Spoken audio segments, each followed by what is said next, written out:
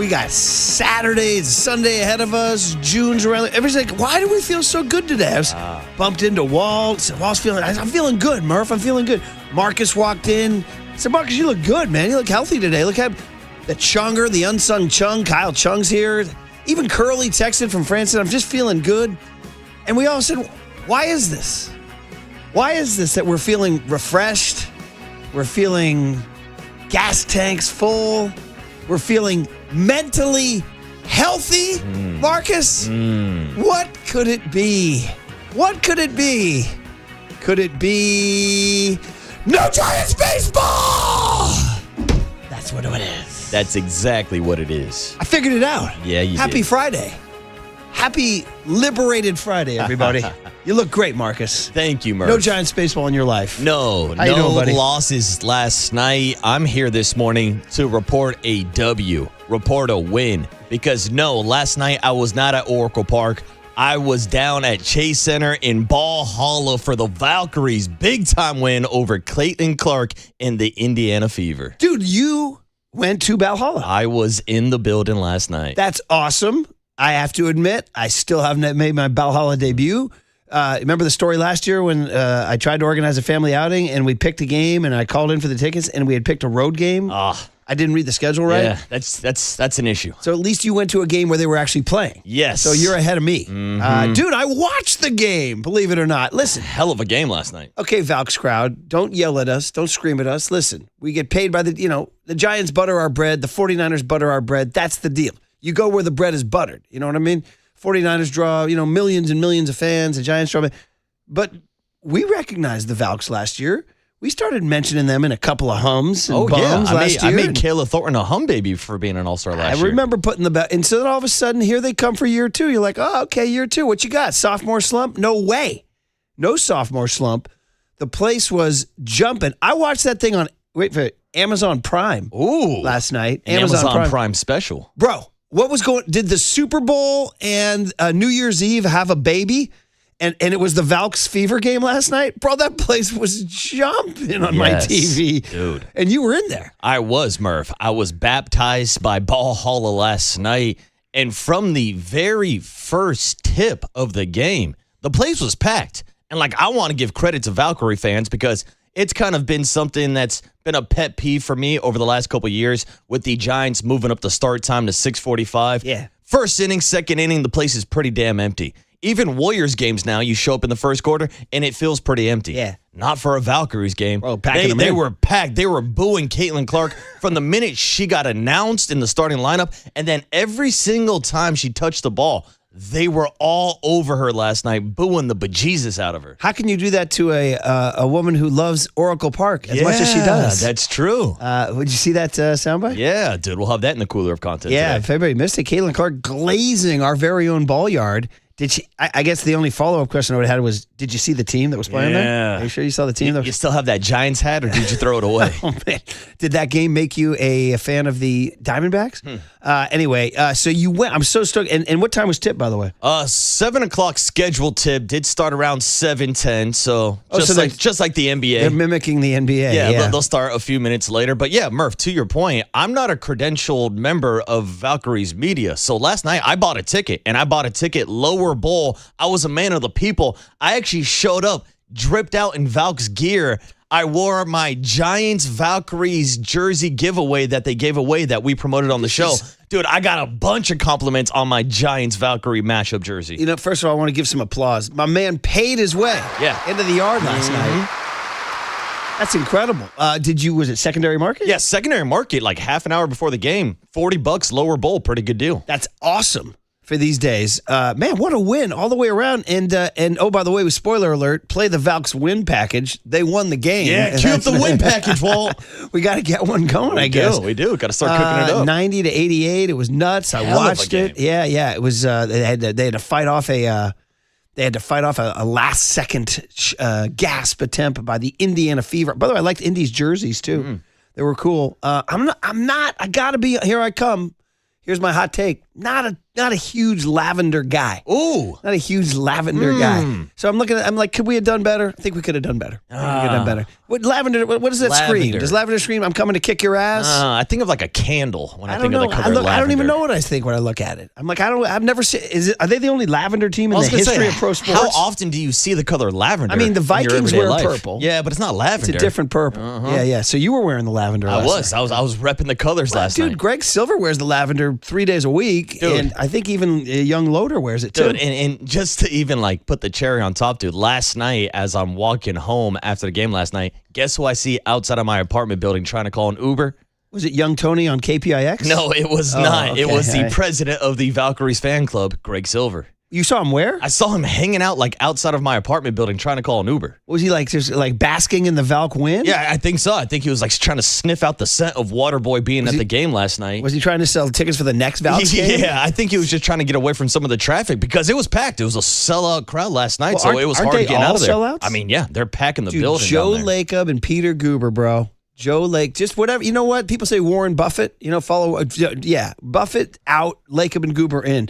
Those guys struck when the iron was hot. Yeah. They waited and waited, and then the WNBA got crazy hot in the early 2020s, and that's when they went in. Because it struggled financially for a long, long time, and we can get into the sociological reasons why it got better. I mean, Caitlin Clark had a lot to do with it, quite frankly. No doubt about it. She was the star who came along at the right time. By the way, Caitlin Clark, R.I.P. the top 6. Yeah. I bet Walt doesn't know that story. All these years later. He does later. know the story, yeah. For those old heads who remember, we used to do the top 6 sports stories. Man, that was our thing. And so, sometimes the 6 stories write themselves. Like an NFL weekend, you got MLB playoffs in October, you got like MLB playoffs, NBA. But there's other times when there's not that much going on, like February. And I started putting in, because this gal out of Iowa started breaking records all over the place. So like I started sliding in at number 6 and number 5. Hey, there's another scoring sensation in Iowa. This young woman, Caitlin Clark, scored 75 points in a game or whatever. And then our old program director, Kevin Graham, called a meeting. And he's like, yeah, we're killing off the top 6. I'm like, what do you mean you're killing off? I said, come for my family before you come for the top 6. Yeah, you can't kill off the top 6. He goes, yeah. He goes, I'm tired of hearing about this Caitlin Clark. He's like, what's going on? He goes, nobody cares. I'm like, what? What? Freezing cold take. And look at history. Yeah, dude. History is on the side of the top 6. Yes, I stand with the top 6. You were in a sold-out building last night because of Caitlin I was, Clark. and I want to point this out because you're absolutely right. Like, Caitlin Clark has definitely elevated the WNBA to the next level. Even what she did in college elevated that game to a whole nother level also. But last night, even with Caitlin Clark kind of being the face of the WNBA, I will still say it was 99% Valkyrie fans. Like, there were a few Fever jerseys throughout the crowd, but specks, I'm talking spots, in a sea full of lavender jerseys and T-shirts last night. It was all Valkyries game, and it was nice. It was nice just kind of being in that environment because we go to so many Giants games, and here's a Dodger takeover, and here they are taking over Oracle Park. Even going to some Warriors games, sometimes they'll get packed out with Laker fans. So it was just nice just being in a home environment with an actual home court advantage. And I'd say the Valkyries probably have the best home court advantage in all of basketball right now. There's no question. There's absolutely, they're the most. Do you know they are the most valued franchise in the WNBA? In 1 year, they became the most valued franchise in the WNBA. That's what I mean about Guber and Lacob. They know what they're doing. And last year, I was just reading the story in the Chronicle. They said last year when Caitlin came to the building, there were people there to see her. And some of the Valks got a little ticked. They're like, what about us? And apparently, to your point, that completely shifted this year. Like, Valkyrie mania has So Caitlin was like, she went from being the beloved to kind of the enemy. To getting booed on every single possession. Every time she touched the ball, anytime she was at the free throw line, she was getting booed. It was loud. They were handing out like earplugs because it was so loud. I don't know if you want to do that, because apparently you got a chance. She likes it here. They said last year she was raving about the city and the restaurants. This year she's raving about Oracle Park. She's raved about the building. Maybe we should make her feel welcome so that she signs a little deal out here. Huh? Come on. I mean, I wouldn't mind that also. She did seem a little miffed last night. Did not speak to the media after the game. Who does she think she is? Wemby? Yeah. By the way. Shout out Wemby. Did you see the Wemby outfit last night? I did, dude. And I got flashbacks to the early, mid-2000s, back to the hyphe era and the tall tees. Okay, we need to go. Okay. We need to go there because I walked let's dive in. I'm catching up with Walt and the Chunger, and I'm talking about Wemby and how he was also, by the way, First of all, they won the game. People don't know this. The Spurs won the game last night, blew out the Oklahoma City Thunder in Game 6. I think it was 118-91, and it wasn't that close. SGA, again, more shame for SGA. Wemby only had to play 28 minutes in the game, so he scored 28 points, 10 rebounds, and didn't have to play the fourth quarter. And now we have an awesome Game 7 Saturday night, 5 o'clock, NBC Peacock. We'll all be all over it. But Wemby had not talked to the media after Game 5. That was the big deal. I don't know if he got fined. I'm sure he did. That's like a big no-no. You know what I mean? We're trying to... Who's this guy think he is? John Tortorella, Vegas Golden Knights. So all eyes on Wemby going into Game 6. And I mean all eyes because if people missed it, he walked down the hallway wearing, Marcus, I would call it like a tunic, like a 6'11" tunic. Wow. Some would call it like a monk's robe. I don't know. It looked like it was kind of crushed green velour. I don't know. I walk in, I'm talking to Walt and the Chunger, and Walt goes, "Oh, yeah. It's like those tall tees from the early 00s." I'm like, bro. And I said, "Bro, you need to talk to Marcus." Oh, dude, because I think you just lost this guy. Oh, no, dude, I'm here for it. Go tell me. Inform me. I mean, we've talked about the hyphy movement. Murph knows all about the gerbos and some of the like rhinestone T-shirts that we'd wear back in the day. Every time you say gerbos, it makes me laugh. I don't even know what that is. Dude, jeans with straps on them, colored straps that you would have to match your outfit. But yeah, you would go to the flea market and you would buy a pack of white tees, and dude, you would buy tall tees. Dude, there's tall white tees or tall T-shirts that would go all the way down, literally to your knees. Walt is many things. He's not a tall man. No, he's not, dude. A tall tee probably went down to his toes. He said, "Bro, you should have seen me," because Walt goes about. Let's be honest now. Is he 5'6"? Is he 5'6"? Is he taller than young Tony? Is he 5'5"? That's 5'6"? the bar. So yeah, imagine a guy in the 5'6" range, and that's being generous, wearing a tall tee down to his knees. Yeah. He looked like, he looked like a little person. Yeah. Let's be honest. He looked like someone who didn't have a costume for Halloween and just threw like a bed sheet over it and you're a ghost all of a sudden. That's how a lot of people looked in the tall tees. The other line was, and the one that hit me more because I didn't know the tall tee. I missed the tall tee movement. It looked like the little rascals trying to sneak into a movie. Dude, I love that reference. I love that one as well. Yeah, Wemby stacked on top of each other. Oh man! And then he was salty after the game too. All his answers were short. He was giving them blunt answers. So Eddie Wemby. So that was fun, man. So yeah, I worked out as a fan. I was able to watch Wemby and kind of relax in the second half of that game, scroll the web and all that stuff. And then as soon as that game ended, it was halftime of the Valks. So I got over and got a full second half of Amazon Prime. I didn't get to see you screaming and yelling in there. But man, what a game it was down the stretch. My only question is, how does Caitlin Clark not take that final shot of the game? Incredible. Yeah, I noticed the same thing. She's the face of the franchise, the face of the sport. One beef. Oh, dude. One beef. I caught 2 signs of outrageous flopping. It's crazy flopping. And I don't know if it's a problem in the WNBA. I don't watch enough and I don't know if they're just trying to mimic the OKC Thunder. And listen, I say that as an Italian soccer fan and all that. Listen, it was bad. There was down the stretch, Caitlin Clark got called, or she drew an offensive foul on an inbounds play that kept the Fevers in the game, kept Fever in the game. And dude, Caitlin flopped. She freaking flopped. I forget who it was, Gabby Williams or somebody was trying to get through her to get an inbounds pass. Dude, of course, down she, and I was like, come on. They're like, we're going to review it for a flagrant. It's not a freaking flagrant. It's not even a foul. It's like, come on, man. What happened to pride and dignity? Nope. Everybody's flopping these days. Shout out LeBron. Shout out SGA. God. LeBron's a flopper, huh? Yeah. Oh, yeah. He's late flop. Yeah. Yeah. But I guess maybe that's part of the reason why so many Valkyrie fans were booing Caitlin Clark last night. Well, I don't know. I mean, I saw a Valk flop too, though. Yeah. A Valk committed a serious. Yeah. I watched one. There was like a charge. Tried to take a charge and just sprawled like she got shot. Yeah. I'm like, come on, man. Yeah, there was some flopping. Yeah. And since we are airing our grievances after Glaze in Ball Hollow last night, I do have one major complaint. Yeah. Ice cold beer. Yeah. $24. Oh my God. 24. I'm $24. It's not just the Giants, people. It's not just the Niners. It's not just the Warriors. Throw the Valkyries in there as well for overcharging beer prices. $24 for a beer yesterday. Yeah. I'm in pain. I'm going to flop on those beer prices. Yeah, dude. I'm going to flop right now. Yeah, I thought about taking a charge. Bro, They what took are a we charge for my credit card, What that's are for we sure. doing here, man? The only way to do it is to boycott, but then you don't get beer. Yeah, come on. What am I going to do without my beer? This is literally See, we were having such a good opening segment. I No know. Giants. Yeah. And then you ruined it. I know. See, Yeah. our mental health was doing so our well. mental health is now back screwed up. I know. So you just mentioned $24 beers, which means we should probably mention the Giants are playing tonight. Yeah. You know what I mean? So Get ready. 5:40 tonight. Logan Webb versus Michael Lorenzen in Colorado between the two worst teams in the National League. Quien es más Worso. Used to be Quien es más Macho. Quien es más Worso is the deal. All right, well, say good morning to Walt in the tall tee. Yep, in my tall team. And get the guest list on a Friday. Everything was going so good until the beer price. We'll just play the Valks win package on the way out. Hey, it's a Reggae Friday on The Sports Leader.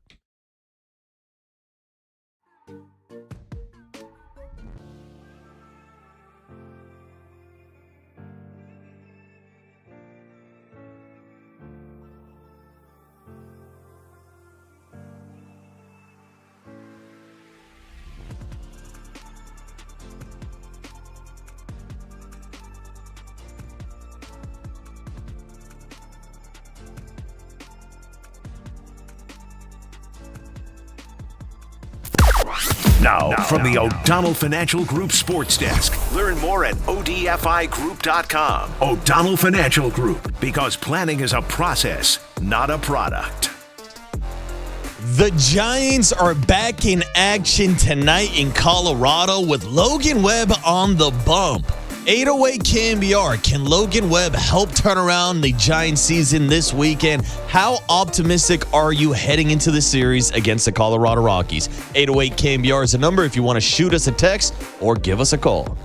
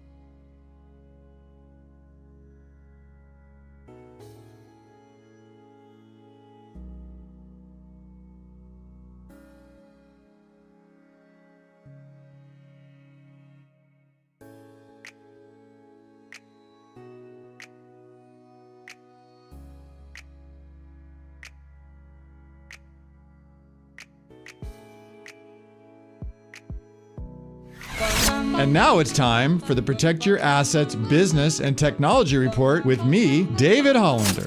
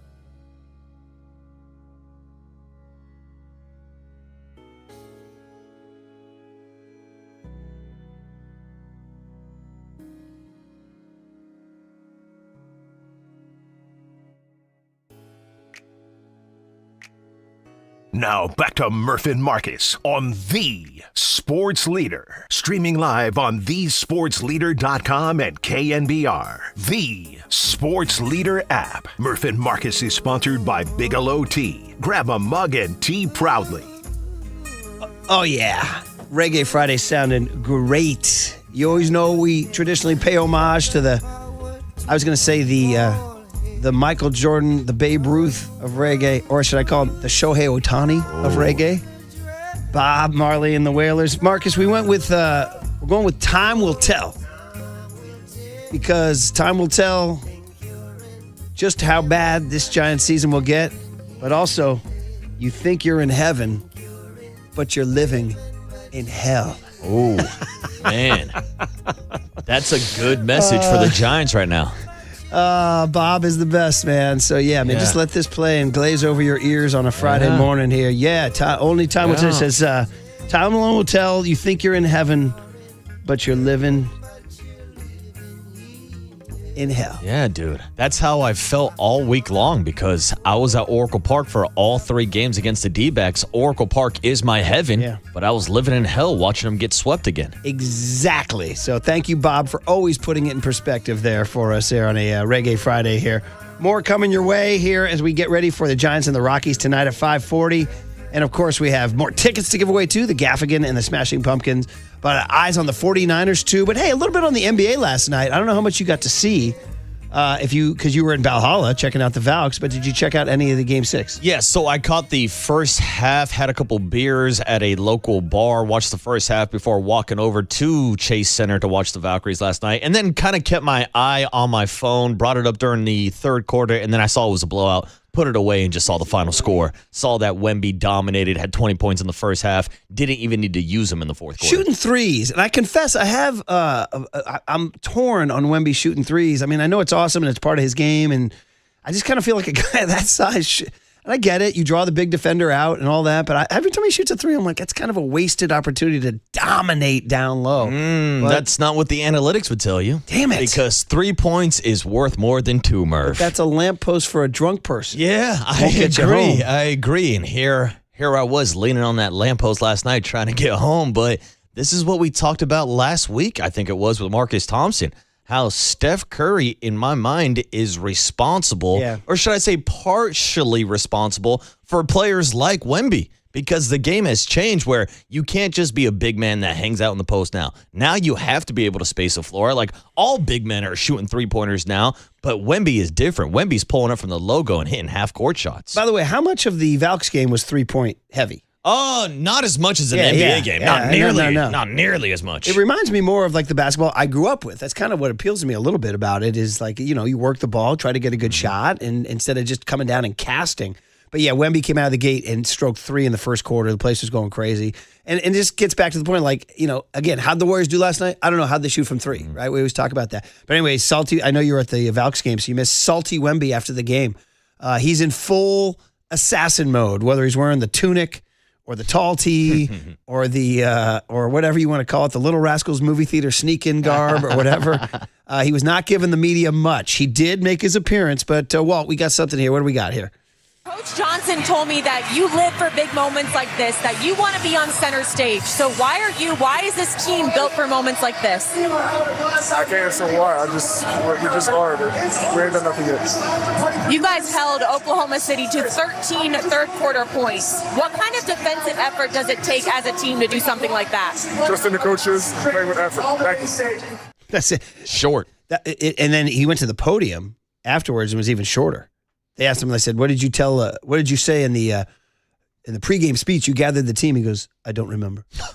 So he's in full. He's locked in. He is. Does this mean is he going to do what? You tell me now. Fill me in again. That means he's going to wear the Nike ones. Oh, no, that means the Air. Wait, help me out. What the Niners wear to the Eagles game? Yeah, you know what they are. They're the Air Forces, Murph, but more specifically, the all-black Air Forces. It's got to be the All Blacks. So it's the Okay, I'm confusing that with the Maduro sweatsuit, which is the Nike Tech. Yeah, that's the Nike Tech. But that's not when you're. That's more for just high level. That's for high fashion relaxation. Yeah, exactly. Or when you're getting captured by the United States government. Oh, did you see Rubio wore it the other day too? Yeah. So anyway, I think he's trying to make a joke. It's okay, I got you. So the Nike Tech suit is a sign of your stylish wealth. Yes, correct. And it's like luxury leisure wear. Right. Okay, but the black Nike Air Forces are you're there to take somebody out. Yeah, you're showing up to fight. You're not worried about getting your all-white Air Forces scuffed up. You put on the all-black Air Forces because you're ready to go to war. I'm catching up here. So that means Wemby shows up Saturday in the black Air Forces. That's it, dude. Okay, all right. Gotta make sure I got it all. A man on a mission. I got it all. All right, let's get the guest list on a Friday,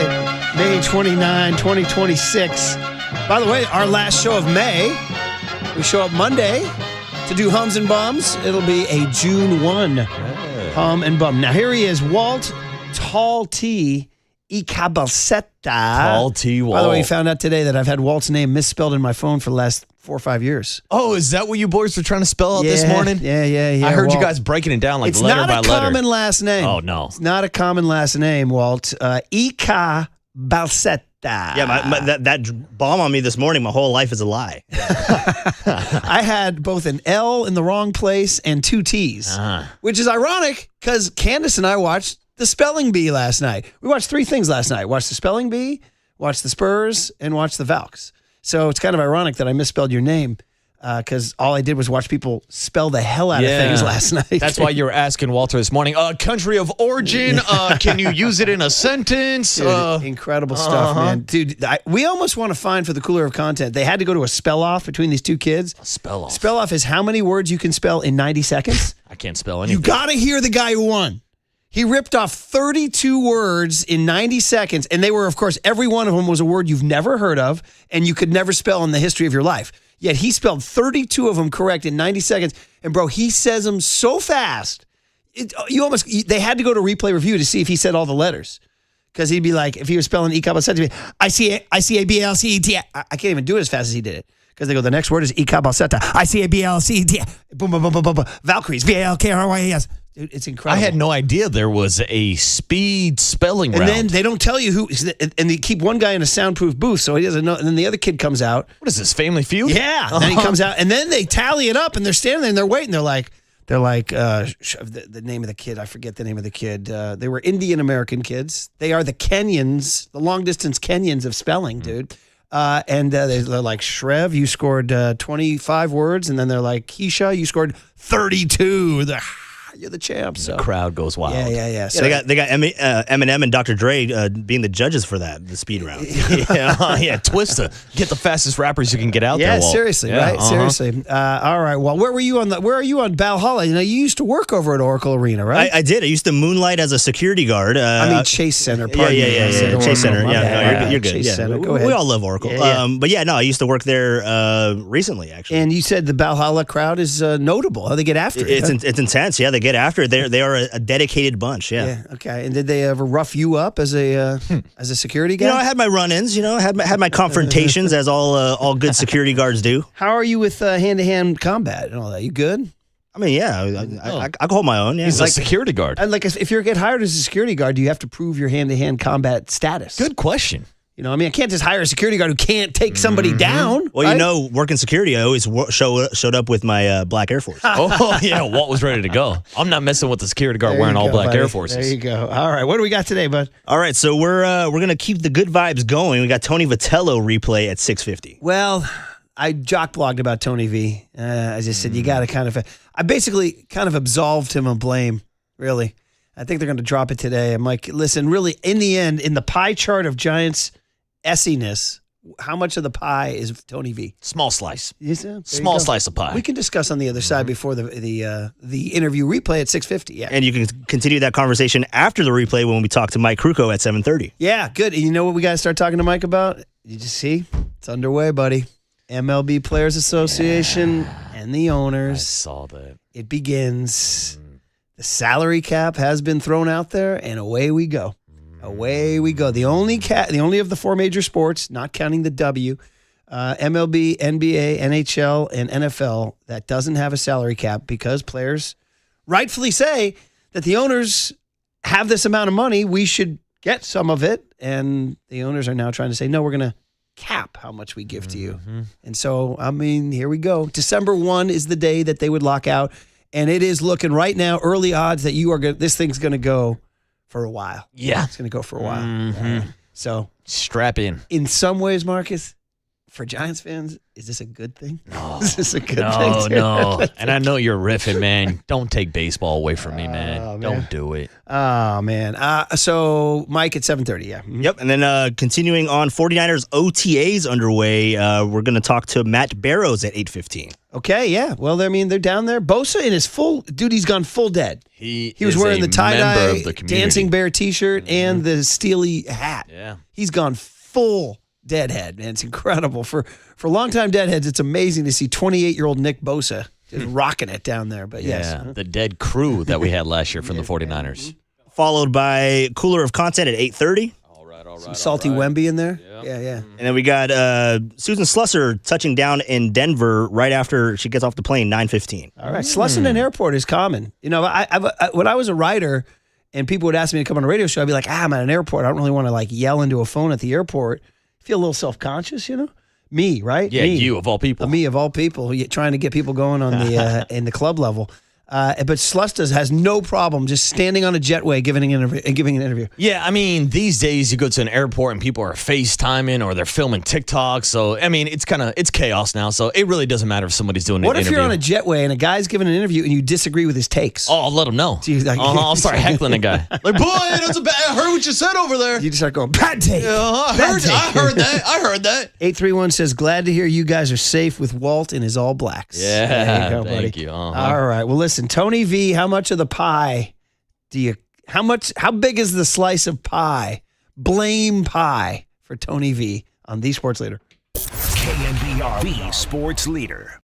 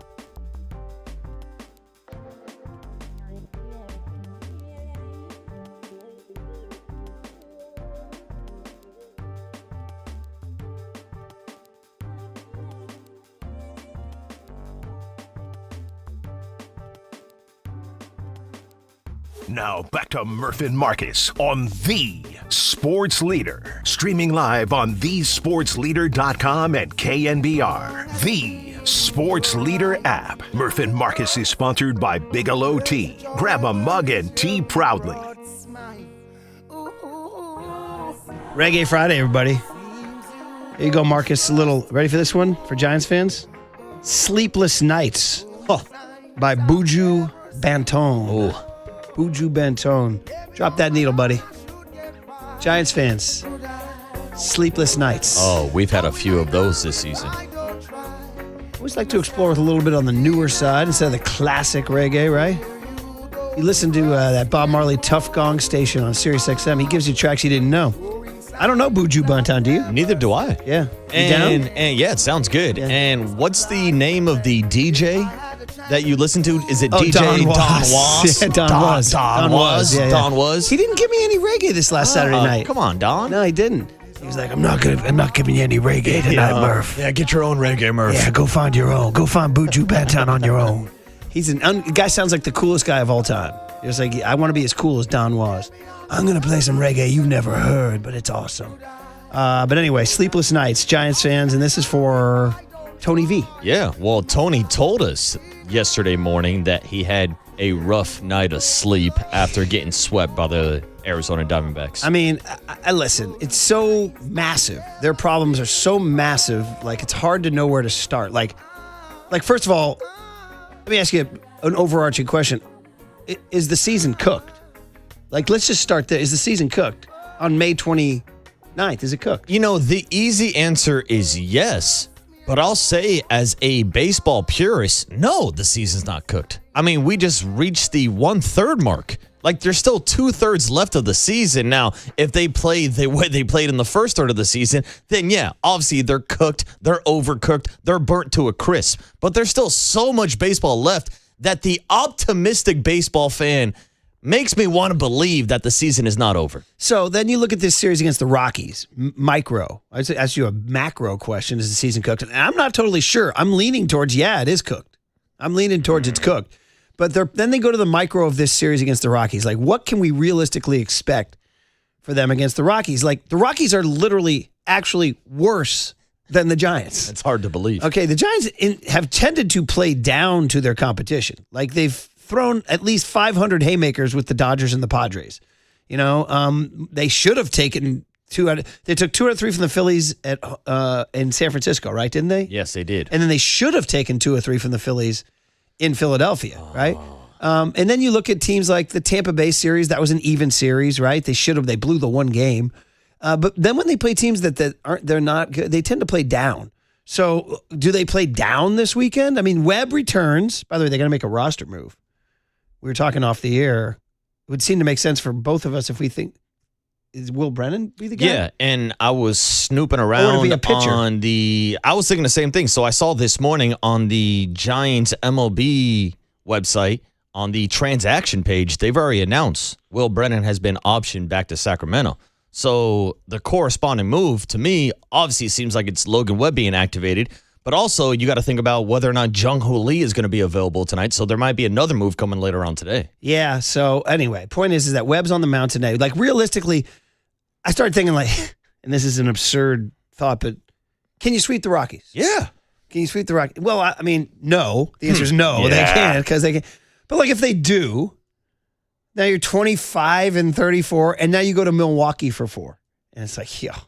And then, like, it would be a miracle to split those 4, right? I mean, and nothing they've done indicates to us that they're poised to play good, but they're running the bases poorly.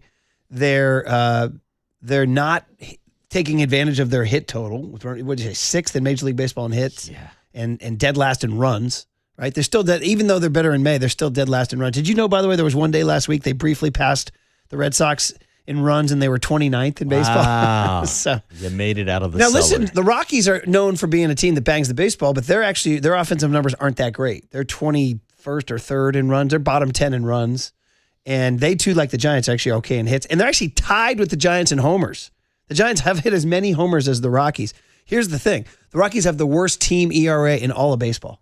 And they're pitching Michael Lorenzen tonight, who once was pretty darn good, but he's 2-7 with an ERA like over 7 right now.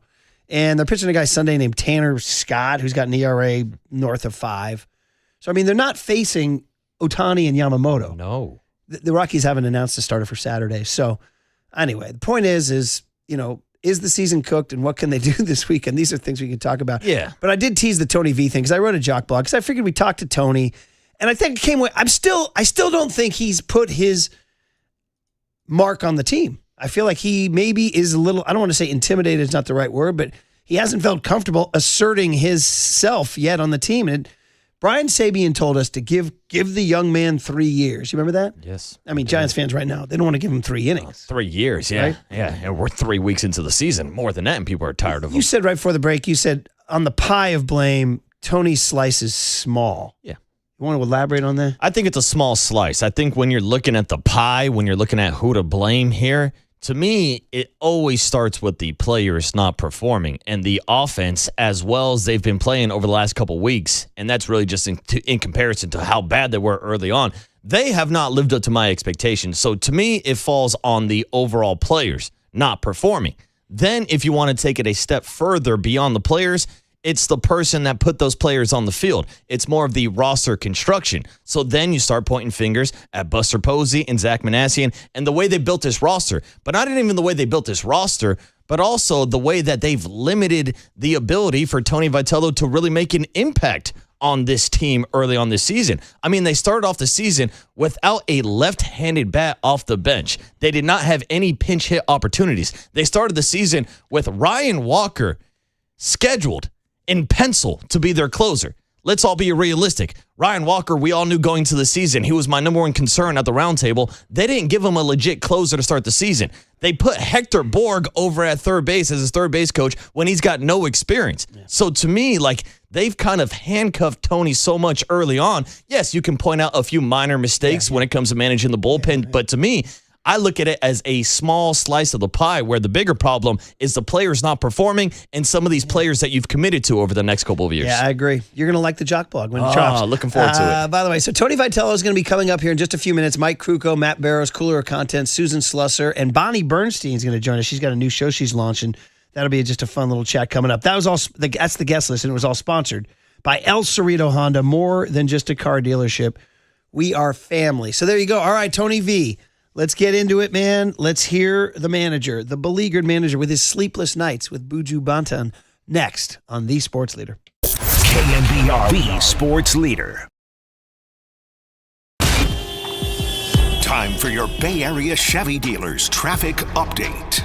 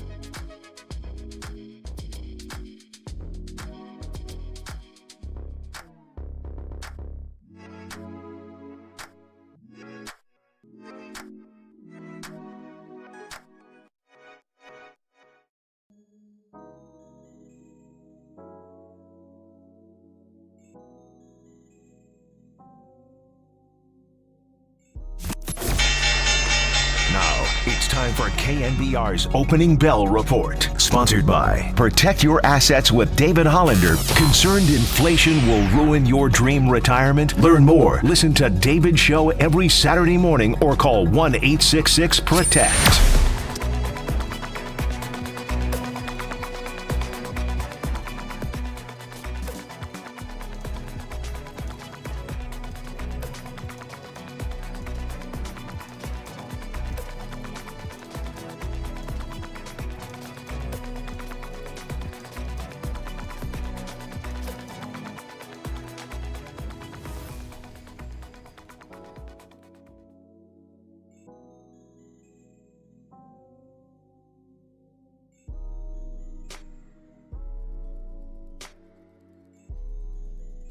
Listen to the sports leader anytime, anywhere.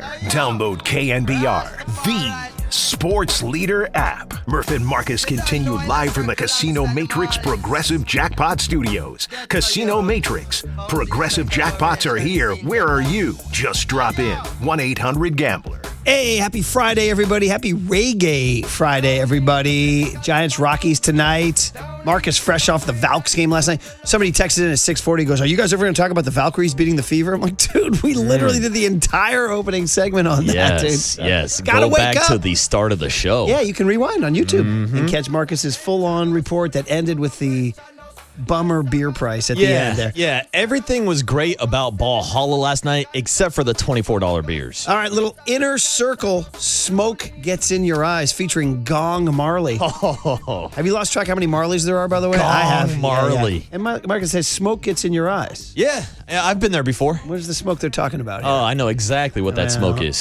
Tony V's facing way too much smoke in his life right now, but he did take time to join us yesterday from his Denver Perch, where they're getting ready to take on the Rockies. And, well, we started by saying, listen, Tony, we know you live by winning and losing, and life's good when you win and life stinks when you lose. So, good morning, Tony.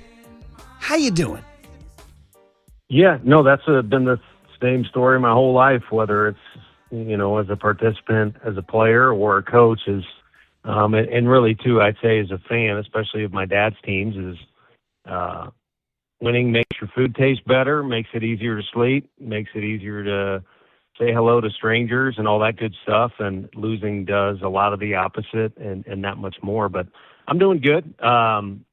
We got in late last night into Denver, and then a couple coaches, we just chatted it up in the room, and some baseball, some humor, try and get back to center. And then, today will be a good day to get over to the ballpark to have Jung-Hoo move around a little bit. We got a couple other things that are obviously light with it being an off day.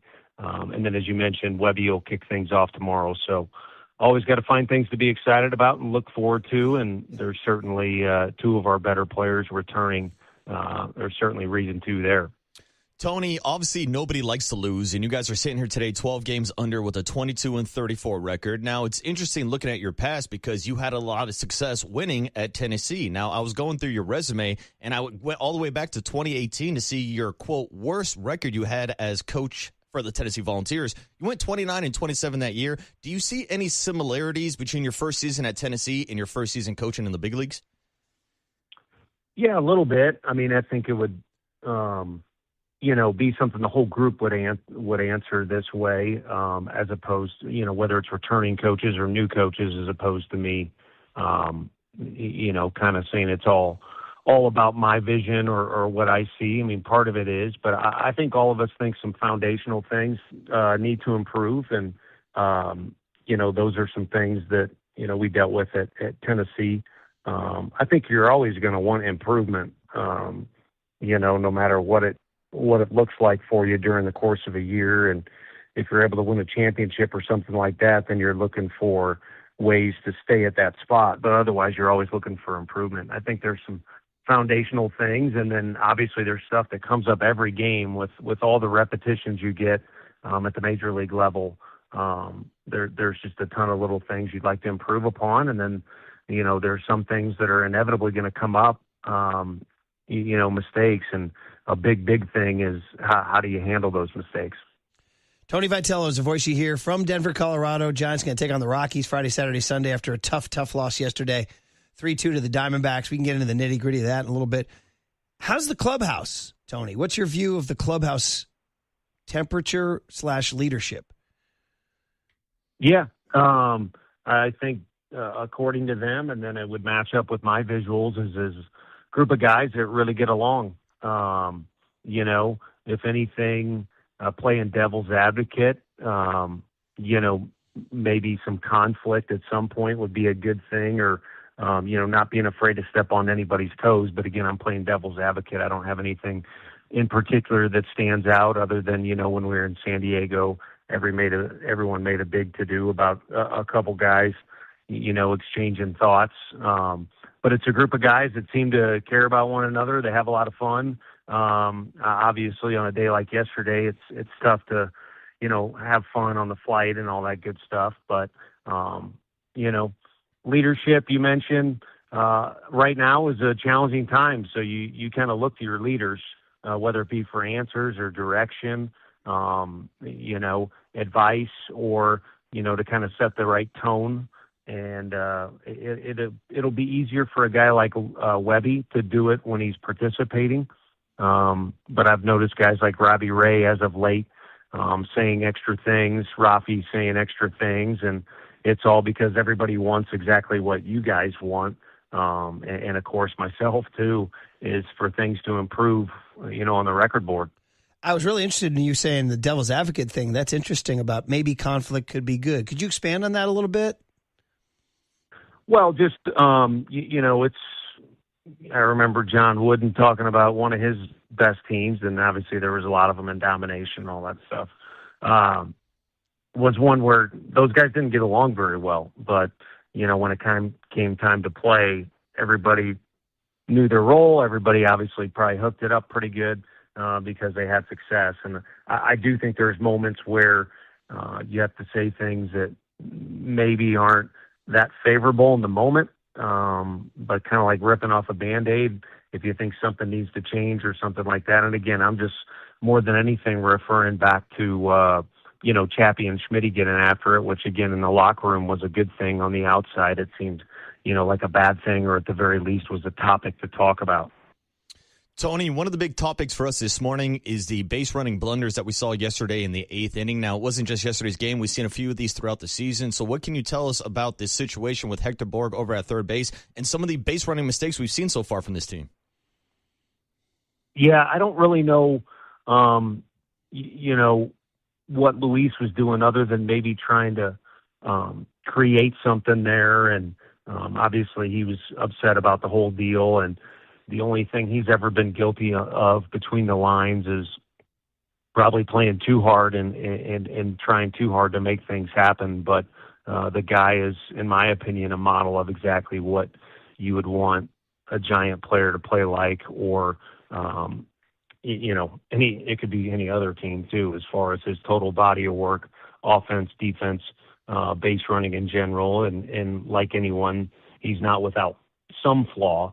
And then I just know a trap that you can fall into from my experience of coaching third base is going off the read of the base runner a little bit too much.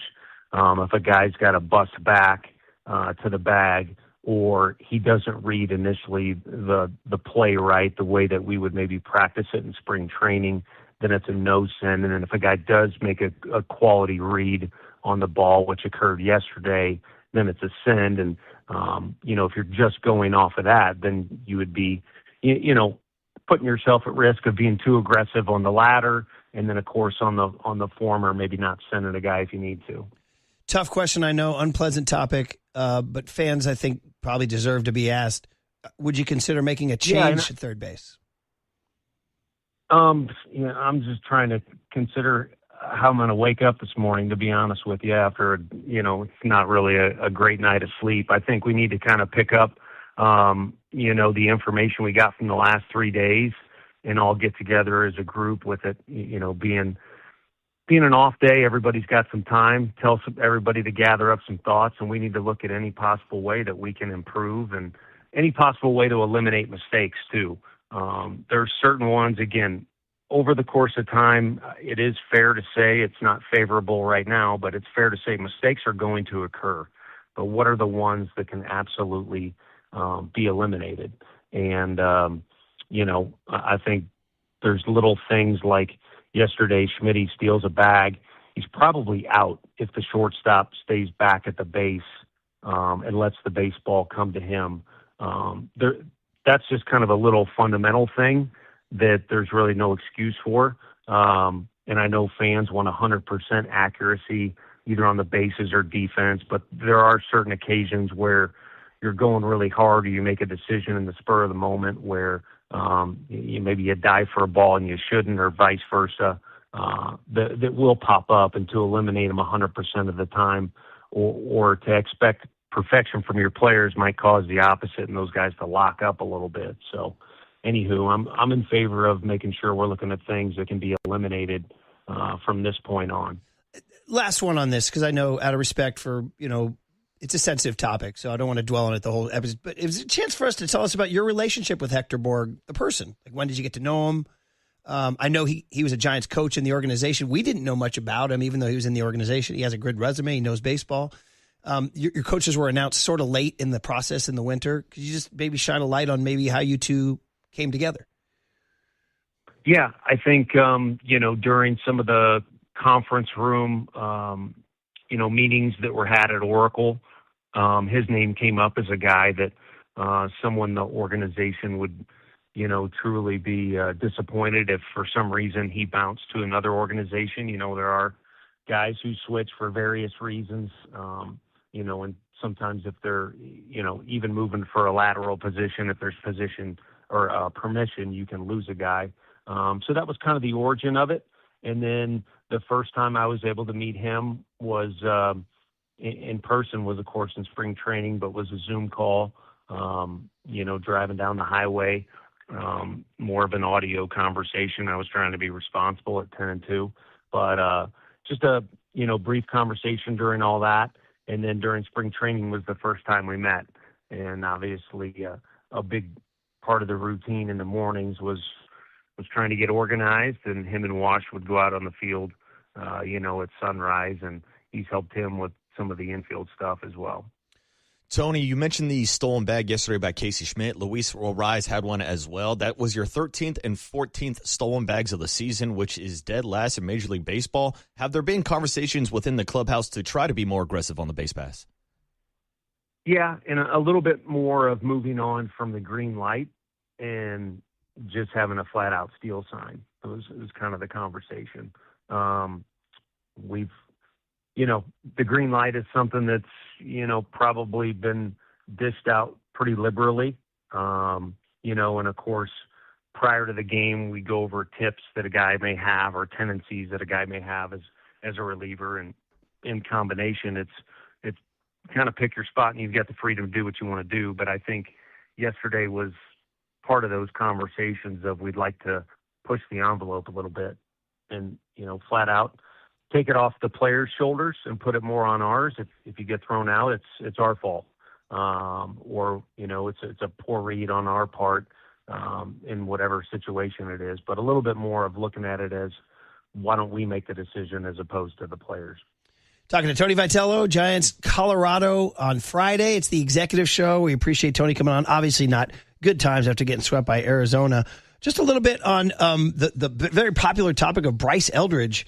And it's interesting, are things maybe evolving and or changing right before our eyes? Because I think there was a lot of static a couple weeks ago when you said, he's going to come off the bench. People got very upset. Well, lo and behold, I'm looking at his ESPN game log.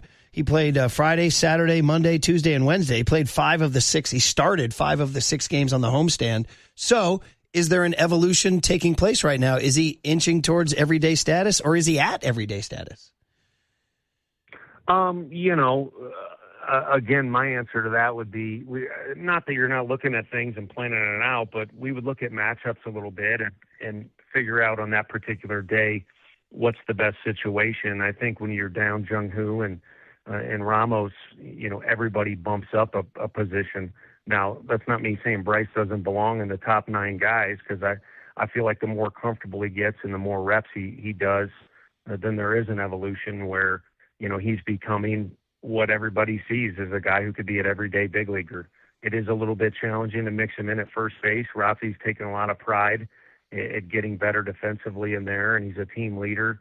I think it's easier for him to bounce around and be in the game, and that's Bryce's, pretty much only position. So if there is a day where there's a tough lefty on the mound and we see a better DH option than going with Bryce, then we obviously would do that. And then eventually you'll deal with the same equation that I don't think is going to go away, because I think there's an evolution of Casey's game too. He's understood the strike zone a little bit better. He's obviously driving the ball, and it's there's days where you want guys down, and heck, we've lost to teams where they've got Corbin Carroll's on the bench or whatever it might be.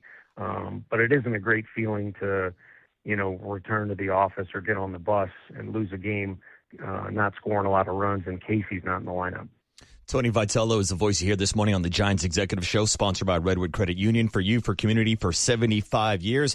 And Tony, just a question when it comes to drawing up the lineup and the game plan going into a series. Do you take the lineup on a day-to-day basis, or is there a game plan for playing time, for example, for a guy like Bryce Eldridge? I'll use this as an example because we saw the day after he hit his first home run, he was on the bench, had a 2-hit night in Arizona. The next day he was on the bench. We had Eric Haas hit 2 home runs against the Dodgers. He was on the bench the next day. So when it goes into a series, do you have a full game plan of a set kind of schedule, or do you sometimes revert to the old Bruce Bochy rule that we talk about on the show where you reward a guy for his previous night performance, or is it all kind of set in stone going into a series? No, I wouldn't say it's set in stone, but I think once the meat of the season or the heart of the season comes around, it's a little easier to look ahead to game plan for a guy like Bader, for instance, who's, he's just not going to start every game. Otherwise, you'll deal with wear and tear that's not necessarily going to work out. There's some other guys with conversations. You basically got to rip them off the field or talk them into it. Or sometimes they'll come to you and things will pop up. So that could change it. But I think a blueprint going in is, fair to say, but it's not set in stone. There may be something that comes up, whether it be a guy's performance or, the Rockies shuffled their rotation around a little bit. But, with Haas, he hits home runs. I'd be getting the same question if he goes 0 for 5. You started a guy on a day game after a night game. That came up multiple times earlier in the year. With Bryce, part of him being a rookie, or going through what will end up being really his first full season is something that I've talked with every baseball person in our organization. They want the same thing I do, and maybe everybody except Bryce, because he wants to be out there every day, is to put him in a position to succeed as opposed to running him out there nonstop or putting him in, difficult matchups early in his time with us. So with those two particular instances, there's a little bit of feedback. Tony, I know we let you go in just a few minutes here, but just Dan Susac got the job after Pat Bailey got traded. He has cooled off a little bit. It's baseball. Baseball, I think he's 2 for his last 18, but, Juan Soto has cold streaks too. I get it. So I'm just wondering, since the Bailey trade, where Susac is in your estimation. Is he QB1? Is he getting pitched differently? Just give me kind of your breakdown on Dan Susac. Can he be the guy for the rest of the summer and into the fall to be the Giants' successor to that position? Yeah, it's kind of the same as the others. I mean, at the time, we're struggling to score runs a little bit. He's playing fresh off the bench. Everybody expects him to hit leadoff and start every game because he's potentially the savior, and he's not that. What he is a young, great catching prospect, and he's doing all the same things in our eyes that he was doing at the beginning of the year. You get a competitive at bat. At the very least, you can tell there's composure and a good game plan in the box. He is getting pitched different a little bit now, but also there's reps building up. So by nature of the beast, the numbers are going to settle down a little bit. And then behind the plate, he's done a really good job, I think, of making some adjustments and improving with how to manage the game. And then inevitably he's getting to know the pitching staff a little bit better.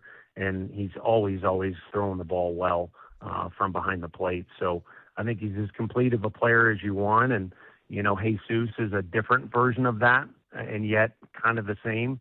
I could have been talking about him with anything I just said. If anything, he's maybe a little bit behind in reps because he's been a guy who's moved around the field so much with the Yankees and with us. So it's a pretty unique position to have the 2 young catching prospects that we do have. And, as we mentioned, Haas is a guy who's older, experienced, is a great dude to be around. And it's a good compliment on the field, but an even better compliment off the field is a guy who's willing to kind of, I want to even go as far as say mentor. It's not really his style, but just help those guys along the way and provide information and a little bit of leadership at that position. Tony, last question for me is on Casey Schmidt. We've already seen him now tie his career high in home runs in the month of May. We've seen him hit home runs at 5 different positions this year. So what have those conversations been like with Casey, with him being so willing to accept this role as a utility guy and get a new mitt and go out to the outfield? Yeah, bare bones, to be honest with you. Either a question and a short answer or, just pretty direct conversations or short conversations, I would say, followed by excitement and opportunity to do whatever it might be. And ultimately, Casey's goal is just to be on the field. And he knows, the lineup. The numbers speak a little bit to how he's come along as a player. But he knows some of the veterans that are on the club, and going into spring training, I think made his mind up, just like Luis Ariz made his mind up. He wanted to be a good second baseman defensively. Casey was going to find a way to be on the field. And if anything, I think it's a great example of competition makes these guys better. And he knew he had his work cut out for him to be out there every day with a couple of the signings in the off season and, the addition of full-time of Rockie and things like that. So he's been outstanding anytime he's been asked to do anything at all. Tony, what on the big picture here? As like you said, you're waking up, you're going to get together with the coaches and all that. You've been around this game all your life. You love it. You've worked your way to this position. And in the first 2 months, your team's playing bad baseball. I mean, you know it. We all know it. We all see it. So I just wonder for you, as a guy who loves the game, who wants to teach the game, just how this sits in your gut and soul to see like bad fundamentals, bad decisions on the bases, bad swing things. Like, how do you deal with it and / make it better? Yeah, well, that would be a different answer at different times of the year. I think was guilty of being a little too upset by it, or wearing on sleeve around the locker room. And the one challenge for me from then is finding the avenues to work on those things. I mean, it is acceptable to go out and do PFP, a couple times here and there. And then obviously we started mixing in bunting after a couple missed executions on that. We've started a new base running routine on the road. But I think a big challenge at this level is finding avenues to address things from the day before, and actually have an opportunity to work on them. It's not a problem to bring a guy in the office or add it to the hitters meeting or to request, the pitching coaches decide when they get their guys together to cover this thing. But to truly add repetitions to work on something is a little bit different. You can't just throw out a full practice one day and then expect guys to hook it up that night. So, it eats at you anytime anything's not going as well as you would like it to, or you think that it should, or, that you think you could assist along the way to make it happen. But we're obviously going to have to be as aggressive about finding those avenues, whether it be conversations on an off day, maybe even a little bit of time, at the field on an off day, and then starting with tomorrow, making sure we're saying what needs to be said, even if it's uncomfortable for some guys to recognize that these are mistakes that are preventable. Tony, I know it was not ideal to draw the straw on this day after getting swept by Arizona. It would have been better after the series win over Chicago. So we appreciate you coming on and donating a lot of your time this morning. There's obviously millions of Giants fans who love the team and tune in every morning because they want nothing but the best. You felt that, right? I mean, even in the tough go, you look around, you must be amazed. The park, the fans are there every night. Yeah, I said it last night. I mean, Pingler kind of mentioned, and I've been to this park before. By nature of the setting where the park's at, it's an area where there's a bunch of bars and other things, and the weather here is typically really good. So we just talked about how it's usually a party around the park and often inside the park, even if the team struggles, it's like that. And my immediate comment was, well, have you seen our crowds? And, obviously he agreed. But no, that part's been amazing. And I've had to recycle this because, I obviously want to improve personally, and everybody in that locker room wants the team to improve. So I've kind of had to recycle the answer or, phrasing that I used at the Italian Athletic Club is, if you could somehow remove the record or do what every Giant fan would kill and pay and do anything to do is flip that record, or let's just say make it 500. Literally everything is perfect. Whether it's the guys I get to come to work with every day, the guys in the front office, the fans, the way the city is, the way people are in the city, still shocked. I'm kind of half expected someone to come up and throw a rock at something, but it truly is miraculous at how great everything is, starting with our crowds, which you bring up. So it is a little bit of salt in the wound to not give back the way that you want to. But all you can do is wake up in the high altitude and, try and figure out how you're going to take one step, closer to the direction that you want to go in. One inning at a time, one game at a time. Starts tomorrow. So thanks for hopping on, Tony, and go get some wins tomorrow. Thank you. Yeah, thanks, Tony. No sweat. Take it easy, guys. Tony Vitello on The Sports Leader.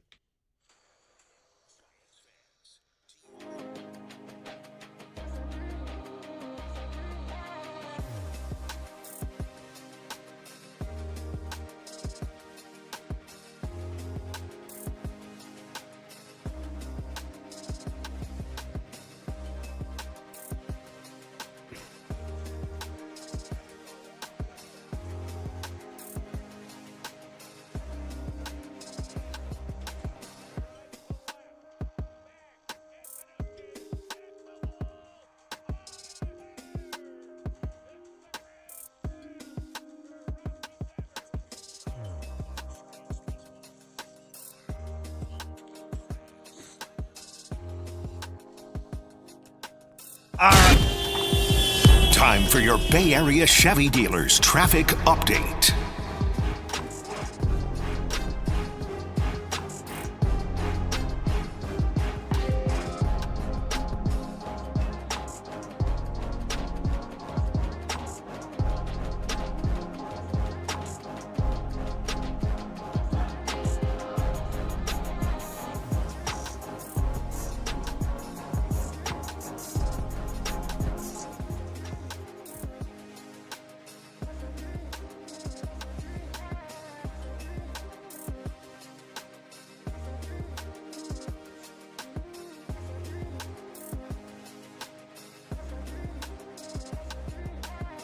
All right, our good friend Steve Moskowitz on the line. He's our tax attorney, solving lots of problems, including a new one where people are getting scammed. There's a lot of that, Steve, out there, but you can actually help people on their taxes. Tell us about it. First of all, if you were a victim of being scammed, we really feel for you. It is heartbreaking. I've seen people's life savings wiped out. It's terrible. However, can you deduct this from your taxes? Because if you can, that would get you back a tremendous amount of money in a lot of cases. The answer is, when the tax law changed, most of the casualty losses in this area were taken away. However, there was an exception to it, and the scam may be the exception. The IRS was kind enough to write this long, detailed with examples memo. So if you, telling you how you can deduct it, when you can deduct it. So if you are a victim of a scam, please call us. We have a free consultation. We'll talk to you. We'll determine, do you qualify to write this off your taxes under this IRS memo? And if you do, you can get a tremendous amount of money from the IRS in certain cases. The bottom line is, this is something you really want to look into. A lot of people qualify here, and if you do, think of that enormous check you get from the IRS. We have a free consultation. The only thing you have to do is pick up the phone and say, "Hey, Steve, take care of me." There he is. That's what he can do for you. That's tax attorney Steve Moskowitz. He's my tax attorney. He should be your tax attorney. Give him a call at 888-TAX-DEAL, 888-TAX-DEAL, or go online to moskowitzllp.com.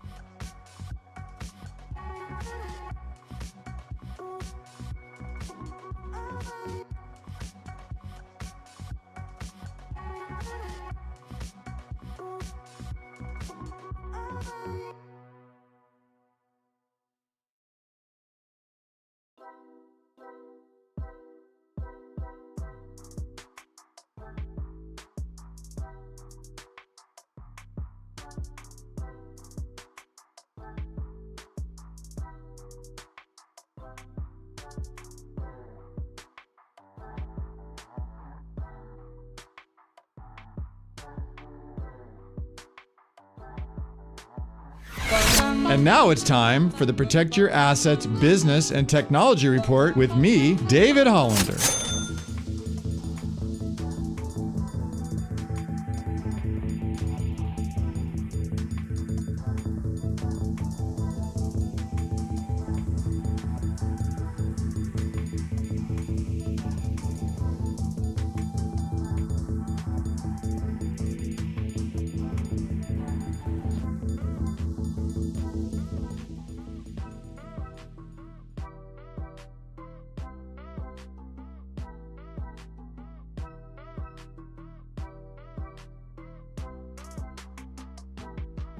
Now back to Murph and Marcus on The Sports Leader. Streaming live on thesportsleader.com and KNBR. The Sports Leader app. Murph and Marcus is sponsored by Bigelow Tea. Grab a mug and tea proudly. Yeah, there's three. Williams has missed 3 straight free throws now. Makes it a 2-point game. Williams ties her season high with 19. Here comes Mitchell. Shot clock's not on play.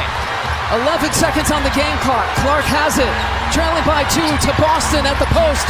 Boston trying to spin out of that double team. Can't get it. The ball's loose.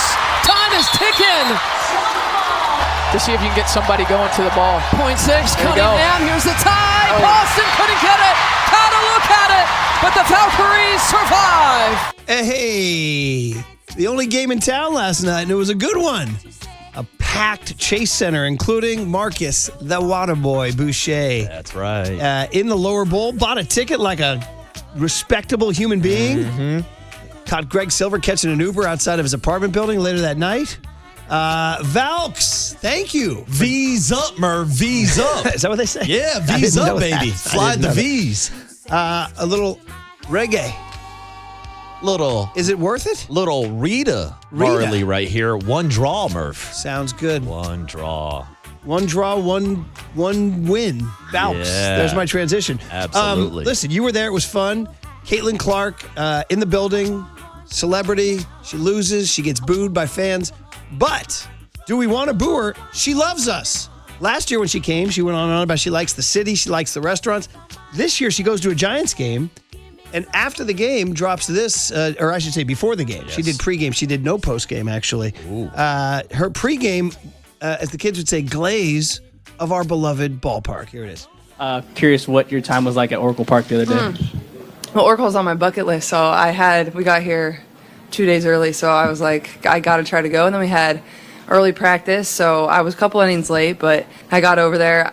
And honestly, I was in like the second row, and I'm not going to complain about being in the second row, but it might be one of those ballparks where the nosebleeds might be better than, behind home plate. But obviously 65 and sunny right on the bay and a baseball game in the middle of May, like that's not too bad. So definitely up there. I mean, I obviously love Wrigley Field, but Oracle's maybe a close second. I don't know. They can still outduel each other, but it was fun. Cool park. Yeah, Caitlin. All right, Caitlin. Tell us more. Yes. Tell us more about how beautiful our park is and how much you love us. I love it, man. And what do you think about her take about how maybe the higher seats might be better than the lower seats at Oracle Park? 808 KMBR. Caitlin giving us content. Yeah. It's a great take. I mean, because you have the beautiful views of the bay from up there. Absolutely. We can discuss. I'm looking at the clock, though, because we got Mike Krukow coming up. And I think on Fridays, we like to get in that weekend mode, don't we, buddy? Yes, we do. We start looking ahead towards this weekend. Now, unfortunately for Caitlin Clark, the Giants will not be playing tonight at Oracle Park because it is time for your Bay Area sports calendar,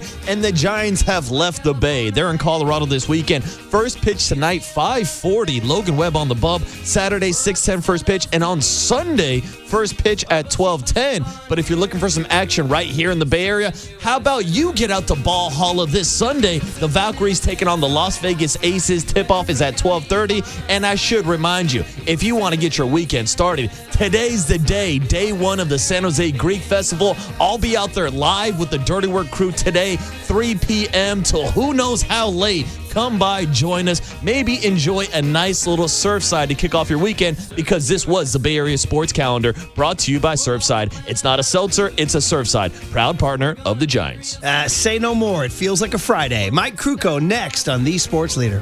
You'll pay more for a beer than you will for the seat. I wish that was a riff. You'll pay more for a beer than you will for the seat. I wish that was a riff.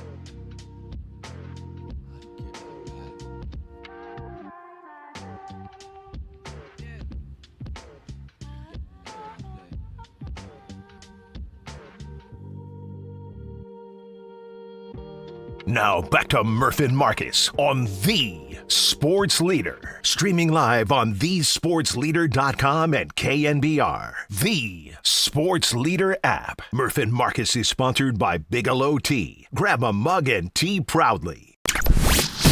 There's no question we've got the best in the booth. That's why Murph and Marcus catch up with Kruk right now. On KNBR 104.5 FM and 680 AM. Alrighty, every Monday, Wednesday, and Friday at this time on the UMA guest line, it's our distinct pleasure to talk to Mike Krukow. No game yesterday. Everybody relaxed. Wednesday game was not fun with the base running situation. We talked to Tony V, and now we talk to Mike. They're in Colorado tonight. Logan Webb on the mound at 5:40, 4:40 pregame on KNBR against Michael Lorenzen, who's been a good pitcher but not having a good year. Mike, good morning. Happy Friday morning. How you doing? Morning, Mike. Yeah, I'm happy on a happy Friday. It's day offs are good. So, everybody's refreshed and raring to go, and we got Logan Webb back. So, all good things. Yeah. I hate to start negative, but the last baseball we saw, they lost. They got swept by the Diamondbacks, and I don't know how you left that series. That was the frustrating game. They had a 2-0 lead, 3-2, and then the base running incident at home plate with Borg, and then Arise. I don't know. How did you leave the Arizona series mentally? What was your evaluation? Really frustrated in watching it, because you go back and you look at all 6 of the games that they had against Arizona, and they sort of played themselves out of about 3 or 4 chances to win. And that's a horrible, horrible way to lose. Right now, I mean, they're the worst base running team in baseball. I mean, the statistics will back that up. But, I mean, the eye test we all kind of knew this. I mean, I think that's the good news, because that's something that I think of all the things when you start talking about, when you evaluate your team and you look at a deficiency, I think that base running is probably the easiest one to fix. And they have to fix it. That has to get better. I mean, they're running themselves out of opportunities. They're running themselves out of games.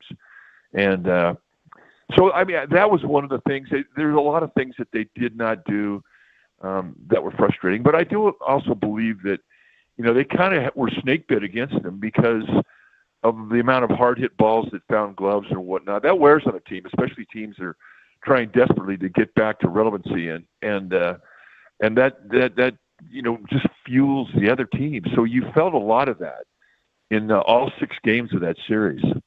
And so they needed a day off and a reboot, a new team to play. So hopefully they can kick in a few positive things. We're looking at the lineup and we're thinking, well, hey, you got enough things going on there right now that are pretty positive. You're starting to see some life out of the big 3. And but the other teams, the supporting cast has been pretty good. And so you think, well, all right, you're on a road trip where you're going to 3 good places to hit. Maybe offense is going to be what leads this team to get back to where they feel good about themselves, and that's kind of what's at stake here in this 10-game series or this road trip. Mike, one of the positives from Wednesday's game was seeing Trevor McDonald have a bounce-back performance, but you mentioned it. Logan Webb is scheduled to rejoin the rotation today, so what do you think is the plan going forward with Trevor McDonald in the starting rotation?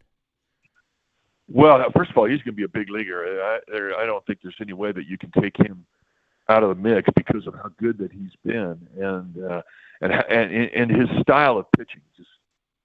It plays with this philosophy that this organization has about sinker balls.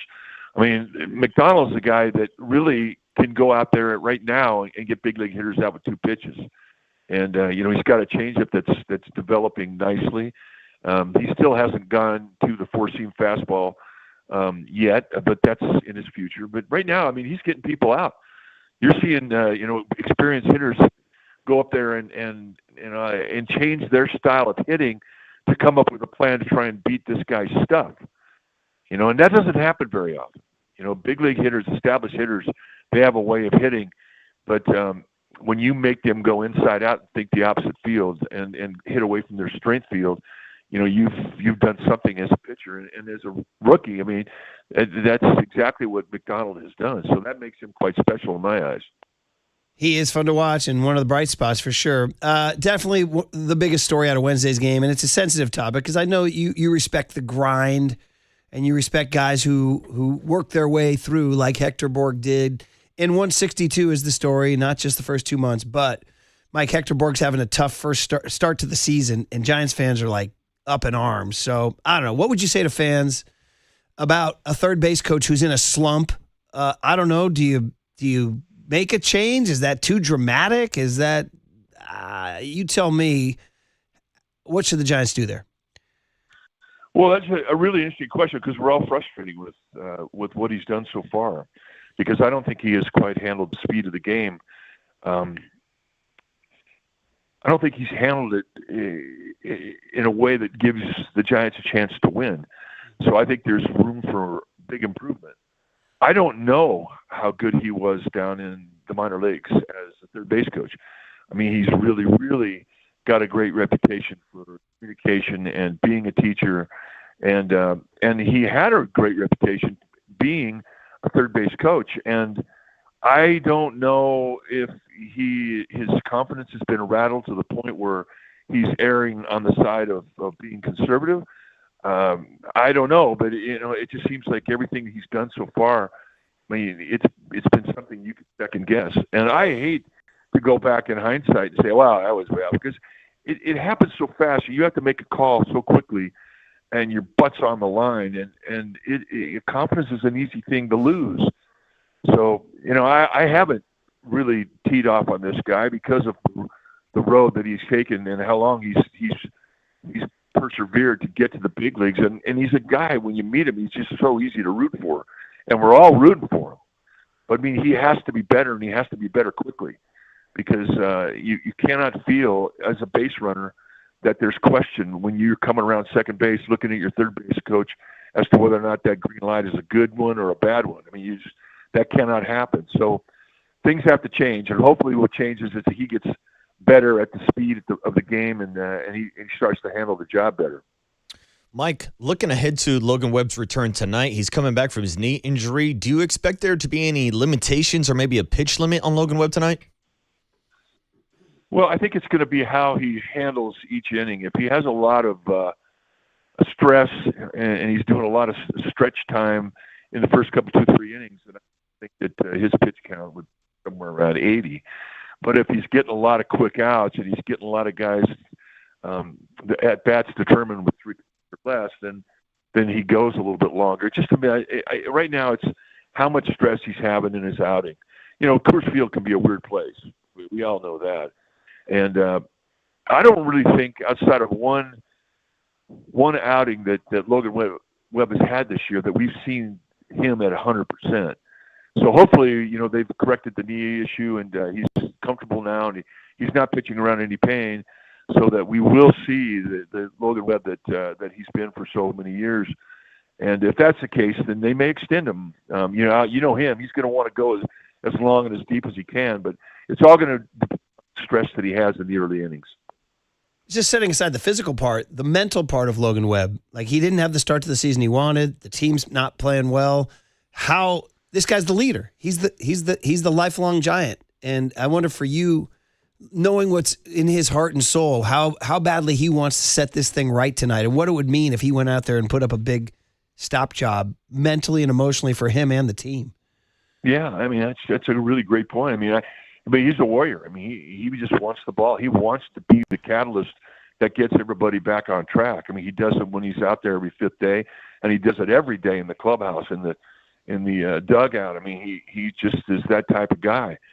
And he's been one of those guys that goes out there no matter what. And the thing about that, going out there when you're not 100% and learning how to get big league hitters out, I mean, that's another thing that becomes a feather in your cap, and it really gives you a really solid confidence that you, as a professional athlete, can go out there and give your team a chance to win with whatever it is you have going that day. You may show up with 50, or I wouldn't say 50, but I'd say 75 or 85% of what you normally have, and if you can make it work, you're a big leaguer, you're a pro. Well, he prides himself in that. So I just think his toughness is so good for this team, especially when they're trying to get back on track. Yeah, it's going to be big. I can just I kind of see him going out there and having a great performance, like walking off the mound after 6 or 7 innings, and like the Giants, there's Logan Webb, he's back.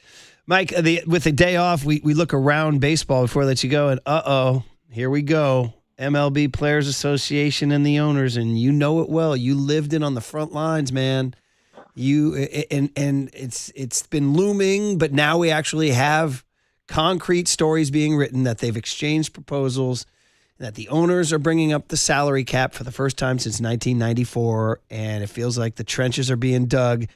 What was your reaction to seeing that the players made an offer and the owners countered with a salary cap? Where are we at?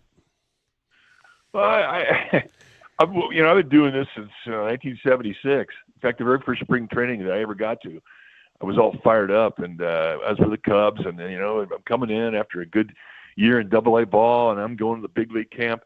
And they locked camp out, and they wound up having 2 weeks of camp, and I didn't throw a damn inning. My big moment was throwing batting practice.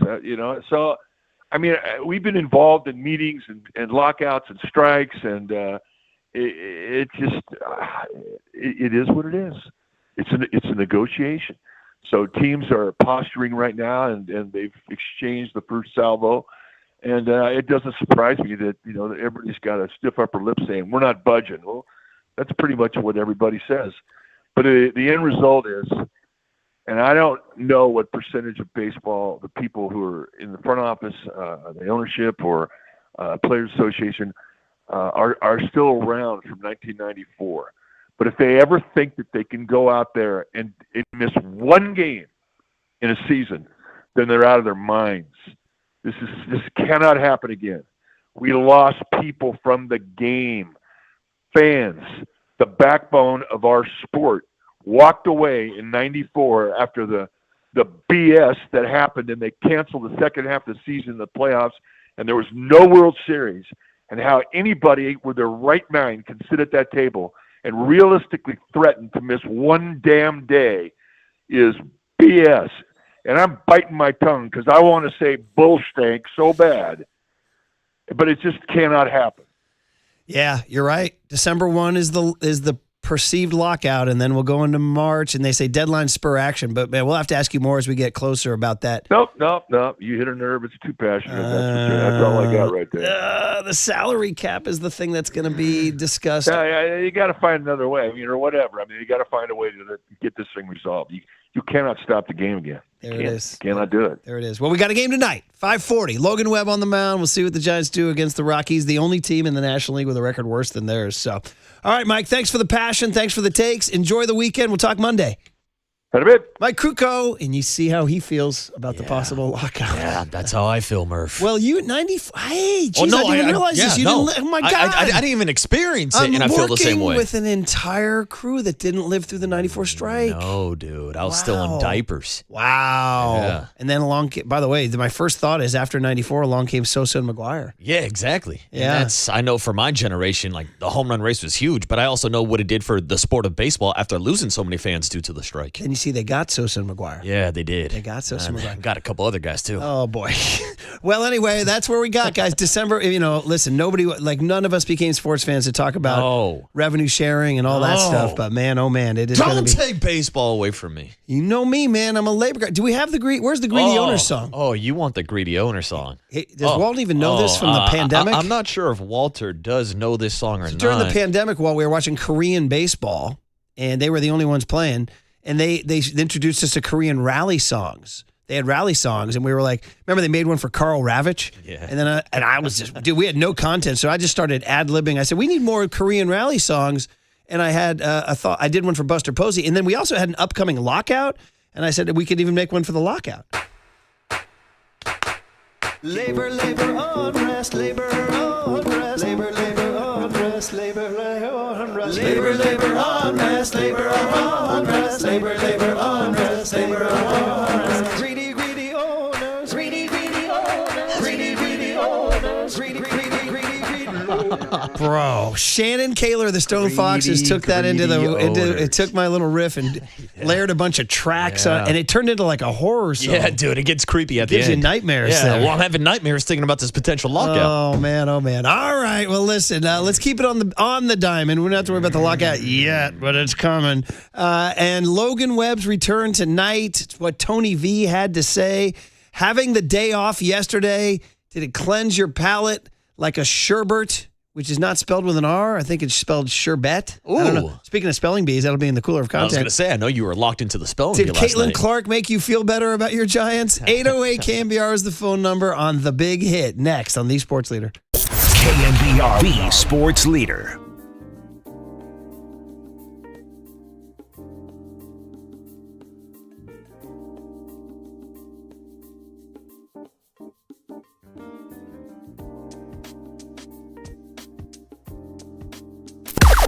Now, from the O'Donnell Financial Group Sports Desk. Learn more at ODFIGroup.com. O'Donnell Financial Group, because planning is a process, not a product. Here's my Greg Silver question of the day, stealing it straight from his Twitter account. With the Giants being in a free fall, the Warriors being out of your lives the last couple weeks, and the 49ers participating down in OTAs, are the Golden State Valkyries the best show in town right now? Shout out to our San Jose Earthquakes down in the 408, but 808 KMBR is the number. Your thoughts on Caitlin Clark going down against the Valkyries last night?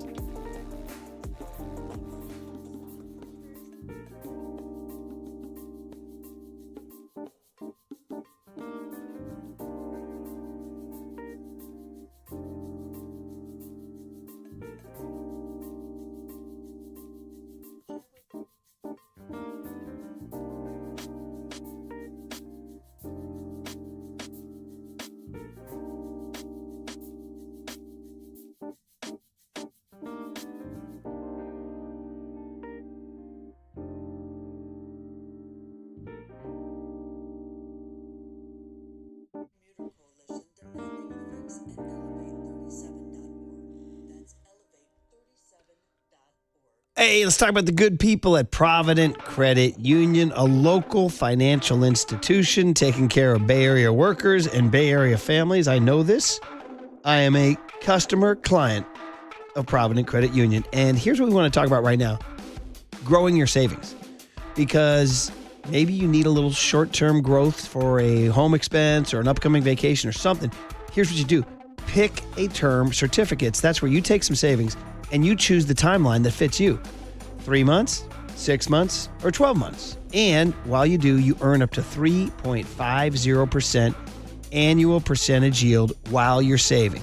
So it's flexible and it's easy and it just makes sense. Provident Credit Union's Pick a Term certificates. Learn more at providentcu.org or stop by a local community branch and step up your savings game.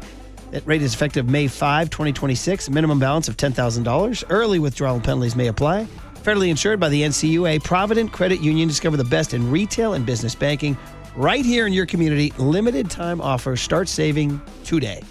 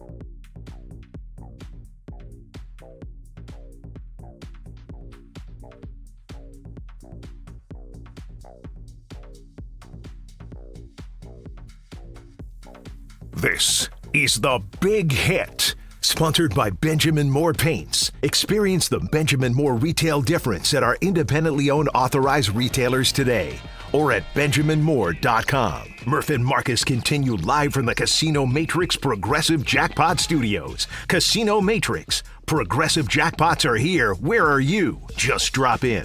1-800-GAMBLER. The fans, the way the city is, the way people are in the city, still shocked. I'm kind of half expected someone to come up and throw a rock at something, but it truly is miraculous at how great everything is, starting with our crowds, which you bring up. So it is a little bit of salt in the wound to not give back the way that you want to, but all you can do is wake up in the high altitude and, try and figure out how you're going to take one step closer to the direction that you want to go in. Hey, Tony Vitello yesterday from Denver. We just talked to Mike Krukow. Giants baseball, we got a day of relief. We opened the show in such a great mood. It's a Reggae Friday. We've been hearing from all the Marleys. And Marcus was at Valhalla last night. Valhalla, I guess I should say.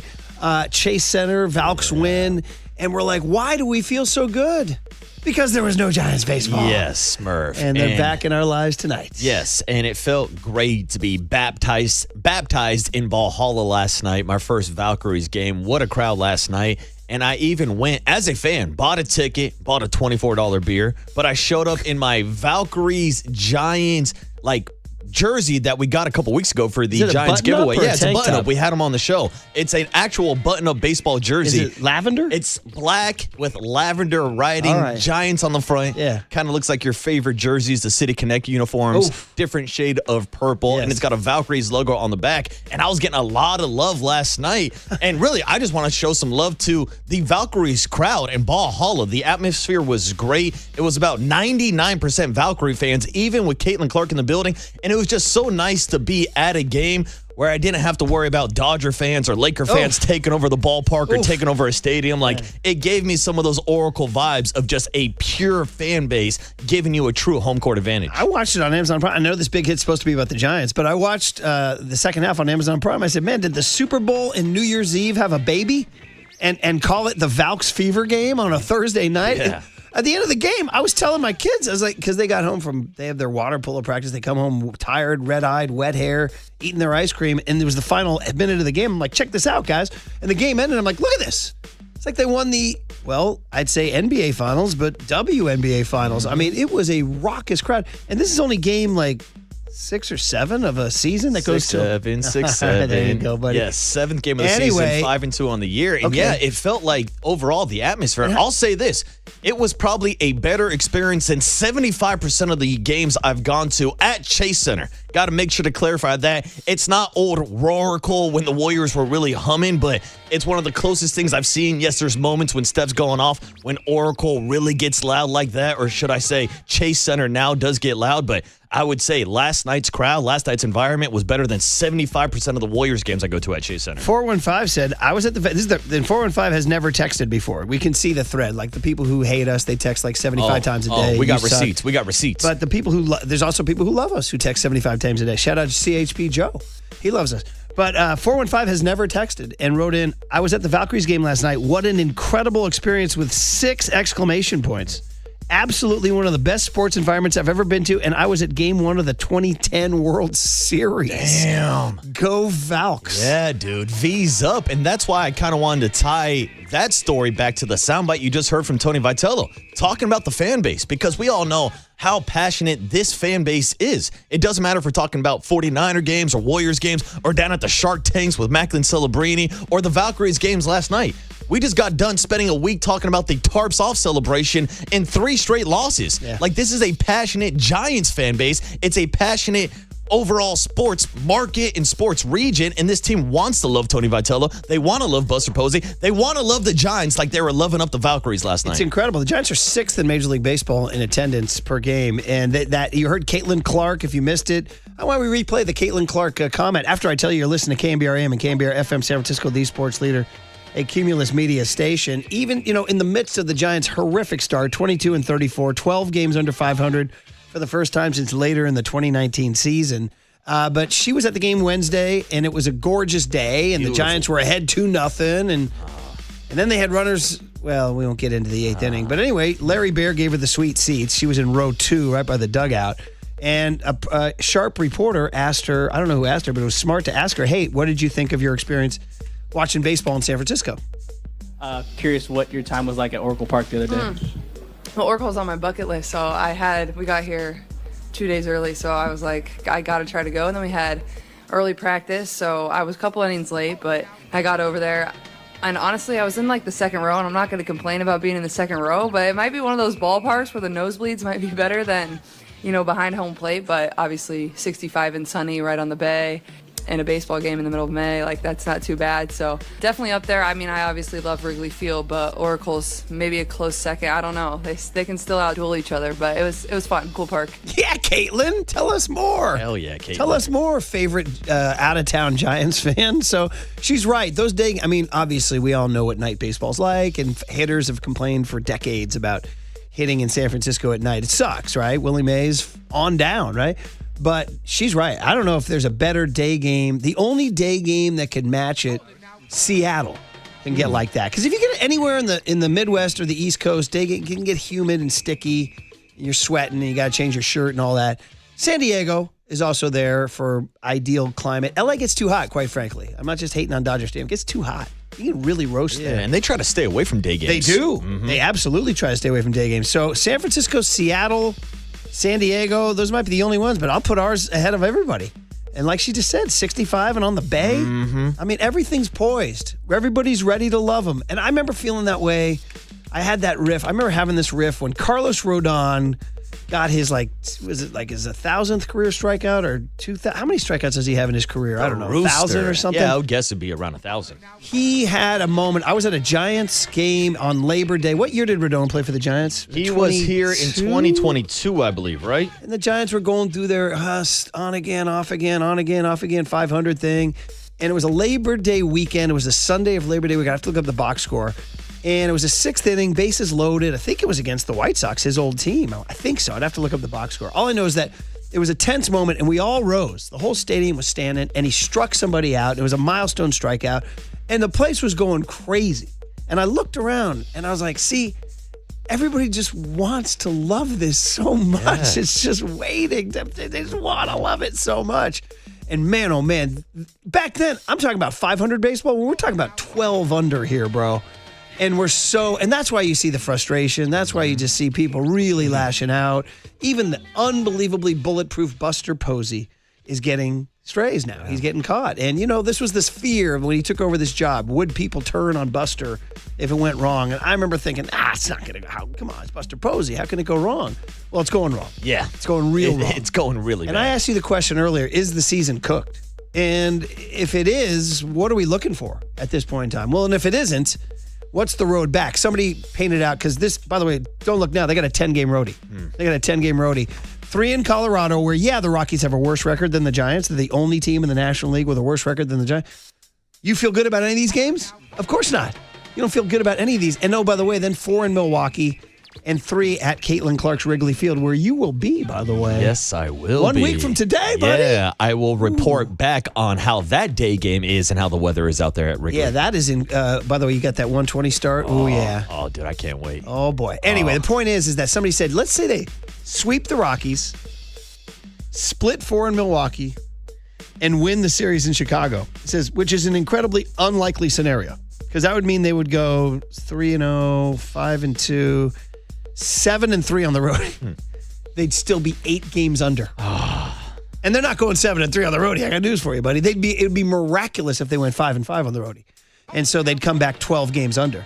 So I don't know what the path out is. I mean, there's a reason why only 2 teams in the history of baseball has ever made the playoffs, being this many games under 500 this late in the season. So what is the path forward? And is it time to just start?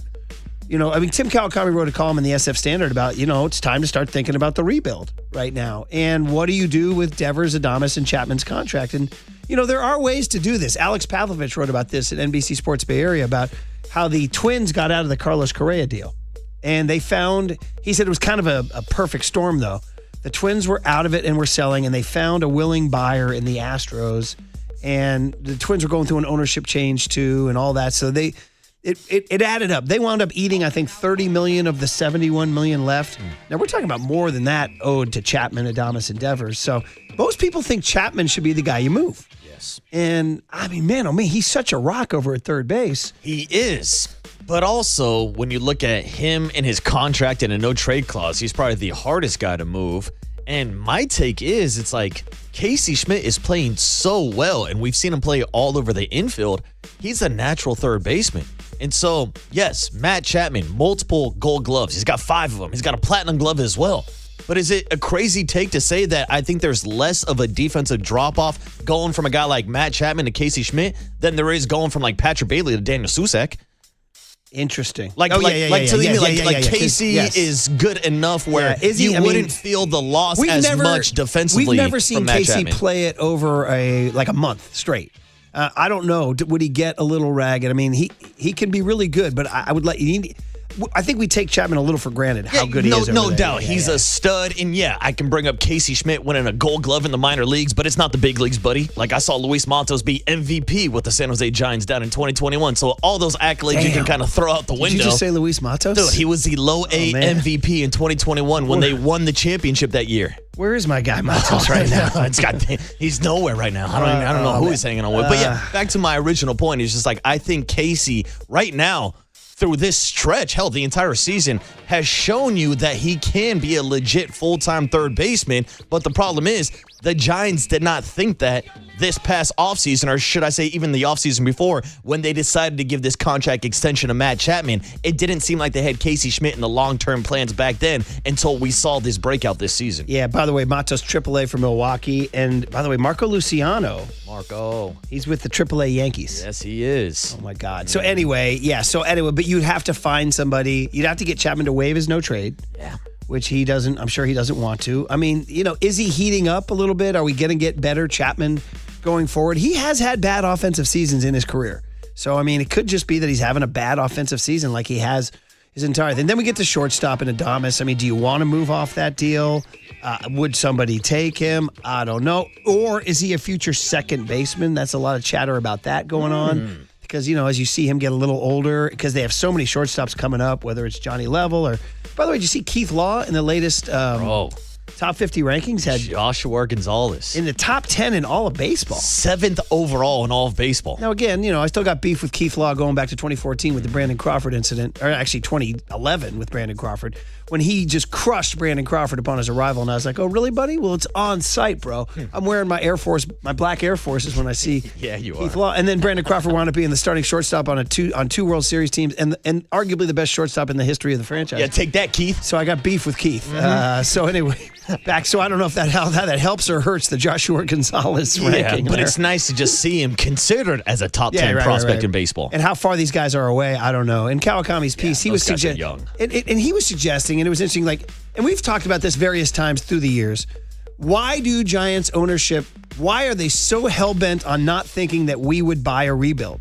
They're like, we can't do that. We can't do that. And we've talked about this since 2017, the Longoria-McCutchen years of, when you try to chase aging free agents to, quote, stay relevant, Jeff Samardzija, when you try to chase those guys, all you're going to do is spin your wheels and play 500 ball. Yeah. These are not. And so why haven't they ever gone full youth move? And they say, well, we can't. We owe it to the fans. We owe it to the fans. Well, I think we've reached the point where they now owe it to the fans to say, okay, we've tried that since 2016 and it's not working, with the incredible outlier of 2021, which will remain, by the way. Documentarians will do, archaeologists will research the 2021 season like the frickin' pyramids of Egypt. Like, how did those get built, those pyramids? How did that 2021 season happen? I got no idea. Aliens. How did Stonehenge happen? Nobody has any idea. 2021. Oh, I've got some theories. 2021 Giants. Aliens, Stonehenge, pyramids, and the 2021 Giants, dude. Anyway, point is that I agree with Kawakami, and we've brought this up through the years. Trust us. We'd like a rebuild. Yeah. Would we still fill the park to watch? I'm just throwing out some names here. Jonah Cox, Drew Kavanaugh, Carson Seymour, Carson Wisenhunt, Bo Davidson, Dakota Jordan, Gavin Keelan, Trevor Cohen. Yeah. There's another double A guy I'm forgetting right now. But the point is that we would. Parks Harbor. That's who I was thinking. I know of. you're Thank a Parks Harbor guy. Well, it's funny. He looks really good on paper, but in Scottsdale, I didn't love him. He's slow. He's a little chunky. He might be a double A, triple A all-star. I don't know. We'll see. I could be totally wrong on that. But the point is, we would enjoy that. Yeah. And they don't trust us to enjoy that. Well, I think also you take this into consideration, like traditionally, like if you're going full rebuild, it's usually a little easier to do in a small market. When you are a major market team, people want you to spend money. So it's a bad look if you're the Oakland A's spending $40 million on your entire roster just so that you're so bad that fans actually stop showing up just so you can move out of town. Now, that's a completely different scenario with John Fisher tanking that franchise, and I'll be up in Sacramento watching them take on the Yankees this weekend. I'll let them know my thoughts about that. Oh, is that right? Yeah, I'll be up there this weekend. didn't I'll be know. up Wait there a minute. Saturday and Sunday. Okay. Greek Festival Just wanna today, make sure- okay, I was making sure. Saturday, Sunday in Sacramento. I didn't mean to blow your cover, No, buddy. no. But long story short, the roundabout way is what I'm saying here is it's like, I think they've tried to do the retooling process that hasn't worked out with the Andrew McCutcheons, the Johnny Cuetos, the Jeff Samardzijas, and they've tried to commit money. And that's why I think it's an interesting perspective to kind of break it into the last 9-10 years versus what we've seen over the last 2 years with Buster Posey now. Because you asked him the question about a quiet rebuild. Now, he denied that. But we also saw for the first time, it feels like, since I've been covering this team, the team actually made moves selling at last year's trade deadline. We traded away Camilo Duvall, Tyler Rogers as well. And now you're starting to look at some of those pieces that we're getting excited about. You look at a guy like Drew Gilbert, Blade Tidwell, Jesus Rodriguez, but Parks Harbor. But these are all guys that you got last year at the trade deadline. These are some of the prospects that are rebuilding your farm system. Like, we've had a few texts when we bring up the possibility of trading away Luis Ariz. And people are like, who are you going to trade him for? Prospects. Yeah. Because you need to rebuild your system. Yeah. That's the quiet rebuild while still having some, quote, stars on the field to sell tickets and get fans to come to the ballpark. That's why this upcoming month, don't forget, June is when he made the Devers move last year. And some people say, well, the trade deadline is not till August 3rd. Well, Buster sometimes will make it. He just traded Patrick Bailey. Yeah. He just traded Pat Bailey. He's not waiting for a deadline. So that's what's kind of what the big hit has kind of turned into, which is like, is the season cooked? And if so, what can do it? And in ways, it's kind of exciting. Here's a great text from 925. If you rebuild it, we will come. If you rebuild it, we will come. Meanwhile, there's another one. 319 says, let's go. I'm making the trip from Iowa to watch the Giants next Friday. Hey, Marcus, let's burn one before the game. Oh, hell yeah. I'll see you out there. Okay. I'll be at Murphy's Bleachers. Is that a positive message for the kids? Is it legal in Chicago? All right, dude. I'm not sure. I'll find out. 707 says, you're mad the Giants aren't number one spending in Major League Baseball. You're mad they're not rebuilding. Which is it? Well, I'm mad they're not winning. Yeah. That's what I'm mad about. No, and they could have spent on relievers, back-end relievers, but also left room for some of these guys to come up. And they spent on the wrong guys, too. There you go. 415 says, how can ownership trust us as Murph is selling his tickets for $21? 707 says, I totally agree. It's time for a rebuild. Schmidt should tell Chapman 916. Schmidt should tell Chapman to hit the blank and ball. And 415 says, classic Giants move. Casey Schmitz finally starts hitting, plays 3 positions, becomes one of the few guys producing offense, and that's exactly why when the front office starts wondering what they can get from him. No, they're not going to trade him. 209 says, you guys forgot to mention Tugboat Wilkinson in the rebuild. Tugboat. Did you see it last night? Bro, where'd he go? Like 7 innings strong 7 in innings, Richmond? like 1-hit ball or something? With that invisible he's got. Yeah, that doesn't seem to be a fluke either. He's been dominating. I wonder when he gets moved up. I know. We might see him before the end of this year. So anyway, guys, that's pretty much the big hit, which is where we were at, which is going into Colorado. Logan Webb tonight. I mean, like we said, even if they went 7-3 on this roadie, which is not going to happen, they'd still be 8 games under 500. So I don't know what the path out is. The path out is to just like, if you're Buster Posey and Zach Manassian and Greg Johnson, are you believing that by August 1 you're within 5 or 6 of the wild card? I mean, that's like the ultimate positive spin is, hey man, check back on August 1, and if we're 5 out in the wild card, we're in it.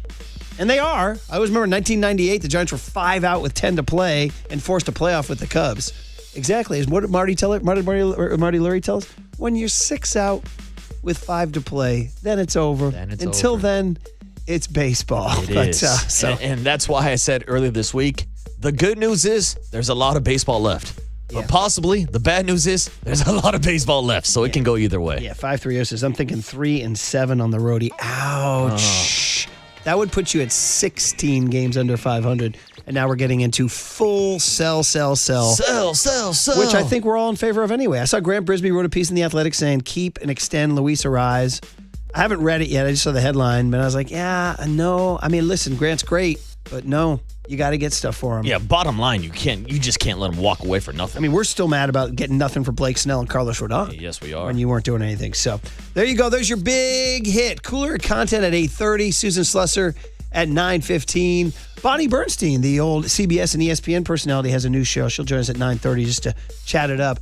Matt Barrows is at, well, wait a minute. Pardon me. Matt Barrows is next. Yeah, he is. My eyes, they don't work. Matt Barrows.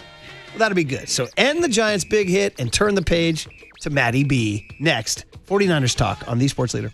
When you're 6 out with 5 to go, then it's over. Until then, it's baseball.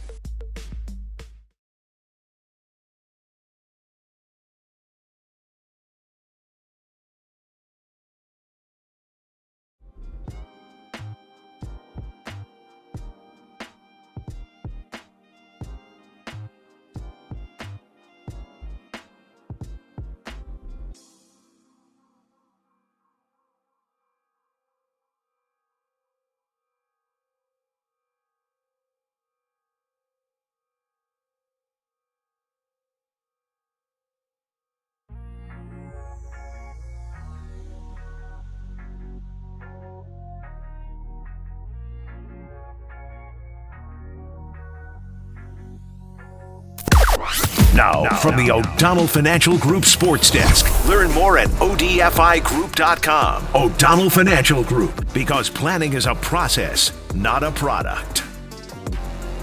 It's a Friday morning on the Murph and Marcus Show, and I got those Friday vibes going because today I'll be screaming out, Opa! The San Jose Greek Festival is back today, and last week we gave away tickets plus a voucher. But on today's show, we're giving away 2 tickets, a pair of tickets to go see Jim Gaffigan and a pair of tickets to go see the Smashing Pumpkins. Stay locked in right here on The Sports Leader for your chance to win.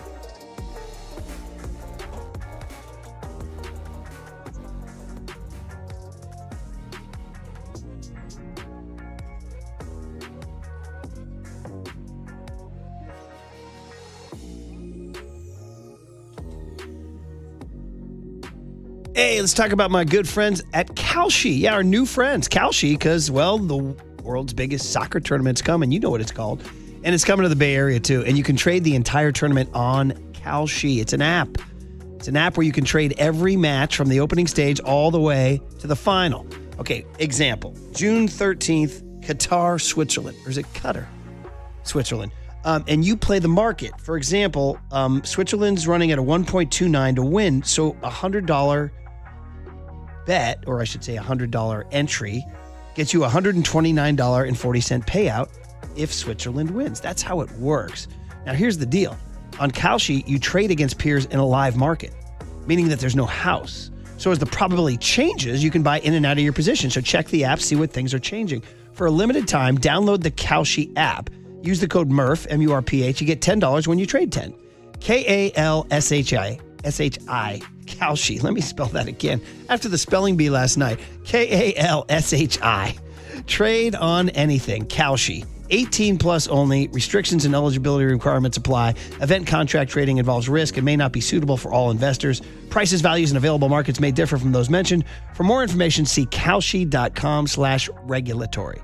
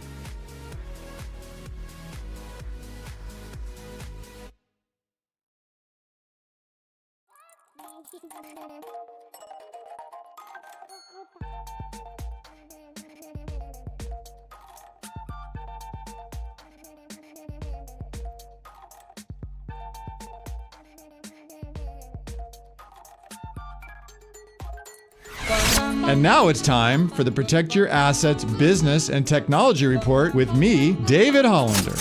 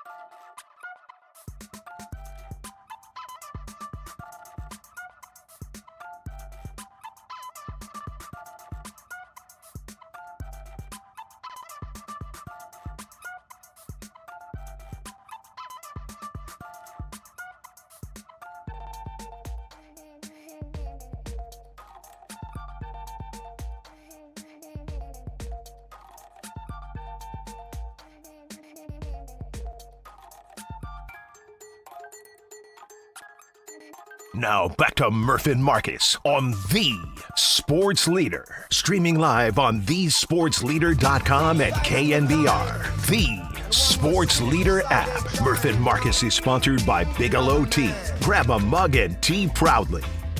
Oh, yeah, Reggae Friday, giving us those vibes there. How about a little Damian Jr. Gong Marley? Is it worth it, Marcus? Is it worth it? Oh, it's always worth it. Yeah, it's worth it to talk to Matt Barrows. That's for sure. My guy, the 49ers beat writer for The Athletic, down there reporting from OTAs, where Nick Bosa's in full Grateful Dead gear, wearing the Dancing Bear t-shirt and hat. You got Kyle Shanahan talking. Lots to get to. Matty, good morning. Thanks for hopping on. How are you? Hey, what's up, Matt? I'm doing well. Yeah, I thought that the Dancing Bear was Nick's subtle way of lobbying for his brother, who's known as Big Bear on social media. But in hindsight, maybe I was off on that. Maybe he was just a Grateful Dead fan. I like you looking for the clues, though, man. See, as a guy who writes mystery Always novels. searching. Yeah. Maybe your character in one of the upcoming novels, which, by the way, the sequel is called what again? I'm sorry? We don't have a name for it yet. Okay. It's a bit of a point of contention. I'll stay out of that one.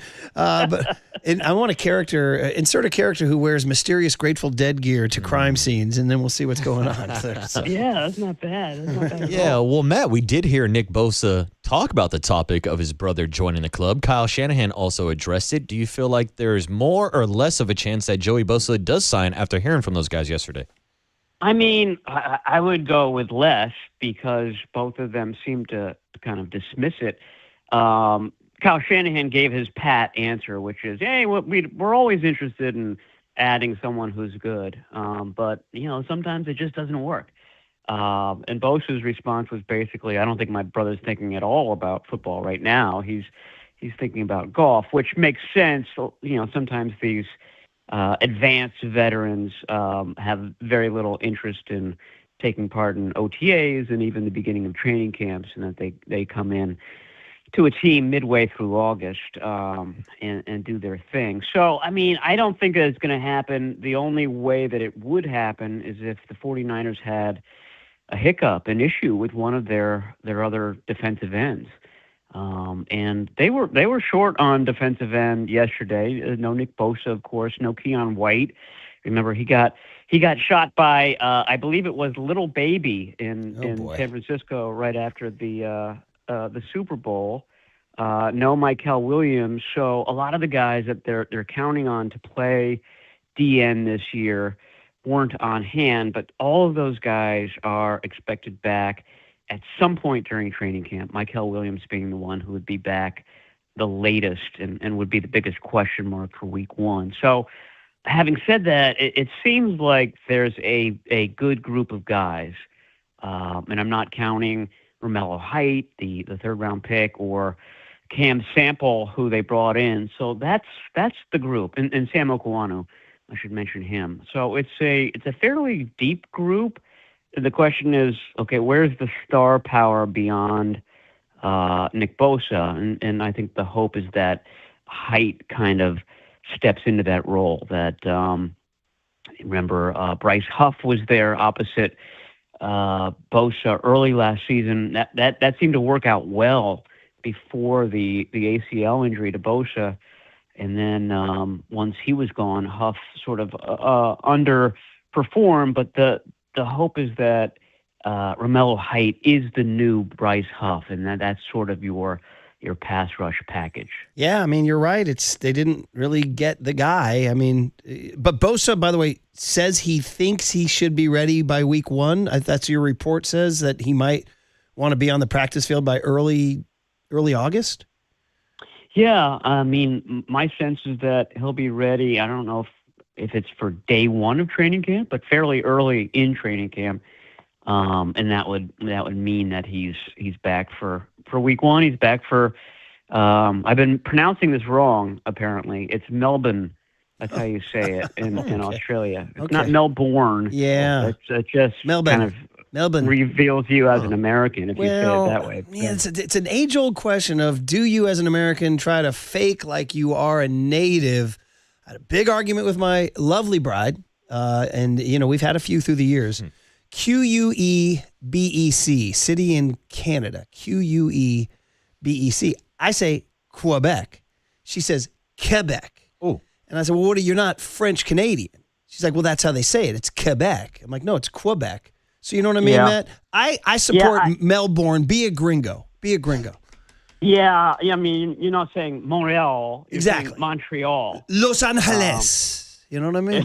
If we're going to go in, we got to go all in. You know what I mean? Los Angeles. I'm a huge Candace fan. Huge.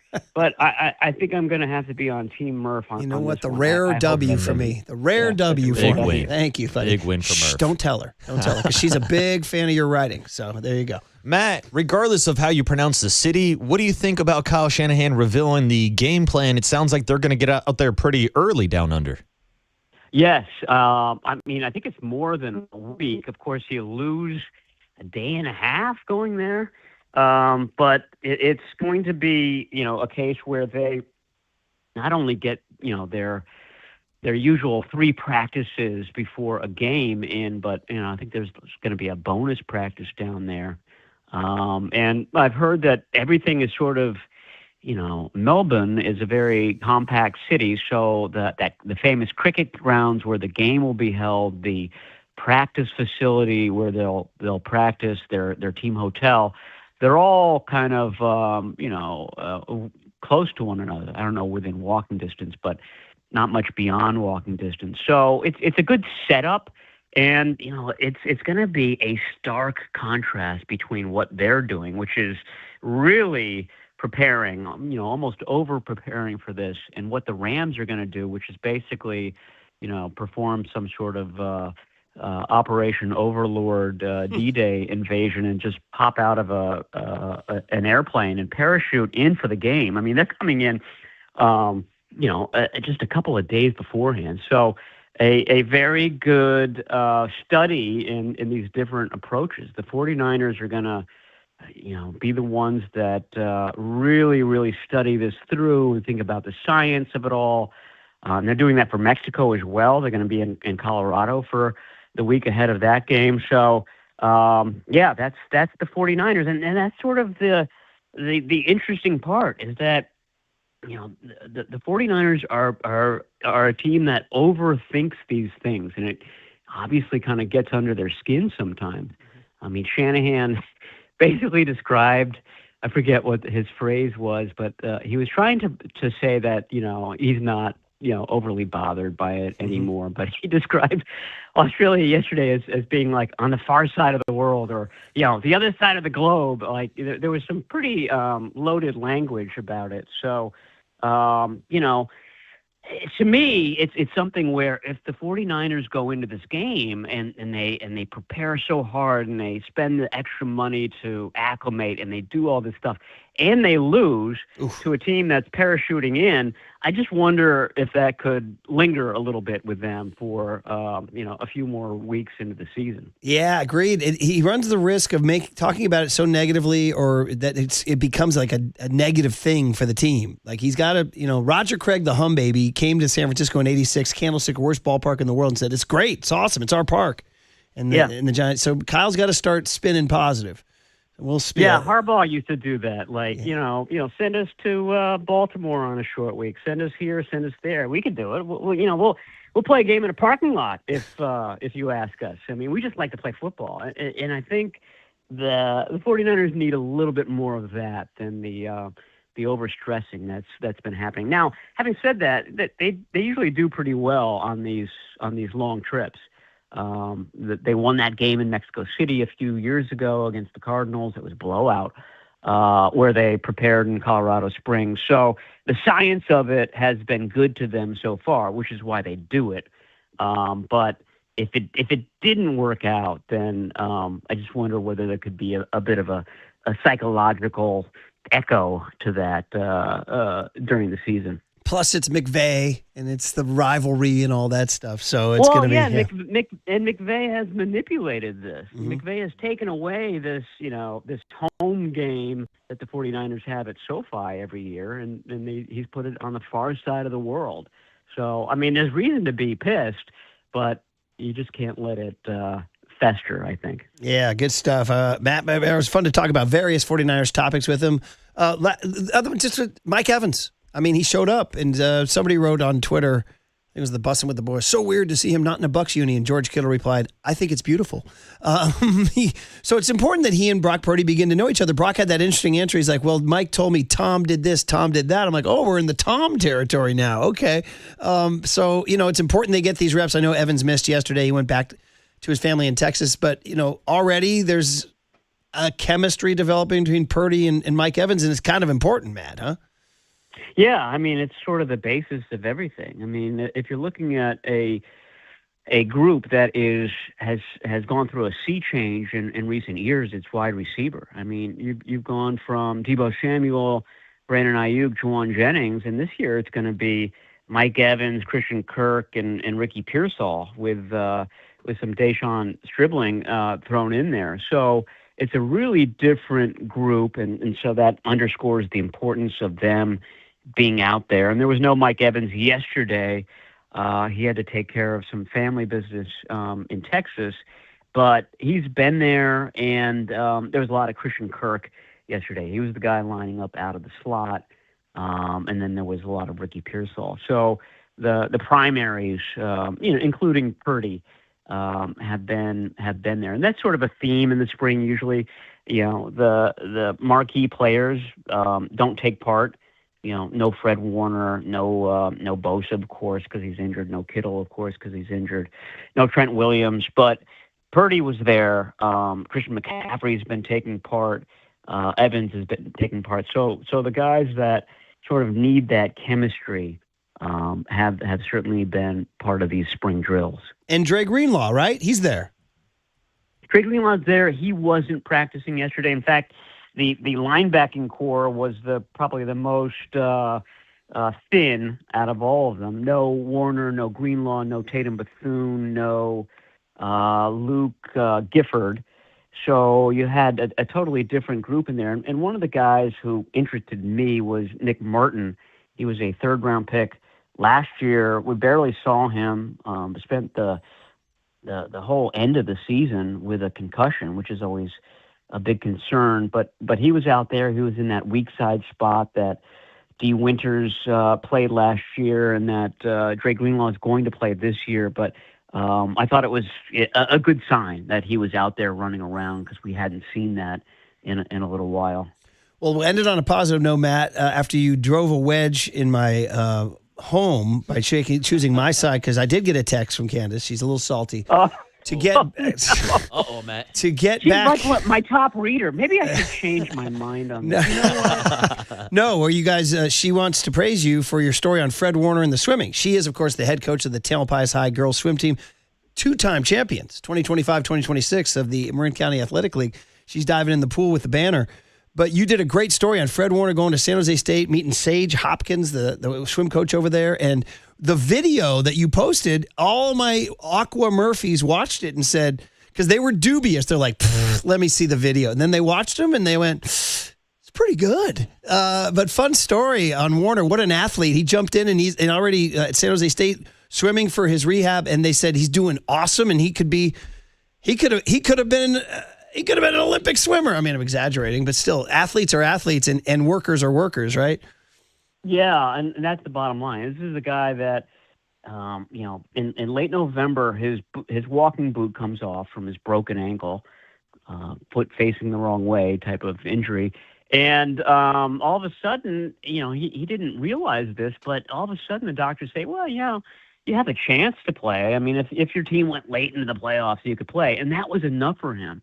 And he said, okay, how do I accelerate this rehab in order to be ready for a potential championship game? And so people told him, swimming, that's what you want to do. You get to work on your stamina, and you get to move that ankle, which is now stiff and swollen and all this stuff. The only catch was he didn't know how to swim. So he goes to Sage Hopkins, and by the end of day one, Hopkins has formulated this aggressive plan for him, and Hopkins just couldn't say enough about Fred Warner and how quickly he was able to pick up what Hopkins was teaching him, which is difficult for an adult who doesn't swim. Mm-hmm. I mean, you've heard the stories. It's so anathema to an adult getting in the water, putting your face in the breathing technique. But Warner was picking it up right away and is so competitive and was asking him on day one, hey, what does Michael Phelps get? Yeah, you don't want to go there. What kind of times Right. what kind of times is Phelps getting? And so Sage Hopkins realized, okay, this is a guy that I can really, really push, and he did. And to this point, we're talking sprints. He doesn't do the turns very well. He only does freestyle. But Hopkins says that he's a better sprinter than a lot of the women that he coaches. He's a better swimmer than the D1 water polo players that are out there. So I mean, it just shows you the rapid nature of both. His recovery. He was ready to play in that championship game if it ever came to pass. But also he's become a really good swimmer and he loves it. So it's a win-win-win all around for Fred Warner and being in the water. Yeah, it was a fun story. And people go to The Athletic and look at the video. The guy looks good, man. He's he's freaking Fred Warner. This guy, more we learn, everything about Fred Warner is plus, plus, plus, as Jim Harbaugh would say. So thank you for that story. And by the way, texters are coming in siding with Candace on Quebec. Yeah. They are. Wow. I'm losing. This is a lose-lose for us. No, here. just, you know what? Let's just all go there and share a baguette. I don't know. What do they serve in Quebec? Poutine? Yeah, poutine. Is that what it is? Marcus is the one with Canadian I was roots. going to say, I'm French-Canadian, and I've always pronounced it Quebec. So I don't know. What's the 7-Eleven? Tony Horton, right? Do you go to Tony Horton? Yeah, isn't that their... Tim Horton. Stuff like Tim Horton. Yeah, Tony is his less successful brother who doesn't have the... It's pronounced Tone. Tone Horton. All right, drop the mic, buddy. Nice. Off you go. Thanks for the always good report. Thank you. Yeah, thanks, Matt. All right, anytime, guys. Talk to you soon. Yeah, read him in The Athletic. Matt Barrows. Go check out that Fred Warner swim video. It's pretty good. Okay, Cooler Content has some really fun stuff in it, including, dare we say, SpongeBob meets MLB? Do we go there? On The Sports Leader. KNBR, The Sports Leader.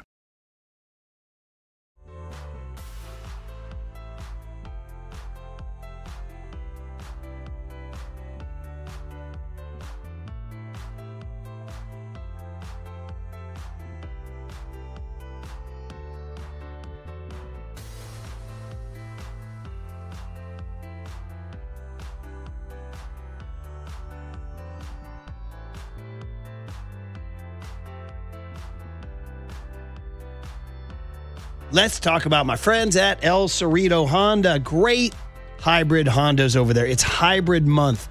I drive the CR-V hybrid. I love it. The mileage is just flat better. And plus, they've come so far. They're comfortable. They're beautiful. The CR-V hybrid, spacious and family ready at El Cerrito Honda. This is going on all month long. We have this weekend to go check in the El Cerrito Honda Civic Hybrid. That's the best mileage of them all. The sporty and sophisticated Accord Hybrid. Like I mentioned, the CR-V hybrid, 3 hybrids, 1 month. You're talking about up to 600 miles of range, okay? So go check out the Honda hybrids at El Cerrito Honda. Special savings. There's low APRs. There's lease offers. Listen, Sharif runs the show over there. It's a family atmosphere. They're going to welcome you. Tell them your boy Murph sent you. Visit El Cerrito Honda on San Pablo Avenue, just off of I-80.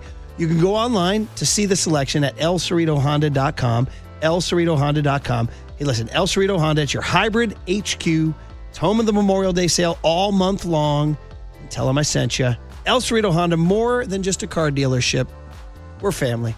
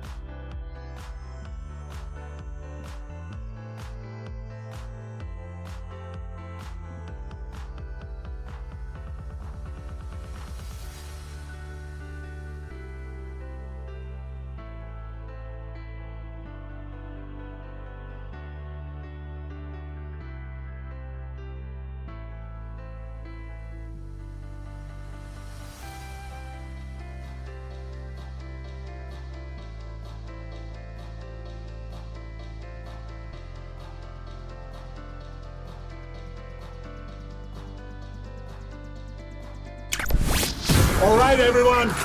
Chill. This is the cooler He's bitten a cooler of content. Cornucapacious of joyful news. We might be on to something. Yeah, baby! Murph and Marcus is sponsored by Bigelow Tea. Grab a mug and tea proudly. Oh, the cooler of content is awesome. And I buried the freaking lead. I teased you, SpongeBob, and I should have teased the amazing link we got sent to us yesterday at around noon from, wait for it, Young Tony.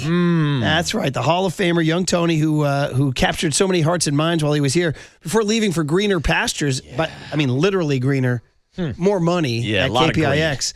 And he sent us a link that we'll get to after I tell you we are sponsored by Marin Health with top physicians, surgeons, and clinicians right here in the North Bay. Marin Health puts you closer to your best health, world-class care, closer than you think. I knew that this link was lit. It will be lit on the link. Thank you. Go ahead. It will be lit in Sacramento. Do you know why I knew it was good? Because you responded. Yeah, dude. When Marcus responds, something's going on. Oh, also, dude. I was surprised you responded to the Colby Survivor thing, too. Oh, yeah, I had to get in on that. That was a great conversation. But Young Tony sent us a link yesterday, and we're like, oh, he revived the old link of me, Curly, and Marcus. Oh, just like the good old By the way, times. poor Walt's feeling like right now, this is the Brady Bunch all over again. That was Alice, I'm Kay. And he sent us a link, and the link simply said this. It said, ready? Made my KPIX on-air debut today. And then, sentimentally, he said, had to share it with the boys who got me here. Who's chopping onions in here? Who's chopping onions? Oh, man. So, he was supposed to be a digital producer, like finding stories, editing stories, handing them to people. But this kid, when he comes into a room, there's something about him. People want this guy to rise up through the... They're like, you know what? Hey, kid, throw on a coat, get on camera. You're on TV now. And here it is, dude, with a disturbingly solid on-air debut, like he's been waiting to do this all his life. Like we were holding him back behind the glass. I know. He's wasted multiple years just asking us stupid questions every Wednesday. Name the greatest newscasters of your life. Like, do you think of a newscaster that when you turned on the TV as a kid, you're like, well, that guy, he knows what he's talking about. When I think about newscaster, I think of one man and one man only. I think about Ron Burgundy. That's the only guy I think about, Murph. Go yourself, San Diego. Walt, do you have a newscaster that you trust implicitly? Dennis Richmond, right? You know what? Round of applause, There's Walt. the answer right there. That was buddy. better than Dennis my riff. Richmond, yeah. You know what I'm talking nationally, I mean, like Ted Koppel got us through the Iranian hostage crisis. There I am, once again, dating myself. I mean, we want to go Cronkite. What do you want to go? Shohei about Babe Ruth, Willie Mays, Cronkite, David Chancellor, Edward R. Murrow. I mean, these are the great people they trust. Dan Rather. You put these things on, and I'm getting those kind of vibes off of Tony, off of Young Tone. Check it out, everybody. It's on YouTube, Twitch, and Twitter. You really got to go to YouTube to see him because the kid looks great. Oh, he's looking sharp. And by the way, can I riff? Yes, please Can I do. riff? When he's sitting down in that box, you don't see how short he is. All right, so that's true. Right. So anyway, check this out. And former radio host Gianna Franco, she's smooth on camera too. Shout out to Gianna. Throws it to Tony, and he's taking us right to the top, the California governor's race. Like he's in, and he's like right into the mix. Check it out. This guy, he was waiting for his close up. Check it out.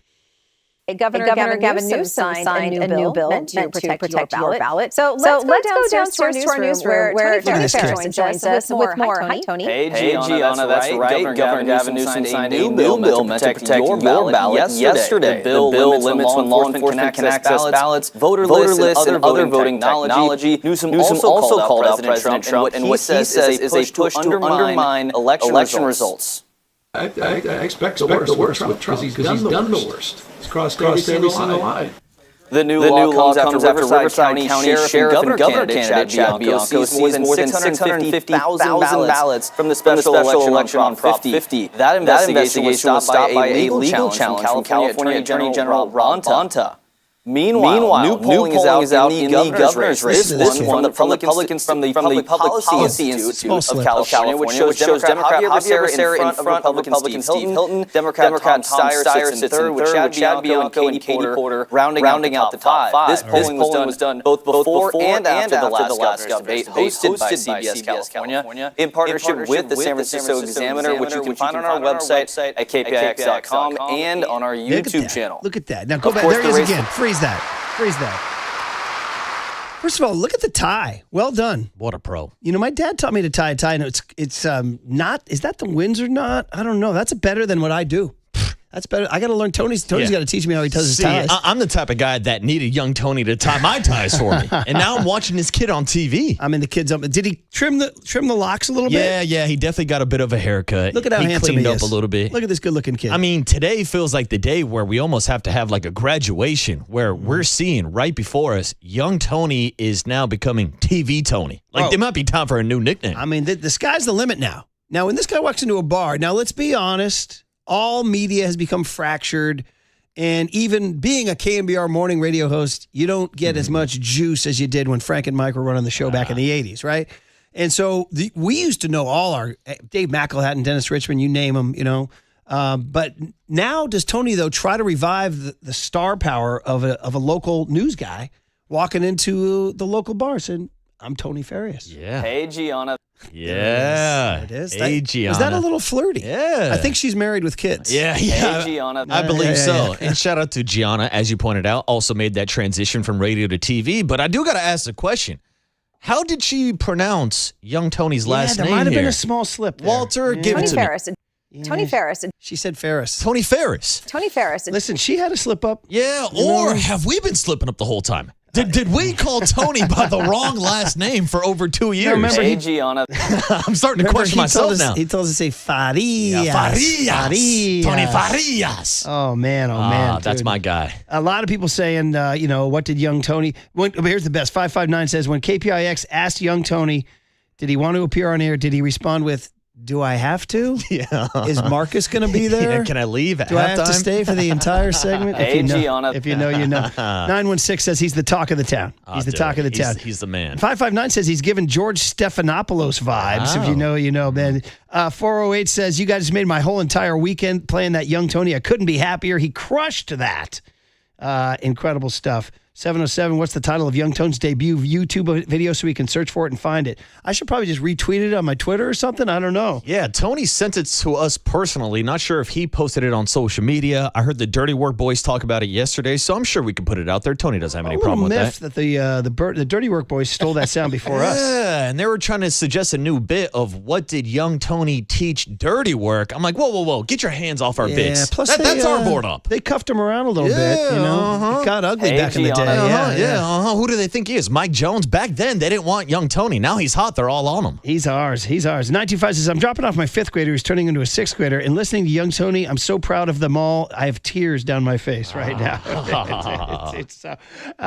Dude, 415 says, my mother has a crush on young Tony. Hell yeah. She's 65. Yeah, totally join the club. That's young Tony. That's the power of TV Tony. Gianna. This might be the entire cooler of content. Dude, it's all I need. I don't need anything else. What about the spelling bee and the by the way, I know we like to stay away from politics on a sports talk radio station, but anytime young Tony gives me an update on TV, it's going immediately to the top of the cooler of content. Absolutely, man. No questions asked. 415 gets right to it. Buster Posey should hire young Tony. Yeah. Incredible stuff, man. Can Tony become the third base coach? I told him to watch the movie Broadcast News, and he did. He says, yeah, I watched it. I didn't like the ending. I was like, bro, come on, man. It's a great journalism movie, and it's a lot about what Tony's doing, like guys getting their break on air. Hey, Gianna. He said this was not part of the original plan. But again, the star power of a young Tone. He walks into the room, that producer's like, you know what, who's that kid? Yeah. Get him on the camera. Yeah, he's like, I heard this kid. This is a kid that created Jed's plan, so now it's a part of our plan to put Tony on TV.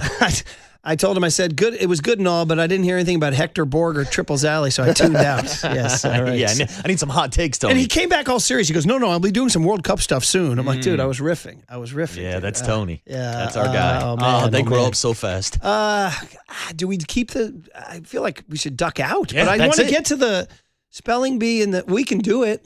Yeah. Well, Cooler of Content Part 2. The non-young Tony stuff. Yeah, Curly's in France, Tony's on TV, and it's a Friday. Why the hell not? 408 says he's the next Dennis Richmond. There it is, baby. A lot of pressure. Oh, man. A lot of people. A lot of pressure. Right. 310 said he had the clean, polished copy read of a young Bryant Gumbel. Nice. You guys go back with that one, too. Yeah. All right, guys. More fun on the other side on the Sports Leader. KNBR, the Sports Leader. Time for your Bay Area Chevy dealers traffic update.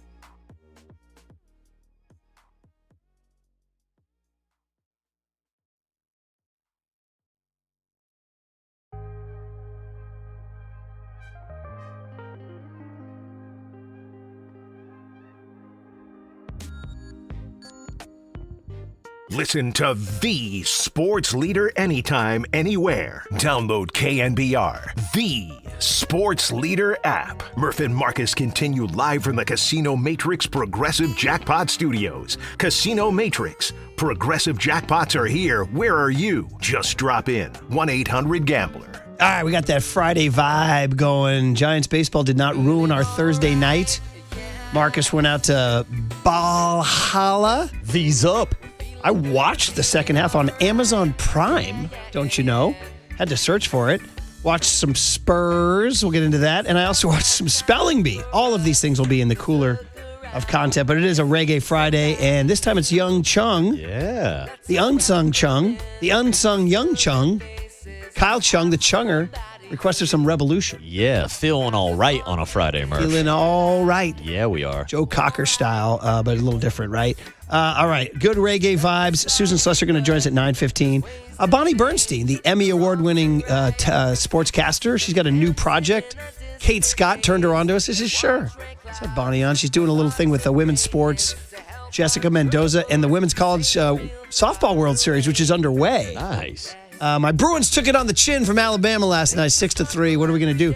Bro, don't sleep on the fact that I'm a little tight about today's St. Mary's sub-regional game today at noon. Mm-hmm. Gales are coming in with nothing to lose. Nothing to lose. I can sense the tightness in the studio. Hey, man, we just got to play loose, baby. Play loose. Maybe Tony V and the crew can go give him a talk, or maybe not.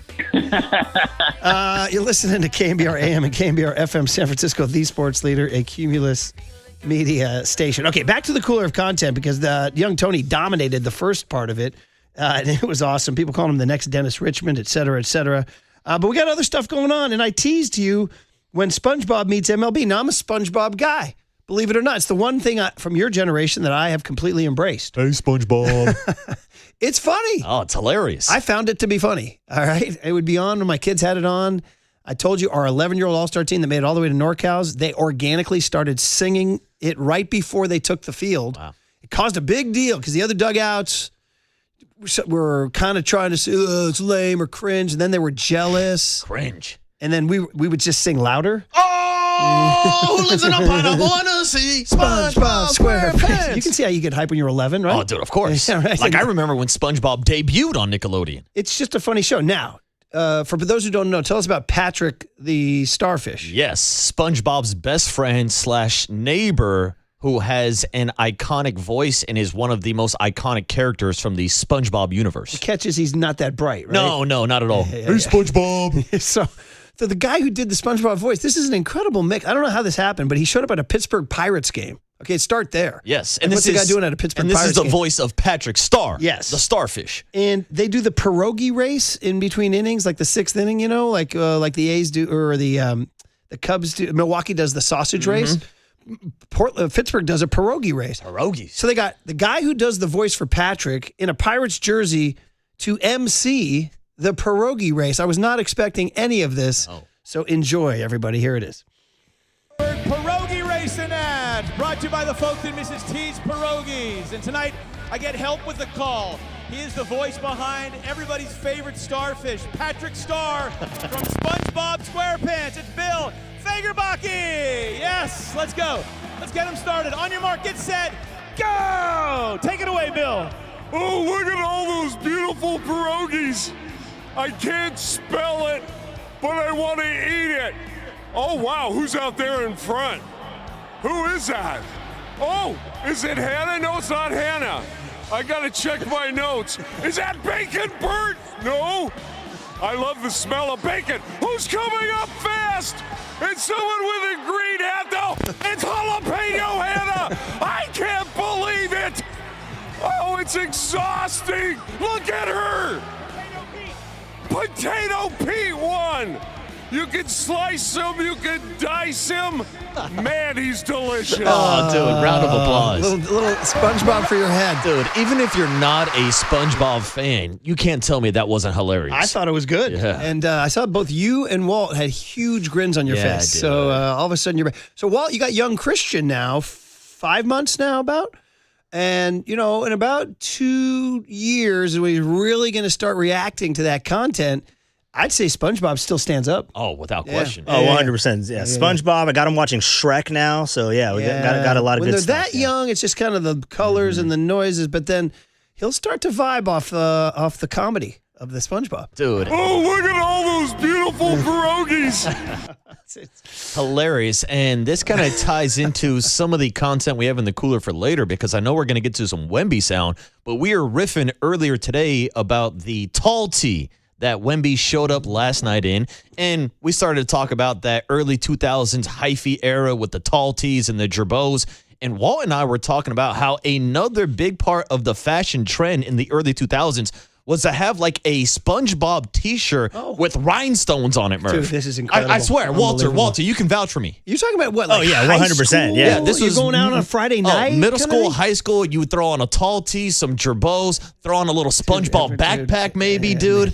It was a different era. SpongeBob typically had like a bandana on or like a hat backwards. You know? Yeah, dude. It'd be like an airbrush SpongeBob with rhinestones on. Like it's like SpongeBob with a grill. Like a grill. Yeah, yeah, exactly. Is this like 2004? Yeah. Were you like 5, 6? I'd say like 4 to 10, right? Yeah, I'd say probably because I don't see 2004 to 2008. gone. I would say. Gone. Oh no, yeah, it was a time to be alive in the Bay Is Area. it time to bring it back? I'll bring it back. Hell of an era. See, I'll tell you that's that. the funny thing. It's like we had tall tees back in middle school when I was buying like a 5-pack at the flea market for $10, dude. But here's the thing: I was buying XL shirts in middle school, so I can still fit in some of these shirts that I had during the hyphy Absolutely movement. incredible. My buddy Daryl, though, he's an old head like me. He says, wants you to know that Jerbots started in the early 90s. Nice, dude. All right. Just want Walter, you to know. did you ever own a pair of Jerbots? I did, yeah. Just the name. Had the red straps. Oh yeah, those were the most popular. Every time you say Jerbots, it just makes me laugh. Dude, they're I don't just even know. jeans with like colored straps on them. That's when I tell the story about my cousin Mike, who was a white guy who thought he was a cholo. And I remember one time having a family gathering. It was before school started, and my cousin Kathy said, well, back to school shopping is easy for Mike. He just goes and buys 3 white T-shirts and 3 pairs of brown Ben Davis pants. Yeah, And that was it. Yeah. Sounds a lot like my outfits growing up too. Sounds like what I'm wearing today. He was a white boy with that cholo mentality. There you go. Shout out Sergio. All right, Wemby in the tunic, in the tall tee, in the Little Rascals sneaking into the movie uniform. Man, he's all business. He lost game 5, didn't play well, didn't talk to the media, comes out in game 6, strokes 3 threes early, scores 28 3/4, takes a seat, and then, dude, just proves he's all business. After the game, goes to the podium like he's got a gun to his head, giving short answers to the media. Mitch noted how you guys started off so well pace-wise, but then it tapered off. What prevented you guys from keeping that pace up and not sustaining that strong start? I don't know. The explanation doesn't sound more complicated than this. I will have to watch the film again. De'Aaron and Dylan had game efforts. How difficult was it seeing them obviously not being 100%? Yeah, it pains me to see them in pain. I trust that they're going to be healthy soon and come back. But they should take care of their health. It's of course, it's I mean, as always, like we did in game 1, we're going to have them back. Gotten a lot of defensive attention your whole career all year, but has it felt the last couple of games like it's harder to get space, like they're crowding you a little more, making it more difficult on you? I feel like I have trouble making my teammates better right now.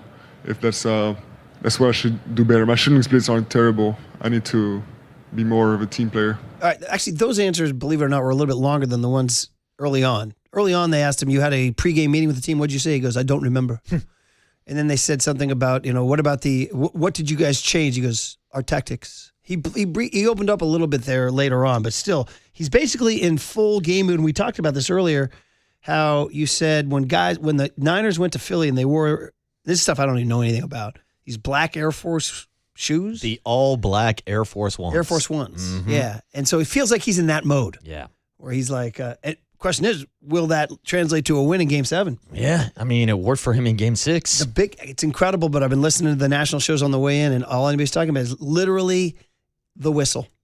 How will the game be officiated? That's like, and I've never wanted to be one of those guys. I know Fitz always loves talking about officials. And I was like, come on, just play the game. But honestly, with SGA, it comes down to the whistle. Because he only had 3 free throw attempts last night. Yeah. And he had 17, I think, in the other game. So yeah, I mean, that's the thing. It's the whistle with SGA, but it's also how physical can OKC be with Wemby and vice versa. Like the Spurs are also trying to be more physical, but that circles back to the whistle. But what was it, Game 5? We had Wemby out here like calling out hits on players at the end of games. With these short answers, with how locked he is, with his French accent. It almost starts to like feel like he's like becoming like a supervillain. Yeah, like a villain. Yeah, like a movie. Which I'm here for. Yeah, I know. I want the evil villain that is Wemby. Him against the Knicks would be incredible theater. Then I'll have to turn my back on him. But. Dude, the spelling bee, we were all in. Shout out Mina Kimes. She hosted it. These kids are unfreaking believable. And it came down to final 2, and they had to have a spell off. I've never seen this before. What is a spell off? They put one guy in a soundproof booth like Family Feud. Good answer. They have one guy out there, and they throw as many words as they can at him in 90 seconds, and he has to spell them as fast as he can and then hit a buzzer onto the next word. And, bro, it was crazy because they're not asking him to spell, ball and dog. Oh, I can do those. Dude, they're asking him to spell words you've never heard of. So bring up my guy, Shrey Parikh out of Rancho Cucamonga, part of the Indian spelling dynasty. Dude, the Kenyans with the long distance running and the Indian Americans with the spelling. And the Irish with the drinking. This is what we all specialize in. Yeah. Mexican boxers? Yeah, I'd say boxing's big down in Mexico. Let's get racial up in this piece. It's one of my favorite sound bites. Anyway, let's get racial up in this piece. Look at this guy, bro. Listen to this rapid fire spelling this guy does to just dust his opponent, too. Ready? Go. Madokwa. M-A-D-O-Q-U-A. Rishi Arias. R-E-T-I-A-R-I-U-S. Balintawak. B-L-I-N-T-A-W-A-K. Wow. And more breaking news tonight. This teen from Rancho Cucamonga taking the top prize tonight at the Scripps National Spelling Bee. His speed is just incredible, right? Our Nicole Comstock has reaction from the champ and his biggest cheerleaders. The words that had me the most nervous was probably Bhuvaneshwar early this evening because I knew the word, but when you're on stage. Yeah. It was. I was looking for the first part where he was rattling it off. Do yourself a favor. There's a 90-second clip of him doing 90 seconds of words, dude. Madokwa. M-A-D-O-Q-U-A. Rishi Arias. R-E-T-I-A-R-I-U-S. Balintawak. B-L-I-N-T-A-W-A-K. Ready for this? In 90 seconds. Those were all you know how many he did? 32. 32. He spelled 32 words like that in 90 seconds. Dude, the other kid had 25. He couldn't even see the kid. He couldn't even see the finish line. Well, dude, I'm impressed with the kid spelling 25. I could not spell any of those 3 words. I don't even know what those 3 words are. Was that English? What language Play was those that? 3 again. Yeah, what is that, And Walter? again, those are just 3 of 32, bro. Madokwa. M-A-D-O-Q-U-A. Rishi Arias. R-E-T-I-A-R-I-U-S. Balintawak. B-L-I-N-T-A-W-A-K. Bro, this is a foreign language to me. Honestly, they had to go back and do replay review to make sure he did all the letters. Dude. So, I don't know, man. It was that for 90 seconds. Some guys were just born to be great. Yeah. This guy, Shrey Parikh, was born to be great. I could barely spell my name. Well, they brought the family up. Mom was like, yeah, that's pretty good. You know what I mean? Like there was very little, I'd be like, Not too impressed, they huh? were kind of like, yeah, you could do better. Wow. I mean, dude, the pressure these kids are under is insane. Damn. The poor kid who finished second, he misspelled the first word right out of the gate. And, dude, when he finished with 25, they cut to his family. Dude's mom, not even clapping. Wow. Just stone-faced. Yeah, She's like, you got second. Yeah, This ain't good enough. We actually had some mic'd up audio from his uncle watching. I'm not impressed by your performance. Thank you. Incredible, dude. Incredible. And then just a little hit of Mike Brown for us because the Knicks are fun and they're going to the championship. Bing bong. And he's into the New York City celebrity thing, and he talks about your favorite rapper. Oh, people don't like this guy. Fat Joe and Ben Stiller. Mike Brown, Knicks fan. Check it out.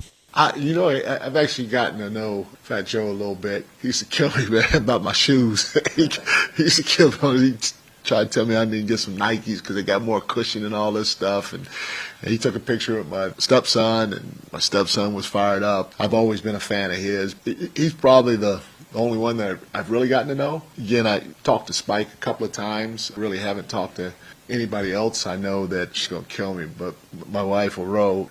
Ben Stiller was over there. I don't think I've ever met Ben, but he was over there, and she was like, Ben's over there. I was like, go get a picture. I'm sure he'll take a picture with you. No, I can't do it. So Fat Joe's probably the only guy that I really know. Spike, too, a little bit. But it was cool. It was cool to have him there. All right. Hey, man. Mike Brown, where are you with Fat Joe now? Maybe he got killed after that Yankee performance. Yeah, remember? I was going to say, I'm praying that the Knicks don't bring him out for a pregame performance because what he did before that Yankee game was awful out in New York. If I say Ben Stiller to you guys, what's your reaction, your generation? Meet the fuckers. Okay. What about you, Walt? Yeah? Yeah, same thing. Meet the Fockers. And do you meet support the parents, him? Yeah, I'm down with Ben Stiller, I'd say. You Night at the museum, there you go. Oh, I go dodgeball. Okay. Oh, yeah, dodgeball. That's a good one, yeah. So you guys, Can we go back to heavyweights when he's like the instructor? Yeah, so dude. it sounds like you're in full support. Oh, yeah, I'm down with Ben Okay, Stiller. all right, he's made you laugh. He's a funny dude. Yeah. All right, good. We'll end it on a positive note. Susan Slusser on the other side on The Sports Leader. KNBR, the sports leader.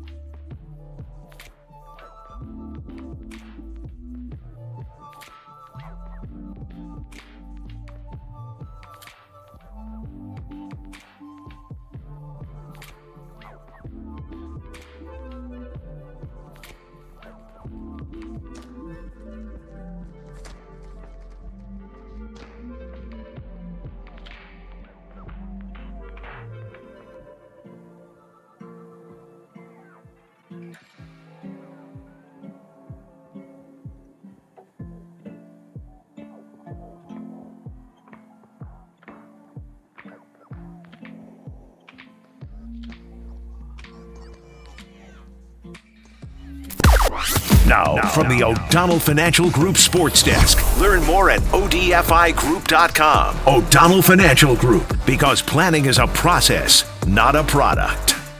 Today is the last day on the Murph and Marcus show where you have a chance to win not one, but 2 different pairs of tickets. We got tickets to go see the Smashing Pumpkins down in San Jose in November, and we have a pair of tickets to go see Jim Gaffigan in San Francisco later on next month in June. Stay tuned right here on The Sports Leader for the cue to call and your chance to win.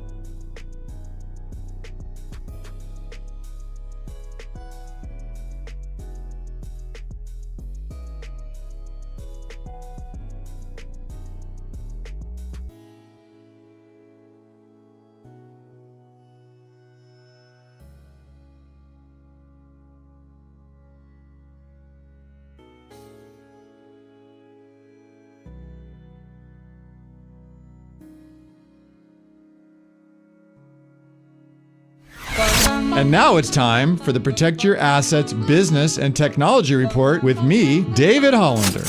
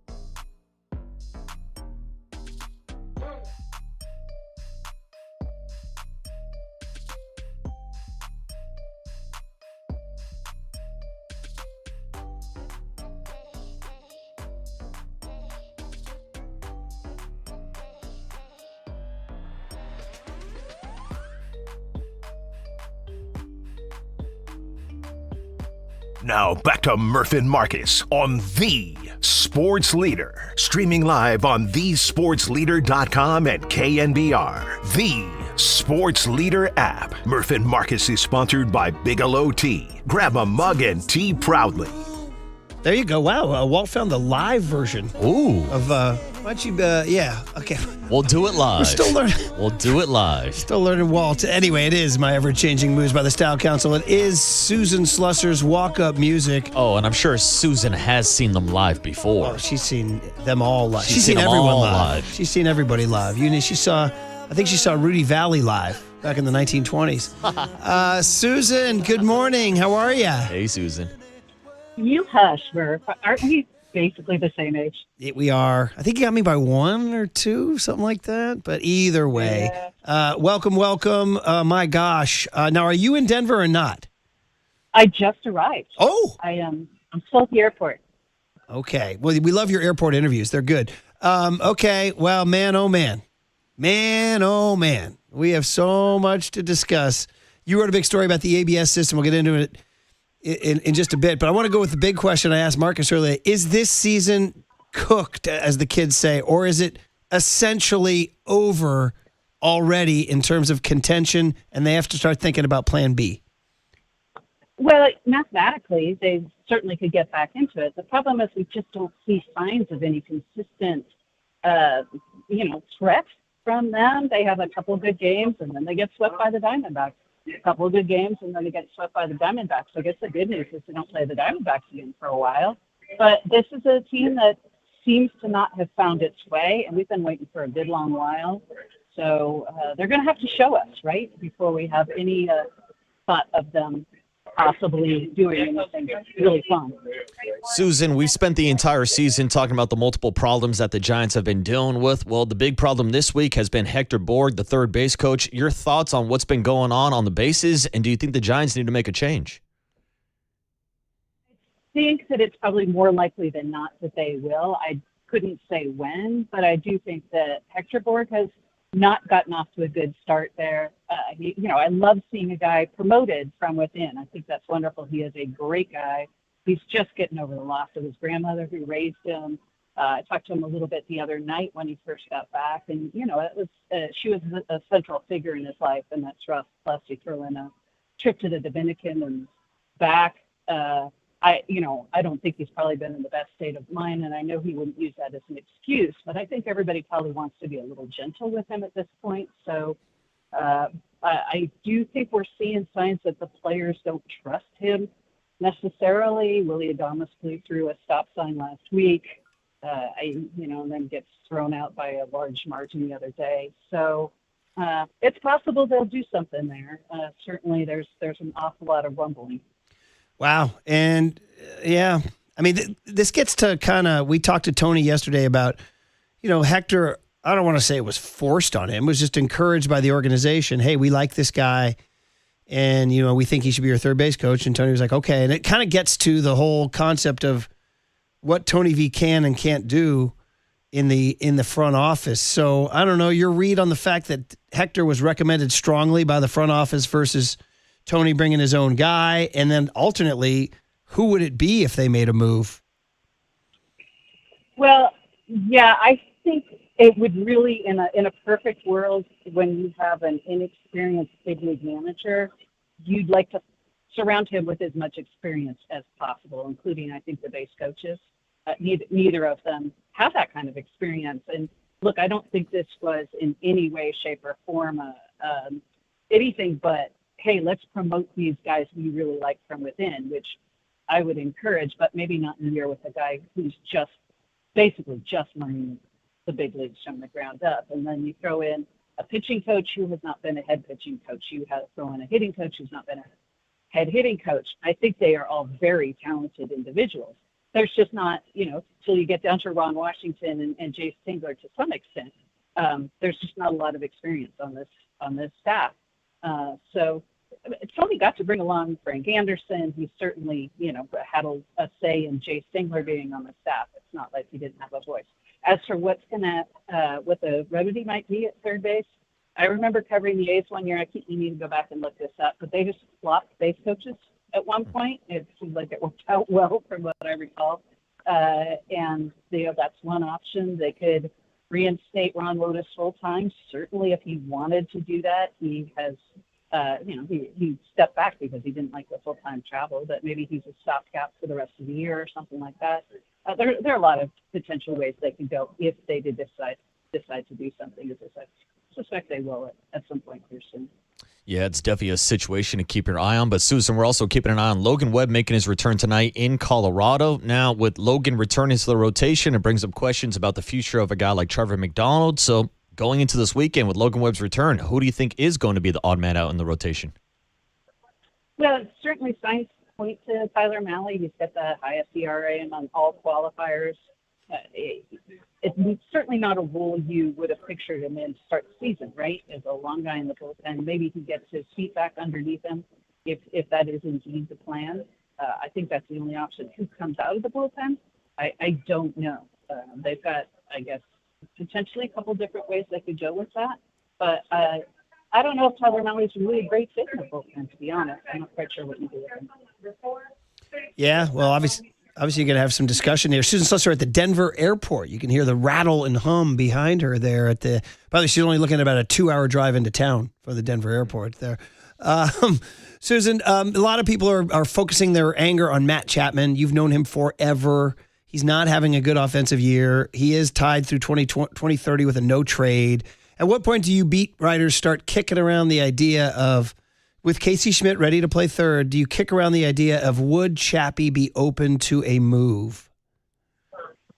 Well, I don't know if Casey is really necessarily the part of that equation. I suspect, if they're not in contention, they move or rise, and Casey Schmidt probably goes to second. There's no way of reading that, right? A guy with a no trade can do whatever he wants. Usually they invoke it. They sign it in a place for a reason. Wherever the potential is to go elsewhere has to be something that really meets what they're looking for. So I couldn't say. He's shown signs. The numbers in May are ticking up.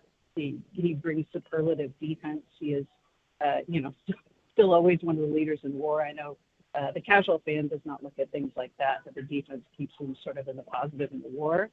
And you expect a bat like that to come around. Typically, power hitters are streaky. He just hasn't really shown any power yet. That's the one thing where you're like, yeah, if you want to be a gap hitter, you got to do that consistently then. And we're not seeing that yet. Yeah, I'm looking at his career baseball card right now on Baseball Reference. He's never had an OPS lower than 7. Well, he had 1 year of 716, but essentially it's always at least 770 or higher.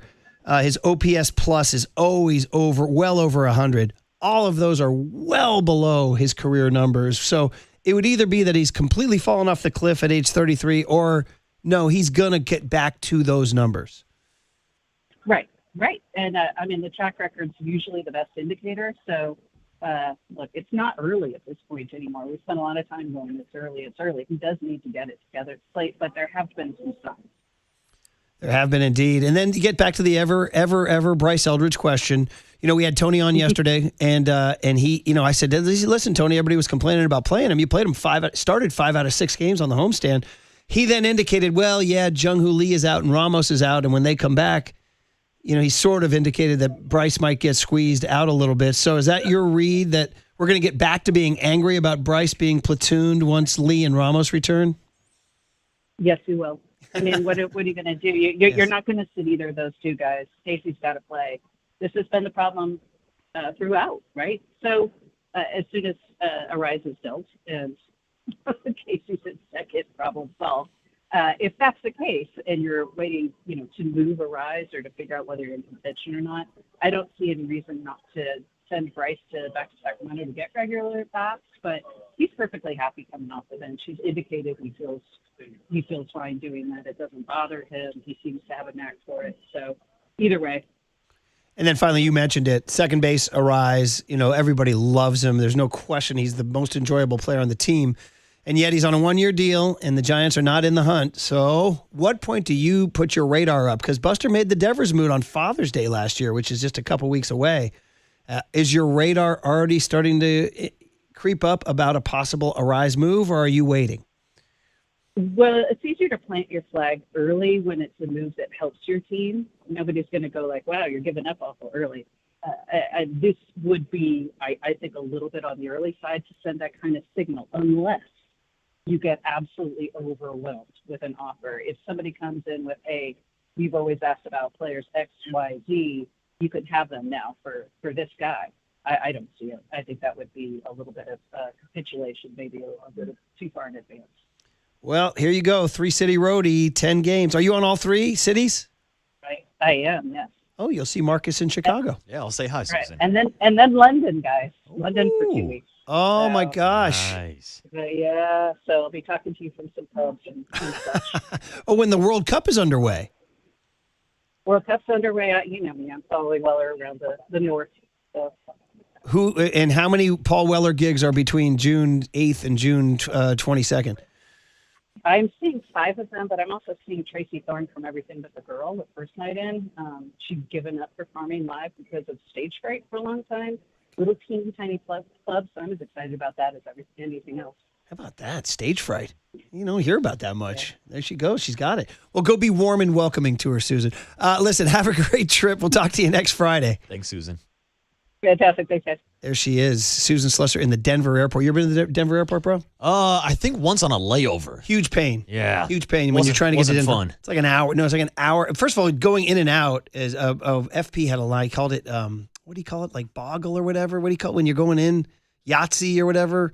Yahtzee? When you're going, he had a phrase for, because it's always turbulent. FP, what's your phrase for going in and out of Denver? You're always bopping around. Oh, I'm sure DC loves those flights. And then if you're trying to get into Denver, it's like a 45, 50-minute, it's a pain in the ass, man. They built the airport way too far. But other than that, good town. Yeah. Coors Field. I still have never seen a game there. Neither have I. I toured it in the off-season once. That's it. And did Copes ever get out there after putting that on like his top 5 bucket ballparks, list, yeah. his bucket list that he wanted to go During to? the pandemic. Yeah. I don't know. He's still got to get on Survivor first. Yeah, that's true. He had a little Survivor thread going yesterday. Tribe has spoken. Bonnie Bernstein, Emmy Award winner, has got a new show about women's sports, and Jessica Mendoza in the College World Series is featured. We're going to talk to her next on The Sports Leader. KNBR, the Sports Leader.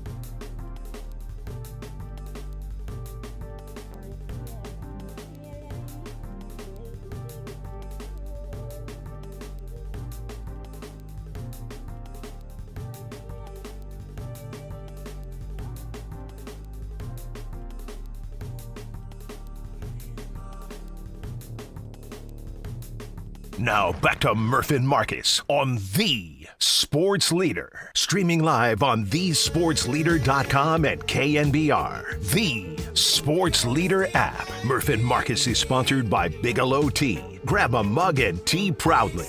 All right, we always like talking all kind of sports, including women's sports. Listen, we were talking Valkyries all morning long. Yeah, we did. Marcus was at the game last night, had a ball. And it came across our attention through our mutual friend Kate Scott that Bonnie Bernstein, the award-winning sportscaster, has a new show debuting tomorrow on ABC called The Champion's Edge. And we have her now to talk about it on the YouTube, on the Twitch, on the Twitter. Bonnie, it's great to have you on Murph and Marcus. Thanks for hopping on our video stream. Makes us look more professional. Yeah. How you doing, Bonnie? Hey, morning, Bonnie. Professional thing is a very subjective. Oh, you know your way on the camera, that's for sure. So, yeah. Good morning, guys. How are you? We're good. Hey, listen, before we get into your show, we have the Golden State Valkyries. They were just born last year. I don't know if you've been in the Bay Area for a game. Bonnie, it's nuts. The fans are going crazy. I've heard Valkyries have done an amazing job. And you know what I love? I think the new NWSL teams coming online have done a great job taking advantage of the runway they have, starting to build community, starting to do the ticket sales before anybody even to the court. And it makes such a huge difference because if you can get the community interested before you play a game, you're really teeing yourself up for success. And it's crazy. I very rarely get to the Bay Area for whatever reason, but I've heard amazing things about the Valkyries. It's awesome. So, hey, a little bit of the connection thing. Do you want to? You're dropping off, Bonnie. We're going to call you right back. Okay, it was chopping up there. This happens sometimes. We do this. We try take two in the. So much for what you were saying about being professional. That's on our end. Yeah, I know. That's on us. That's on us. I'm riffing. Well, sometimes these darn connect. Sometimes I marvel, like, it's 2026 and like you'd have a better phone connection in 1926. Yeah, you're not wrong. You call somebody and then. Of course, in 1926, the operators used to listen to your phone conversations. Did you know that? You think they're not listening anymore?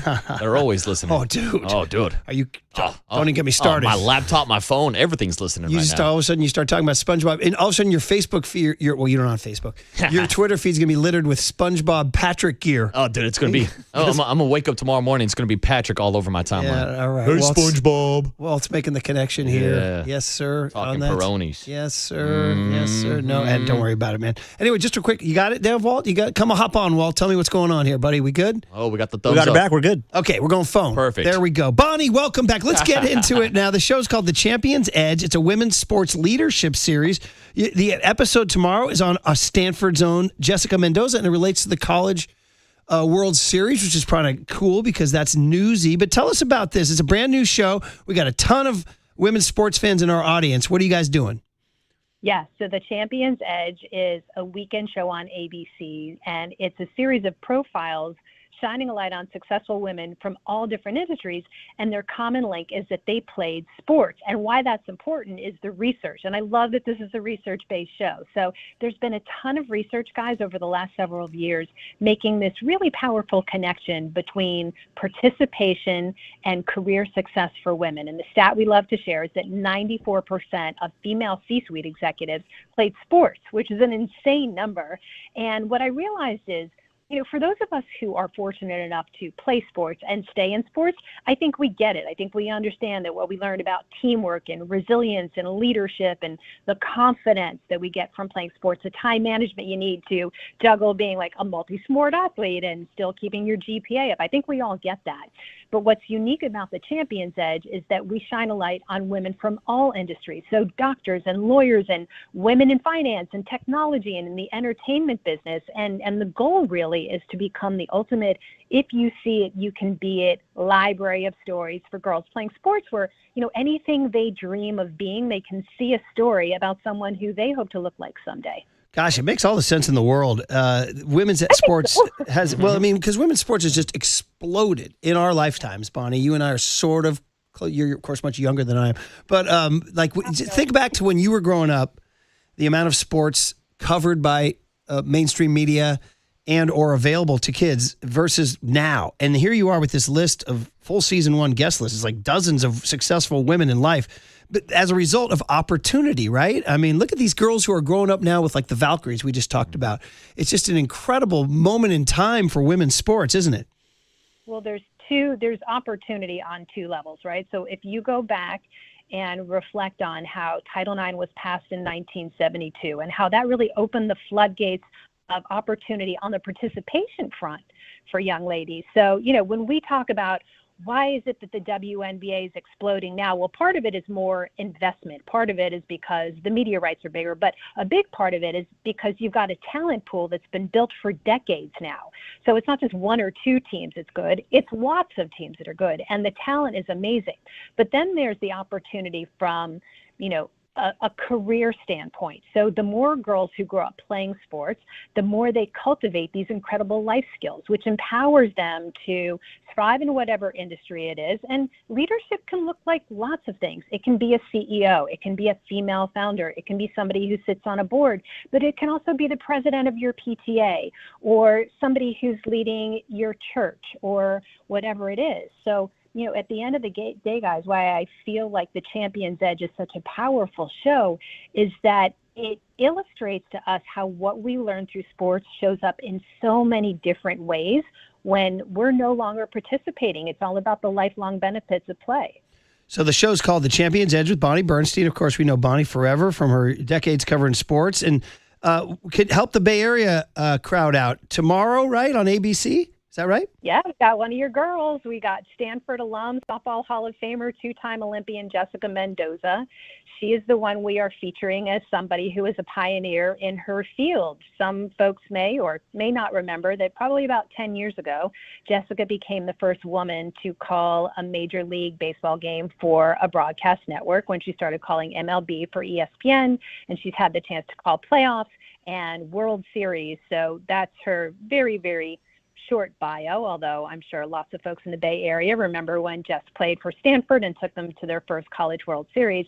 And what's cool about this particular episode, each one of our shows has a mentorship segment. And for this one, her mentee is Nigeri Kennedy, the Texas Tech pitching phenom, and they just won by run rule yesterday. They blew out Mississippi State 8-0, and so they're playing again on Saturday.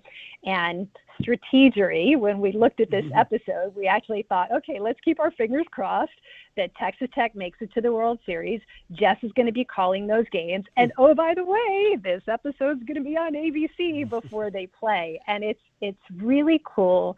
Nyjah, if you've seen interviews with her, she's pretty reserved. She's all about team. She threw a perfect game, and the first thing she said in the post-game interview is, I thank my teammates, which is all wonderful. But Jessica and I kind of, took her under our wings, and we're like, hey, if you're really interested in broadcasting, you got to have an opinion. You got to be vocal. And, the team thing is wonderful. But we challenged her after I finished my one-on-one with Jess. I'm like, okay, Nyjah, your turn. So we put her in the seat and she asked some questions. And if you have a chance to watch the episode, you'll see that she did a really nice job. Right. Yeah, she's the real deal, by the way. Do you know what she got to play at Texas? She got $1 million to go pitch at Texas Tech. $2 million deals. What's that? She got $2 million. That's right. So Nyjah started out at Stanford. Sorry, I might be rubbing some people the wrong way right now. She started out at Stanford, and Texas Tech gave her the huge NIL deals, and she took advantage. But yeah. So it's tomorrow. Is it 2:30, Bonnie, on our local ABC affiliate? Is that right? Yes, and in the event you have, and I'm sure KNBR has listeners from all over the country, we always say you got to check your local listings, check ABC, because the affiliates all do determine what time the show airs. So in most markets, it'll be on Saturday before the World Series games. But for you, it's at 2:30 on, what was it, 2:30 Sunday? What did I tell you, Murph? I think it was Saturday. Sunday? I think you said Saturday, right? Yeah. Yeah. Anyway, Bonnie, well, listen, it's called The Champion's Edge, and it's on our local ABC affiliate. People can Google it and check it out. And listen, like I said, we got tons of women's sports fans. I mean, the Valkyries literally are taking over the Bay Area right now. Bonnie, you might want to get out and do one of your episodes Valkyries related. I'm all about coming to the Bay Area. I actually have Condoleezza Rice is on my. Well, there you go. There you go. I want to get her. The last thing I'll say, guys, is this is programming that's also really important for parents to see, because girls are dropping out of sports at twice the rate of boys, and by their teens, and one of the biggest reasons is, interestingly, lack of parental engagement. So Jess might want to play softball, but if there's not a mom or dad who's taken her to practice and games, she's not going to play. And so what we hope through these stories is that we want to be able to connect the dots and help parents understand the lifelong benefits of play for their girls. So hopefully they'll encourage them to play, or if they're, girls are thinking about dropping out, like have these conversations. If you love it, let's stay and play and really take advantage of the lifelong benefits. Yeah, as you point out, it's a direct link between these young women who participate in sports and achieving in their post-sports lives. So it's pretty darn cool. Lots of good names on here. By the way, last one, I saw Kit Hoover on here. That's like, you're striking me in my generation now. I remember her on Road Rules. Remember? Nice. She played sports. Did she play at North Carolina? She was a cross-country athlete, and she was a 6-time state champion in Georgia. So the mile, 2 mile, just the races that crazy people run, because long distance, you meet marathoners and goalies there's a special gene in there that the rest of us don't have. But yeah, she's one of those. And if you saw her on Road Rules, that totally checks. It totally does. I saw that name because I see all these great names: Jessica Mendoza, Kathy Engelbert, the WNBA commissioner. We got all sorts of important people, doctors and neurosurgeons. And then I saw Kit Hoover. I'm like, I know Kit Hoover. So there you go. Yeah. Anyway. Also, we girl from the entertainment industry. Like I said, I'm on a mission to find an astronaut. There are 6 women in Congress, I think, who played college sports. Oh, sure. Yeah. So they're everywhere. And I'm just keeping my fingers crossed that we get multiple seasons. You'll have no shortage of candidates because there's just so many success stories. I live in a town in Marin County across the bridge. At our high school, the girls' sports programs are better and more successful than the boys' sports programs. Like they win more championships. Like there are awesome athletes. So we love them and support them. Yeah. I say this all the time. Some people want to make it a competition. It's not a competition. It's not about who's better or who's worse. And quite frankly, it's not about like women versus men when it comes to trying to gain equality in sports. We have to all do this together. And there are so many people women in our industry, and I'm one of them, who can say that every door that was open for me was opened by a man. And so I get really frustrated when people go on these rants like, oh, women, forget about that. No. We can't do anything without our male champions. And it really does take a village for progress when it comes to anything. And, of course, women's sports.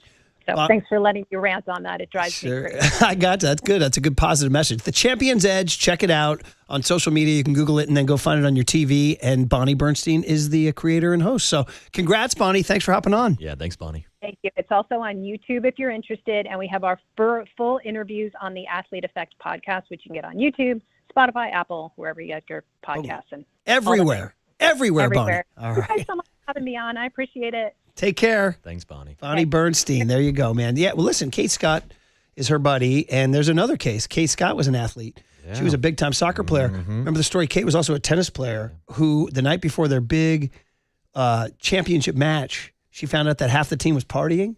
And Kate, the goody two-shoes, she'll tell this story. She drove to the party, kicked down the door, and started screaming, "Get your asses to bed. We got a match tomorrow." Now, that's a leader right there, Murph. See, I would have been one of the guys at the party. Oh, definitely, dude. Or I'll be one of the guys going out to go see Jim Gaffigan at the Masonic on Sunday, June 14th, because right now it's the cue to call. We will take one winner, caller number 10 at 415-896-KMBR, and you will win 2 tickets to see Jim Gaffigan at the Masonic on June 14th next month. Prize furnished by Live Nation. Find official rules at thesportsleader.com. 209 points out we didn't even mention USA women's hockey in the gold medal. How awesome they were. Mm-hmm. Right? Also, 559 is checking in on the Golden State Lumber and Showroom text line. When we were talking Texas Tech softball, have you seen the story going around with Jason Williams' daughter? Dude, I saw something on social media. Mia Williams. This is the former Sacramento King. White chocolate. White chocolate. Yeah, That his daughter is a star player, and there was some beef? There's beef because she played at Florida, where Jason Williams played at. She transferred, not sure if she got some NIL money at Texas Tech. They just played against each other, and they were throwing at her the entire game. Dude. And now Jason Williams has beef with Florida. Dude, I tell you what, I'm here for it. Yeah. Get your popcorn. Yeah, dude. All right, white chocolate. My Bruins lost to Alabama yesterday in women's softball, man. By the way, you think you can get in the circle? I mean, you think you can get in the box and hit No, dude, Jenny Finch would strike me out. Jenny Finch used to strike out Major League players. Yeah. Yeah. Jenny's a stud. The rise ball. Yeah, dude, yeah. They don't get Tommy John, do they, those softball pitchers? No, it's more natural to throw underhand than it is to throw overhand. Maybe the Giants should start throwing underhand. Yeah, exactly. Maybe they should. I mean, yeah. Anyway, there you go, guys. Hey, listen, a good way to end the show, given that we started talking Valks, as you say, V's up. V's up. I didn't know this. Fly them V's. I didn't know this. It's the flying V. Maybe that's what I learned today on the other side before we hand it over on a Friday on The Sports Leader. KNBR, the Sports Leader. Time for your Bay Area Chevy dealers traffic update.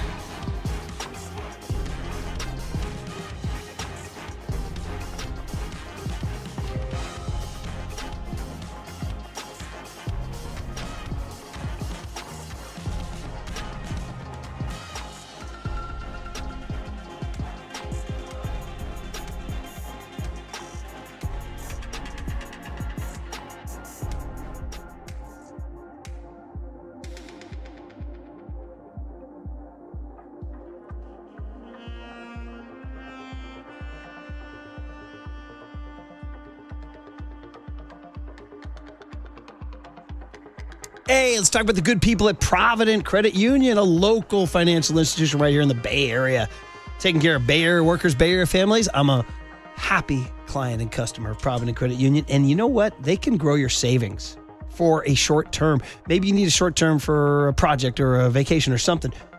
3 months, 6 months, or 12 months. We're talking about the Pick a Term Certificate. You invest a little bit of money in the 3 months, 6 months, or 12-month timeline, you get the money back, and you've earned up to 3.50% annual percentage yield while you're saving. It's that easy. It's flexible. It's easy. Pick a Term Certificates. It just makes sense. So you can learn more about Pick a Term Certificates at providentcu.org, or you can stop by a local community branch for some old-fashioned in-person love and step up your savings game. That raise effective May 5, 2026. Minimum balance of $10,000. Early withdrawal penalties may apply. Federally insured by the NCUA. Provident Credit Union. Discover the best in retail and business banking right here in your community. Limited time offer. Start saving today.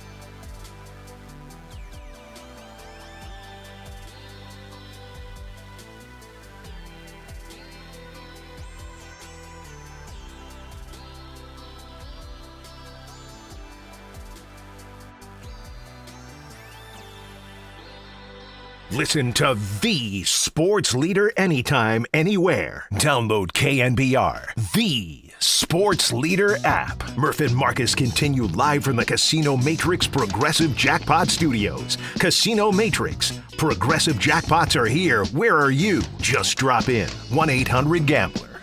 All right. Happy Friday, everybody. We started the day in a good mental mood. We're ending the day in a good mental mood. You know why? Because we're handing out freaking tickets to see the Smashing Pumpkins for free. Call Kyle Chung right now. The unsung Chung, Young Chunger. Call him up. Caller number 10, 415-896-KNBR. 415-896-KNBR. Caller number 10. 2 tickets to see the Smashing Pumpkins at SAP Center, November 8, 2026. The prize is furnished by Live Nation. You can find the official rules at thesportsleader.com. And the tickets are on sale. If you don't win them, you can buy them at livenation.com. We gave away those Gaffigan tickets, too, for that afternoon show, the early show. And then, of course, the Pumpkins doing their thing. Yeah, we opened the show in a good mood because there was no Giants baseball yesterday. Yeah, the Giants did not lose yesterday. So here's the question. We come back on Monday. Will Walt play his first win package? Oh, good question. I'm saying yes. I'm saying go beat up on a bad Rockies team. Now, the Giants have also been a bad baseball team, but you can't be hanging out in the cellar with the Colorado Rockies. Go win some damn ball games this weekend. My buddy Daryl checks in and said the Giants could leave Denver in last place. Is that right? Is that the way the standings are? I got to check it out right now. Yeah, you see the way my bank account's set up. The Giants are 2.5 up. They could get swept by the Rockies. Don't put that out there. Don't say that. Dude, the Rockies are 20-37. When are they ever going to turn it around? Dude, they made the series in 07. Remember that? Matt Holliday and that crew? Yeah, when they had like a week off and then got smacked by the Boston Red Sox. Yeah, that was brutal. I didn't like that, Colorado. That was brutal, man. I didn't like that. All right, well, listen. Hey, it's 9:55. We just played the Toys, smoked 2 joints to finish up a good Reggae Friday. We're heading to the weekend. When we come back, it'll be June 1st. Still no Curly. By the way, Curly was checking in from France to Walt. And Walt, I said, what did you say to Curly? And he said, I told him to go eat a baguette. I was like, yo, dude, that sounded vaguely like, like you were dissing him. You know what I mean? You know what I mean? Mm-hmm. You know what I mean? Yeah, I got you. All right. So I want to make sure we got that out. I understand. there. We're all dissing him. Yeah. You better watch out before Big Chungus takes his job. Now, Curly was very close with young Tony. Do you think he got pangs when he saw Tony on KPIX? 100%. Yeah. I'm sure Curly had a tear in his eye. Yeah. As we all did. He was thrilled, though, that young Tony was talking about how he's going to have to change his wardrobe. He said, welcome to the life of wearing slacks. Because people don't know this. John Curly wears slacks every day. Dude, even when he's in Hawaii, he's in slacks. Yeah, and loafers. Yeah. It's unbelievable, man. And so, I don't know. But when you go drinking with him, he's wearing blue jeans. I was going to say, dude, on St. Patrick's Day, he'll break out the blue jeans and just a plain green T-shirt. He looks like a completely different guy. If he comes out in the blue jeans, you know it's on. Oh, dude. It's on. You know if the blue jeans are out, the mountains are blue, and he's about to drink some Coors Lights. All right. Well, let's do what we learned today, because I think it's either one of us or both of us. Go ahead, Walt. It's all yours, buddy. Inquiring minds want to know, what did OG Murph learn today? Yeah, buddy. I learned about... The ladies want to know. Sorry. 20 minutes and a ham sandwich. Can I get an amen? Amen. What did Waterboy learn today? Yo, what's going on, man? Is this Murph? Well, we could have done Young Tony. Yeah. What we learned about him in the KPIX. There you go, buddy. We all learned young Tony is a TV superstar. But we also learned the other thing, and it's all sponsored by Bigelow Tea. Grab a mug and tea proudly, about Caitlin freaking Clark. Now, this is the woman who killed off the top 6. I joke. It was Kevin Graham, our program director, who killed off the top 6 because I started including the rise of Caitlin Clark in the top 6 when she was an Iowa Hawkeye. And he called a meeting. He's like, yeah, I think we're done with the top 6. I was like, why? I love the top 6. He goes, yeah, you're talking about some college basketball player in Iowa named Caitlin Clark. And I was like, you're missing the Caitlin Clark phenomenon. Man, oh, man. And he's like, the top 6 is done. And oh, my. What did history say? Caitlin Clark in the top 6 won. Mm-hmm. All right. And here we were today opening the show talking about Caitlin Clark being handed an L by the V's, the Valkyries, last night. But the reason we learned something is that we learned that she's our pal. When she went to the Giants game on Wednesday afternoon, it wasn't just something to kill time. She's one of us. She loves our ballpark. This is Caitlin Clark before the game Thursday night at Chase Center doing media. Curious what your time was like at Oracle Park the other day. Well, Oracle's on my bucket list, so we got here 2 days early, so I was like, I got to try to go. And then we had early practice, so I was a couple innings late, but I got over there. And honestly, I was in like the second row, and I'm not going to complain about being in the second row, but it might be one of those ballparks where the nosebleeds might be better than, behind home plate. But obviously 65 and sunny right on the bay and a baseball game in the middle of May, like that's not too bad. So definitely up there. I mean, I obviously love Wrigley Field, but Oracle's maybe a close second. I don't know. They can still outduel each other, but it was fun. Cool park. Damn. Tell me more, Caitlin. Tell us Great more about how great we are. knowledge, Caitlin. How much she loves our weather, our park, our vibe, all that good stuff. Yeah, and she's right. Those seats next to Larry Bear are nice, but there's not a bad seat in that ballpark. Go up to club level, go up to the third deck, and you get a beautiful view of the bay. Have you view leveled much? Oh, not as recently. You're a freaking 1%. Yeah, I'm a bro. 1%er. Yeah. I'm usually in the club level. But still, that's one of my favorite spots to get a view of the bay and a view of the cove. You might want to go up there and do your thing. You know what I mean? Relax. Oh, I got you. I've sat all over the park. I remember once we did a giveaway in 06 and sat way up in the view level up there. The bleachers are great too. I love them all. I don't think there's truly a bad seat. Well, if you're looking for an insight on where to sit at a Giants game, my guy Walter Cobblesetto behind the scenes, rounding third and king, is doing a whole series right now, like breaking down every section of where the best spot is to sit at Oracle Park. Really, Walt? What's the ultimate answer? I like the upper deck, but the view box is my View preference. box, dude. Yeah. Down the right field line. Don't sleep on the upper deck box. I used to do it at Candlestick. I was at the upper deck box at Candlestick when Will Clark hit the single off of Mitch Williams. Nice. Yeah, and then took off running. All right, so we've ended on a good vibe. Caitlin Clark, we love you. Great vibes. And hold that L. And you have a great Greek festival. Opa! Oh, man, I don't have to hear that anymore. I'll see you all down in San Jose. And then your Yankees. Then I'm going to Sacramento to go see the Yankees. A jam-packed weekend for your boy. Walt, go love up that kid. And Chunger, is he back Monday or is it Violante? Do we know? Oh, I hope he's back. He's back Monday. Yeah, I'm a he's Kyle there. Chung guy. All right, good stuff, man. Everybody have a great weekend, and watch your mentals with the Giants. All right, Papa and Silver is next. I believe it's JD. I think, in for so. Cranky Krug is in it. Cranky Krug. Yeah. Oh boy, anything can happen. And I'm doing a show with him a week from today. You're listening to KBR AM and KBR FM San Francisco, the sports leader, a Cumulus Media station. Madokwa. M-A-D-O-Q-U-A. Rishi Arias. R-E-T-I-A-R-I-U-S. Belintawak. B-L-I-N-T-A-W-A-K. Hey, Gianna. Oh, look at all those beautiful pierogies. I love the smell of bacon. Who's coming up fast? That's the end of the game. 4 hours, 3 faces, 2 Gregs, and 1 place to be. Excellent. Greg Papa. Touchdown! San Francisco! And Greg Silver. Let me tell you something. There is no such thing as being calm. I am fired up to be here. This is Papa and Silver.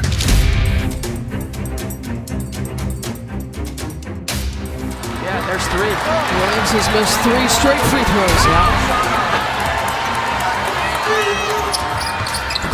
Makes it a 2-point game. Williams ties her season high with 19. Here comes Mitchell. Shot clock's not on play. 11 seconds on the game clock. Clark has it. Trailing by 2 to Boston at the post. Boston trying to spin out of that double team. Can't get it. The ball's loose. Time is ticking. To see if you can get somebody going to the ball. 0.6 Cunningham. Here's the tie. Boston couldn't get it. Gotta look at it. But the Valkyries survive. And the pitch. Swing, and there's a high fly ball into right center, going back into his left. Barossa, now he's being called off by the right fielder, Carroll, but now Carroll gives way, and Barossa steps back in and makes the catch. And the D-backs have made it 6 wins in a row over the Giants. Yeah, with the 1 out, it was obviously clearly aggressive as opposed to hanging out. And you probably end up with first and third there, watching, out of the corner of my eye. I think the reason Luis was able to take second is we take the runner, but, first and third 1 out with Casey up, or, take a crack at it, and obviously went on the aggressive side.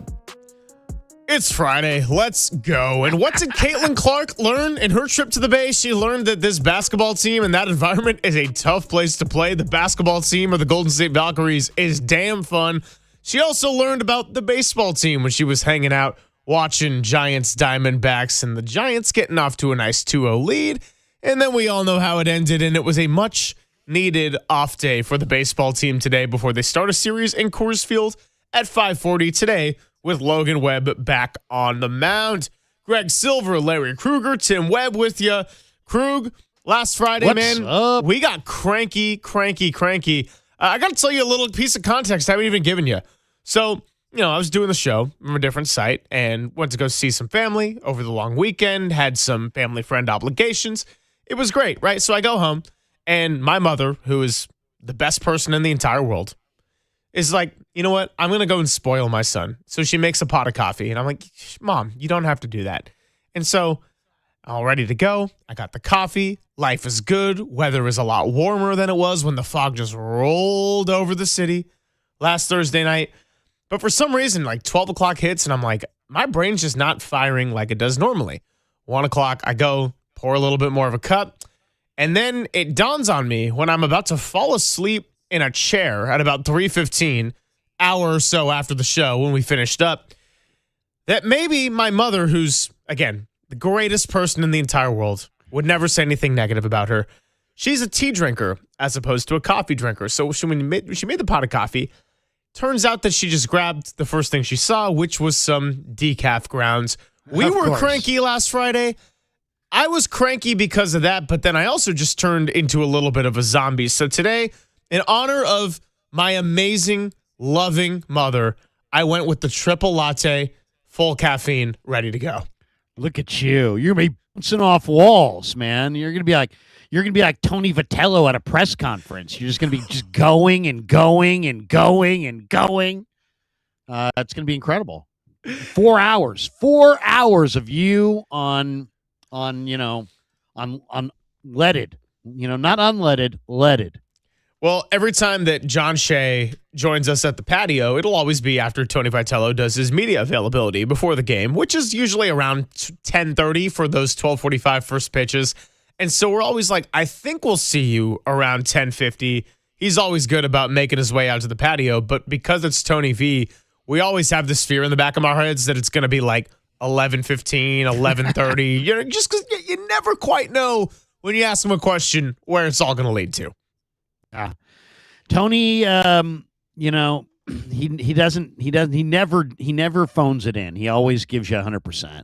So that I guess I can appreciate, and we should actually celebrate the verbose as opposed, because what would we rather have him just be like, one word answers, and you know what I mean? It's like we want him to be expansive with his answers, but sometimes he's a little too expansive. Sometimes you're just like, I almost feel for him. I'm like, Tony, just a no comment, or Boach used to sidestep all kinds of questions. It's okay.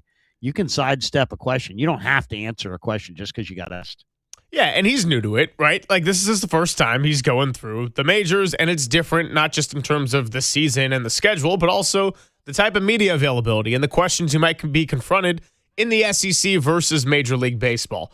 All that being said, we had the executive show yesterday. Tony Vitello, it was his turn in the rotation, and JD and I went through a lot of it, played some of the different sound cuts, and I will say this as a disclaimer. Tony Vitello, the best thing he has done so far in terms of dealing with the media, I don't care how long or short the answers are, he hasn't come off as phony. That goes a long way. We also know what that looks like here in the Bay. But as far as the big takeaways from the interview, I feel like I didn't get a lot of substance when what's the theme of the first couple of months of this Giants season, Krug? It's people wanting answers, people wanting a sense of direction. It's been our job to come on and start to work through some of those potential paths. But as this thing has continued to slide from 5 under to 8 under to 10 under, now to 12 under, it feels like the options and in terms of like the shakeups you can do and the amount of little buttons you can push, they're sort of running out of those. We're looking at a larger restructure and maybe embracing a plan of trying to do somewhat of a rebuild, which is also easier said than done because of all the money you have handed out to Devers, Chapman, and Adames, who are not easily movable. I mean, the bottom line is, if you look at their game logs or their, just the schedule, when they score runs, they win. When they don't score runs, they don't. They scored 2. They lost 3-2. They scored 2. They lost 8-2, 6-2, whatever it was the first game. The one game, they had a chance to win. They scored 5, but they gave up 7. But I mean, they're scoring 2 and 3 runs a lot. And if you go back and look at those Arizona games, they scored 3, 3, and 2 in the 3 games in Arizona and got swept. So it doesn't look like the Giants can beat Arizona in a 9-inning game. I mean, it just doesn't look like it. It looks like any level the Giants get to offensively, if Arizona's got a couple innings to shoot at it, they're going to figure it out. I mean, Arizona really is impressive the way they get runners in. They're playing good baseball. I mean, they really are. Fundamental good baseball, and they just seem like they're a way better team than the Giants. So they got they should have tons of confidence against the Giants. Giants look totally outmanned against them. I mean, it's like a different class of team altogether. It's hard to picture them beating Arizona once. I hope they can get it going against Colorado this weekend. Well, they're going to have to, right? With this daunting 10-game road trip coming up between Colorado and Coors Field, funky elements always get in the way. Then you got 4 against Milwaukee, not even facing Jacob Mizorowski, as we noted yesterday, but still, gosh. And then you got 3 against Chicago, who finally snapped their massive losing skid, but still, talk about a tough road trip. I mean, the NL Central is actually where the Giants did fairly well last year. They kind of overachieved in that regard, whereas in their own division, it was a lot of bad. So look, we got the next 4 hours with you. We got so much to get into. Yes, of course, we are going to talk about the San Francisco Giants being 12 games 500. We are also going to talk about a little Game 7 happening at some point over the weekend. Tomorrow night, Spurs Thunder. Is flopping too much of an issue in the NBA? World Cup's right around the corner, so you know it's the season of flopping. And then J.J. McCarthy, also not the best media trained, but we got the 49ers OTAs as well. Matt Mayoko will come by the show. Andy Baggerly, as always. And before any of that, at 10:50, we'll talk to our good friend Dieter Kurtenbach. It's Papa and Silver with Larry Krueger, and looking a little foggy in Daly City, but I think, Tim, right? We're all sunshine today on a Friday? Oh, baby, let's go. Freaky and Greeky. Freaky and Greeky. Dirty work at the Greek Festival a little bit later on. It is Papa and Silver with Krug on the Sports Leader.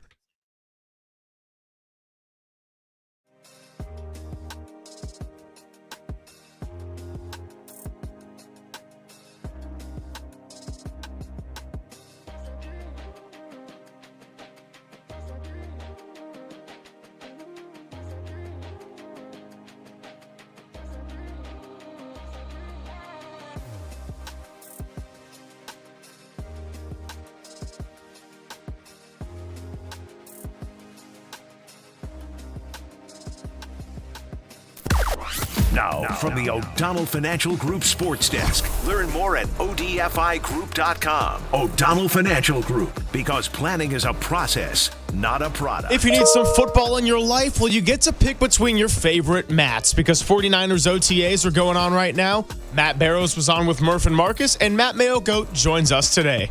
Both of those interviews will be available on thesportsleader.com or wherever you get your podcasts from the station.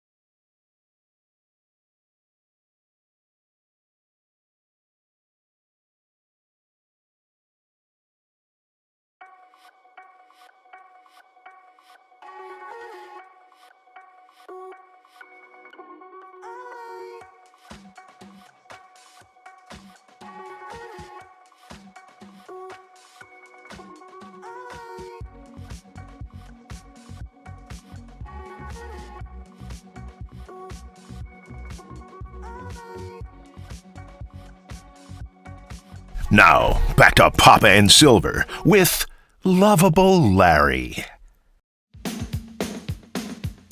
Oh, that's right.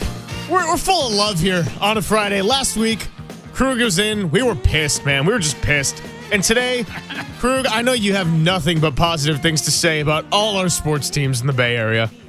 Oh, of course. I mean, go Valks. Is that it? Valks? Go Valkyries, man. Valkyries? Dude, I'm telling you for real, though, best show in town. Like, they have 28 for 28 on sellouts, and if there was an empty seat in that arena, you could have had me fooled, dude. Best show in the city right now. It's awesome.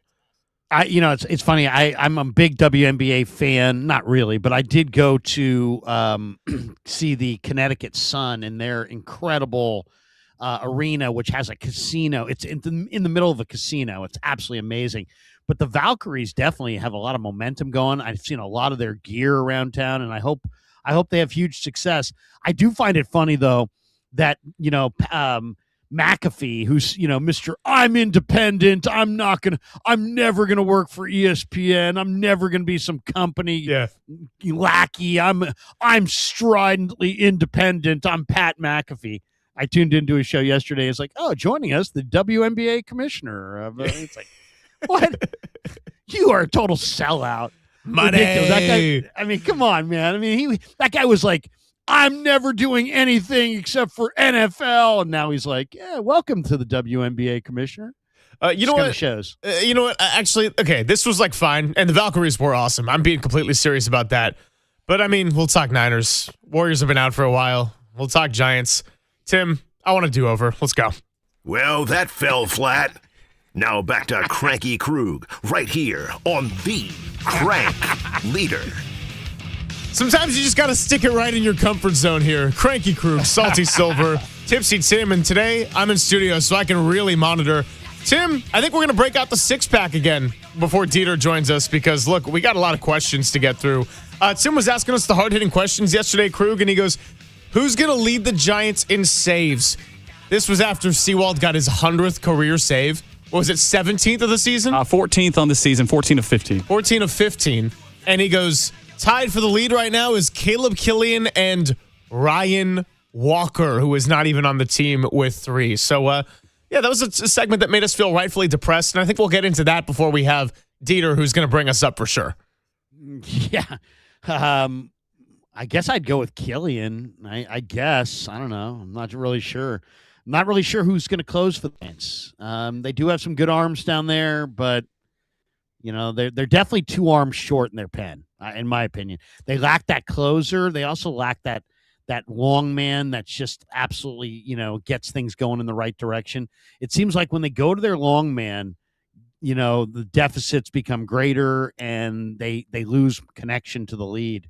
So if they could find like a first guy out of the pen that was going to be really effective consistently and a 9th inning guy that they trusted and believed in, I think the rest of the arms down there could kind of slot correctly. But right now they're kind of incorrectly slotted, and it has kind of a helter-skelter feel on a daily basis.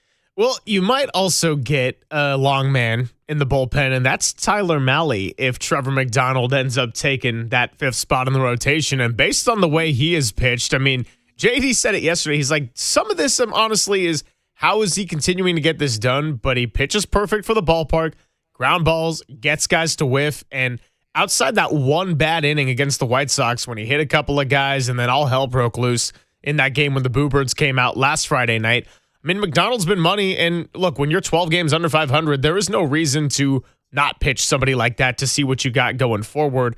209 on the Golden State Lumber and Showroom text line as we welcome in everybody out there at 808 KNBR. Also talks about this road trip and says, look, the math gets real. Say they sweep the Rockies, split the Brewers, win the Cubs series, and then make sure to add all unlikely. That still puts you 8 games below 500. They've dug themselves such a deep hole right now where they're going to have to get hot in a way that we haven't seen to this point to even get into a conversation where maybe something magical could happen. And it's not just that they found a way to lose a lot of games. You look at just like a lot of the stats and the analytics. In some ways, I'm thinking, how are they not more than 12 games under 500 just based on the product and the eye test that we get on a given day? I mean, they don't score enough.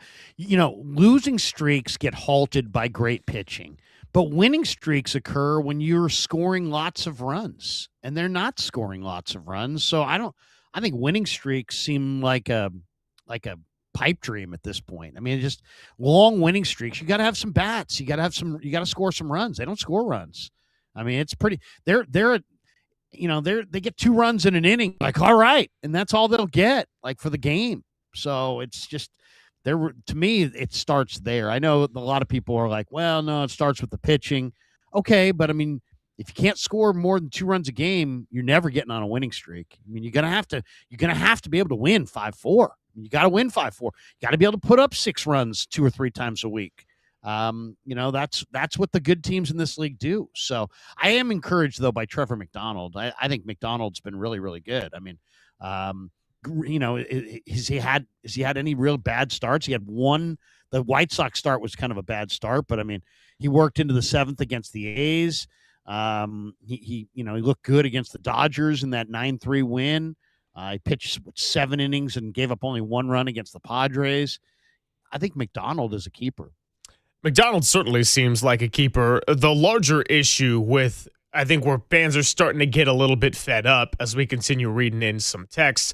408 says they have arm talent, but Krug is right. They definitely lack a closer, and above all else, they lack anything that could be considered moxie. Where's that blank you mentality that Eric Miller brought to the table so long ago in Cincinnati? Where did that fight go? Where did the attitude go? Where is the soul of this team? I've been throwing out a lot of stats and numbers this week. I shared them with JD yesterday. Effectively, here's the deal with the Giants, and you've probably heard a lot of these too. When they're trailing at the end of 6 innings, they're 0-26. When they're trailing at the end of 8 innings, they are... Oh, wait, I got to jot that one down. 26, trailing after 6. Is that right? Yeah, trailing at the end of 6, they are 0-26. Wow. Trailing at the end of 8, they are 0-29. When this team does not hit a home run, so you talk about they can't score, well, they are also wildly dependent on the long ball. 3-22. When they commit an error, 5-18. The number of walk-offs they have this year is 1 versus the amount of times they've been walked off, I believe, is 4. And the number of series they have been swept is 5. The number of times they have swept a series is 0, which makes them the only team in Major League Baseball in that category. Gosh. Well, it's funny. I kind of think they're underachieving based on their talent. I think there's more talent there than they've. I don't think they're playing like I won't give Tony the pass. Oh, they're playing to their talent level. I don't think they are. I think they're playing beneath their talent level. One of the things I think we should take note of, what was the biggest aberration in the history of Giants baseball? If you say what year did the Giants was their production completely shocking? 2021. 2021. What did they have going in 2021? Farhan put together a team that year where if you went back and looked at it, I mean, I'd have to go study it exactly and count, but I believe like 21 of the 25 or 26 guys on the roster, I forget if it was a 25 or 26 man roster at that point, but like 21 of the guys on the roster had the carrot dangling for them as far as their future. They had no guarantees. They weren't signed up long-term. They didn't have a bunch of long-term guys. Basically the entire team was playing for a new contract. And look at the Giants this year. They've paid Adames. How's he doing? Not good. They've paid Chapman. How's he doing? Not good. They've paid Jung-Hoo Lee. How's he doing? Not good. They've paid Bader. How's he doing? A little bit better lately, but basically not good. Devers, they paid him. How's he doing? Well, better lately, but basically not good. The only guy that they basically have in their lineup that has getting money, that is playing his ass off, is Arise. It's like maybe all these guaranteed contracts just almost guarantees that you're not going to be any good. Maybe ball players need that carrot dangled. Maybe they need to have the motivation of you're in a walk year, you're in a contract year, you're playing for your next contract. I don't know, but that Farhan 21 team overachieved more than any team I've ever seen, and they had tons, like 85-90% of their lineup or their key guys were playing for a contract or didn't have the future guaranteed, and maybe that's the route to go. Maybe Buster's doing it wrong with these long-term guaranteed deals. Maybe that just guarantees that you get a bunch of guys that don't really care. Well, and the irony is, I'll own up to this myself, too. I was part of that group that wanted roster continuity, that wanted to know who you were going to see when you showed up to the ballpark, and wanted the leadership of everyday players that were excited to be in the lineup. But the problem is, you talk about the one guy who's above that $10 million threshold that's performing as such, being Luis Ariz.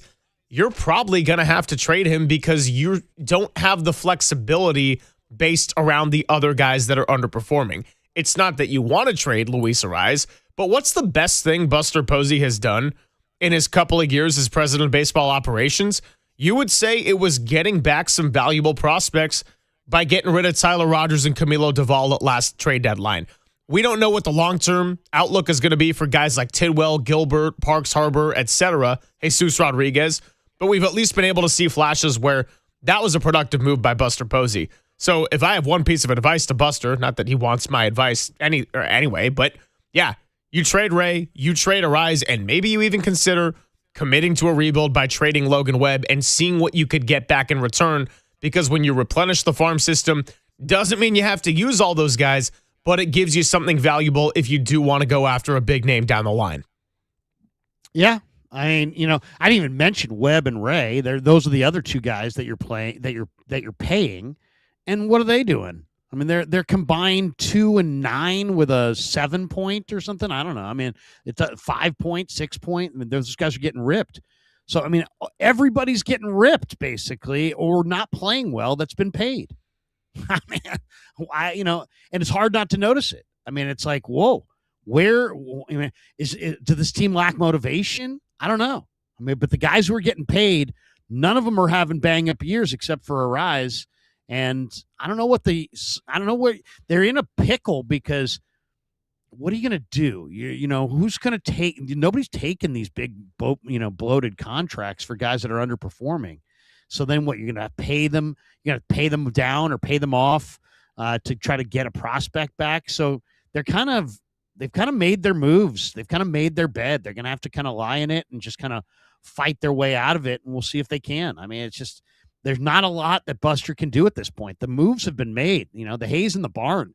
It's now really about the guys have got to play. And right now, the guys who are making money aren't playing well. 808 KNBR 415-808-5627. Let's open up the phone lines and talk to Pat, who's right here in San Francisco, wants to weigh in on the Giants and their young farm talent. Tim, we got Pat. We might have even lost Tim. Tim's already on beer number 2 right now. It's okay. I know he's going to the kitchen.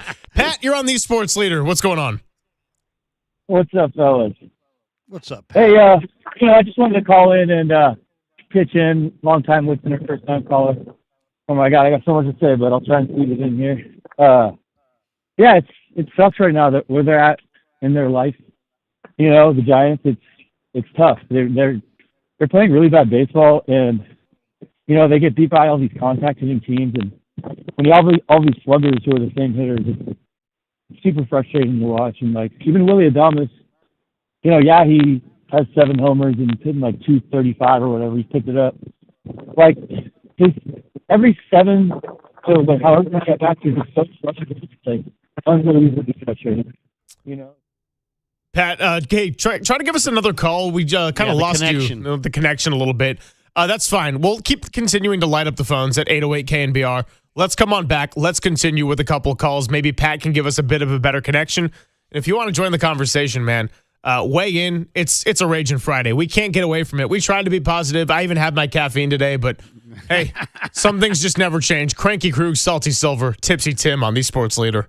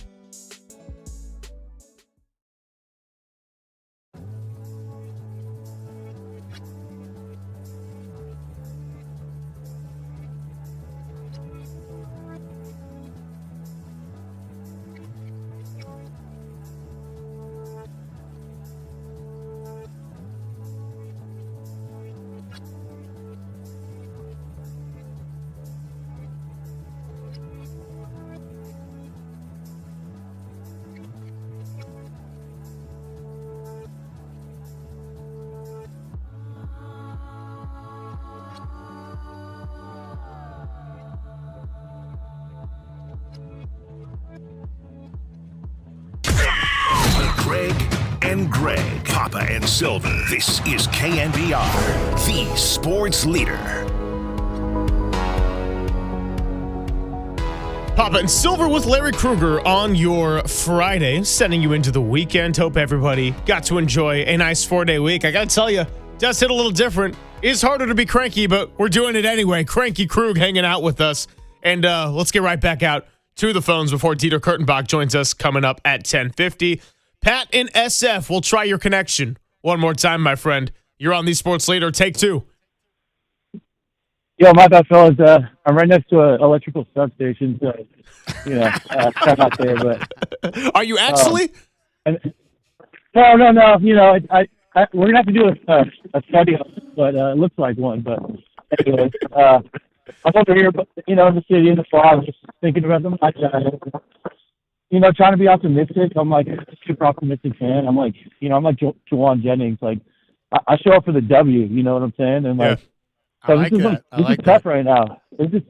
But it's kind of crazy because we squeezed those 3 championships out and like lived off those for so long, and I get it, but now they're like in the spot where they did they forget about developing and all this stuff? But I'm optimistic about the farm. I really actually think this next crop of players is going to be like sick. They look like fourth contact hitters, switch hitters like Josuar and Johnny Level and. I was so stoked when they signed Josuar and Luis Hernandez. Like, it's so. I mean, like, are you kidding me? Number 1 international prospects back-to-back years. Like, that fired me up. But right now it sucks. Try not to think about those championships still. But like, you wish you were like the Brewers, good every year. But like, I don't know. It's just. And one more thing, like, my wife, she's from another country, and I introduced her to the Giants. And I'll wrap it up here. And anyways, so now she's like on board with it, and she's like, "So why did they get rid of Bob Melvin? Like, and you got this, And I literally was like, I have no like I was fired up for Tony Vitello, but I was down for Bob to move on, and now she's like, well, they were better with him, and I'm just sitting there like, I don't even know what to say. It's like. But, I mean, here we are. Hey, Pat, we're going to keep it moving, all right? We got a couple more to get to, but appreciate the call at 808 KNBR. Yeah, Krug, look, it is a different version of the same, but it's also worse. And fans are tired of it because we're not just having the conversation about, should they go into a rebuild mode because they're destined for 500 or a little bit sub 500 again. No, they're on a 65, 66 win pace right now. Like, that's about a rebuild record as it is. Yeah, I mean, and they've got guys coming, right? I agree with Krug, who said that, Eldridge shouldn't go down right now because Eldridge is putting together the best at bats. Eldridge actually knows the strike zone, and, he waits and waits and waits. He knows the zone. I mean, Eldridge reminds me a little bit of a left-handed Jack Clark. Jack Clark knew the freaking strike zone, and this guy does too. And even though he's got a big zone, he knows it. And he's got a real good feel for the strike zone for a young guy. So to me, that's really encouraging. And his knowledge of the strike zone, and then you mix in his power potential, he's having some pretty good ABs.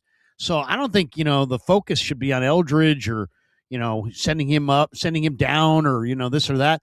But then they got Gonzalez, they got Hernandez, they got Johnny Levels having an absolutely just tearing the cover off the ball in San Jose. Gavin Keelan's coming, Dakota Jordan. They got guys. It's not like the cupboard's bare. They may not have a lot of arms, but they got some position player guys percolating through that system that are going to be up here in the next few years.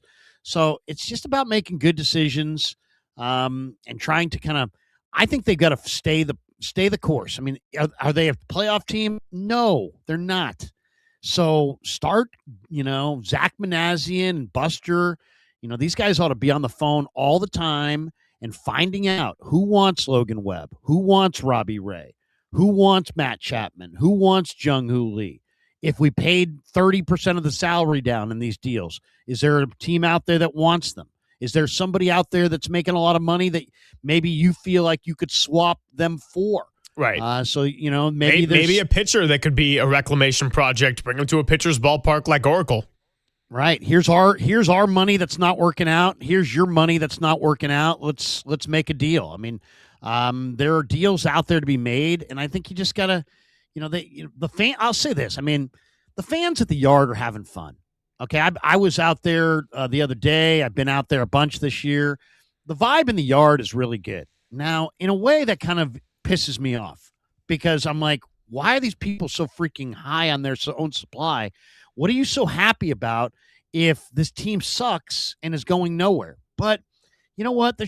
Baseball's different than other sports. It's about getting outside. It's about enjoying, the afternoon. It's not like the NFL where it's like if you lose, everybody's mad. It's like people are still, happy as clams over there. All I would say is I hope that the owners over there don't look at that and take the whole thing for granted and say, we don't need to do anything because we got a packed house full of happy Giants fans. They're happy, but they're happy because of other reasons. It's not because of the baseball. And I'd like to see the baseball get back. When can they compete with LA? When can they run with San Diego? When can they compete, with Arizona? I mean, they got the money, they've got the tradition. It's an iconic franchise. I mean, let's get it done. And if this isn't the right group of players and coaches, then make changes. But it's just too expensive. There's just too for the entertainment to be bad. It's got to be better entertainment. But the people that are there seem happy. So I don't know what to say about that, really. I mean, and also when we talk about the prospects, the reality is, like, the prospects who might ultimately define this Posey and Manassian regime, they're not coming to solve the problem in 2026, and maybe for some of them, not even 2027.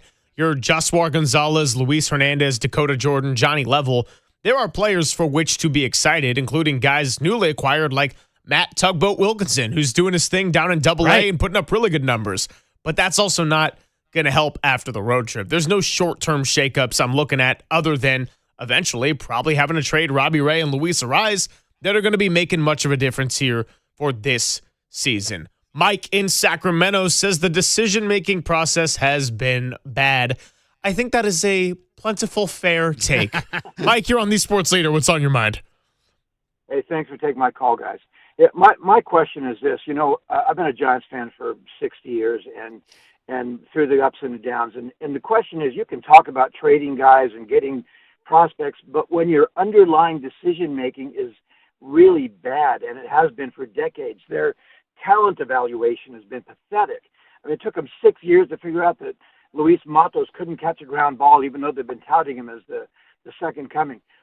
What confidence do you have? I wouldn't be opposed to a rebuild if I knew that the guys that were making the decisions to get new players knew what they were doing. But when you keep making these extraordinarily bad deals and you're stuck with them, and now you're talking about getting rid of the one guy who can actually hit 300 for the first time in who knows how long, they can't build around him because he's on an expiring contract. But instead, you're stuck with these high-priced guys who are not better than their baseball card. They talk about all of the metrics, but apparently they didn't look at the back of the baseball card when they made the decision. They just got names. And now we're stuck with these names, who I was all for a lot of them. But instead of having Schmidt at third base where he belongs, they're force-feeding him into other positions and keeping a rise and having Brett and having the building of a really good infield and some strength. They're talking about now getting rid of guys, taking losses. That's all well and good. But who's making the decisions to bring in other talent? And if it's the same as you've been making those decisions, what good is it? That's a completely fair question, Mike, and we appreciate the call. And look, I would also bring it back to that's why fans were excited about Buster Posey taking on the role of PBO in the first place, because it doesn't mean it was going to lead to a championship or 3 championships like it did when Buster was a player. But certainly you thought, Krug, that Buster Posey is someone who knew the value of a bullpen. He knew the value of a great pitching staff, a catcher who could provide some offense. Like Buster Posey at least had the understanding of what it looked like. And you talked about 2021. Well, both under Kapler and Bochy, 2 incredibly different managers, he saw different degrees of success, although Kapler more so in the regular season with 107 wins. So it is a little bit mind-boggling to me that Buster Posey, who at least has the understanding of how important a bullpen is, a pitching staff, everything I just listed out, kind of went into the season where, yeah, there were probably some financial restrictions, even though he denied that a couple of weeks ago on the executive show. But still, the construction of the roster and then bringing in a manager that probably wasn't suited for this unintentional 2 timelines thing, that's the part that made no sense to me. All that being said, and to bring it back to Mike's question, the best thing Buster Posey has done in his time as PBO is go and get some young players at the trade deadline, getting off of Rogers, Duvall, Yaz at the deadline last year. So with that in mind, I'm willing to be open-minded about the type of haul he could get back for somebody like Arise or Ray, or if they decided to move on from the identity of their team and their somewhat local guy, Logan Webb, that would probably bring you back a haul too. Well, yeah, I mean, it's possible. I mean, the thing about it, it's like Buster has no experience doing this, and neither does Tony. And Tony's never managed in the bigs.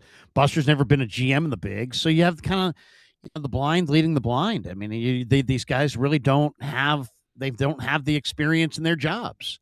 So it's hard to demand Buster to be a great GM when he's never been a GM, and it's hard to say Tony's not a great major league manager. He's never been a major league manager. And I don't know, to have rookies in both.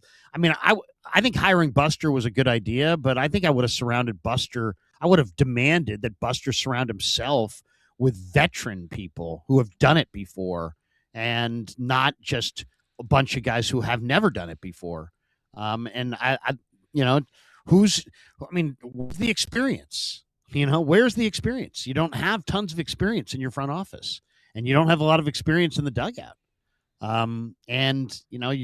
You've got a guy in the third base coaching box, doesn't have a lot of experience. I know he's had a rough couple weeks here, but on the field, off the field, I don't want to bury Hector Borg, but Murph had Manassian on the morning show a couple weeks ago, and he was basically, the question was like, Hector Borg, when's it going to end? When's this experiment going to end?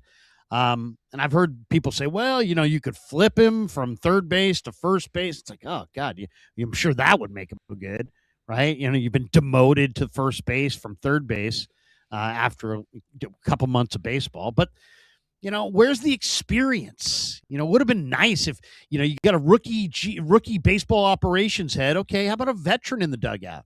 Or if you got if you've got experience in the dugout, how about a veteran? Then maybe you go with if you got experience in the dugout, maybe you got a young guy in the front office. You got a young guy in the dugout. Maybe you got some experience in the front. Instead, they're young in both spots.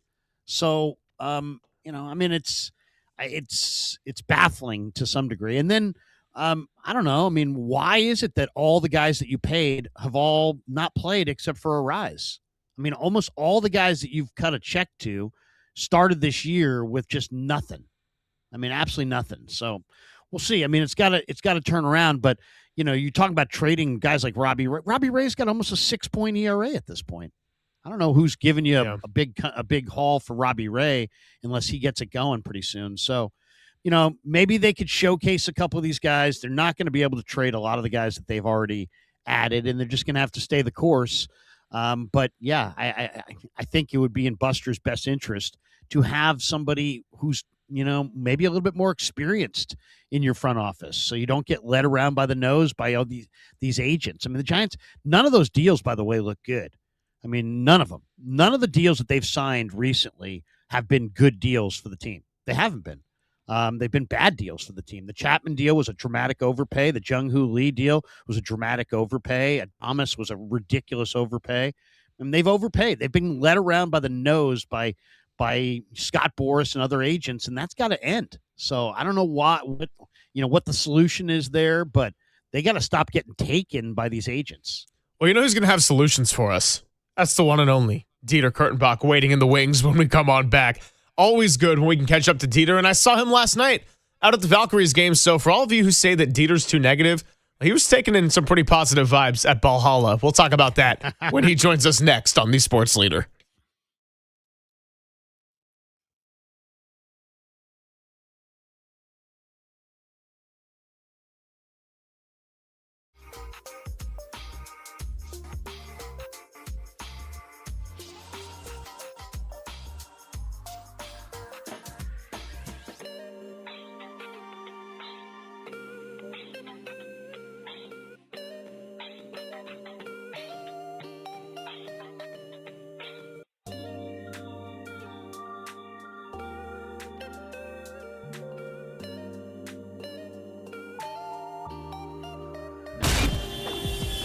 Time for your Bay Area Chevy dealers traffic update.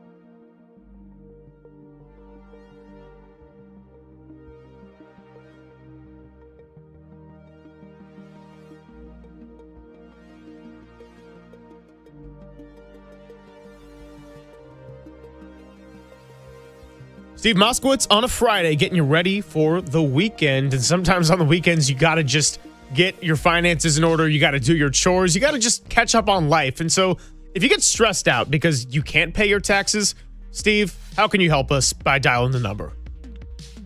We have so much help for you. First of all, you may not even owe the taxes the government says. That's extra true if you haven't filed the returns, because the government makes up a punishment return and they do their very best to make up something that's a lot more than you really owe. We can get those canceled. Then we take a look at the different programs. Do you qualify to just pay part and walk away from the rest? Do we qualify for a penalty abatement? Sometimes the penalties and interest are more than the taxes themselves. Or do we want to do a monthly payments that you can afford, not what some IRS guy says you can afford? I could take up your whole show telling you or this or this or this, but instead of taking up your whole show, why don't you call me so we can talk to each other personally? We go over everything with you. We have a nice, leisurely conversation, and then we go ahead and do everything for you. You don't have to talk to the government. The only thing you do have to do is pick up the phone and say, "Hey, Steve, take care of me." Pick up the phone. Steve Moskowitz can take care of you today. So if you can't pay your taxes, don't panic. Just dial 1-888-TAX-DEAL or go to MoskowitzLLP.com.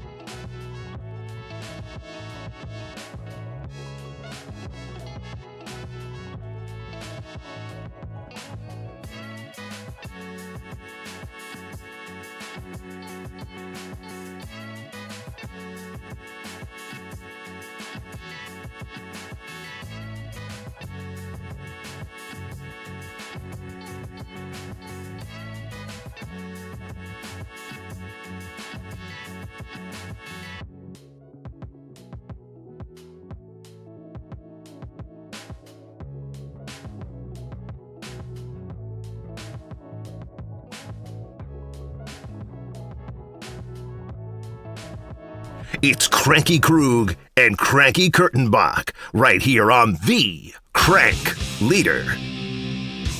Yeah, leave it to me and Tim to be rays of sunshine here on this Friday. Happy Friday. Let's get into the weekend, everybody. And it is our good friend, Dieter Kurtenbach, joining us on the video stream. So, Dieter, good to see you. And I know everyone's going to say you're cranky, but as I told Krug right before this segment, I saw you at a pretty cool environment last night known as Valhalla. So, shout out to the Valkyries. Nice win over the Fever.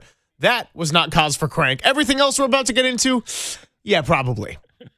That game was awesome, by the way. Like 10 out of 10 experience. I got two young kids, so like we have to pick our spots on the night games that we go to around these parts, and especially summer, like usually taking time off. So I hadn't actually been out there yet. I've been watching the games on TV. It is way more fun in person, and it's a pretty good watch on TV every now and again. But that game ripped in the best possible ways. I had an absolute blast, and those Valkyries can really play some defense, and I'm starting to think that there might not be anything beyond them in year two. Joe Lacob might have undersold it with that 5-year championship window thing. But, yeah, you got to get out to a game, not to peddle tickets here or anything, and heaven knows they're pretty expensive. They don't really need the help.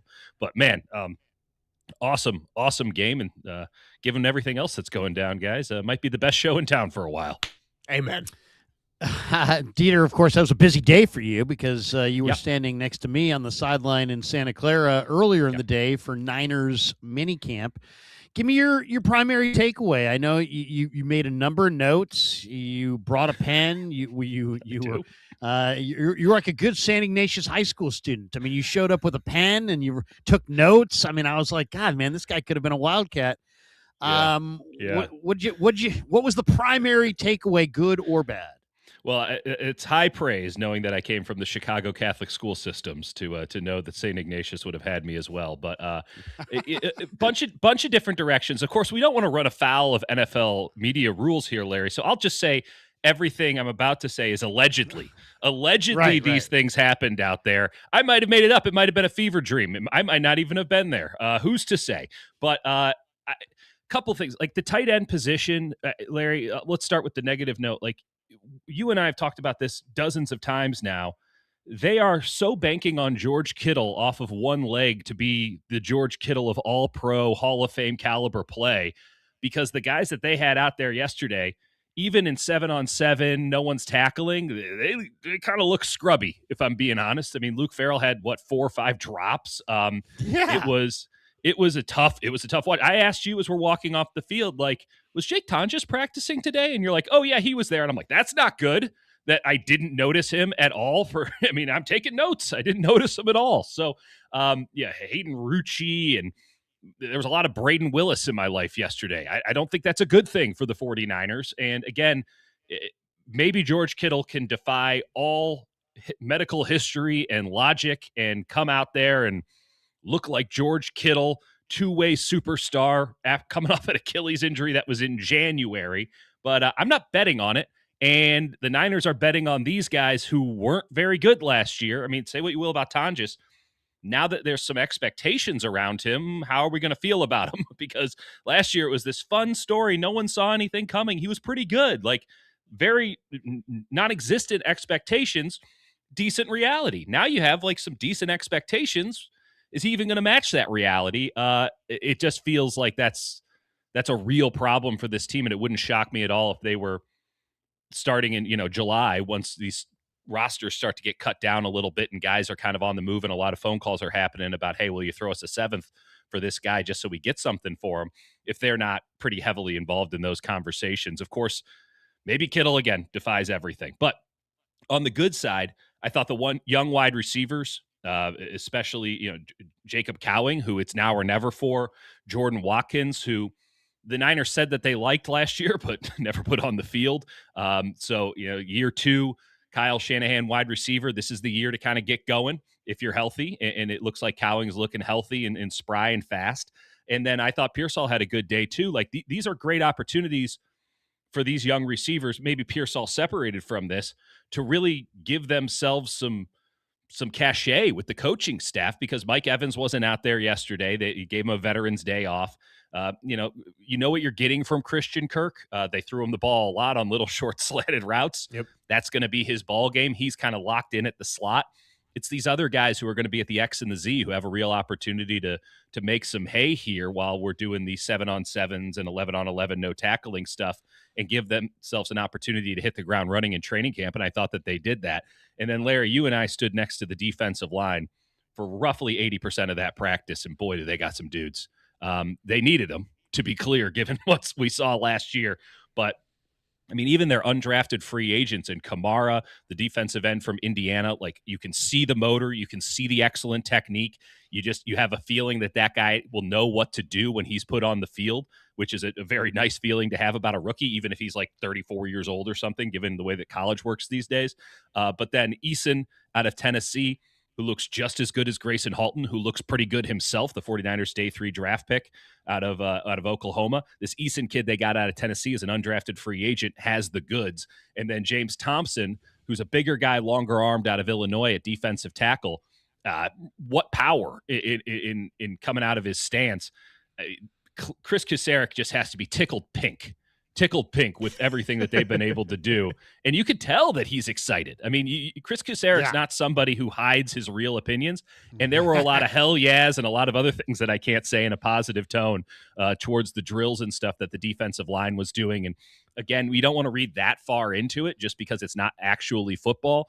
But man, we've watched a lot of those drills before for the last decade plus. I mean, this is our life, Larry. And we know what someone who has a chance on the defensive line can do. And they have a lot of guys who have a chance, to the point where they might be cutting dudes who are pretty good from that position group. And that's, I guess, a good place to be, but also kind of a fun place to be going into training camp, because we're going to get some great competition, especially on the interior of the defensive line. Well, Dieter, you talked about the tight ends, and obviously Kittle's injury happening when it did is brutal for the start of this season, but I really do love what they did with the wide receivers this offseason. Now, I want to ask specifically about Dejon Stribling, because that was not the expectation going into the end of the first round and early second round, that was going to be their first guy off the board. But he is someone who I think Ted Wynn described him as a supercharged Jawan Jennings. That was obviously the most reliable target in terms of availability and production outside of Christian McCaffrey for Brock Purdy last year. So when you starting to break down the tape of Stribling and get to see him, and we're going to get a lot more information on him, just looking at him out there on an NFL field, how much do you think he can fill the void of what Jawan Jennings was in terms of the specific skill set he can bring to the table? I did see a couple of things. And again, I have to caveat all of this with, first, allegedly, and second, it's not actually football that they're playing, right? This is, I think they called it a full speed walkthrough, which is oxymoronic and kind of a silly statement, but it does maybe properly reflect what they were doing yesterday in the one portion of OTAs that we've been allowed to see in the media. But he had a couple of really nice plays where you could just tell that he knows how to block, because he was getting the right angles, he had the right extensions, and it's just a wide receiver or even a tight end coach's dream to have somebody who can come in as a rookie and you're not having to teach them how to block. Like, that's a real rarity in the NFL, especially when you look at so many of these college offenses. When you watch the tape of him at Ole Miss, there's not a tremendous amount that looks translatable to the NFL level unless you're really digging deep, especially a 49ers offense.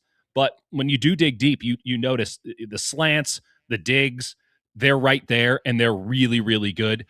He is not going to be someone who is going to, break ankles as a route runner, but he's going to be deft about it. And I saw that a couple of times. Purdy was pretty cautious yesterday in how he was throwing. He didn't want to push it, whereas guys like, Curtis Rourke and Adrian Martinez, who does look like he's put on some weight and might actually be the 49ers' third best quarterback on the depth chart, given what I saw from York yesterday, allegedly.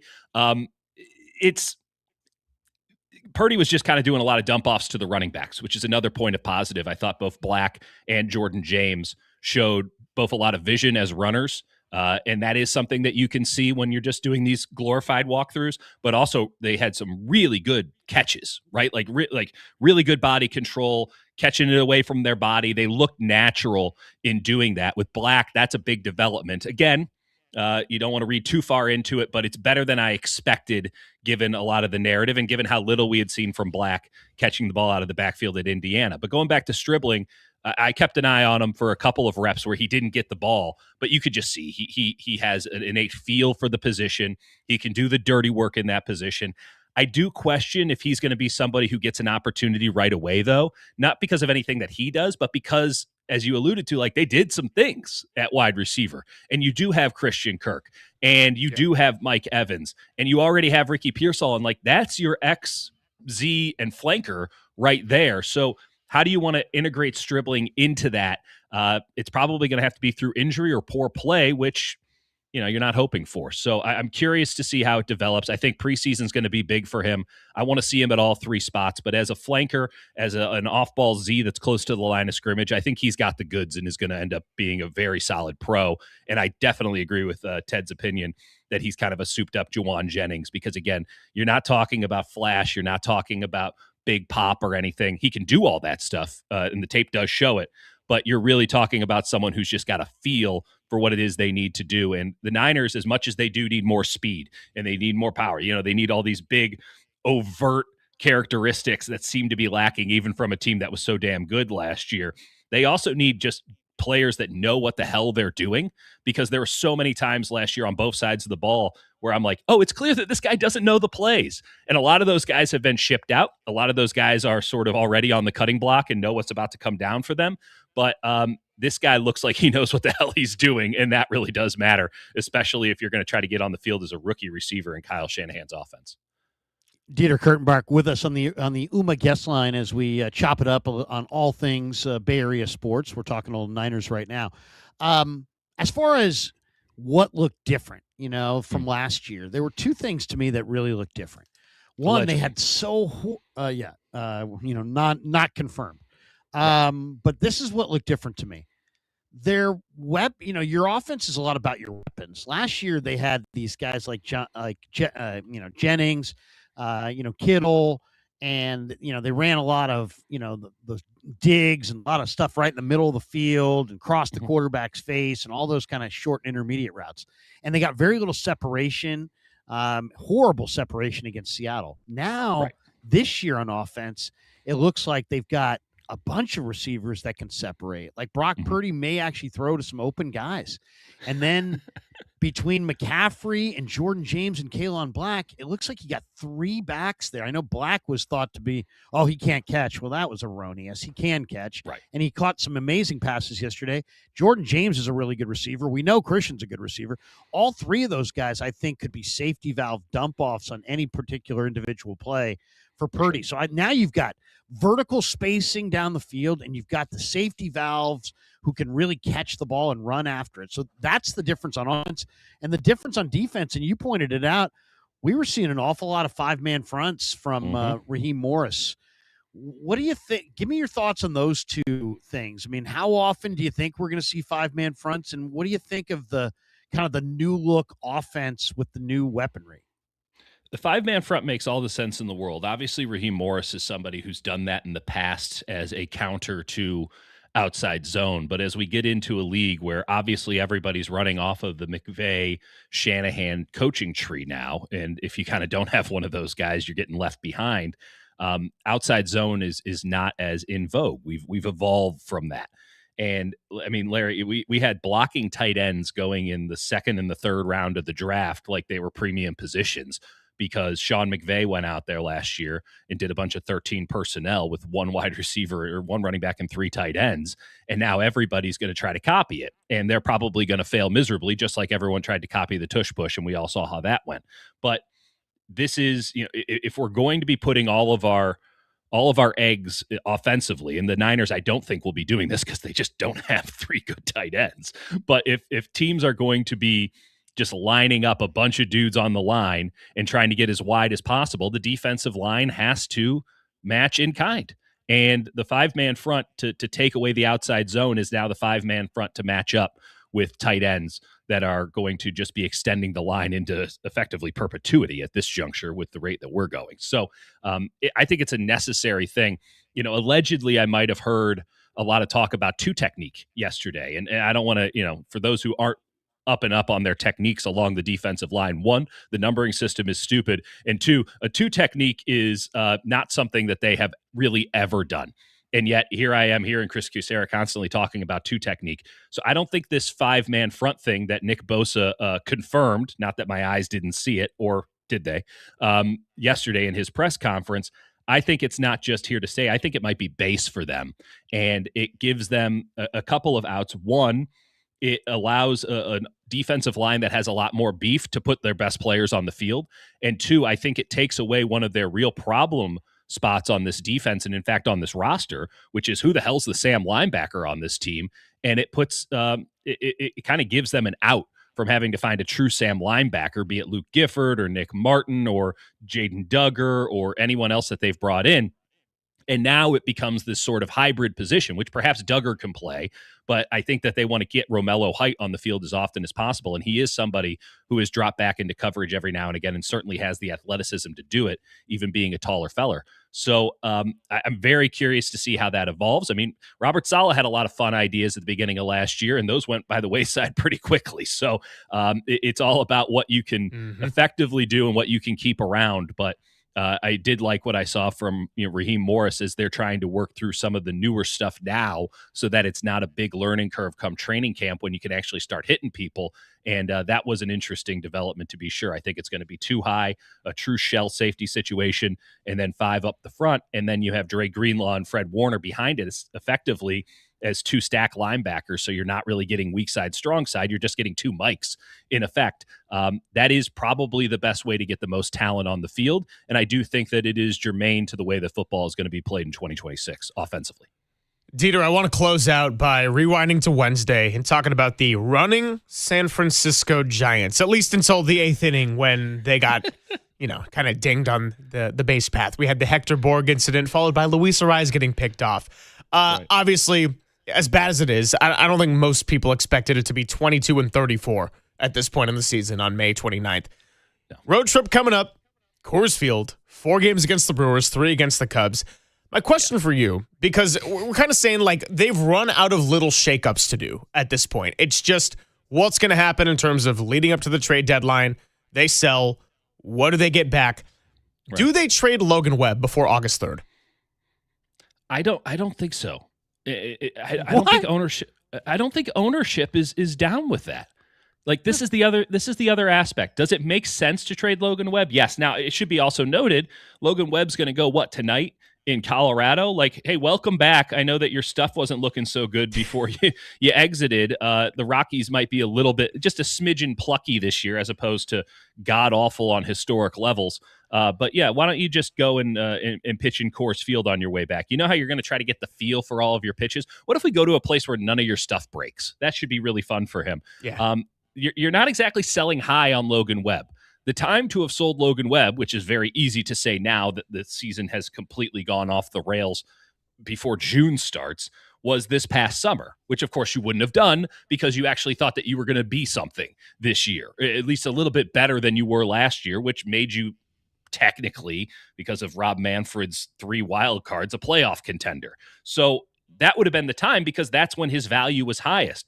But we've seen now Logan Webb coming out here and his stuff isn't as good.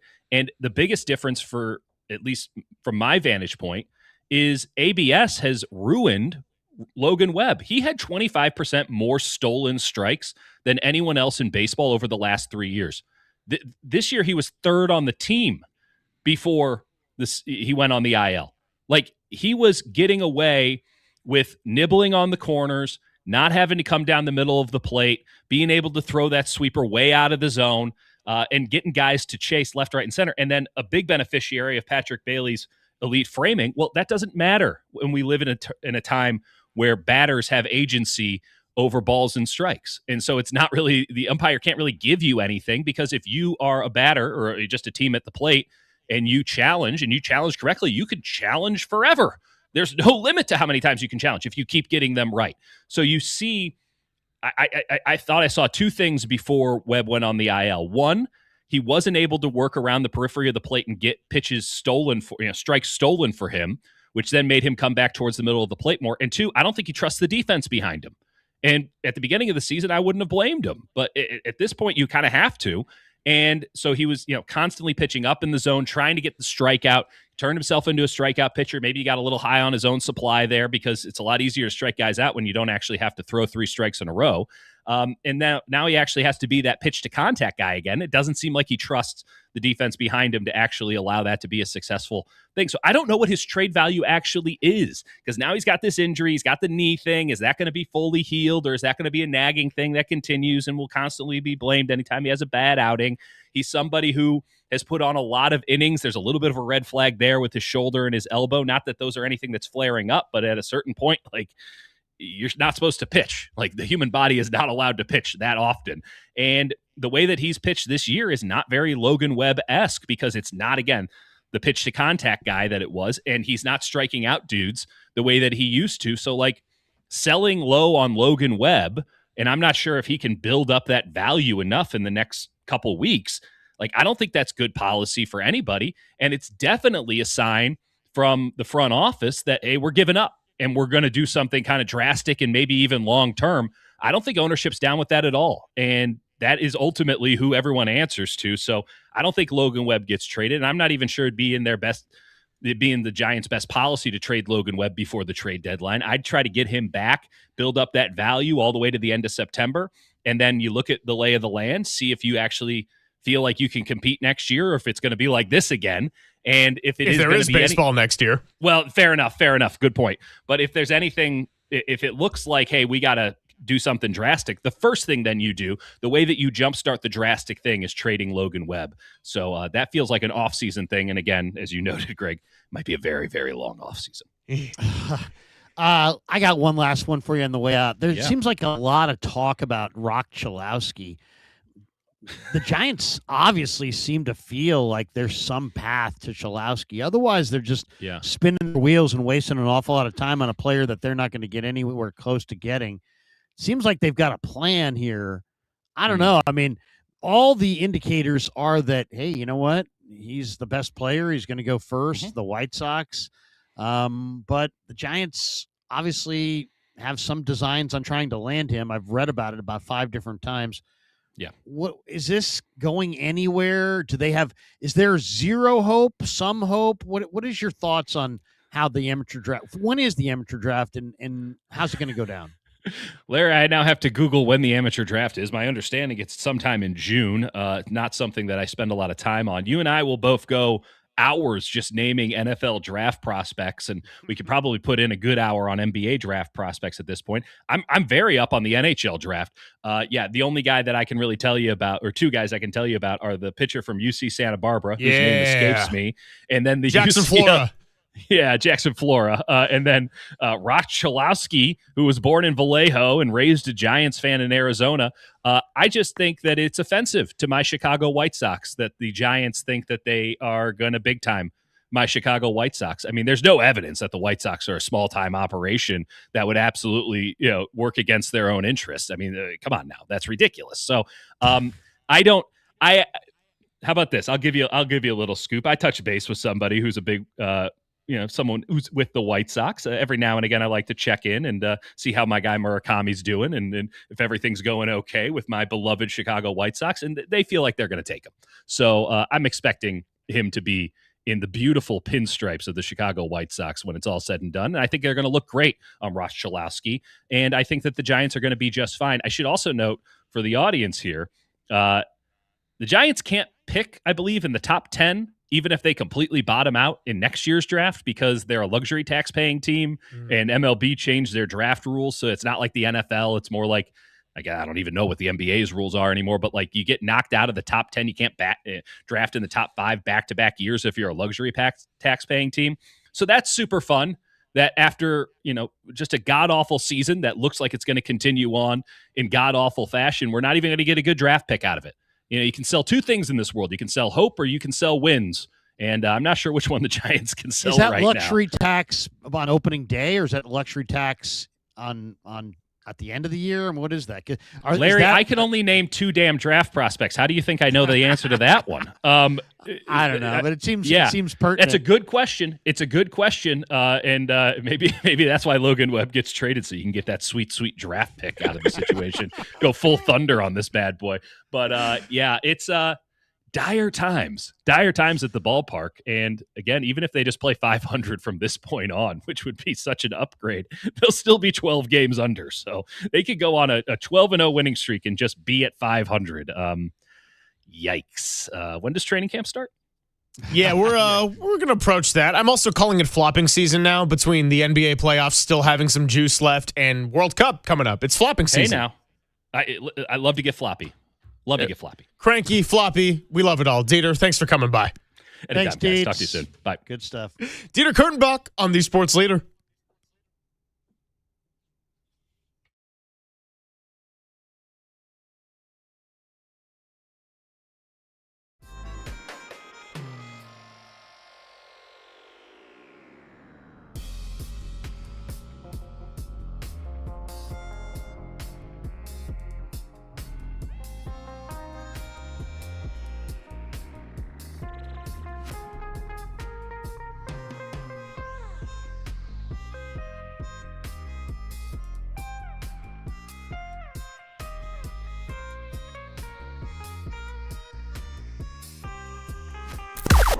Now, from the O'Donnell Financial Group Sports Desk. Learn more at ODFIGroup.com. O'Donnell Financial Group, because planning is a process, not a product. After a much-needed off day, the Giants are back at it tonight with a 5:40 first pitch, and it's Logan Webb getting his first start since coming off the IL at Coors Field.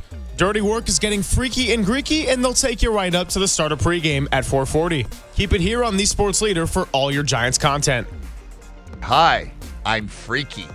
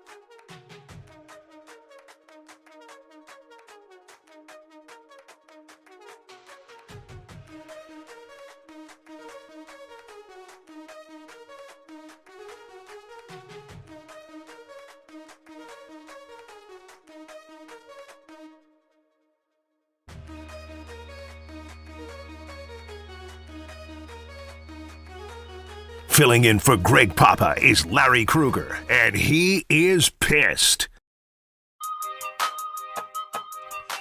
Good to be with you on a Friday. Apologies to Mike Holler. Yeah, we went long. Hey, S happens. Dieter Kurtenbach stopped by, and it was a good conversation. So it'll be available on the podcast page a little bit later. By the way, there's been a lot of questions around us, and obviously, Mike, I know we got a break. Stick that bracket up your... Oh, man. There's been a lot of questions about our show because we've had a lot of rotation between board ops and, of course, co-hosts, and we miss Pop very much, and texted him a little bit this week and everything, and so always in our thoughts. It's great to have JD in with us. It's great to have Krug in for the last couple of Fridays, and over the summer, when people are taking time off, we're going to have a whole bunch of shuffling around, so it'll be fun. But I never clarified something that ties into what we just got into with Logan Webb. So we actually traded for Tim Webb with the KNBR paperwork because we needed to get under the luxury tax for the midday show.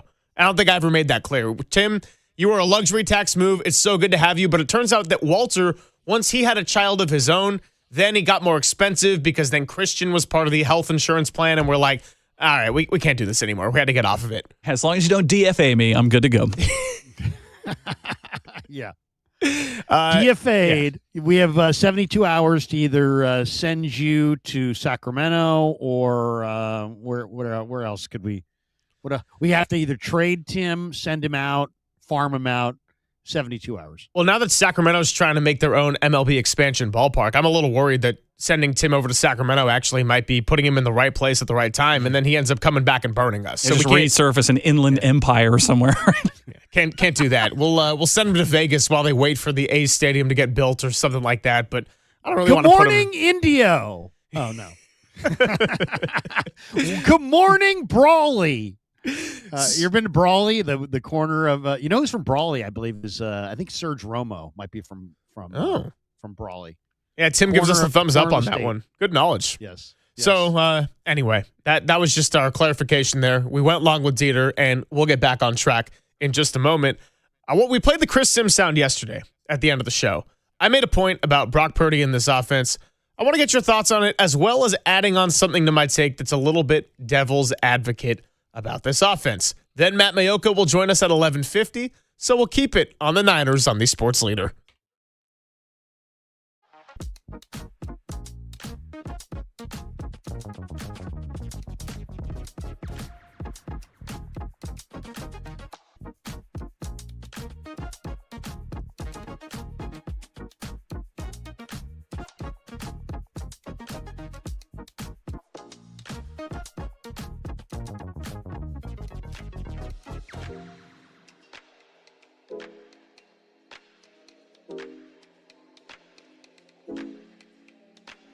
All right, let's talk about the Dolan Law Firm. Many of the attorney ads you see or hear out there, they're not local, but Chris Dolan and his firm, they are. They've been here for more than 25 years, and they'll help you in the stickiest of situations. So if we're talking about the workplace, wrongful termination, sexual harassment, discrimination, things that happen probably way more frequently than they should, and it's unfortunate. There's the data behind it with Chris Dolan and his team. Here's the good news. They got you covered, and you can go to dolanlawfirm.com for more information about your rights and what should be protected. Then there's also life out there on the streets, on the roads. I always used to make fun of Tim's commute and how that would be a problem for people, and now I realize we have the same commute time. So funny how life works that way. That's all to say, it's not just Tim you got to be worried about. It's motorcyclists, pedestrians, children, schools. You know how it is on a Friday, too. Everyone's trying to get a head start on their weekend plans. Rushing is not worth putting your community at risk. So let's do what we can to make the Bay Area a safer place. You can feel confident that the Dolan Law Firm has you covered if you get into that pinch, though, because they've secured more than $1 billion in verdicts and settlements on behalf of their clients like you. Don't stress about paying up front. Don't fret about the hourly rates. They're not even getting money in their pockets until you get taken care of first. So they live here and they work here, but you know the deal. Say it with me. They win here. DolanLawFirm.com.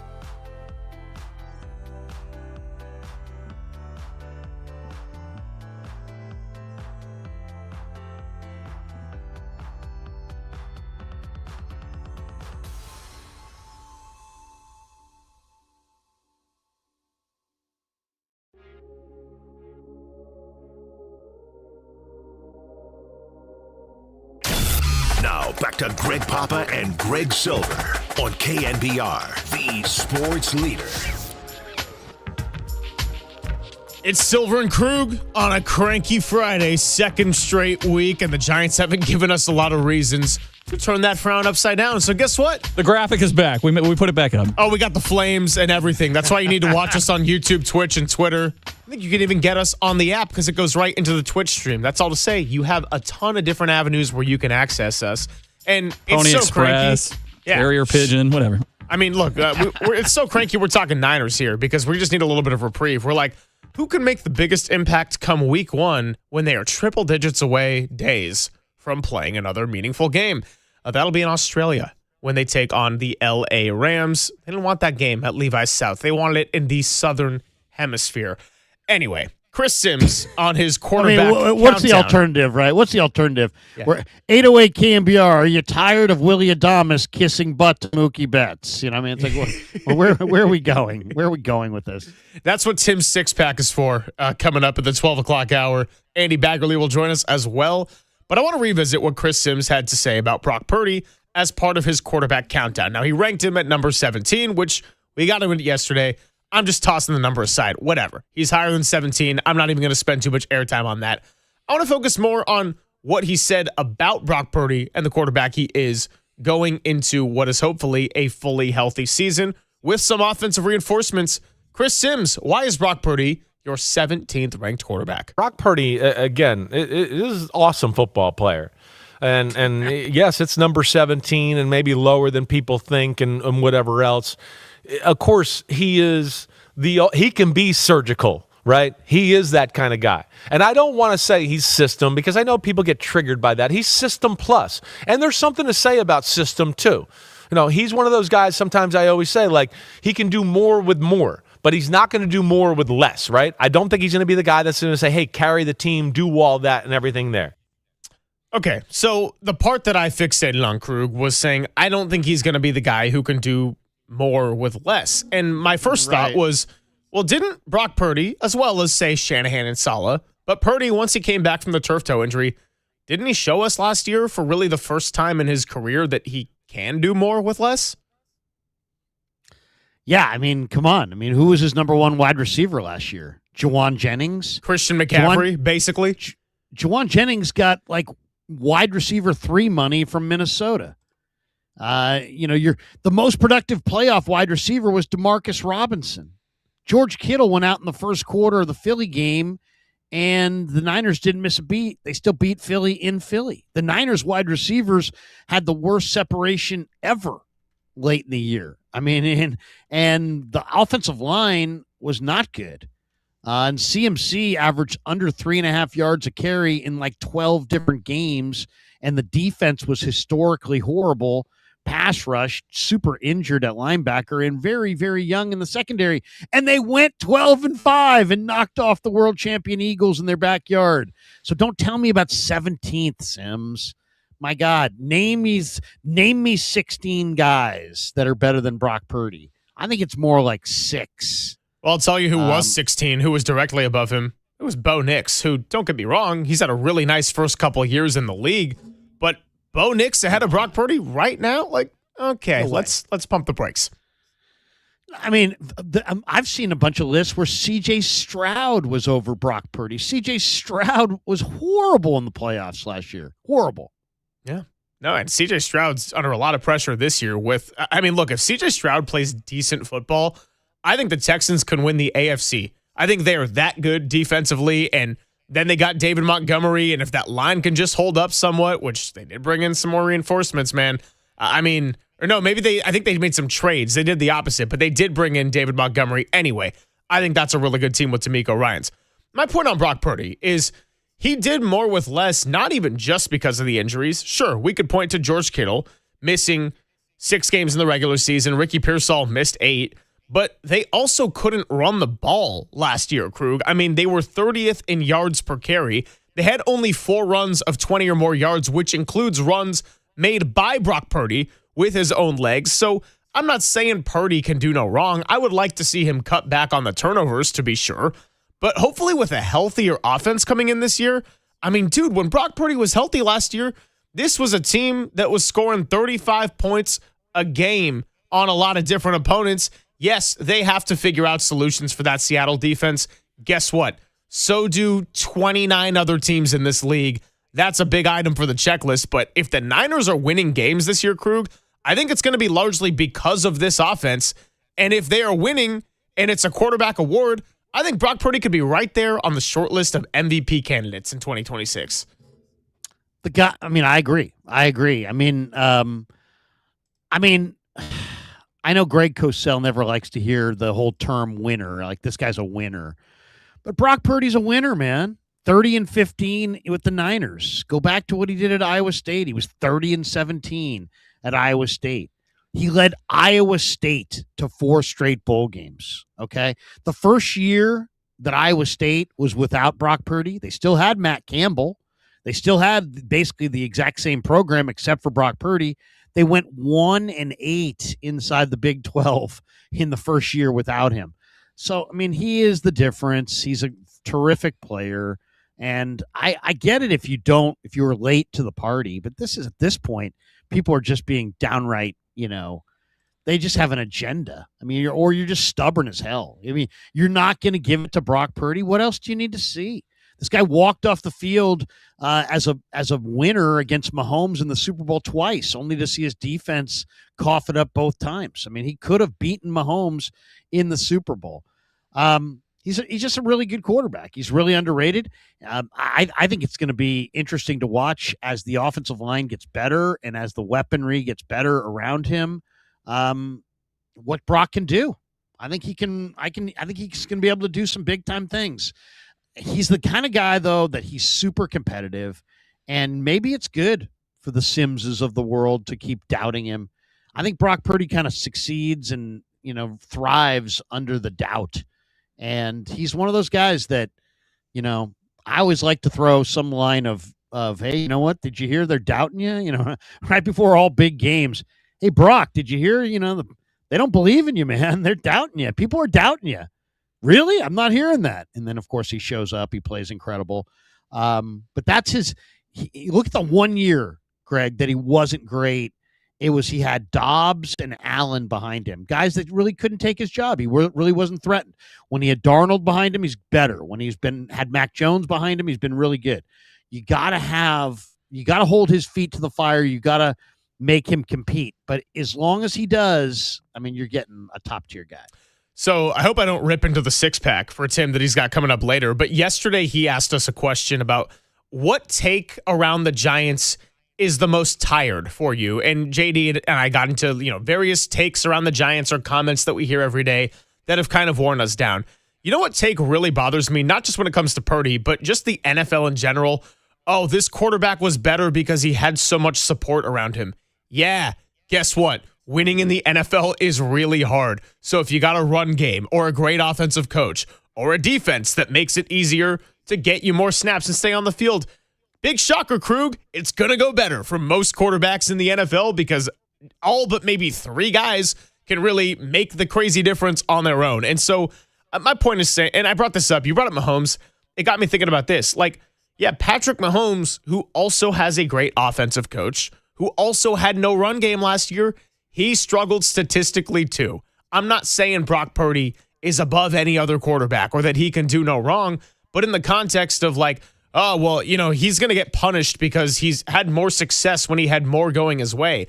Well, last year he finally showed us he could make success as a guy making a lot of money with less around him. But yes, you went and got a Mike Evans and you brought in Christian Kirk and you used your first pick on a wide receiver because you hope that he doesn't have to do that again. Yeah, you're always going to be better if you're surrounded by better talent. That's just kind of like but I think Brock Purdy's going to take another step forward because he's going to have open receivers. He's going to have some separation. I think he'll make a significant. The one thing about Brock Purdy, I think you can say pretty consistently, he's continued to ascend. It's like, can he get better? Can he get better? He continues to get better. He continues to, he wants to be coached hard. And that was one of the points that Shanahan made yesterday. He's like, we really love Brock here because he wants to be coached hard. He wants to be told, you're not good at this. You're not good at that. You need to work on this. You need to work on that. Some guys don't want that. Some guys run from that, as fast as they can, get away from any kind of criticism. Brock wants it and demands it. And that's, to me, is what's going to make him a Super Bowl champion someday, is that he's constantly trying to improve. I think he's still ascending. I think he's still getting better. And we'll see where it all goes. But I think you're always going to be better with better talent around you. But I think he's kind of proven that he can do it with a lot of different guys. I mean, I've heard some veteran players say that Brock can throw to any number of different receivers and make it work. 808 KNBR is your number to join the conversation. Let's catch up with Matt Mayoko on all of this, not just Brock Purdy, but all the observations from 49ers OTAs. He'll join us next on The Sports Leader.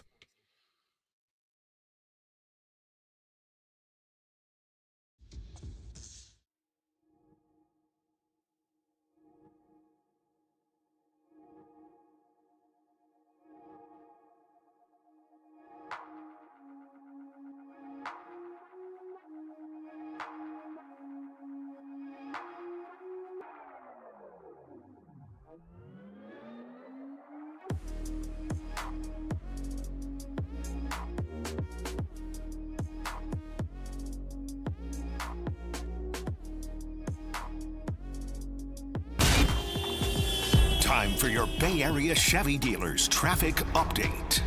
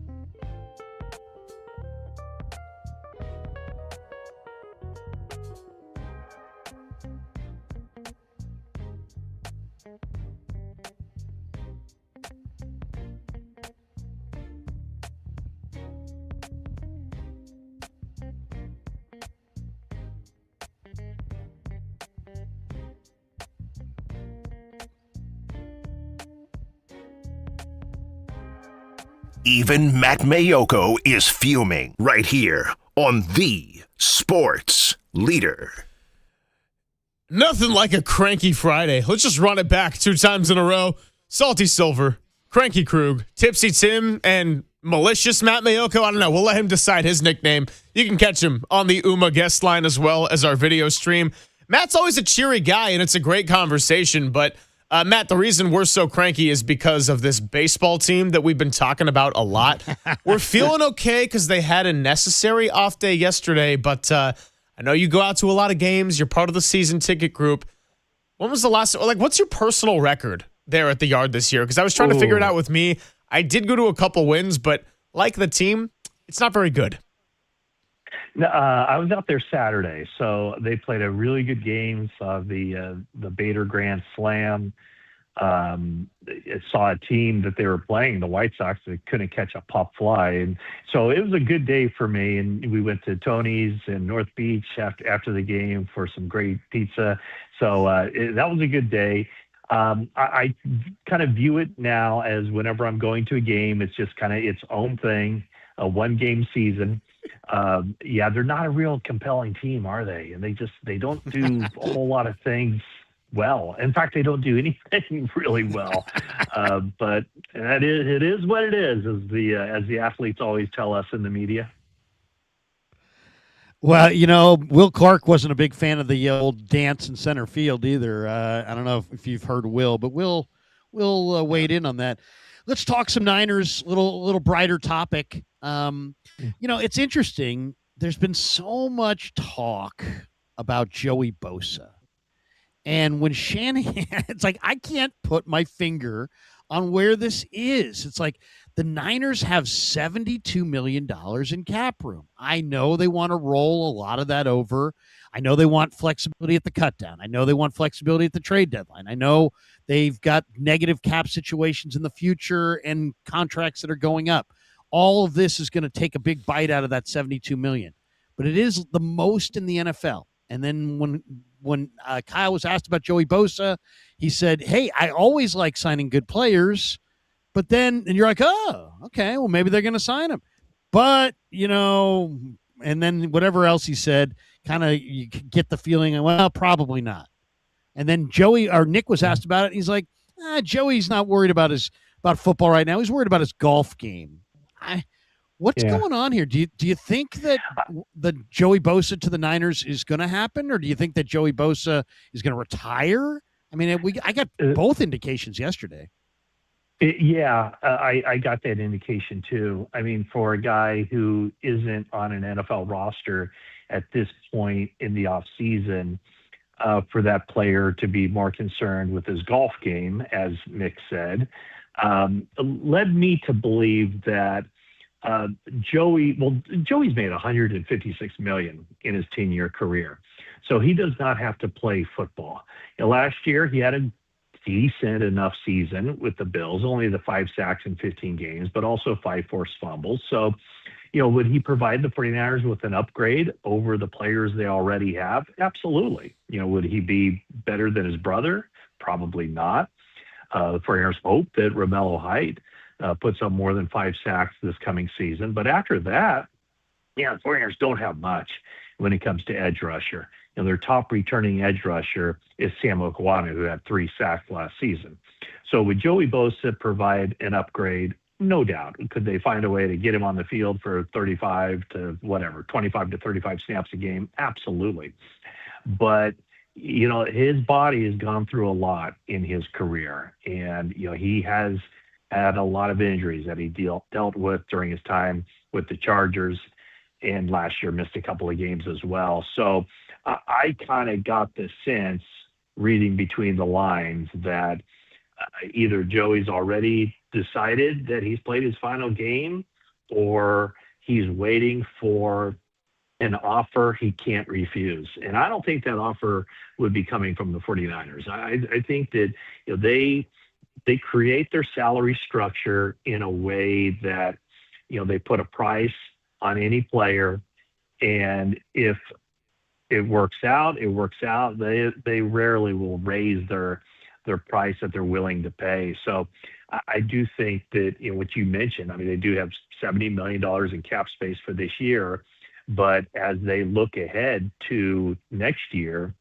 when they have about the least amount of space, in fact, they're over the projected cap right now, it's their way of clearing money now, basically for next year, so that when the new league year hits in 2027, they don't have to do anything dramatic like, releasing some veteran good players or anything of that nature. So I don't get the sense that Joey Bosa is destined to play for the 49ers this season. Matt, this is the second straight offseason where we've heard a lot of positive things about Jacob Cowing, and it was months last year where it was like, hey, he's maybe ready to make a leap in year 2. The problem is we never ended up seeing him on the field because the hamstring got injured and it just lingered and then re-aggravated. So now you noted that Jacob Cowing was among the offensive standouts at OTAs in the portion that was open to media. Realistically, just getting a better look at him and seeing the skills he could provide, if he is healthy, and I get that with any 49er, that's a big if, but where could Jacob Cowing help this team most? Well, I think the way he could help the team most is as a punt returner. I thought he was okay as a rookie. Not great, but I don't think he cost them at all. Last year when he wasn't healthy, it was Sky Moore who stepped in there. So I would think that the opportunity for him would be to be the full-time punt returner, be a guy who plays maybe a dozen snaps on offense per game. Maybe he's competing against Christian Kirk to be their slot guy. But I really think that, it would be just kind of in a spot duty type of thing, unless, a player or two gets injured and then his role would be magnified. But, when I look at the 49ers right now, I mean, I would think that the starting wide receivers are going to be Ricky Pearsall and Mike Evans. And then, I think as long as Dejon Stribling can step in and learn the offense and be where he's supposed to be where Brock Purdy expects him to be, I think there are your top 3 receivers for the 49ers. And then Christian Kirk can kind of fill in and do some stuff. But, I don't know that there's going to be a huge opportunity for Cowing. I guess there is. I mean, if he continues to practice like he did yesterday, the 3 practices, today will be the 3rd practice of organized team activities. NFL rules state that media has to be in there one time a week, so we won't see the other 2 practices this week. But I thought this clearly to me, and Greg, you're out there, you can kind of chime in too. I thought Cowling, Jordan Watkins, and Kalon Black were the guys on offense that really stood out to me. And Ricky Pearsall made some catches as well, and Stribling I think just had maybe the 1 or 2 catch. But those 3 guys, the 4 guys, including Pearson, really, I thought looked good on the practice field, which, of course, means absolutely nothing until the game starts. Every year, there are guys who look really good on the practice field. And you mentioned Cowing. Last year it was Jacob Cowing, and when training camp started, it was Jordan Watkins too. And an injury, and then all of a sudden those guys are absolute non-factors. But I thought those guys looked very good, looked very polished yesterday in practice. Yeah, I would totally concur with what Maddie's saying here. I thought Watkins was really the guy that opened my eyes, but Kalon Black too. I mean, it's interesting. The 49er offense last year, you had, in the last few years, they operate a lot in the middle of the field, a lot to the tight end, a lot to Jennings, a lot of these bang sixes, these in-cutting routes. And it's like you play to the strengths of your guys, of your personnel. Well, now, the Niners actually have guys that can separate down the field and get open down the field. And, Brock Purdy was the NFL's most accurate quarterback targeting open receivers downfield, but he had the second lowest rate of passes targeting an open receiver downfield. Well, that's not going to be the case this year because guys create separation this year. And Matt, to me, what was exciting was they've got speed in Stribling, Cowing, Watkins, Pearsall, and I think they're going to push vertically more. But then you also see how dangerous CMC, Jordan James and Kalon Black. I think if there's one thing that's been erroneously reported, it's that Kalon Black's not a receiver. Kalon Black is a hell of a receiver, and I think Black, James, and CMC safety valves for Brock could be a huge, element of the Niner offense that we haven't seen that much, at least in recent years. But I think we're going to see it a lot. I think they're going to stretch the field horizontally with their backs and vertically with their receivers. I think it's going to be a real good year for them. Yeah, I mean, when you look at last year, Juwan Jennings, he very good receiver, but not a deep threat. Really can't run. Kendrick Bourne, kind of the same thing. Demarcus Robinson, kind of the same thing. Older guys who just aren't or weren't vertical threats. And Ricky Pearsall missed a lot of time. And after he came back, he still wasn't the same guy with that knee injury. So yeah, they do have more weapons in that sense. And after, of course, the fact, after they drafted Kalon Black, you go back, you spend more time watching him, and watching him at the Senior Bowl running those one-on-ones against linebackers. I mean, he was running those choice routes, which is Kyle Shanahan's favorite route, and leaving linebackers in the dust, and he looked really good. It was kind of interesting yesterday when I asked Kyle Shanahan about Kalon Black's route running or just receiving skills. He really downplayed it. He talked about him being more, a work in progress, and he has a chance to be good. He'll be developing, and I thought, man, he looks a lot more polished than what Kyle was leading on with those comments of that. Quite clearly, he still has a lot of work to do to solidify that number 2 role and be a guy that they trust for all the plays that they call for Christian McCaffrey as well. But I think the way Kalon Black runs his routes and catches passes, I mean, he's not fighting the ball. The ball is coming to him. His hands are outstretched. It seems to be very comfortable in latching onto it and bringing it in. So, again, it's a long way to go, and you don't want to draw too many conclusions based on one practice without pads on. But there is some talent there, and it's about time. The 49ers need that new wave of young guys, playmakers, to step forward, because they've relied on the same guys for a good many years, and it's time now that they develop these guys. I think they've brought in the right guys. Now it's a matter of those guys doing their end and the 49ers coaching staff doing their end to develop them, and Kyle Shanahan putting them in the right positions. But there was some talent out there on that field yesterday. Talking to Matt Mayoko on the Yuma guest line, also joining us on the YouTube, Twitch, and Twitter stream. So while we're on the topic of running backs and Kalon Black, the early flashes of optimism or hopeful brilliance at some point within this Kyle Shanahan offense. Yes, you noted it. It's a long way to go. But as of May 29th, who would you say, based on what you've seen, what you've heard, what you've gathered, who has a better chance to be a productive RB2 this year between Jordan James and Kalon Black? Well, I think Kalon Black. And the reason I say is twofold. It's for the 49ers to select a running back in the 3rd round at number 90.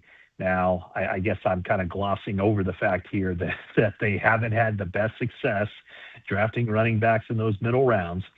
But the fact that they drafted him where they did, and basically had him, I think Shanahan said he had him as the number 2 running back on their board going into this. And so for them to think that highly of him going in, and then just knowing a little bit of what I know about Kalon Black, the person, and the seriousness, the devotion to the game of football that he has, and then just seeing him on the field looking absolutely like he belonged and very fluid. And, one of the things, I ran into Kyle Juszczyk last week at that Dwight Clark Legacy event, and I was just talking to him backstage about, some of the new guys. And he said to me, he goes, "Have you seen Kalon Black?" I go, "Well, yeah, I've seen him." And he goes, "Oh my gosh." He goes, "You know how jacked up Malik Mustafa is?" And I go, "Yeah." He goes, "Kalon Black's the same way." He's like, he's got like this, he's so strong. And it's not, you don't necessarily notice it, when watching him play, other than he's always moving the pile forward. He gets hit and he still gets another 2 yards, and he's a tough runner. He's a good blocker, a good and willing blocker and pass protection. So to me, that he has shown all the attributes that will enable him to stay on the field for all 3 downs if needed. A lot of these guys, if they're not good in blitz pickup, they're not going to be out there on 3rd down. But Kalen Block, I think, really has a chance, even as a rookie. He's a mature rookie. He's been around. He's older. But I think he has a legitimate chance to be that number 2 guy. And in fact, I made the observation yesterday, like watching it, it's like he already looks like the number 2 guy. So I think it's going to be Kalen Black. Yeah, no, I agree with you. I always like to listen to the players talk about the other players because they do see it in a way that, we don't always see it. And Nick Bosa was talking about the new guys in the D-line room, and he's like, all 3 defensive tackles we've signed, and I think he's talking about I think he was talking about the drafted. He's talking about Halton and Thompson and Bryson Eason. Not even talking about Osa, who looks like one of the Niners' best players. And then he's like, and Romello and Kamara. He's like, we've added quite a bit on the defensive line. And Kaceric's always barking and yelling and screaming. And he's a great guy to watch coach. But he seems genuinely excited by what he's got there. He really loves Romello Height. You can see they've got big plans. What do you think of the new front? And what did you think? I mean, yesterday, granted, it's mini camp, and it doesn't mean a whole lot. But one of the things we did see, and I'm not sure if I'm safe enough to report this or not, but I'm just going to take a chance on this. We saw a lot of 5-man fronts from the 49er defense. I hope that I didn't cross any lines there with Niner PR by saying that. But what do you think? What's a Raheem Morris defense going to look like? You think, Matty? I think it's malleable. I think it's very much based on the talent he has. He's done a lot of different things in his NFL career. I don't think he's cookie cutter by any stretch. So I think over time he's going to get a handle on what they want to do. And their 2 linebackers are going to be out there every snap, Fred Warner and Dre Greenlaw. And that 3rd guy, kind of remains to be seen. They also have, some variable packages with their defensive backfield, whether they just go with the 4 DBs, the nickel, the dime, or even the big nickel with a bigger safety type out there. So I think it's going to be very much a situation where, based on their own personnel and the matchup, or how they kind of deem the matchup that's coming up in the regular season, each particular game, you might see something different. But, there are a lot of chess pieces that they have on that defensive line. And, it still, to me, is the biggest question mark with this team, because, this is a team that had 20 sacks last season in 17 games. That's an absurdly low number. I mean, it's the lowest number in franchise history in any season where they played more than 12 games. So they have a lot of room to make up there, a lot of ground to cover as far as just generating some sort of pass rush. So I guess we're bringing it kind of full circle with Joey Bosa, that discussion. But, obviously Nick Bosa coming back is going to help. But, they need other guys to step up. Romello Height, he's a very talented guy. For him to be there at 70 and the 49ers to get him, that's great. But, this is a guy that only had really one standout season in college football. And then after that, who do they have? I mean, Okwanu with only the 3 sacks last season. He's their top returner. So they're going to have to figure out a way. And maybe Osadigizua, brings more to the pass rush inside. Michael Williams coming back. I've never really view him as a double-digit sack guy, but someone who's more of a base defensive end and then slides inside and rushes the passer. I don't know when he'll be ready. Maybe he's available week 5. Maybe he's available week 1. I kind of doubt it, though. a guy like Grayson Holden, who had been a defensive end and had some pass rush skills on the interior, and then guys like, Alfred Collins and C.J. West. So there are a lot of young guys. I think there's going to be really good competition. I think a lot of these guys are they're all, have a chance to be really good players, but it's going to be a work in progress for them to make a dramatic improvement over what that team was last year. And so still, to me, as the 49ers enter this season and, they finish out their off-season program and then, enter training camp in late July, I mean, that very well could kind of figure out, or that could determine what kind of season they have. Is just that third down defense. The defense was not good last year. It wasn't good on first down, second down, or third down. So it needs to get a whole lot better, and it all starts with the defensive line and maybe specifically the pass rush. It's funny you say that because it makes me think, well, the offense must have been pretty good on first, second, and third down. And I think Brock Purdy was the most efficient quarterback on third and fourth down. So, hey, you got to go 12-5 somehow, right? Yeah, I mean, the offense, I think the offense is in good hands. Yeah. Yeah. Even knowing all the stuff that went on with the offense last year, for them still to rank where they did, top 7 in the NFL on offense, is kind of shocking when you think about it. And I think that offense is going to be better. Another year of Purdy, another year of the offensive line being together.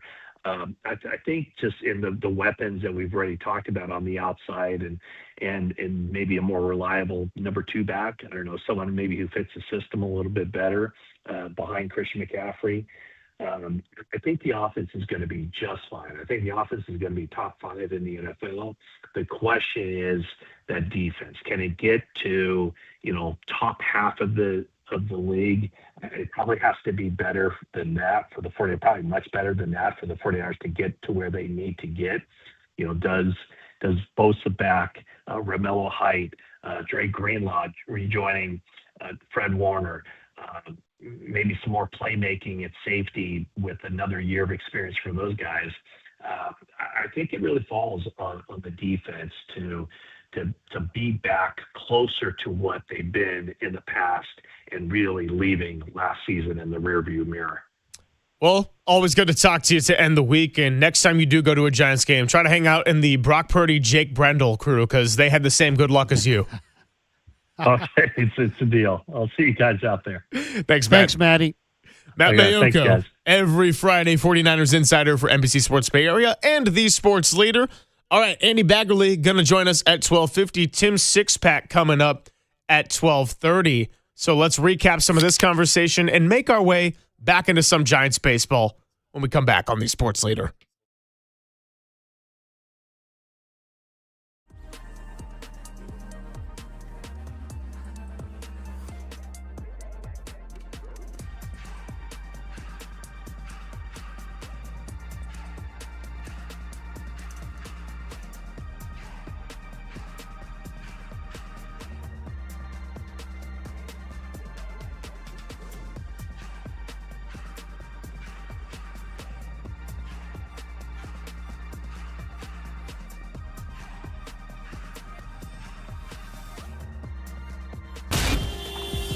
Time for your Bay Area Chevy dealers traffic update.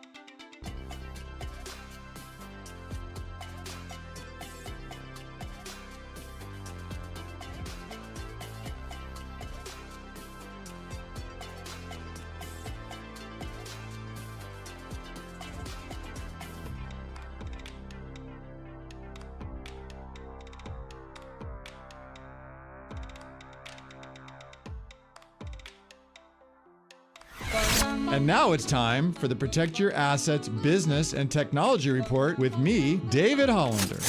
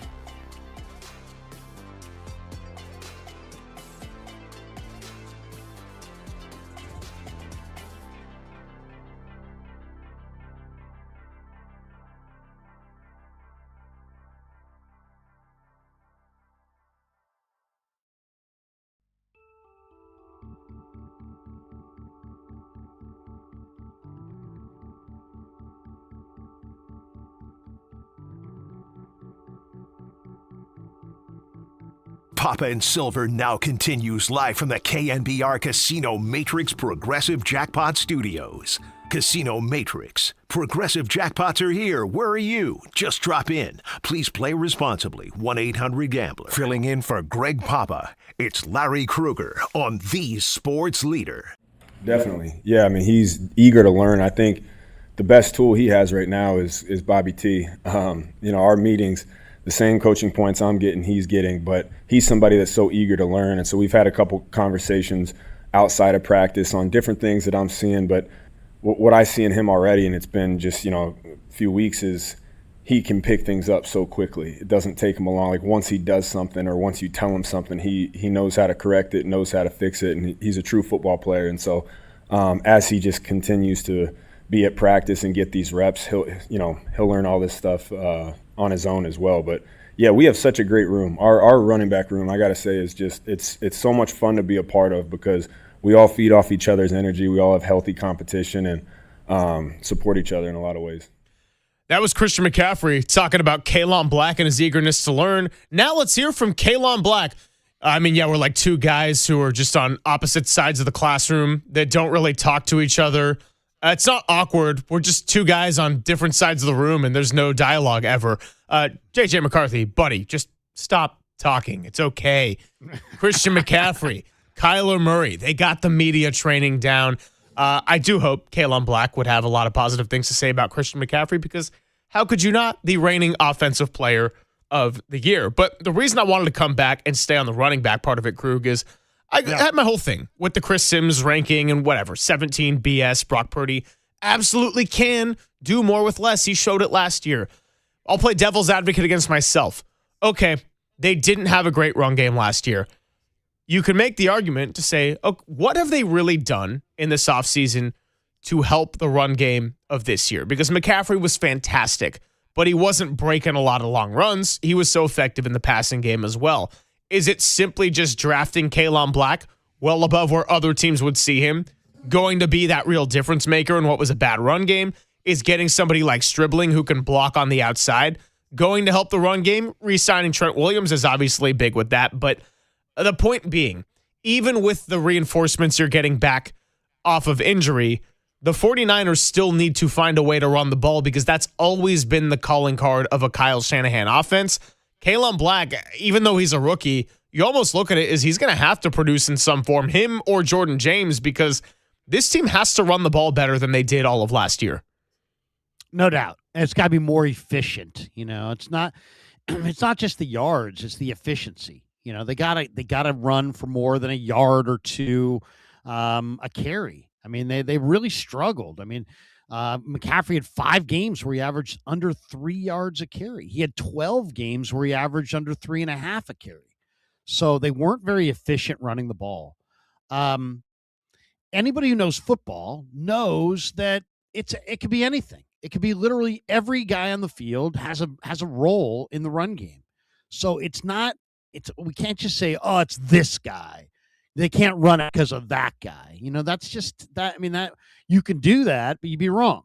And part of it is they're an outside zone team and they didn't get very good blocking from their receivers on the perimeter. That's part of it. They missed Kittle when Kittle wasn't out. I thought Farrell was very disappointing as I agree. a blocker and as a receiver. It's the old, what would you say you do here, from Office Space. It's like, if you don't block Farrell, what good are you? Because you're not catching anything. He looked bad yesterday catching the ball. So they didn't block it at the tight end spot as well without Kittle. They didn't block it on the perimeter as well. You could argue that CMC was run into the ground by how much usage he got. And so you got to ease off of the gas pedal on his usage. And so I think that's a little bit about the lack of trustworthiness in the other backs. They didn't believe in the other guys they had. I think the other factor is they weren't explosive down the field. They had no big playability. Defenses, if you watch the All-22 as much as I do, you can see the differences between body position on teams that run the ball well and teams that don't run the ball well. And when you're not running the ball well, everybody's leaning forward. Everybody's right there, 8 yards off the line of scrimmage, ready to take CMC down. The CMC didn't get a 20-yard run to the Bears game. That was like in December or something, wasn't it? Mm-hmm. They didn't have explosives, but they didn't have explosives because they didn't have an explosive passing attack. Nobody honored their deep speed. So everybody's leaning forward, and yeah, maybe CMC's lost a step, but I don't really think so. I think that was overplayed. I think the real story is they didn't have anybody else. They didn't have any speed. Nobody honored their speed. They couldn't block it on the edges, and they're an outside zone team. So I think you factor it all together, cook it all into one big pot, and you have the problem. I don't know if there's a singular solution either. Yeah, and then as far as everybody else's favorite topic, the offensive line, they went for some depth pieces, getting guys like a Vidarian Lowe, but largely this is also going to come down to the ones they drafted. And Carver Willis, who was the tackle out of Washington, is seemingly the favorite to go and start at left guard. And I did find it curious, Krug, that they only drafted offensive linemen late. And yes, it was curious as far as the logic behind it. Wasn't curious if you look at the 49ers track record and what they do with their draft capital. They don't spend high picks on offensive linemen outside of Mike McGlinchey, really. Colton McKivitz, they gave an extension to. That was a 5th-round pick right there. And so we understand the philosophy as far as that goes. But sometimes with offensive linemen, it takes at least a couple of years to really figure it out at an NFL pace. And you saw even with someone like Dom Pooney, who was really effective in his rookie year, he struggled when he got injured in the preseason and was playing through that PCL, started getting a hold of it a little bit better the second half of this year. But the interior of that offensive line, I mean, I know we've brought it up repetitively, but you look at winning within your division, among the strengths of the Seahawks and the Rams, well, it's their defensive fronts where I do worry about not just the ability to run the ball. You also got to find a way to protect your quarterback when you got, Jared Verse, Byron Murphy, DeMarcus Lawrence, all the names that I'm just blanking on right now, but what was your line a couple of weeks ago? Like, this division is going to run through. Oh, yeah, Poona Ford. So, bottom line is, it's a weakness going against the strength of the best teams in your division. No, you're totally right. You're totally right. I mean, you got to have some interior, and they've got to have a better interior. Their interior's got to play better. I will correct you on one front. I think the assumption was by many people a few weeks ago that Carver Willis was going to be the starter at left guard. I think now the belief is that Connor Colby is going to be the starter at left guard. Now, I'm not saying just all based on the mini camp, but just listening to Colton McKivitz talk about him yesterday after practice, Greg, he was like, Connor Colby has improved. People asked him, hey, Colton, what do you think? Left guard. And he's like, his dialogue started with Connor Colby is really, really improved. And his point was that Connor Colby's play speed this year, now that he knows what he's doing, is quite a bit faster than what he played at last year. And last year he was a little too slow and just processing the whole thing. But I get the sense from McKivitz, Greg, that Connor Colby's number one. Now Robert Jones is going to have something to say about that. He's a veteran, and there'll be some other guys there, Willis and Zakel, but if I'm a betting man, it's Connor Colby. It's Connor Colby in year 2. The Iowa kid who's going to step in at left guard and probably start. Yeah, and Colby got thrown into the fire last year because Barch couldn't stay healthy, and then Burford joined him on the IR right after as well. So, lots to get into as far as the 49ers finishing up some OTAs and then mandatory minicamp right around the corner. And then before we know it, after a handful more of some Giants games, we'll be a little bit closer to training camp, I think. How many more Tim six-packs are we going to have to get through by the time the Niners are playing meaningful football? Sounds like a challenge. Let's do it next. Yes. Tim's six-pack when we come on back on the Sports Leader.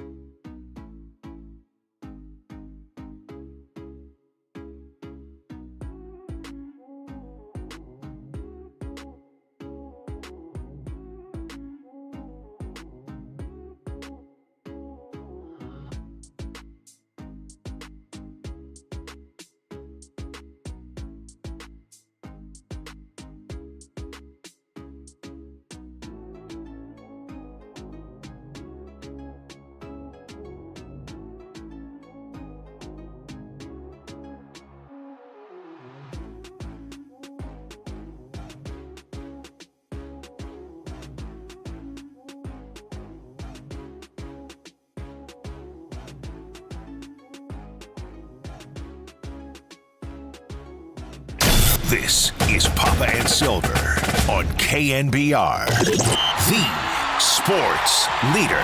Now back to Cranky Krug right here on the Crank Leader. Well, yesterday when we did Tim's six-pack, it didn't make me cranky. It just made me flat out depressed. So I don't know what questions he's got in store for a Friday. Greg Silver, Larry Kruger, and Andy Baggerly will join us coming up before the end of the hour. Tim, let's break it out. And I'm not talking about ripping off the shirt. I'm talking about cracking the cans. It's the six-pack of beer and the six-pack of the hard-hitting questions. What's going on? Oh, we got some stuff for you. I think it's going to be equally as depressing, though, so don't start getting that smile on. All right, so, Krug, I'm going to throw some stuff at you. Yes. Obviously, Greg answer as well. You guys can go back and forth. You tell me what you think. Yesterday, we did something similar to this. Who's going to lead the Giants in wins this year? And a follow-up, will any Giants player get to 12 wins? Right now, your leader is Roop with 5 and Matt Gage with 4. gosh. I'm gonna go with the Roopster for sure. Because I think the other guys are gonna be traded or just backed off a little bit. I think he'll be the guy that gets the most starts if he stays healthy. And I like his stuff. I mean, he's if they would score a few freaking runs, that guy would have a pretty good record. He's pretty nasty. So you said Gage was behind Roop? Oh my gosh! No, I got Roop. I'm talking about Tim giving us the current standings. No. Matt Gage is. Oh my gosh! See, this would be a team that would have a non-starter lead the team in wins. So I might even just say Matt Gage for you know what for you know what's. I do think Landon Roop has the highest upside. I think Trevor McDonald is another viable candidate, and I actually, you know what? Give me McDonald. He's pitched really, really well in 4 out of 5 starts. He had one really bad inning, but Webb has not had it. Robbie Ray's probably getting traded. Landon Roop is someone that just can't get deep enough into games right now because he gets a lot of strikeouts, but the pitch count gets high. I'm going to go Trevor McDonald. Boys, can we pull a George Kruger, the late George Kruger, who often would go into a restaurant and order off the menu? What's the kind of portly lefty that they just traded for? Tugboat. You're gonna go to Tugboat. Maybe big second half for Tugboat. Does anybody get to 12? No, I don't think so. That's Bill Lasky territory. 12 wins. I don't know if you can get there. It's tough to get to Lasky area there. I will say I'll say Roop goes 13. Roop goes over the top. Trevor McDonald with 9. Oh boy. Well, on that cheery note, we'll go to our next 6 minutes. Willie Adames leads the majors with 10 errors. What has more at the end of the year? Willie Adames errors or any Giant stolen bases? Oh, definitely Willie Adames errors. Who's going to steal? They don't go. It's not even about who can. They don't try it. Here's the thing. Guess what bases you for sure don't steal? The ones you don't try to steal. You're never stealing second if you don't try. So I will say for sure Adames. What did we note yesterday about Jung-Hoo Lee, who theoretically could be a base stealer? Not just 0 stolen bases, Krug, 0 stolen base attempts. So you're right. You miss 100% of the shots you don't take. So Willie Adames has 10 errors. Okay, let's say it's another repeat of last year where he has a really bad start defensively and then actually ends up being a plus in outs above average. Let's say he only commits 2 errors for the rest of the year, which I would find wildly hard to believe. I don't think any Giant's going to get to 12 stolen bases. Maybe Casey Schmidt, who's at, 4? I mean, if we're just playing the numbers game here, Tim, I feel like Willie Adames, by already being at 10, he's got it in the bag. He might have even clinched it. He's got a big lead. Yeah, I think the better question is, will any Giant get to 10 stolen bases? Well, that was the question yesterday. You stole it right from me, my friend. Oh, damn. All right. Well, we'll keep moving on. Number 3 here. Okay, so June 14th is Hello Kitty Keychain Day. The Giants are giving out 3 different versions of the Hello Kitty chain. On June 14th, will there be more Hello Kitty chains or Giants walks? More Hello Kitty chains or Giants walks? Sorry, can you repeat the full question? I actually got some breaking news. So I wanted to make sure we got that in here. Yeah. Breaking news from the San Francisco Giants. They announced today that they have reassigned third base coach Hector Borg to a new role within their player development staff. Ron Wotus will fill the third base coaching role on an interim basis until the organization identifies a permanent replacement. Wow. There you go. Well, good. Hey, accountability comes to third and king. Good to see. There you have it. Could you repeat the question about Hello Kitty? That was way better than my stupid question. I got distracted by Borg. The June 14th, the Giants are giving away 3 different versions of the Hello Kitty chain. My question to you was, what will be more, 3 of those chains or Giants walks? Wow. Man, they get the Hello Kitty crowd in there. I mean, who knew that the Hello Kitty had such a crowd that you would have an event like that? It's Bastille Day, by the way. Isn't that June 14th? Isn't that is Bastille Day? I believe. Isn't that French Independence Day? I'm going to say there'll be more Hello Kitty options than walks. You know what? I'm going to say it's going to be a tie. I think Bryce Eldridge, if he heats up on this road trip in Coors Field, he might be someone that can start drawing a little bit more walks. So give me at least one for Eldridge. Devers continues to stay hot. He can get one. And then Elliot Ramos, fresh off the IL, is going to do a nice bat flip when he draws 4 pitches. I'll take 3 on the dot. We'll call it a tie between Hello Kitty and the walks. Wait a second. I want to double down on my answer. I actually believe there'll be more Hello Kitty options than 3-ball counts in the game. Ooh. Also good. There you go. I like it.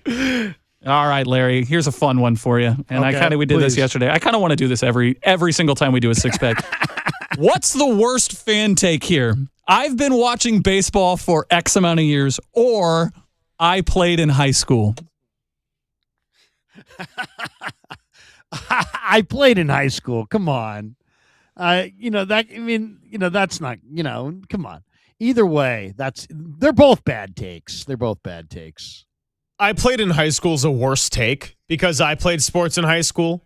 Like a lot of us played sports in high school. But I will say I've watched baseball for X amount of years is not that far behind. Like that kind of continues to inch its way up and up and up and up my radar. But it's hard to do the I played in high school. I mean, that's right up there with like I would have been in the bigs if, I didn't hurt my knee for a couple of weeks there after high school. Like, I mean, it's just tough to top the cream of the crop right there, Krug. Yeah, I mean, they're both kind of weak, to be completely honest. But there's a lot of weak takes out there. I could name a few. Yeah, that's why this question's going to be in every single one. What is your worst take of the two of them? Anytime somebody says, I played in high school, my eyes start to glaze over a little bit. All right, one more. Actually, we have 2 more here in our 6-pack. A lot has been made about the Giants' celebrations. On a scale of 1 to 5 cranks, meaning 5 cranks makes you the most cranky, Krug, how do you rate the no tarps off celebration, the wave, and then the thrusts? How many cranks? For each of them? Yes. Okay, so the fat guys waving their shirts, what are we calling that? Tarps off. That's the tarps off. I love that. I mean, come on, who doesn't love a fat guy waving a shirt? I mean, it says, you know what it says? It says, I'm comfortable in my own skin. I'm comfortable with who I am. I'm fat and I love it. You know what I mean? It's leaning in a little bit. You know what I mean? It's that kind of a thing. Something tells me hopefully Tim didn't record this last soundbite. Everything's recorded, Larry. You know this. I have a feeling I may get that one thrown back at me at some point. But I really enjoyed. The pelvic thrust thing, it didn't offend me, but you know what? It's like, what about the little kids in the audience? What about it's time to stand up for the weakest people in the audience, and I think those are the people that probably didn't go for that. So, and mom and dad don't need that, and Will Clark didn't need it, and I'm with Will. I give that a 0. 0 cranks. So I don't have the Will Clark level of rage on it, but if I'm going to go least angry to most angry of a celebration, tarps off probably is the top of the list. It bothers me the least. What are you doing, you freaking moron? Yeah, look, I mean, Krug, you hit the nail on the head, right? If fans want to go in and pay their own money to do a rather harmless celebration, all right, they're paying their money to be there, and if it's a crowd craze, okay, go ahead and do it. I want to see a better product. If it comes to the big attraction being fat guys waving their shirts, that's probably more a problem with what's going on the diamond. I would say that the wave would be second because it is not Oracle Park, but I was also at the Valkyries game last night, and there was a wave going on during the timeout, and I thought, well, hey, this environment's electric, and everyone's into it, and no one seems to be bothered, so fine, be my guest. It's just less original. And then I would go with the thrust probably as making me the most cranky. Not Will Clark level of rage, but I'm just like, you guys are 22 and 34, so, it's just, I get why people are pissed off by it, right? That and the Gatorade shower, I get it, is all I'm saying. I get it. It's okay. All right. And finally, your 6th question in your 6-pack here. How are you going to pour one out for Hector Borg, by the way, if you want to give the breaking news again?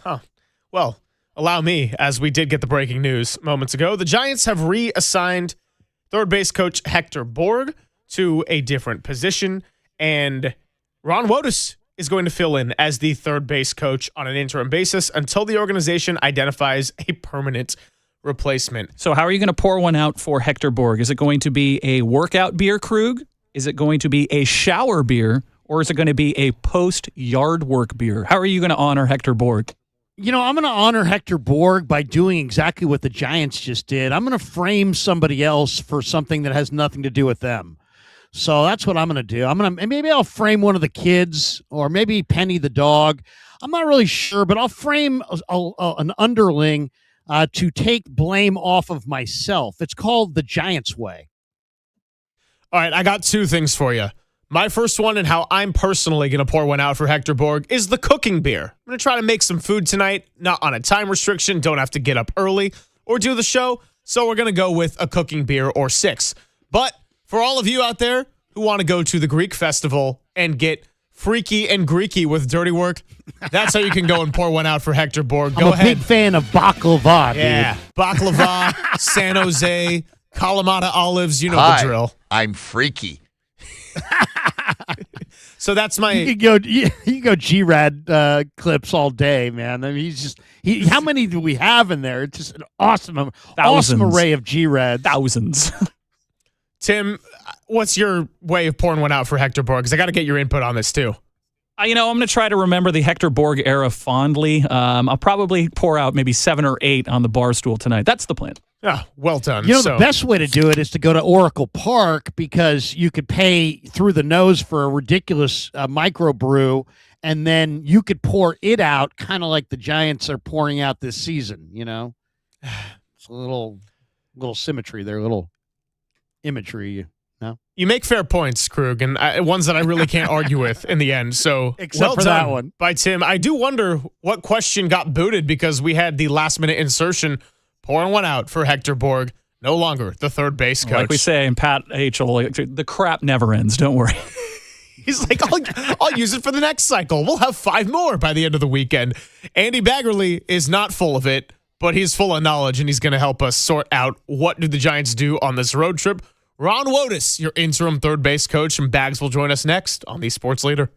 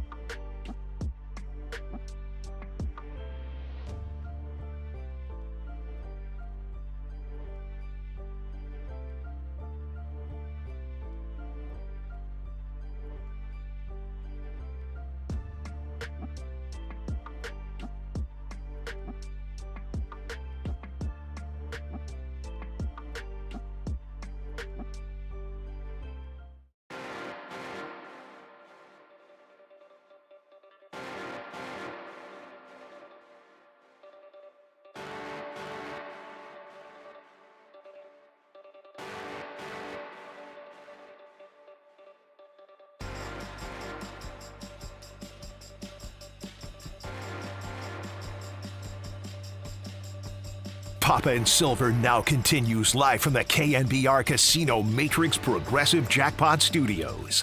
Casino Matrix. Progressive jackpots are here. Where are you? Just drop in. Please play responsibly. 1-800-GAMBLER.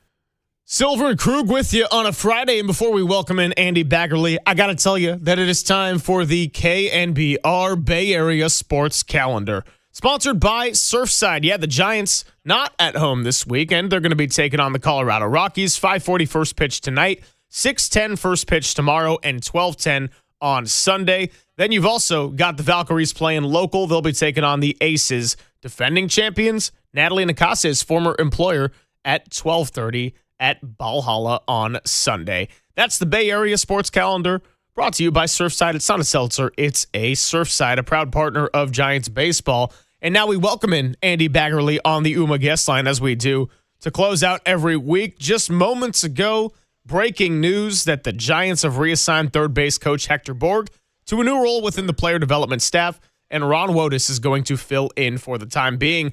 Bags, good to be with you. What's going on, and your reaction to the breaking news? I mean, they were kind of in a box. No pun intended. They had to. They had to make a change. You know, you could just tell that there just wasn't a lot of faith there anymore. There have been too many mistakes, too many either sends or holds. And look, Hector Borg is a really, really good baseball guy. I think I've mentioned that every time I talk about him on the radio or every time I write about him. This to scapegoat him for where the team is. I mean, he's not even, if you make a list of the issues plaguing the team, he's not even on the front page. You know, he's down there on page 6 or something. But you got to improve wherever you can. And I don't think that if they got to rebuild trust and they got to rebuild belief and they got to rebuild a lot of things here with this team, I don't know if that was going to happen with the third base coach, given some of the decisions that have been made. And so this was something that I think had to happen. Yeah, no, I agree. I mean, and yet it seems unfair that a guy like that would be put under the magnifying glass, but it's just a reality. It's just the way life is unfair, especially in the big leagues sometimes. Here come the Rockies, and they're 2-8 in their last 10. They're not hitting at all. They've been outscored by 33 runs in the last 10 games. It's amazing. This is a team the Giants really should be able to handle. How do you see the mindset of the club, Bags? You're around them daily. It was a very deflating Diamondback series, 2 sweeps in a row. How do you think the team's psyche is coming out of that sweep? Oh, gosh, I can't imagine it's very good. There have been a few times this season where they show a little bit of a glimmer, whether it's the first 2 games at Dodger Stadium or the series in Sacramento. Especially when you see, the Devers come around, Adames come around, you think, okay, maybe they're going to get back to being the team that everyone kind of envisioned. But then, it's 1 step forward, 2 steps back. And, you do that means you're losing 2 out of 3, and you look up and you're a 100-loss team at the end of the year. So, there's just some things that just don't look like they're kind of immutable qualities on this team. The fact they don't walk, the fact they don't try to steal bases. And clearly they tried to do some of that on Wednesday. And Tony Vitello even made mention of that, I think, when he was on with Murph and Marcus, is, hey, instead of just giving guys the green light, we're going to be giving them the steal sign, telling them to go. And if you get thrown out, that's on us. And so Casey Schmidt stole a base on a replay review, was called safe. Or Luis Ariz stole a base. Ariz is dancing off second, trying to make something happen, distract the pitcher. He gets picked off. It's like, well, they're trying to do different things, and But it's just, when you get to the end of a series and they get swept again, it's just all of a sudden they're back to no momentum whatsoever. And, the longer they go along this track, the more you have to just believe that this is the team they are. And there's so much baseball to be played. It's hard to believe we're talking about that. There's over 100 games left, but it's been so stark. I would be shocked if they're anything but sell mode and try to make the best of a bad situation this season. Bags, you've been around baseball for a long time, and certainly this team.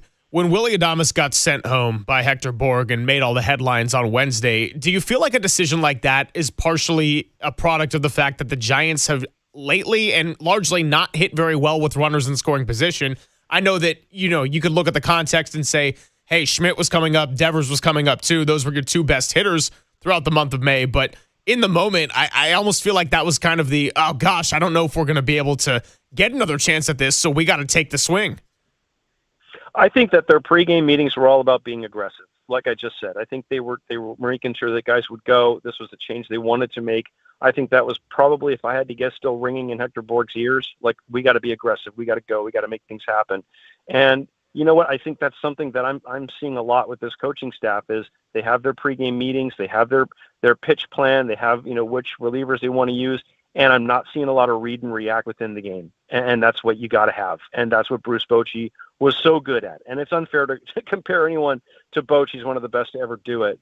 But when you see a coaching staff that doesn't seem to have that wired in, it's noticeable because they don't make adjustments fast enough. And that's third base coaching is tough, man. I mean, you got to make a decision so quick.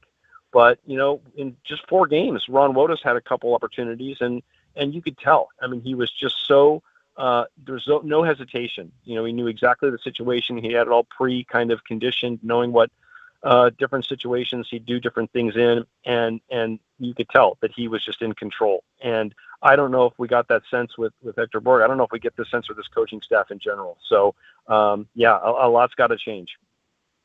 Bryce Eldridge, on a positive note, really does have a phenomenal strike zone. And the more I watch him, the more I think, wow, this guy takes pitches and he's not guessing. He's got a great eye. He might have the best eye on the team, and he's going to draw a lot of walks throughout his career. It's kind of the one thing that I feel like can keep him in the big leagues through this kind of odd usage that he has. What do you think? What's he like, Bags? What's Eldridge like? Tell us something about Eldridge we don't know, because, man, I'm very impressed by his maturity at the plate in some ways for the age that he is. Yeah, I think first thing that struck me is he's comfortable. He's talkative. He's comfortable being personable. He was like that with us from day one when he was, 18 years old getting drafted. And, that comes across. And that's something that I think does translate. If you're someone who just isn't intimidated, if you're comfortable being yourself, if you're good enough, and sometimes that can, get expressed as cockiness a little bit too. But he doesn't quite go that far with it. He's someone who just seems to never get overwhelmed by anything. He knows he's good. He knows he's talented, and yeah, he's going to strike out a lot. But the on base, if it's like it was at AAA where it was over 400, you take it any day of the week, and you take strikeouts and you take home runs. I mean, that's what Nick Kurtz is doing this year. He's not exactly hitting on a 50 homer pace, but he's got like 65 walks or something. So that's an ingredient the Giants need. That's what they're missing. They don't have a guy like that because Devers hasn't been walking. So, I think this usage thing we're talking about, I think we're pretty much running the course on that. I mean, whether it's the Giants pretty much saying, look, we are turning into future mode here, or just realizing that Eldridge is a better matchup than anybody else they could have out there. I don't think he's going to be taking a lot more days off the rest of the year. I don't think he's going to be sitting against lefties. Maybe the tough lefty here or there, to get a right-handed bat in there, you got to use everyone on the roster, keep everyone involved. But I think Eldridge is going to be out there pretty much every day from this point forward. He has to be. Andy Baggerly joining us on the UMA guest line. Logan Webb returning tonight for his first start off the IL. So a two-parter for you. What do you think they'll do with the roster spot when Webb comes back? And did Wednesday's start make you believe that Trevor McDonald earned enough to get that start next Tuesday? Yeah, you know what? I mean, I think I wrote this in my piece yesterday, and it was in relation to McDonald and Bork because I kind of see them as similar decisions. You know, it's a 162 game series is the ultimate meritocracy. It is. You know, you're going to have a lot of chances. You're going to have opportunities. You got to make the most of those opportunities. And if you do, you're going to get more opportunities. And if you don't, and they keep running you out there, then everyone notices that. And it kind of, and the reverse is true as well. If you keep running people out there and they squander opportunities, you know, you send the wrong message to the whole group when you do that. So if they were to send Trevor McDonald back to the minor leagues, I think they realize it would send the wrong message to the entire organization, because that's not what you do when someone goes out there and they compete and they pitch well and they keep you in the game. And even their demeanor impresses you. Like I think there's a lot of similarities between Roop and McDonald. And that's similarities. Those are, I think those are qualities, that sort of doggedness that they want to instill in this rotation. And then you got Tyler Mahle right there, and it's not just the numbers. It's not just a 6 ERA. Right. I mean, he's not attacking hitters. He's the leadoff walks. You know, he's talking about facing hitters the other day, and he's like, "Yeah, I hung a slider to the righty. I forget the righty's name, whatever." He seemed like he was spaced out. You know, so yeah, if they were to have Mahle start instead of McDonald, I think that they would be sending a terrible message to this entire organization. Casey Schmidt, you know, the some of the splits are kind of interesting. He's really crushing lefties. He's hitting much better on the road. But the one thing that kind of jumped out to me is that his numbers when he's playing like third base, he's hitting 300. When he's playing first base, he's hitting 310. When he's playing in the outfield, he's hitting 160. You think there's anything to that, or are we talking small sample size? We're talking like 25 at bats, Bags. We're not talking about a lot of at bats. But do you think he brings some of that stress of playing the outfield? Do you think it starts to impact him at the plate at all? You know, I never know when guys talk about that, like, oh, let's take this off his plate. Asking him to play all these positions is going to drag him down offensively. Maybe some people are wired that way. Maybe some people are kind of more immune to it. Either way, I think you made the point there. It's such a small sample that you can't really divine anything from it just yet. It's something to watch, though, because, you know, we know that he hasn't exactly looked comfortable out there, but you wouldn't expect him to. So yeah, that's something I'm sure they'll kind of monitor and look at. But you know, right now they just got to keep his bat in the lineup any way they can. And if Eldridge is going to play every day, then that means that they may have to get creative with Schmidt. Now they're going to get Jung-Hoo Lee back pretty soon too, so you know, that may alter the calculations a little bit. And then Elliot Ramos, they hope it's not, you know, more than a month, but it's going to be a while for him yet. So yeah, you know, they're just trying to make the imperfect pieces fit as best they can. But either way, you know, you got to be impressed with the fact that Schmidt is still making, you know, consistently loud contact, and he's making it to all fields. Certainly the pull power plays at home. And you know, he's not walking a ton still, so there is going to be an adjustment that the league makes to him. But you know, we saw it last year when he was not getting pitched to. His chase rate was way down from what it was when he first came up. So I think we're seeing a guy, you know, growing into being a pretty good major league hitter, and gosh, it's a good thing he is, because if it wasn't for him, I don't know where the positives would be with this Giants offense. Bags, what do you think the best use for Jesus Rodriguez is overall? Because whether it's behind the plate or in the outfield, he hasn't looked the most comfortable defensively. That said, 12 games under 500, you want to give somebody like him as many at-bats as possible. And then back to your other answer from before about meritocracy, well, I think that at least with that initial sample size, Jesus Rodriguez has earned the right to get more at-bats.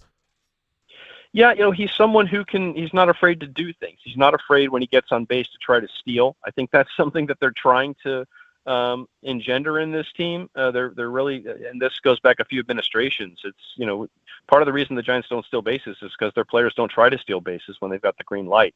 This is a guy who's aggressive. When he's on base, he's going to try to move up 90 feet. And you saw him the other day try to bunt his way on. Now, he showed it way, way too early, and he was out easily. But he's trying to make something happen, you know, and I think that that's a good quality. That's a quality that, you know, maybe can rub off on some other guys.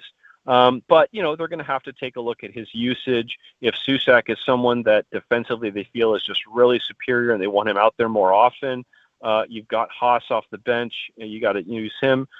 So maybe the opportunities for Rodriguez will kind of get a little bit smaller on this roster, especially when Jung-Hoo comes back and Ramos comes back. So I don't know if he's guaranteed to stay up all the rest of this year. There's certainly, if he's not playing a whole lot, then an argument could be made that he'll be better served at AAA where he can play every day. But I think they're figuring out exactly what they have. They're intrigued by just the way that he plays the game, and I think they're hoping that he'll hit enough to maintain a spot in the big leagues. But if not, then then you send him out for some more seasoning. Bags, one of the odd things I thought when the Giants won, 107 games under Kapler, they had a ridiculous number of guys, percentage of their roster were guys that their future kind of wasn't determined, and they either were up for a contract, they were free agents to be. They were towards the end of their career. I mean, it just seemed like everybody had the carrot kind of dangling. I'm bringing it up because this year the Giants have a number of guys they've paid big money to, and only I should say paid. I'm not sure big money, but money to, and only really a Rise is playing well out of this group. I mean, Adames, Chapman, Devers is heating it up, and Jung-Hoo's been heating it up, but like Webb and Ray and the rest of the guys making money aren't necessarily doing all that well. What do you think about as far as the dynamic of, guys that have long-term, guarantees as opposed to free agents at the end of the year? Do you see a difference in the two? You covered both clubs. Do you see any difference in the approaches with guys, a lot of guys being paid and a lot of guys who are set to be paid? Yeah, well, one guy you can sort of put in a different category is Robbie Ray. He certainly should be motivated from a contract basis because he's coming up on a free agent year. So I think he wants to try to hit free agency and get one more contract. So you can't really make that connection with him. I see what you're saying. I mean, you sort of make an assumption about complacency. Maybe when you sort of try to make a connection there. That's just always such a dangerous thing to assume or to even speculate about, because I think these guys are trying. I think Willy Adames really wants to succeed. Matt Chapman certainly grinds, and it just isn't happening for Chapman. I mean, you can see he's just really trying everything with his swing right now, and one day he's popping it up, the next day he's grounding it out, and it's just not happening for him. But I think there's no complacency that I see with someone like him. With Adames, I think the optics can be a little tough because he is so sort of a social butterfly out there. But that's just him. That's who he's always been. It's just it looks differently when the team's not performing. But I don't know if that's something that is really causing him to underperform or any of that. I go back to 2021, and what was remarkable about that season is you had a lot of guys who were in arbitration years. You had guys like Austin Slater, and he was being pigeonholed into only facing righties. And there was just a lot of buy-in that you needed to get from players on that team, on that roster, for all their pieces to fit, because they were pinch hitting for people, in the second inning sometimes. And for that to work, I think you needed a lot of buy-in, and two, you needed to win, because we saw when that system didn't work so well. When it works, you can't complain, right? You have no ground to stand on. It's working. You're winning 107 games. But when it doesn't work, it really kind of falls apart quickly. So, I think the easiest bet is to have everyday players that go out there and perform to their projections and stay healthy. And that's the easiest way to kind of project a solid season. But, right now we're seeing the flip side of having a lineup with a lot of continuity is when a lot of those guys are struggling at the same time, there just aren't a lot of places to pivot. So, we can go down the litany of reasons why the Giants are where they are, and the offense and the underperformance on the offense, no matter what these guys' contracts are, it's been too stark. It's been something that the rest of the roster hasn't been strong enough to survive. Last one for you, Bags. What are you looking for from Logan Webb tonight in terms of signs that he can right the ship? Coors Field isn't exactly the most welcoming sight for a return off the IL, but look, Logan Webb's their ace, and this is the big, so sometimes that's how it goes. Yeah, I think they wanted to get another look at McDonald. That's why they pushed Webb back. It does mean he starts at Coors, but he's pitched pretty well at Coors, all things considered. It's Coors Field. I mean, the biggest thing is the knee. It'd been bothering him for a while. It's bothered him in past seasons. I think it just got to a point where it was not allowing him to finish pitches, and that's why you saw that a lot of pitches were just up in the zone where they normally wouldn't be. And I am curious to see if we look back at his full season at the end of this year, just how much ABS might impact it, just how much not having Patrick Bailey now might impact it, because this is a guy who works east to west a ton and can get a lot of strike calls. So we'll have to see. It's going to be an interesting analysis to make at the end of the year. I think for now, they're just hoping that he's healthy. They believe he will be healthy. He's going to be feeling good. Looked like he didn't say he got a cortisone injection, but he didn't say he didn't get a cortisone injection. So maybe whatever they did to his knee, stick some motor oil in it or whatever they did is going to help him feel better. But we've seen so much of Logan Webb, and when he's healthy, and he has been healthy, knock on wood, it's pretty much his whole career. He's always been an effective pitcher, always gets you deep into a game, always gives you a chance to win. So I really don't expect it's going to be any different. But, you also look up, and since 2022, the Giants, I think, are a couple games under 500 in Logan Webb's starts, which is just kind of a travesty when you think about it. So the best thing this team can do is see a healthy Logan Webb, give him a chance to win, string some hits together, get a win, and just build from there. Just take it one game at a time. It's a cliche for a reason. Bags, always good having you on, man. Appreciate it, and enjoy the weekend where we're going to get a little bit more information. See Ron Wotus in action at the corner. And, look, is it the reason that the Giants are 22-34? No, but I think you had it the right where got to send a message at some point. So thanks for coming by, and we'll read you in The Athletic as always. Sounds good. I won't be in Denver, but I'll be in Milwaukee and Chicago. So I'll talk to you from somewhere in the Midwest next time. Ah, fantastic. Well, yeah, actually, we got to figure out what we do with our hit with Bags, because if all goes to plan, we got like a 10-minute show next Friday. I was going to say, get yourself a Kringle. Get yourself a Kringle in Wisconsin. Yeah, you can actually get them at Trader Joe's here in the Bay Area now. Wow. So, big plug for Trader Joe's right there, I guess. But there you go. Yeah, but you can get all the flavors if you go to Racine, Wisconsin. You don't have to wonder which flavor is going to pop up. You can pretty much pick any of them you want. And usually Dwayne Kuiper picks all of them when he makes a trip. Amazing. Thanks, Bags. Thanks, Bags. Andy Baggerly on the Sports Leader. When we come on back, let's keep getting into the news of the day. Hector Borg has been reassigned. And let me just ask you plain and simple. Does that make you feel any better as a fan? Does it send the right message, or is this too far gone where you're not into it at all? It's Papa and Silver with Krug on the Sports Leader.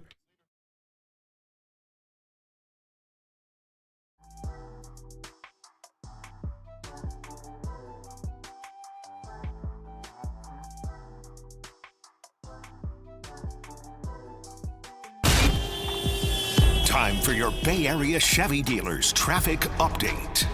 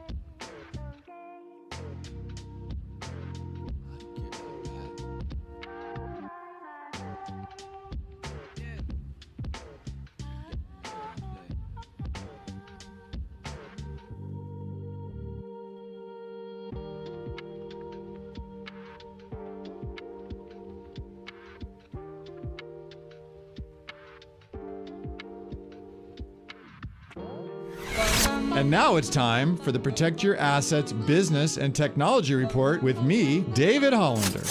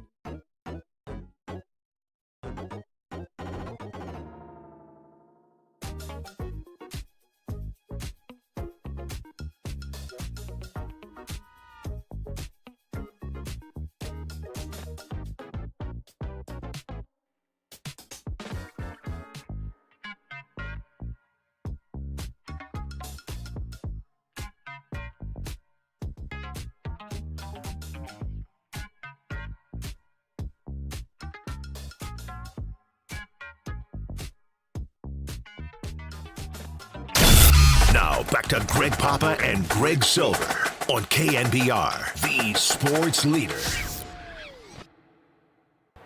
Fastball, fly ball, shallow left center, falling, in there, base hit. Now heading home, a late break to throw home, and he's tagged out.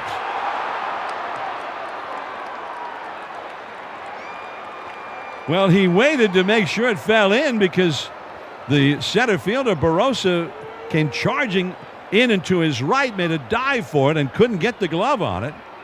And then Adames took off, and the ball was already retrieved. It was relayed into Fernandez. Yeah, like John Miller in real time, we were all trying to process that one. Willy Adames was thrown out after getting sent home. He was trying to tie the game. The Giants did not, and you know how that one ended, with a loss and a sweep against the Arizona Diamondbacks on Wednesday. Greg Silver, Larry Krueger, Tim Webb with you. We're getting back to being cranky here on a Cranky Krug Friday. About 40 minutes, and then we're going to go get freaky and Greeky at the Greek Festival, where the Dirty Work Boys are going to be hanging out in San Jose. Hi, I'm freaky. Exactly. Thank you, Ratty. By the way, here's a rule of thumb. I don't want to, when you do sports radio, you always come across as the big mouth know-it-all, so we might as well just lean into it. But what if you do know it all, like us? Exactly. It's amazing all the masses that we know about every sport. But there is one basic thing. If the left fielder is releasing the ball and your base runner has yet to touch third base, don't send him home. And that's what happened there. The left fielder, I believe, touched the ball before Adames touched third base. So come on. I mean, he was dead. In baseball terms, he was out by a freaking country mile. Now, it didn't look that bad, but I mean, he was probably out by 5 feet. 5 feet's a lot.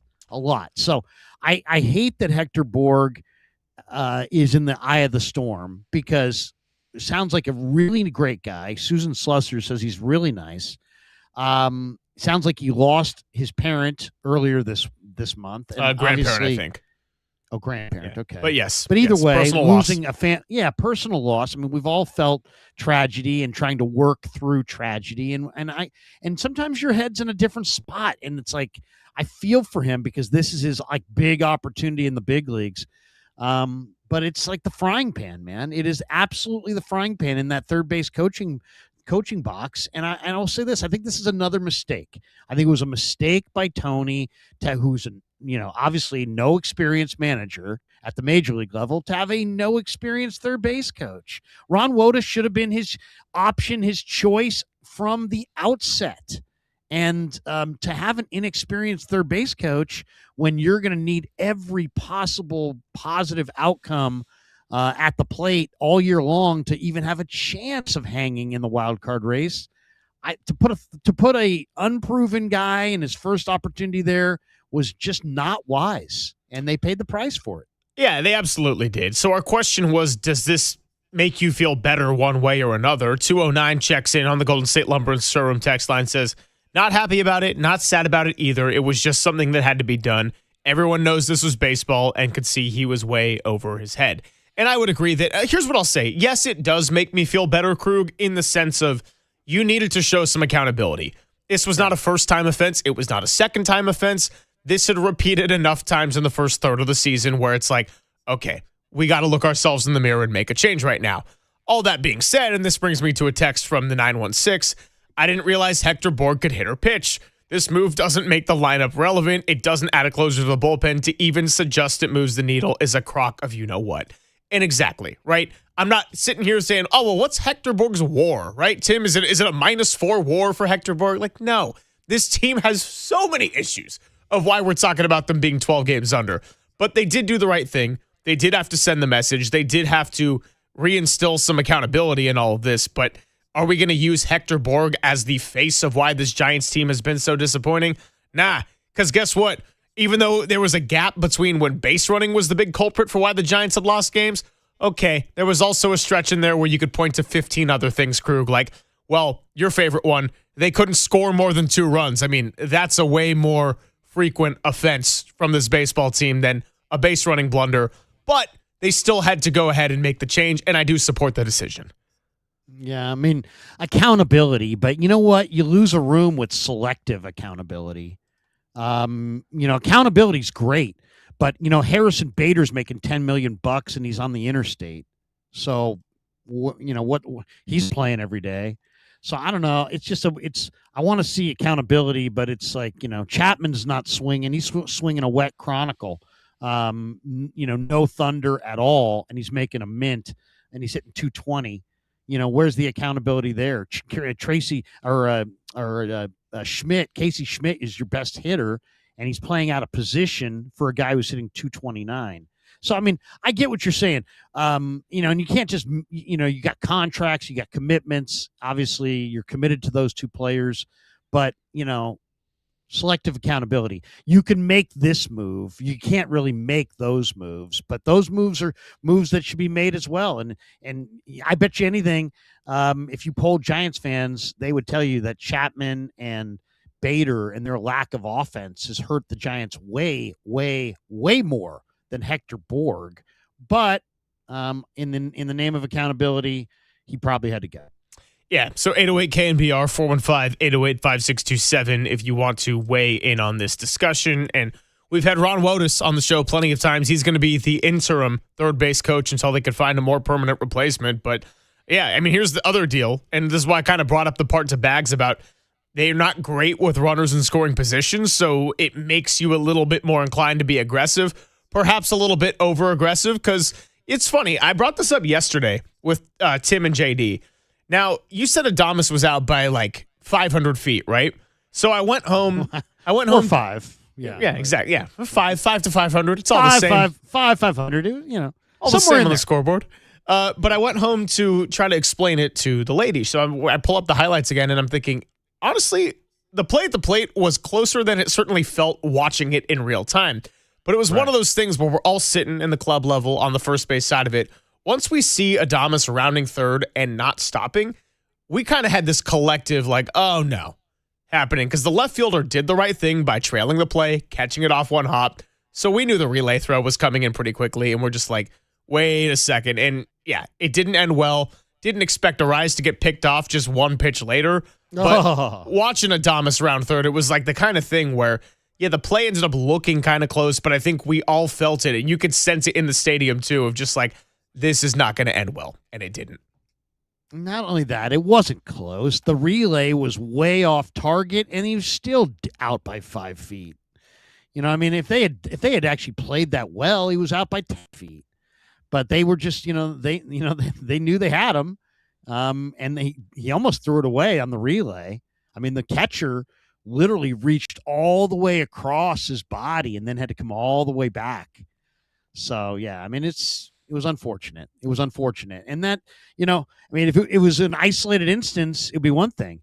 But, you think of the Phillies thing, and then you think of the Marlins thing, and you think of some of the gaffes, and you're like, wait a second. It's only May, and I've already got a litany of complaints with the third base coach. That's way too many. So it's some years I've seen, in the 70s, I can remember the manager sometimes throwing himself out there. I can remember seeing Tommy Lasorda in the third base coaching box, and I've seen other teams put manager in the third base coaching box. Maybe Tony ought to throw himself out there. Maybe. So, yeah, wouldn't that be something to watch Tony Vitello out there at third base? I mean, hey, he's done it before, right? That's how he's going to earn his stripes in Major League Baseball. And I kid. I'm not trying to rile everybody up. With a half an hour to go on our Cranky Friday, we'll continue with this discussion and then visit some extra storylines before we send it over to Dirty Work. Got a little bit of a hodgepodge to end the show, and then Tim with like 600 trivia questions. No, I'm just kidding. He already wore me out with the 6-pack. We'll keep it to like 3. Less of me. It's Papa and Silver with Krug on the Sports Leader.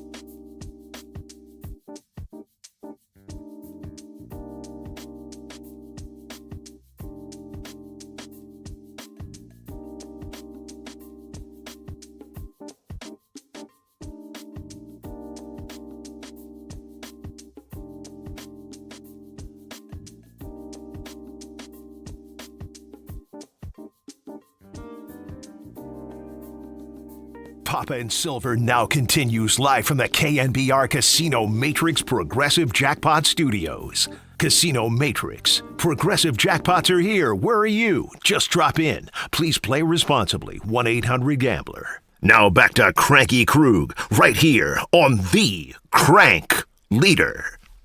With a sac fly. Hits that one hard and off the glove into center field. Gilbert somehow got the stop sign and doesn't score. Oh, my goodness. Hector Borg, I think, didn't see that it got deflected and rolled away from Stott. Yeah, that was a surefire free pass to score, and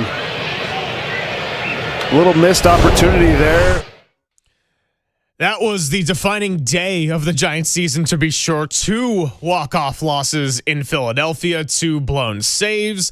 And that was when the Phillies were 9-19. They had fired Rob Thompson. They got their season back on track thanks to the San Francisco Giants. Meanwhile, the Giants, another display of finding different ways to lose games. And Hector Borg, if you're just joining us, he has been reassigned to a different role in player development. So Ron Wotus is going to be the interim third base coach for the time being.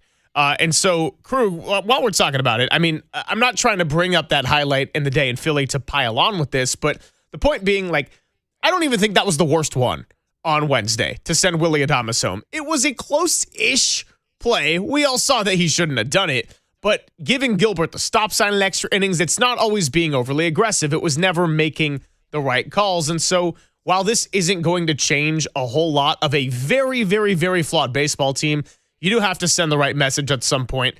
And you could tell by Willy Adames' demeanor in the clubhouse after that one, too. Like, he was pretty upset with the decision, and the way he kind of was just standing there and was like, yeah, I don't know, I was just following his decision. Like, he did not look happy. I don't think there was a level of trust between him and the players, and a change had to be made, plain and simple. Well, and you and I mean, we're watching every game. I mean, there are examples of guys listening to Hector Borg and getting thrown out, but there's also examples of guys blowing right through Hector Borg stop signs. So, you just get the feeling that the trust, which is really important in that spot, may not have been there. Bags kind of referenced it. I mean, the nice thing about an organization like the Giants is they have Ronnie Wotus, who's really, really good at this job, and he's just, sitting around. Now, I don't know that Ronnie wanted to do all the travel that goes into this, but, he's a good organizational man. He'll do what the team needs and what the organization needs and what Buster needs. But the good thing is tonight you've got a really top flight guy in that spot. So that's the good news. I feel bad for Borg, but it's the big leagues, man. It's you got to produce. And it's just and that's the frying pan. I was a little surprised they put him there, to be honest, because third base coach is the frying pan of frying pans. I mean, heck, Flannery was damn good at it for a long time, and there were a lot of times people were really mad at him after times where he got guys hosed. So, and you can get hot and cold too with this stuff, and maybe he just hit a cold spell. But anyway, onward and upward. Giants Rockies tonight, and hopefully they get on the winning foot. Well, back to the stats I read you from earlier. When the Giants don't commit an error in a game this season, that's happened 33 times, they are 17-16. They're basically a 500 team when they play clean. When they do commit an error, at least one, they are 5-18. And that happened, by the way, with Matt Gage after McDonald got taken out, and that's product of the bullpen not being good. That's all to say that errors, as bad as they were on an individual level for Hector Borg, this team simply is not good enough to make mistakes, whether it's an error that gets clocked on the scoreboard or whether it's just something procedural that they don't execute. When they get in their own way, it's going to be highlighted because they're just not good enough. They got to play very, very clean and sound and fundamental baseball, and the infield defense has to be tight, and that's why Luis Arraez in the glove has been a revelation, because when all that's going together, the Giants have a chance to win. But the second they do one thing to get in their own way, we see exactly what kind of product it's been, whether it's Hector Borg, whether it's been, Rafael Devers in the slow start he had, whether it's been miscommunication on the base paths from other people independent of the base coach. There's a lot of different ways where look, when things aren't going well, we've seen exactly how it happens. And remember, we did the show together when Chapman said to Casey Schmidt, catch the effing ball, and we made fun of the Peyton Manning SNL skit, and we had that whole bit. Maybe Schmidt should have fired back and said, swing the effing bat, Matt. Well, I mean, they don't hit a lick. I mean, the rest of this is just backfires. I mean, then, to be completely honest, they don't hit. And so it's when you don't hit, then everybody's walking out of the stadium complaining about Hector Borg. When you don't hit, everybody's walking out of the stadium going, damn that Ryan Walker. I mean, right. When you don't hit, it just how you lose becomes other things. But you're losing because you can't freaking hit. You can't win in the big league scoring 2 runs. So how many times has that happened this year where they made a mistake? I mean, I was at the game the other day on Memorial Day, and Giants get up 2-1 and ground the shortstop, and Adames just freaking airmails it, sets up the Diamondbacks for a whole new inning. And it was just that lack of focus and lack of concentration. There was no pressure. It wasn't like, Willie McGee in his freaking prime was going down the line. It was just some guy running down the line. It wasn't even that wasn't even that close. He just airmailed it, threw it 10 feet over Devers into the net. So it's just a lack of focus. And we're talking about veterans. So, and yes, they don't have enough offense, and then that makes just shows off the fact that their defense is fallible, that Hector Borg is a rookie and he's fallible, and their bullpen's not perfect. And you know what I mean? It's like the real issue is they don't hit. They can't score. And I think the rest of this stuff is just kind of like backfires to, sidetrack you from the real story, which is they can't hit. I think you just summed all that up really well, but Cam Ward could have essentially done that in just a couple of words. Here's what he had to say. I mean, we're keeping the book right now, we ass. So we 0-4. Yeah, and then he goes on to be like, we dropped a quarter of our games already. And I'm like, yeah, that's actually pretty close to where the Giants are at, too. 6 away from that. I mean, he didn't even throw the R. He just threw the we ass. We're keeping the book right now, we ass. That's awesome. That is awesome. Cam, hey, Robert Saleh and Cam. Niners will be joint practicing with Cam Ward, Robert Saleh, and the Titans this summer. Good. I don't want them to joint practice with the Broncos again. That defense came in, and I was like, come on, we got to do this. Like, we're just any injury risk already on a joint practice. Like, let's not Denver Broncos it, all right? No disrespect to the Tennessee Titans, but I think Denver's probably got a little bit better roster as of right now. Yeah, Chargers too, though. Harbs, we're going to see Harbs in the Sharpie and the khakis, in training camp against the Niners. I'm looking forward to the joint. Shanahan loves the joint practices, so they've got 2 sets of joint practices scheduled for the preseason. There you go. So the Niners, the Giants, there we go. Got off on a Niners tangent. The Giants are going to an offensive ballpark where they're going to need to run the base as well. The other time, recently on a weekend, they went to an offensive ballpark. They played the A's in Sacramento, and the offense was great. They hit a lot of home runs. Luis Ariz got his first couple of the year, blah, blah, blah. But that was also one where we came back from the weekend, Krug, and we thought, man, for the first time, it looked like the Giants' opponent was way sloppier than them. Like the A's, in addition to just losing 2 out of 3, they simply didn't play good baseball for a lot of that. They got in their own way. They made some sloppy errors. And then on top of that, the Giants were doing the thing that they haven't been able to do, which is hit. So I think about it in a similar context of the Rockies can absolutely be had. They're the only other team in the National League that has a worse record than you. But we know very well from watching years and years of this that weird things always happen at Coors Field. And last year it was Randy Rodriguez seeming invincible.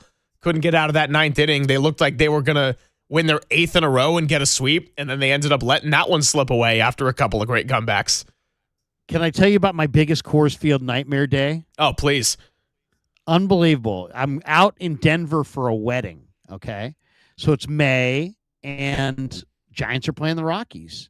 So family's like, hey, why don't we get some tickets to go to the Giants and the Rockies? And I'm like, okay, great. We'll go as a big group. How many tickets do you guys want? Like, 11 tickets. So that's kind of a lot of tickets. But I'm like, all right, you know what? I know Russ Stanley with the Giants. I'll call him and I'll buy them. And so I buy the tickets. It's like he's like, what kind of seats do you want? I'm like, you know what? I don't know. We just be together. It's not that big a deal. And Russ is like, you know what? I'm going to set you up. I'm like, great. So he gets us 11 tickets right behind the Giants dugout. I mean, literally right behind the dugout. Okay. So now I'm fired up, but it is going to cost me a lot of money. But it's Giants Rockies in the middle of a week, so it's not ridiculous. It's Denver, it's on the road, so it's not. So I pay about $800-900 for the tickets. Okay, we get into the ballpark and it's sweltering hot, right? Really, really hot. But all of a sudden, like second inning, the place it gets dark. Skies just absolutely get dark, is incredibly dark, and the skies just freaking open up. I've never seen, it was like cats and dogs, it was unbelievable. I've never seen torrential rain. It was ridiculous. Sat there 4 innings under the overhang. They announced that they're suspending the game, picking it up in September. Oh. And I walked back to the car, $9 invested in a baseball game. I saw about 3 innings in between a massive 4-hour rain delay. And thanks for coming. Oh, but wait, will there be a refund? No. But you can come back in September and watch the rest of it. Yeah. Did you? I'm like, no. Yeah, but at that point we were too deep into the Niners. He's like, I can't leave. Yeah, I couldn't believe it though. I was like, this is unbelievable. We just paid almost $1,000 for 4 innings of Giants Rockies in Denver. But that's the suspended game. That you take your chances when you go to games on the road. Yeah. Do you end up remembering what happened when they picked it up in September? Did it become like an all-time classic? Well, no, the Giants I believe lost. But Gene Machi though saved the day for the fam, because he rolled my youngest kid at the time, was like 4 years old. He rolled him a ball between the first and second inning over the dugout. He saw him wearing a Giants hat. Gene Machi just said, "Hey, kid." He looked at him, rolled it to him. Very cool moment. My 4-year-old was thrilled. I thought it was the beginning of a perfect day until the skies opened and $900 went away. But was seeing your child so happy and awestruck, was that worth the price of $9? Seriously, that's a freaking. I mean, it might as well have been the "Say Hey Kid" rolling it to him. You know, I mean, but you know what? You could have told him, like, that's Willie Mays. I'm like, that's Gene Machi. But anyway, Gene Machi. And he, my kid was a big fan of his from that point forward. Oh, well, that's incredible. So, hey, anyone going to Colorado today? All I got to say is careful. Good luck. Yeah. Good luck. We'll do a wrap-up when we come on back. Get freaky and greeky with Dirty Work starting at 2 o'clock. Copes, Depop, and Dan Dunn right here in the studio. Just a kind of little hodgepodge to close things out. I want to get in on the flopping season of the NBA and World Cup coming right around the corner. I want to get into what J.J. McCarthy had to say and probably needs a little work on media training. And got to give a shout-out to a team that plays across the bridge. We'll do that next, and then we'll get you ready for Dirty Work and Giants baseball on the Sports Leader.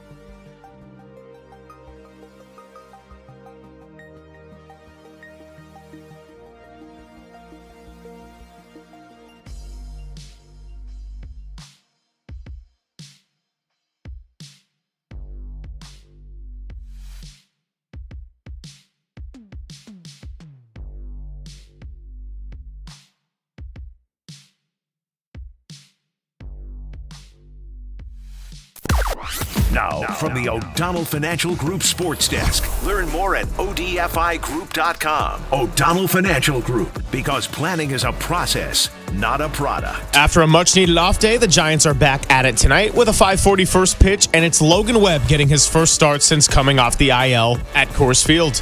Dirty Work is getting freaky and greeky, and they'll take you right up to the start of pregame at 4:40. Keep it here on the Sports Leader for all your Giants content.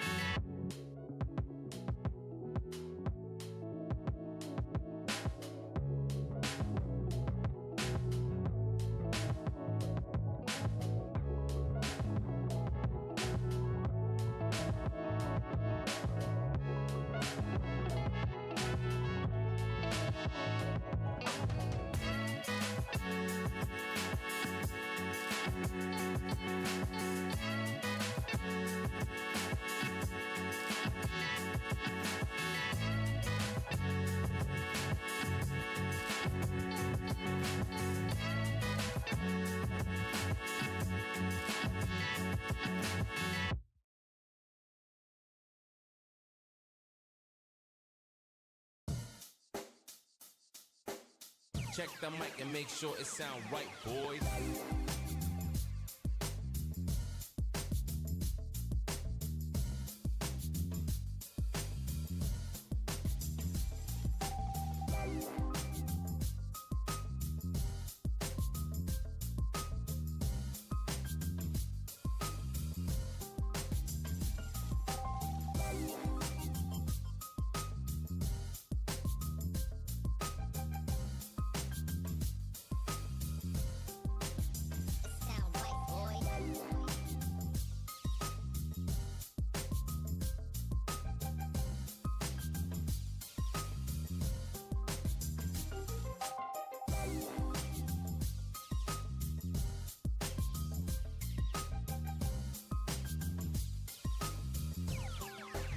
It sound right, boys.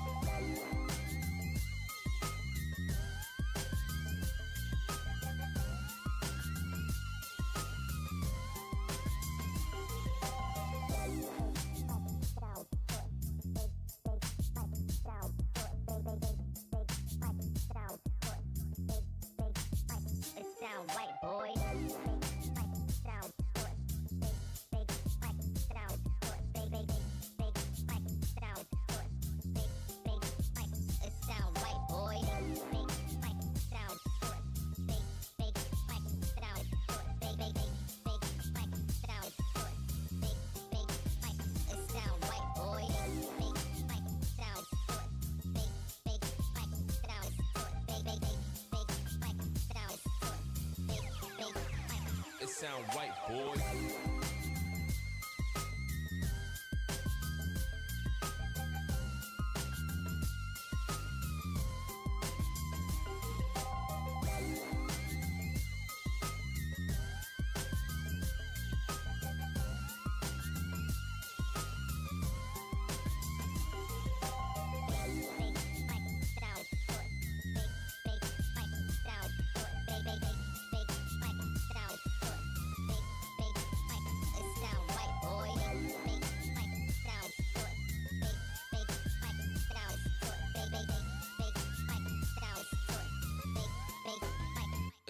Papa and Silver now continues live from the KNBR Casino Matrix Progressive Jackpot Studios. Casino Matrix. Progressive jackpots are here. Where are you? Just drop in. Please play responsibly. 1-800-GAMBLER. The Crank Leader. How many cranks you give me for the final 8 minutes here before we get it over to Dirty Work? Cranky Krug, Salty Silver, way beyond Tipsy Tim at this point. EB here in the YouTube chat was like, oh, best part of Tim getting traded to the midday show is that not only are we under the luxury tax, as we noted earlier, but you get to start drinking at 2 instead of 6. And I was like, you think he's waiting till 2 to start? Are you kidding me? To quote somebody much smarter than me, you can't be drunk all day if you don't start early. There you go. There you go. Final little hodgepodge. Tim's like, when am I called a grab bag? I said, no. I don't even know what that is. It's nothing like a grab bag. It's not a bag. potato sack looking thing, I'll tell you that. Flopping season, right? World Cup right around the corner. That's going to be awesome. And probably one of the reasons why one advantage I'd say women's soccer has over men's soccer, a lot less flopping going on, a lot less theatrics here. But we're going to get the Men's World Cup, which is one of the great events in all of sports. 48 teams for the very first time. I'm excited about it. That said, we also got flopping in the NBA. And while I'm very thrilled about a Game 7 between the Thunder and the Spurs that I can watch tomorrow night, going to try to meet up with a couple of buddies, find a great venue for it. Got to cut down on the flopping, man. And I know they did the flopping technical thing in the NBA. Here's my issue with flopping, Krug, and this is how you got to solve it, right? I'm not mad that players flop. They've gotten savvy about it. It's part of any evolution in sport, okay? Players are going to find ways to game the system, and I'm not mad that players have gotten creative about finding ways to sell fouls and find a competitive advantage. But if you're going to do that, there needs to be a punishment that can equally disincentivize you. Here's my proposal. If you flop, then it can get called a personal foul on you. Make it go the other way. Make it known that if you're going to try a little bit hard to sell a foul, you might get lucky and it might get called on the other team, but there's just as good of a chance that they can sniff out your BS and it gets called on you as well. Nobody wants to get in foul trouble, even less so in important games, even less so in a Game 7 with anything on the line. I say just make it a personal foul, institute that rule. That's my solution. You know what? I think a better idea. It's a good idea. I mean, first of all, it's a good idea. I think a better idea might be to shame the players by having a TV show once a week that shows all the biggest floppers of the league and then kind of shames them because, we have to alert people to who these guys really are. I mean, so I think they should be shamed. Why not do both, right? They don't have to be mutually exclusive. If anything, you check the box score, see the extra personal fouls, and then be like, cool, there's our content. Let's go dig up the film, and let's have Carmelo Anthony and this NBC crew. He might be Prime, whatever. One of the many crews now, the new Inside the NBA on ESPN. Let's just have them make a segment out of that. That's the new Shaqtin' a Fool. There you go. Exactly. Just shame guys who do that over and over again. It came more to the league when they brought in the Euros, I feel like. Because I feel like it was more acceptable in European basketball to have those kind of histrionics. Maybe because they're used to, there's many of them that are into football. Maybe that's the connection. I don't know. But it does seem like there were a lot of the international players were the biggest floppers there for a while. Yeah, although one international player and, frankly, an alien at about 7 feet 4 tall, Victor Wembanyama, he's international. I don't think he's into this whole flopping business right now. He's more putting out hits on Jared McCain. But, Shea, the entire crowd was chanting flopper at him. And I don't know if you saw that play the other day. We just got run over. Yeah, Carter Bryant just trucked him. Just trucked him. It was just, it's like, get the license plate on the truck that just ran you over, bro. It was unbelievable. Shea's looking around like, dude, what happened? I just got hit by a bus. So yeah. But I don't like, anything at all to eradicate the flopping. I'm for all of it because there should be some penalty. Otherwise, why wouldn't you? It's like, it's smart to flop. If there's never going to be any pushback, why wouldn't you try to sell it? And then you got a bunch of guys out there, and it becomes freaking the young and the restless. And it's like, no, we don't need that. All right, story number 2. We got to go with the difference between Kyler Murray and J.J. McCarthy. Now, I'm not going to play the Kyler Murray audio when asked about their relationship because it was a very good and media-trained answer. Oh, yeah, he's eager to learn. I'm a vet. I've been in this league for 7, going on 8 years. I want to help in any way I can. All right, JJ, do you concur? Let's hear it. JJ, what's your relationship been like with Kyler so far? It's just like two guys in a classroom. He sits on one side, I sit on the other side, and it's the coach's responsibility to teach us and coach us. So, is there any awkwardness between you two? Awkwardness, it's just like the same feeling, when you're in high school and there's another person on the other side of the room. That's just kind of how it is. So I wouldn't say there's any awkwardness. Yeah, that's how I would describe my relationship with Walt. I'd be like, well, he's behind the glass and I'm here, and I guess we work together. JJ, look, you don't have to act like you're buddy, but you can at least fake it just a little bit. All right? I'm a young guy too. I make mistakes all the time, okay? I'm stupid. We understand that. But there's also just an element of reading the room, and you don't have to be happy that they brought Kyler Murray over because he's going to get the starting job, but at least fake it in the month of May. Seriously.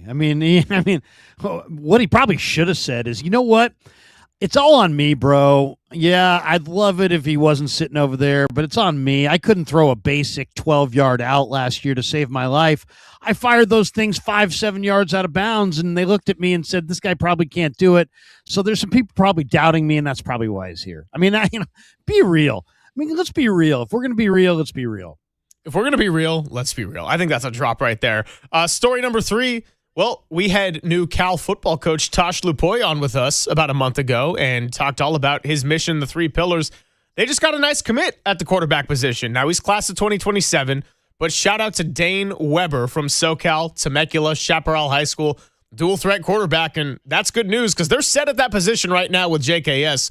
But the Tosh experience and the recruiting, that's starting to get on display. Cal UCLA is going to be a 7:30 kickoff when they open up for an old school Pac-12 after dark kind of game. So Dane Weber, welcome to the Tosh Lupoy program, and can't wait to see you in the Bay in a couple years. It's like one of those things where I don't even know if I should be, I should temper my enthusiasm. It's like I know Tosh is a great recruiter, but you got to recruit an entire new team every year, and then you got to recruit the guys that you already still have to try to stay. And it's like, is that guy even ever going to play for Cal? He's not going to play for Cal quarterback this year, but then he's going to transfer when somebody else writes him a fatter check a year from now. That's where I am with college football at this point. It's like, wake me on game day and tell me who's there. I'm excited for Cal. I really root for them as a program.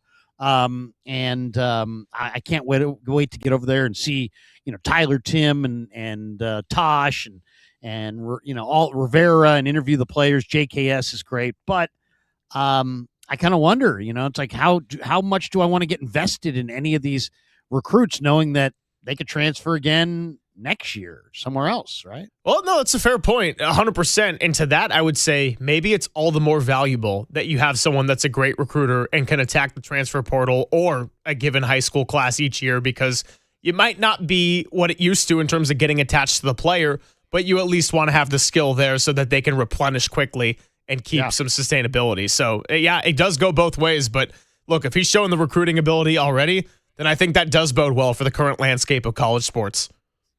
No question. And it's always good. Come on. Cap was a great recruiter back in the day. Cal's had a lot of years where they haven't had great recruiters. It's time for the Golden Bear faithful to be able to enjoy, having some of the top recruits in the country on their team. Dare to dream. You once had Aaron Rodgers. It can happen again. All right, well, that'll do it for us. Krug, always flies by with you, man. Let's continue to get cranky, and I'll catch up with you real soon. Have a fantastic weekend, man. Do the same, man. Always great to talk ball with you, and you're the easiest guy to host with, so thanks for having me on. That's because I suck. No, I'm kidding. Thank you to Dieter Kurtenbach. Thank you to Matt Mayoko. Thank you to Andy Baggerly. And thank you to Hector Borg and Steve Moskowitz and everybody who contributed to the show today. 650 says, put some respect on Tim's name. It's Tim the Hornman Reaper Webb. And with that, I'll send you into the weekend. Dirty Work, we'll take it from here. Freaky and Greeky, Copes, D-Pop, and Dan Dunn with you as you're listening to KNBR and KNBR FM San Francisco, the sports leader, a Cumulus media station. Pour one out, everybody. I'm a big fan of baklava, dude. Okay, the fun's over. They've done the dirty work of the radio business. Anybody messes this thing up for me tonight is through. Engineering, board operating, and producing. Not only are you fired, your life is over. And now they have the microphone. What could go wrong? Nobody messes up. You understand me? Don't mess up. Adam Copeland. You wanted some sort of hard-hitting Bob Lee journalism. You came to the wrong place. Derek Papa. Oh, boy. Okay. It's getting hot. Is it getting hot there? That's even worse. How are we feeling? It's getting hot? Oh, boy. It's a dirty job, but someone's got to do it. Ridiculous. Completely ridiculous. Welcome to Dirty Work. KNBR 104.5 and 680. The sports leader.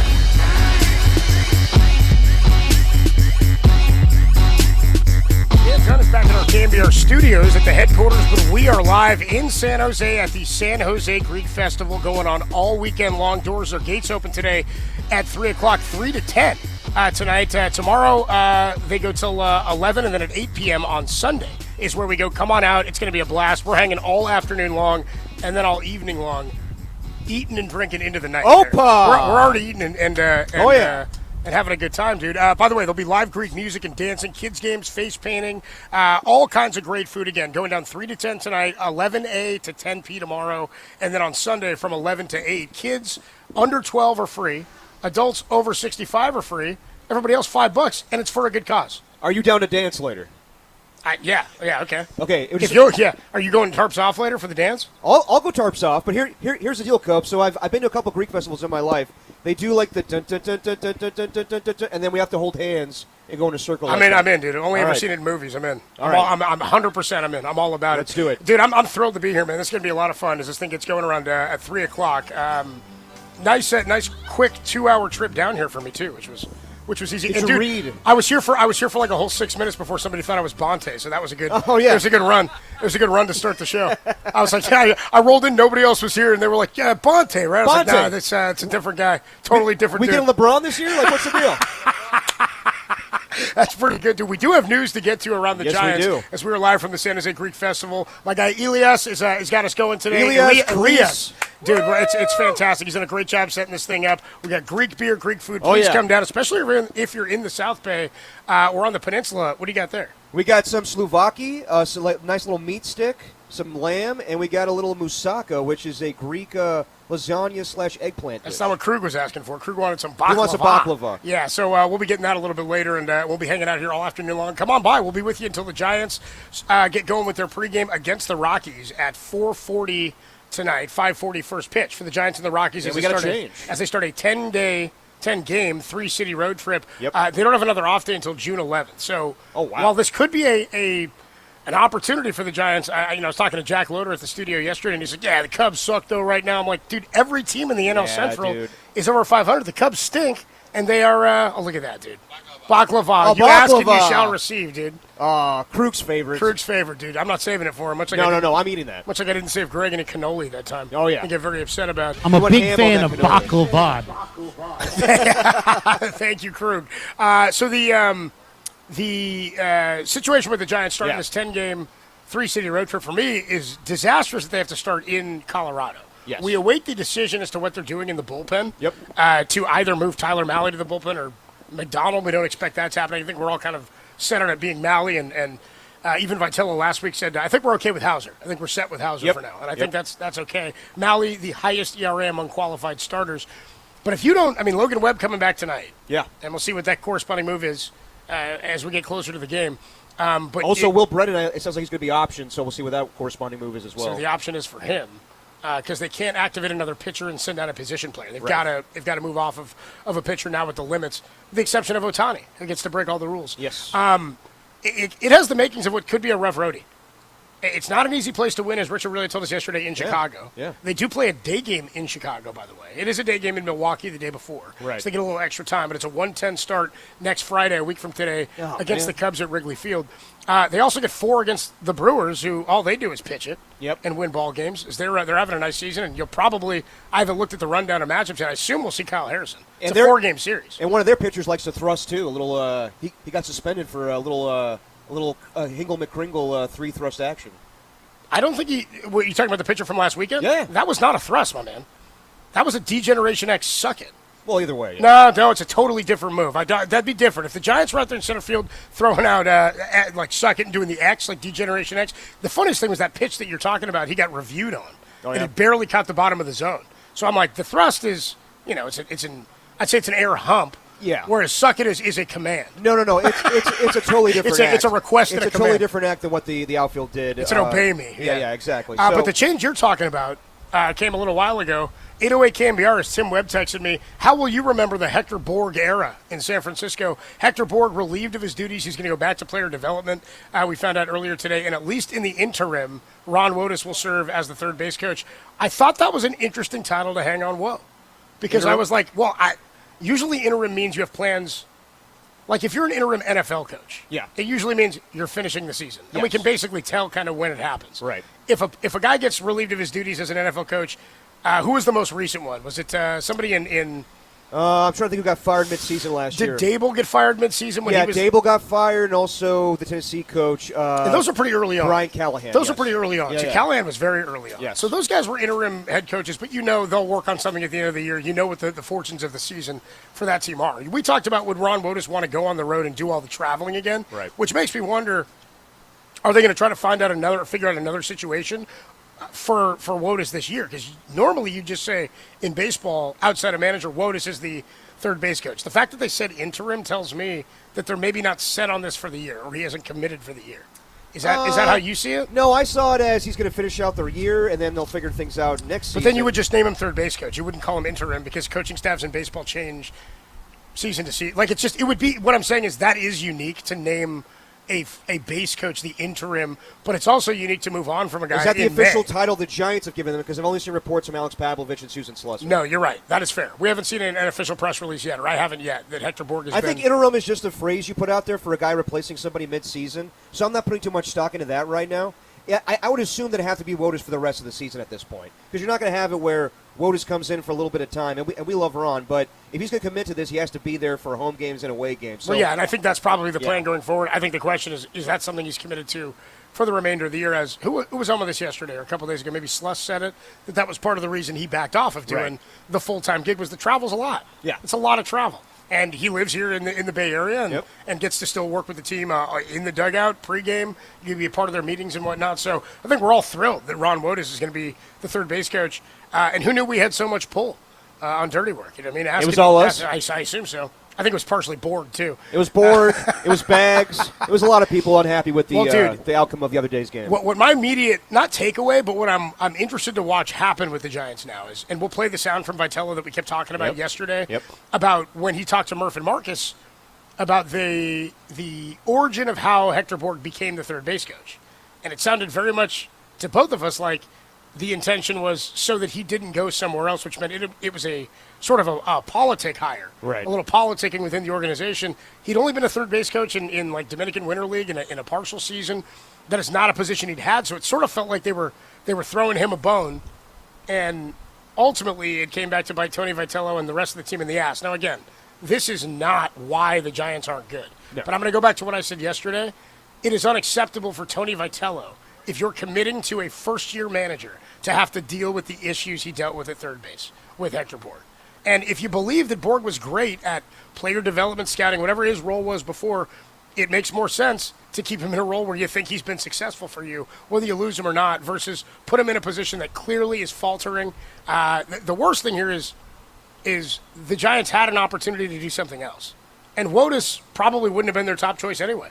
It probably would have been somebody from outside the organization. But instead, they go with somebody within. It became sort of a internal hire that was a move given to him so that he wouldn't go somewhere else, was the indication Tony Vitello gave. So I'm sure Vitello's attitude is like, well, we're in this spot now, and you kind of put me in this spot. Just give me somebody who's not going to make the mistakes that I have to worry about in-game. Where Willie Adames trusts what's happening at third base, where Luis Ariz isn't walking off mouthing, yeah, that guy sent me home. Like, there's clearly a problem with the player's trust of what it is that he's given him. And that was the biggest issue for me. Where you got to trust your guys, yeah. Absolutely. And Willie Adames pretty clear yesterday, or 2 days ago, where this situation happened, and he was like, it's just Borg's decision. Same thing with Luis Ariz. So, yeah, I think this was, an easy move to make, and again, it's been a hard week for Hector Borg, but a necessary move. And it's not the reason that the Giants are failing right now. This is not going to fix all their problems, but it's one that they see right now that they can rectify and go forward with. So I love that Wotus. I mean, he's always been part of the organization, part of the team. So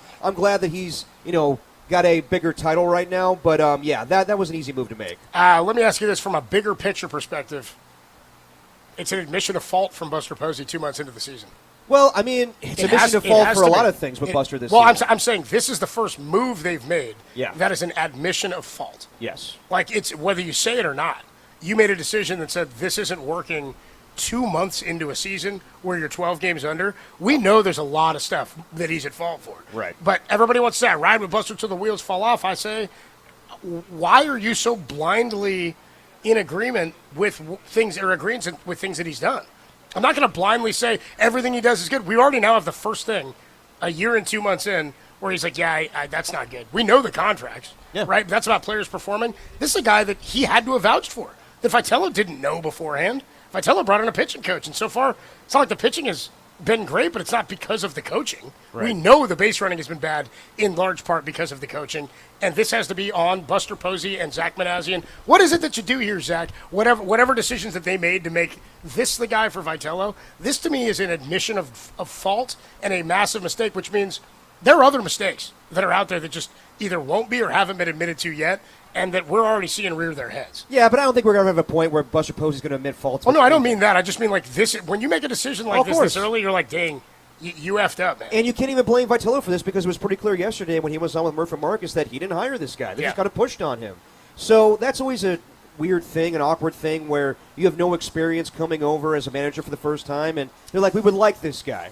And pretty much like we're telling you to hire this guy. So it's easy for Vitello. Again, I don't think he had the authority to make this move. I think at the end of the day, Buster is always reacting to what the fans are pissed off about, but never will come on the station and say, like, I feel your guys' pain. And I don't expect that. But also, it's pretty clear the mistakes that Hector Borg has made many a time this season. So it was an easy move, and yes, it is a bad mistake by Buster Posey and company. It is nice to see that Buster's so in tune with the fan base, just like when he thought we all wanted Edwin Diaz, which nobody was ever talking. But right. You wanted Diaz, huh? Huh, Derek? Yeah. We are live from the San Jose Greek Festival going on all weekend long. Gates open at 3. By the way, they got a brand new situation here where they're doing a food pickup. If you're not staying for the festival today, you can still enjoy the cuisine. That's fantastic. Of Greece. How about that? So this is brand new. All day today from 11 to 6, because it started this morning. It's going until 6 o'clock. Yeah. You can be among the first to use the brand new order ahead pickup line. Order from a selection of full menu items, including heroes, moussaka, baklava, like we got right here for our guy Krug. Yep. And they'll deliver it right to your car. We're looking at the pickup line right now, sitting right in front of us. Then you just wait for the freshest and most authentic Greek food San Jose has to offer to be delivered to your car, and you're eating on a Friday night, but park the car and get out and come Yeah, that's what I'm saying. That's a fantastic feature for this Greek Festival here in San Jose, but I would highly recommend anybody come to the Greek Festival. Have a good time, dance, drink, eat some food, come party with Dirty Word. We got plenty to get into. We are still giving away 2 more tickets to go see Stavros Halkias and the Dreamboat Tour. Oh, fitting. He's coming on June the 26th, right around the corner. So you can get your tickets. You can win them right here today on Dirty Work. I'll tell you how you can win that in just a little bit. The Giants have made a move, and they'll make another roster move. Logan Webb back from the IL today to make a start against the Rockies in Colorado. 4:40 pregame. We'll have it all for you right here on the Sports Leader. And Ron Woda steps in per Sluss and Pavlovich as the interim third base coach. Hector Borg is moving to another role within the organization, and it does not sound like it is in the dugout. 808 KMBR 415 808-5627 is the number to call. We'll get to the latest on the Giants and Logan Webb making his second debut tonight. First debut out of the knee injury that he was dealing with. More to come. 808 KMBR. It's Dirty Work from the San Jose Greek Festival, and it's only here on the Sports Leader. Murph, you probably wanted us to sign Edwin Diaz.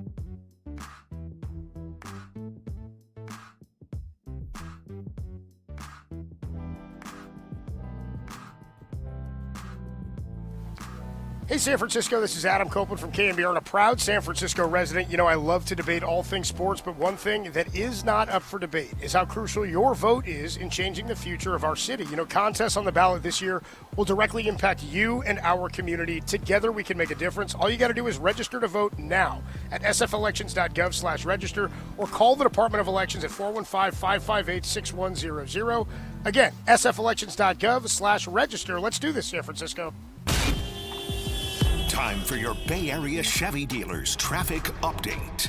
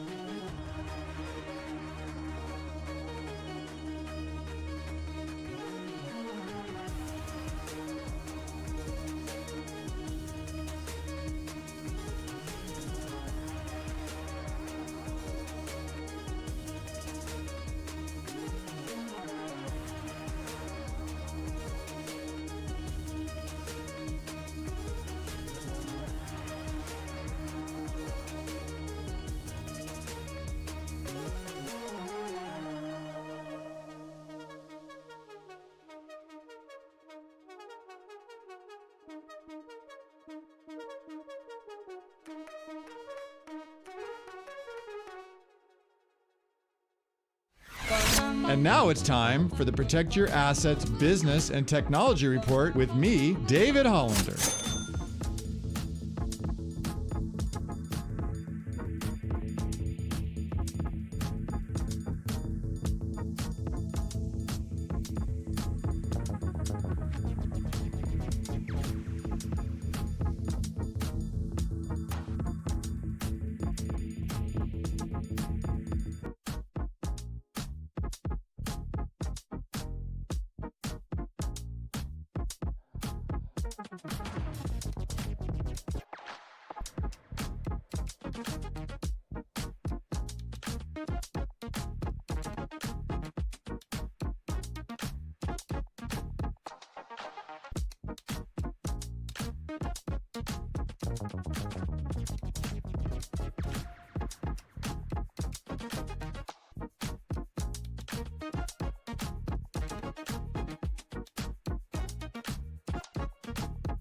Live from the San Jose Greek Festival, this is Dirty Work with Copes and Depop on the Sports Leader.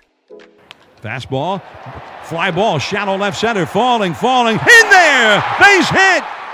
Now heading home, a late break, the throw home, and he's tagged out. No, I mean, just following Morgan's decision, and unfortunate that we had that result at the play, and couldn't tie the game there. But I don't know. I don't think that I could have done anything else.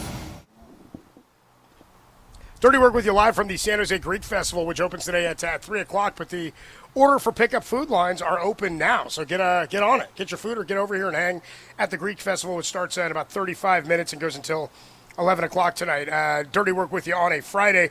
That was of course, play of Willy Adames getting thrown out at the plate. Yep. And the Willy Adames comment afterwards where he's like, that was on board. Or kind of, I didn't say it's on him, but he's like, I was just following him. It's what you have to say. It's what happened. Decision, yeah. I mean, dude, I was looking at that play again last night. The ball is in the air coming home before Willie hits third base. The ball is picked up by the center fielder who backs up the play, and it's hit right to him. He comes up heaving, and he's throwing the ball. The ball's in the air out of his hand before Willie hits third base, and Borg's up the line just waving him in. Right? So we find out today the Giants, and this is part of the Giants press release that they sent out to the media, the Giants announced today that they have reassigned third base coach Hector Borg to a new role within their player development staff. Ron Wotus will fill the third base coaching role on an interim basis until the organization identifies a permanent replacement. That's what I was saying about using interim in baseball outside of manager is not something I can even really remember seeing. Because usually if you replace the role, they take it for the season. But they really needed something they thought. I mean, this tells you how desperate they were to make this change. Yeah. This tells me that this is an absolute admission of fault by Buster Posey and the baseball operations staff in saying, we put this guy here. He had no experience here. Tony Vitello didn't choose him. I'm sure he had to, I'm putting in air quotes, approve. But if Tony's telling you now, there are people within the organization who didn't want to lose him, so that's why he's there. Right. Is basically what he told them. This is the Giants saying, things are so bad. We made such a big mistake. We can't go another day or spend money on a hotel room for Hector Borg. I'm kidding. Ron Wood is still on the trip, of course. Right. But we can't go another day with this situation. We can't put this on Tony. This isn't something he should have to deal with right now. And it's so bad that we're not even going to this tells me Ron Wotus wasn't committing to the full year, which is okay. It's not the job he had. They didn't offer him this gig at the beginning of the year. Yeah. They're coming to him now, hat in hand, going, hey, man, we need somebody to fill in. And Ron Wotus, bless his heart, loves this organization and this team so much that he's willing to do it for the time being. Now, how long does that happen? Is it this road trip and then they come back and they've got somebody else? It's got to be somebody from within the organization, right? I would think so. I would imagine. Because you're not going to hold interviews for a third base coach in the middle of the season. My only problem with this is, like, I get it. It was a desperate situation. You couldn't go any more games with him at third base. But I just don't like the idea of, like, okay, Wotus, we'll have you do it for a little bit of time, then we'll find somebody else. That's how bad they think it is. I know. I don't like it either, but that's how bad they think it is. And I know that Wotus is at the point of his life where he doesn't want to travel, so he's doing them a solid by going on this road trip, and we'll see what Tony Vitello has to say. I can't imagine that it'll be for that much longer. They have to have somebody in mind. Maybe it's Ron Washington. Maybe they're trying to convince these two guys between Wotus and Washington. Can one of you do this at home? Can one of you do this on the road? So we'll see what happens here, but it's just a weird situation. And I do want to acknowledge, I know that everybody's upset about the baseball outcomes and everything with the Giants right now. What do you mean, like the win-loss? course. And what happened on Wednesday. I do want to acknowledge, and Andy Bagley has acknowledged this, and Susan Slusser, that this has been a hard week for Hector Borg. It's always, painful when someone passes away in your family. So and dude, it was his grandmother Yes. who raised him in Absolutely. the Dominican, and then he comes back. He has a really rough week at work. I mean, who among us hasn't had a rough week at work? So I think we all can relate to that, but on a baseball level, this had to be done. It's you're right. It's the personal, and I do feel bad for the guy because by all accounts, the dude is a great baseball guy. Also has loved the Giants organization, which, like all of us, want people here that love the organization and care about it. He was drafted here. He's made his career a baseball path, and he's been really good behind the scenes, which speaks to them not wanting to get rid of him or have him leave for somewhere else. It doesn't mean that this was the right move, and I think they're admitting it wasn't the right move. But I do feel on a personal level for a guy who just lost his grandmother who raised him, comes back, has a terrible week to start the week, and the team, of course, shouldn't have even been. If they were any better, he wouldn't be in this situation. You know what I mean? But unfortunately, he loses his job or this role, I should say. So Ron Wotus is going to serve as the third base coach, at least for the interim. I mean, I wonder how long that even means. If that means this road trip, he'll do this. I have no idea. And then they come back because they have 3 more at home immediately when they come back against Washington. That off day, June 11th, and then the Cubs come to town. So really no clue because this is sort of uncharted territory in the month of May, especially. Oh, yeah. And as you said, Copes, this is an admission of guilt or a mission of fault, I should say, by Buster Posey that he put the wrong coaching staff together.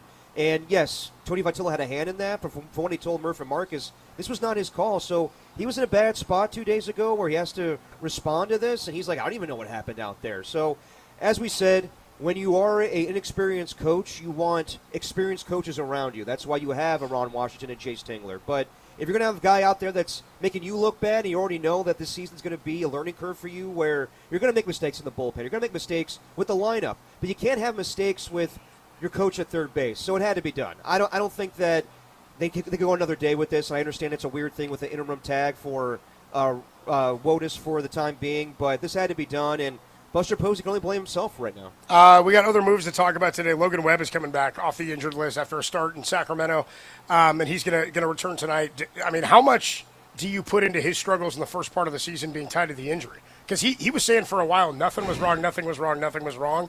Lands on the IL after a couple of rough outings. Yeah, it has to be that. It has to be the injury. It has to be a little bit of the WBC too. So maybe, yeah. I mean, I'm putting everything on the table because I never seen Logan Webb like this to start a season. So it's out of the norm here. And I heard, in a different conversation, but I heard Greg Silver and Larry Krueger talking about the possibilities of moving on from him. But I don't want to go there right now. As far as him coming back, this is a tough landing spot for him to play in the elevation in Colorado, even though the Rockies are a poor team. But yeah, we need. The Giants need Logan Webb to be the pitcher that he's always been at this point because you haven't seen the same productivity from Landon Roop and Robbie Ray of late. So yeah, they need Logan Webb to be the guy that we've seen in the past. So Logan Webb getting activated from the 15-day IL today. They'll need a corresponding pitcher move to activate Logan Webb. That move has not yet been announced.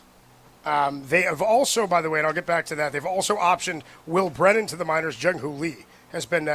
Is the expectation he's going to be activated today? Yes. So Jung-Hoo Lee expected to be activated today in Colorado, and Will Brennan goes back to AAA. Now, yesterday I asked Slusser, and I know she doesn't want to project on who's going down exactly or doesn't want to make a call as to who it would be. There's no obvious choice. Now, we're all expecting Tyler Mahle to go to the bullpen because he's under contract. There's not a ton of options for where the Giants could go with sending somebody down or moving on from a player. Is kind of the concern here. Now, I said yesterday, there's guys with options there, but she said, yeah, but not very many, and she's right. Joel Piguero is a guy with options. Right. Then she said, there's also 3 lefties out there. Eric Miller's not going anywhere. No, he's not. They signed Sam Hentges, and he's barely played. You know, I mean, he's been here, he's been great, but he's a guy they rehabbed and signed to a contract this offseason. Is Ryan Borucki a guy we could say goodbye to today? Possibly. Do they hold on to Borucki and keep Piguero? Because here's the worst case scenario. You move on from like a vet like Borucki, and again, that doesn't move me one way or the other. I'd rather see Piguero. He hasn't been fantastic. Yeah. The issue is, what if you get knocked around so hard today where your bullpen gets chewed up and then you need fresh arms tomorrow and you're sort of stuck with whatever you can get to Colorado? Yeah, I mean, that's the situation you're in. But if I had to guess, I would say Borucki, just because I can't remember. Like he's been okay this season, but not fantastic. Eric Miller's got 3 options left. Joe Piguero's got 3 options left. Keaton Wynn has 1 option left. I don't think Keaton Wynn's going anywhere. No, I don't think so either. It may just be Piguero, and then they move Malley to the bullpen, which is funny because I think that weakens the bullpen. Yeah, it could at this point, but I don't know. The bullpen's not great to begin with. Yeah, I mean, it's not been right. It's not been great at closing out games. They've been terrible in terms of like runs allowed. Is what I'm getting at. More to the point is like Malley's there because he's under contract, and you have the option, literally an option with Piguero. Right. But I like if you're trying to win games, as Buster says, and we're not looking at the future, because my thing would be, well, then just move on from Borucki or Malley and let Piguero go, and then you try to evaluate, as we keep talking about, what you have in the cupboard for next year and going forward. But they're not going to wave the flag at the end of May here, so I don't really know what other choice they have but to send Piguero down and move Malley to the pen. That could be the case. All I know is at this point, we've talked about it for a couple weeks now, Trevor McDonald needs to be in your starting rotation, and Malley makes the most sense to go in the bullpen. So, honestly, Copes, I really don't care who they send down. Just as long as Malley's no longer starting. Yes. Yeah, that's kind of where I'm at. That's where I'm at, too, honestly. And by the way, if you're in Colorado, here's the other ironic thing is you're in Colorado. We may see some Malley. Yeah. You know what I mean? So, they may be down or up. Who knows? Like, you can score 10 runs and lose easily in Colorado. Well, I mean, we'll talk about that a little bit later, but, like you were talking earlier, could this be a good landing spot for the Giants as far as the road trip with the Cubs, the way they're playing of late? I would say that the Giants shouldn't look past anybody at this point. No. They're one of the worst teams in baseball, so they shouldn't look past the Rockies. We know how low the Rockies have been of late, but no, they could easily lose all of these series. We know how low they are because we see them all. We're right there. We're right next to them. Yeah. We're like, hey, dude, you guys are right down here with us, huh? Yeah. I saw somebody saying that again yesterday. If the Giants can play whatever ball, I'm like, why would you even? Yeah, if, and if's not a plan. No. And there's no. If saying that is just being blind to, or overly optimistic about the team. And I know, I don't think I'm a pessimist, but I'm a realist about stuff. And I there's no way you can look at this team and the way they performed unless you think that Matt Chapman will be Matt Chapman from 4 years ago all of a sudden and go, well, it can't keep being this bad. Well, sometimes it gets that way. Yeah. For a season or forever for guys. They fall off. Chappie's got 1 homer. If you don't hit a homer in Colorado, I mean, what are we doing? But why would you think that at this point? I don't. I don't think it's, I mean. As you said yesterday, his projection for his total of home runs this season, 3. It's now technically under 3. It's like 2 point something because now we're beyond the 1/3 mark. Right. You know what I mean? We're like beyond. We're 56 games or something, or 58 games or something now. So, Right. 808 KMBR 415-808-5627. If you got thoughts on the Giants, as we are live from the San Jose Greek Festival. It opens at 3:00 today, but the pickup food lines are open now. So get your orders in. Come pick up some food. Come hang out. Opens at 3, goes till 11 tonight, and it's going all weekend long. $5 admission. Kids 12 and under, and seniors 65 and over are free. We'll be hanging out and drinking more beer. I'm liking this. I like this fixed beer is what I'm drinking. Fixed beer is tasty. A little Greek fixed beer. We got plenty to get into a little bit later. Eric Branch going to join us, covers the 49ers for the San Francisco Chronicle. We'll talk to him about what's going on with OTAs. Let's get into some Niner talk next. We've talked a lot about the Giants this week, and we'll get into it again later as we get ready for pregame at 4:40. But what is the biggest concern for the 49ers as we get ready to head into training camp? 808 KMBR, what's your biggest concern for the 49ers as we get ready for training camp? It's Dirty Work. It's a Friday live from the San Jose Greek Festival, and it's only here on the Sports Leader.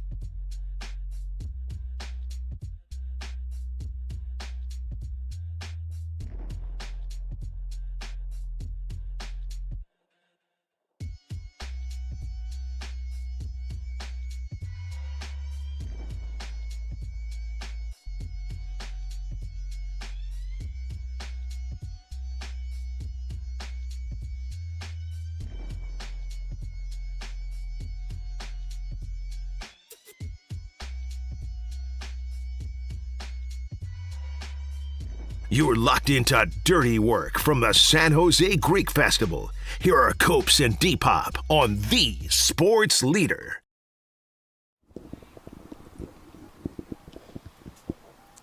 Dirty work on a Friday. It's a Ska Friday from the Greek Festival in San Jose. Gates open at 3 today. Going all day tomorrow, all day Sunday. I'm excited, man. As you should. So we're going to get out there and dance? Oh, yeah, we're going to dance. We're going to hold hands. We're going to have a good time. I haven't got a chance to walk through it yet.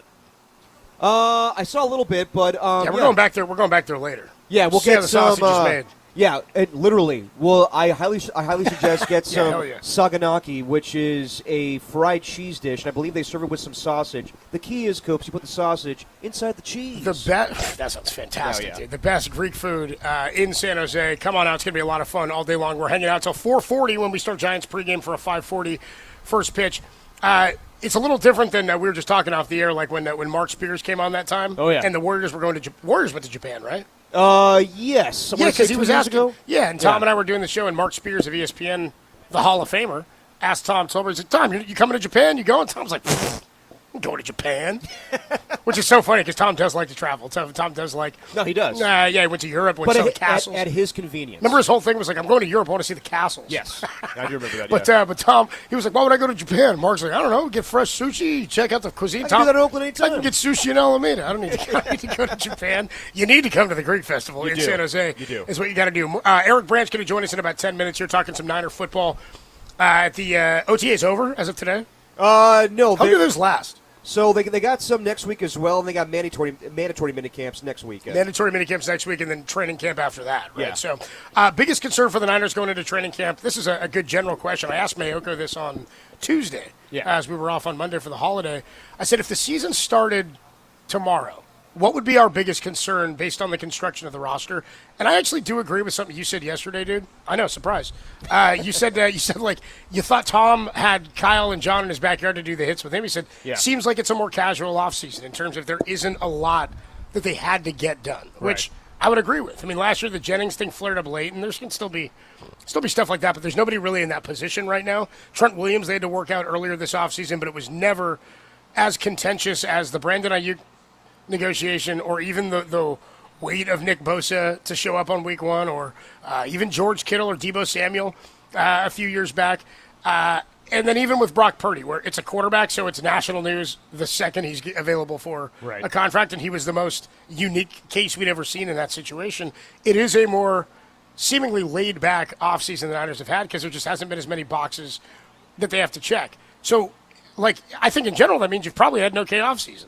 Considering you overachieved last year, it's all about development, though. Yeah. And they are a much older team. So the question is, if the season started tomorrow, what would be your biggest concern? Because it will be the concern as we head into training camp if this is who we have on the roster as it stands right now. My biggest concern is their depth in the trenches right now. And they're not going to add any offensive linemen at this point. It's pretty clear that John Lynch and Kyle Shanahan like who they have. They did draft Carver Willis, so we'll see about that as far as a left guard situation possibly. But no, they like their guys, and it's also the depth of the defensive line. And we keep bringing up Joey Bosa. I think that's a necessity because, as Matt Mayoko brought up on Tuesday, who's their best pass rushers outside of Nick Bosa? And it sounds like Nick Bosa's on track to be there week one, but it's tough when you think Michael Williams, and then you're like, oh, he's not starting the year necessarily. But it'll be early. But also, he's not they got him to be an edge, to set an edge, and he also moves inside a little bit. He's in my mind so far been better as a run stopping guy. No, he's very versatile, but he's not. But he's not the opposite Bosa edge. He's not a true pass rusher. No. So to me, are you going to rely on Romello Height to be that guy? No, he's just starting out as I think a third round pick. So yeah, you need some veteran savviness there. So I would say, we'll wait on Joey Bosa. We'll see when that goes. But, yeah, it really is the trenches right now. And, as far as the entire offseason, it's been pretty good. I mean, Tim Kawakami brought this up with writing an article about the interview with Tom in the backyard. But in years past, it's always been a big contract. And last year it was a max exodus of all the guys that were, aging players that they released from the team. This year, it's a mix of that, where, they said goodbye to some guys, but really it was adding a lot of veterans and Mike Evans, the big addition of Osa Digizua, and also drafting some guys. And last year was like, well, how many of these rookies are going to get playing time? How many of these rookies are going to be starters on defense? Now it's like, all right, these guys got a year under their belt. We'll see about Alfred Collins. We'll see about C.J. West. We'll see about Upton Stout, all these guys. So, there's growth there. But my biggest concern is the lack of depth in the trenches, but also no matter what they do, can they do anything this offseason, or what they've done so far? Is anything going to put them in the same class, in my opinion, as the Seattle Seahawks and LA Rams? And I would say no at this point. I think those teams are, I wouldn't say miles ahead of you, but they're Super Bowl contenders. And the Niners are in that mix as well, but I don't think that there's anything that they have done this offseason, with the exception of maybe going into Max Crosby or a ridiculous trade of Justin Jefferson that was thrown out there. But really, it was building upon this team and building upon the rookies that they had a year ago. But I think my biggest concern is no matter what they do, they'll be a good team this year, but I don't know if they can do anything to put them in the same class as the Seahawks or the Rams. Yeah, I'm with you. Let me ask you this, though, from that context, because all three teams made the playoffs. Yes. Right?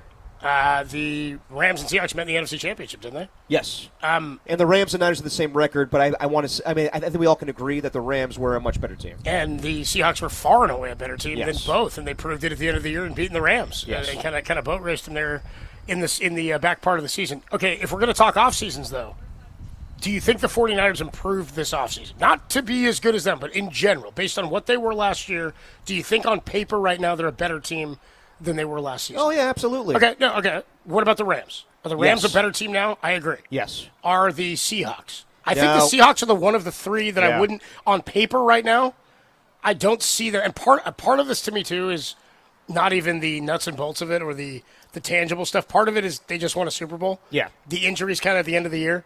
The Zach Charbonnet injury is one that comes to mind. And they did lose some dudes on the defensive side of the ball. They drafted exceptionally well. They got cheaper. They've got a great quarterback contract. Like, they're set up to succeed. But if I'm going by this past offseason, they're the one of those three teams that I think takes a step back, at least on paper, to enter the year. And they do have the most difficult, or top three most difficult schedule in football. The Rams and I think the Cardinals are the hardest. And then I think the Seahawks and Rams are like 2 and 3 or 3 and 4. Yeah, I would say I think the Rams improved. Yeah, I would say the Seahawks didn't improve, but they stayed probably the same. Okay. Like, Zach Charbonnet's out for a good deal of time, but they replace him with Jadarian Price, who was a pretty damn good running back. It was the backup running back to Jeremiah Love in Notre Dame, so that should tell you something. But, yeah, he fills in there. They did make other additions. They did lose Boye Mafe, but he wasn't a... The Seahawks, you mean? Yeah, the Seahawks, he wasn't like a big-time playmaker. He had a few sacks a year ago. So I think just because the Seahawks are so young and they have a ton of depth that even though they lost some guys, it's like, you know what? They're still pretty damn good.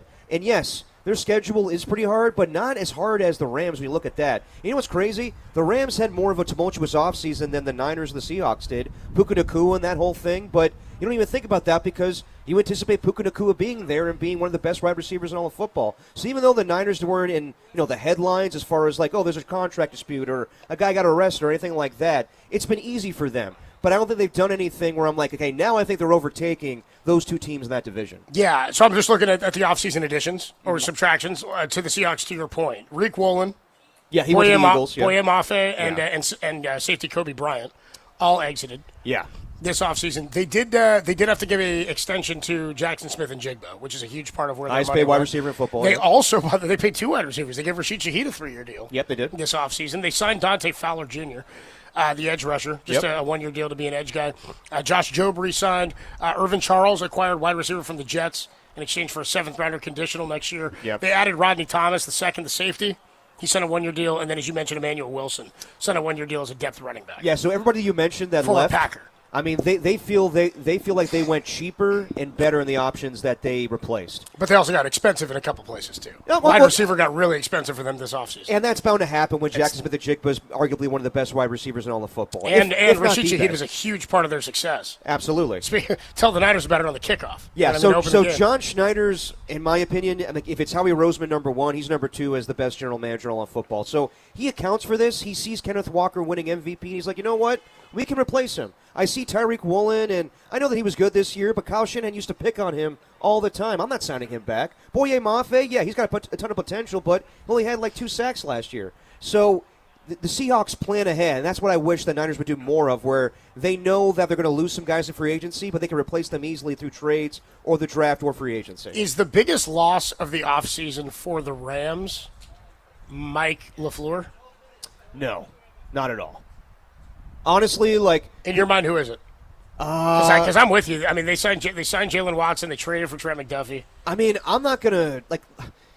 I don't really know that there's a loss. I don't think the Rams take a step back. I think is my point. I'm not going to say that Mike LaFleur is not going to be a good head coach, but Sean McVay runs the ship. It's kind of like saying is McDaniel the biggest loss for the Niners. Yeah, exactly. When he's like, I don't really think so. I think things are going to go okay. We're just going to keep doing it the way we were doing it. And it's a hard job to be an OC and then a head coach, but we wish that guy well, and we'll see him a couple times a year. It'll be fun to get after it with him. Because to your point. The Rams lost Zach Taylor. They lost Kevin O'Connell. Fair enough. And now they're losing Mike LaFleur. I don't think that Sean McVay's losing any sleep over it. No, I don't.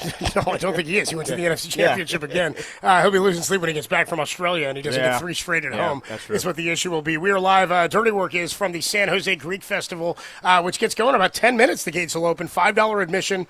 And then kids 12 and under and seniors 65 and over are free, going on until 11 o'clock tonight till 10 tomorrow night. Then you get until 8 p.m. on Sunday. Great food, good music, and good vibes. Plus, we got good weather down here, too. It's nice. Beautiful day the here. sun shines out here. Most of the Bay Area, it's kind of cloudy. It was pretty ugly. Now it's peeking out here for the San Jose Greek Festival. I do have one more thing I got to tell you about, and that is we are giving away 2 more tickets today for the final time to go see comedian Stavros Halkias in the Dreamboat Tour. It's coming to the San Jose Center for Performing Arts on June the 26th. We will give you a cue to call. When you hear that cue to call, be caller 10 to the studio, 415-896-KMBR. You'll win those 2 tickets to see Stavros Halkias in San Jose on June 26th. Get the rules at thesportsleader.com. It's furnished by Live Nation, so listen up for that cue to call. All right, we'll keep the 49er talk going. Eric Branch, our guy Branchy, joins us. He covers the Niners for the Chronicle, been doing it for many years. We'll pick his brain about this Niner offseason, biggest concerns into training camp, and who could be the Niner that makes the big jump,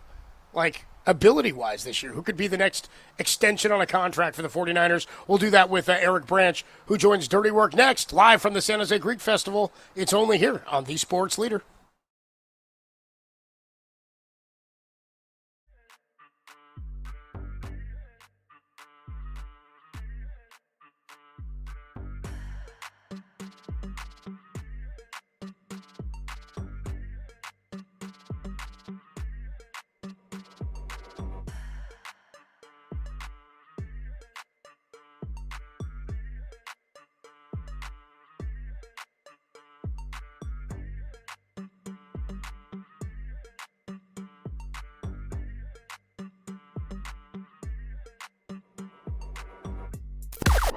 Now, from the O'Donnell Financial Group Sports Desk. Learn more at odfigroup.com. O'Donnell Financial Group, because planning is a process, not a product. The Giants are back in action, and so is Logan Webb as he has his first start since May 5th. He takes on the Colorado Rockies. First pitch at 5:40 pregame at 4:40 right here on the Sports Leader.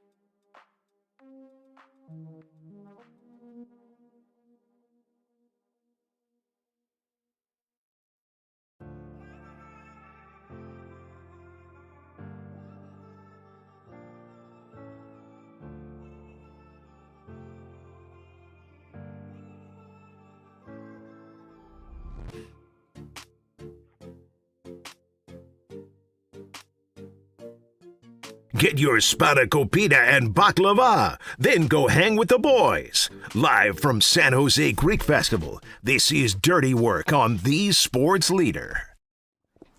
That might be my favorite one. I don't think there's anything else to add. We're live from the San Jose Greek Festival. Spanakopita. We'll be with you here live until 4:40. Well, a little bit beyond that. Giants pregame starts at 4:40. Dirty Work live until then. As we start to turn our sights to football, we're just over 100 days from the 49ers opening in Melbourne, Australia against the Rams. And joining us on the UMA guest line is Eric Branch. He covers the 49ers for the San Francisco Chronicle. Haven't had him on in a while. Branch, what's going on, man? How you doing? Gentlemen, how are you? Thanks for having me.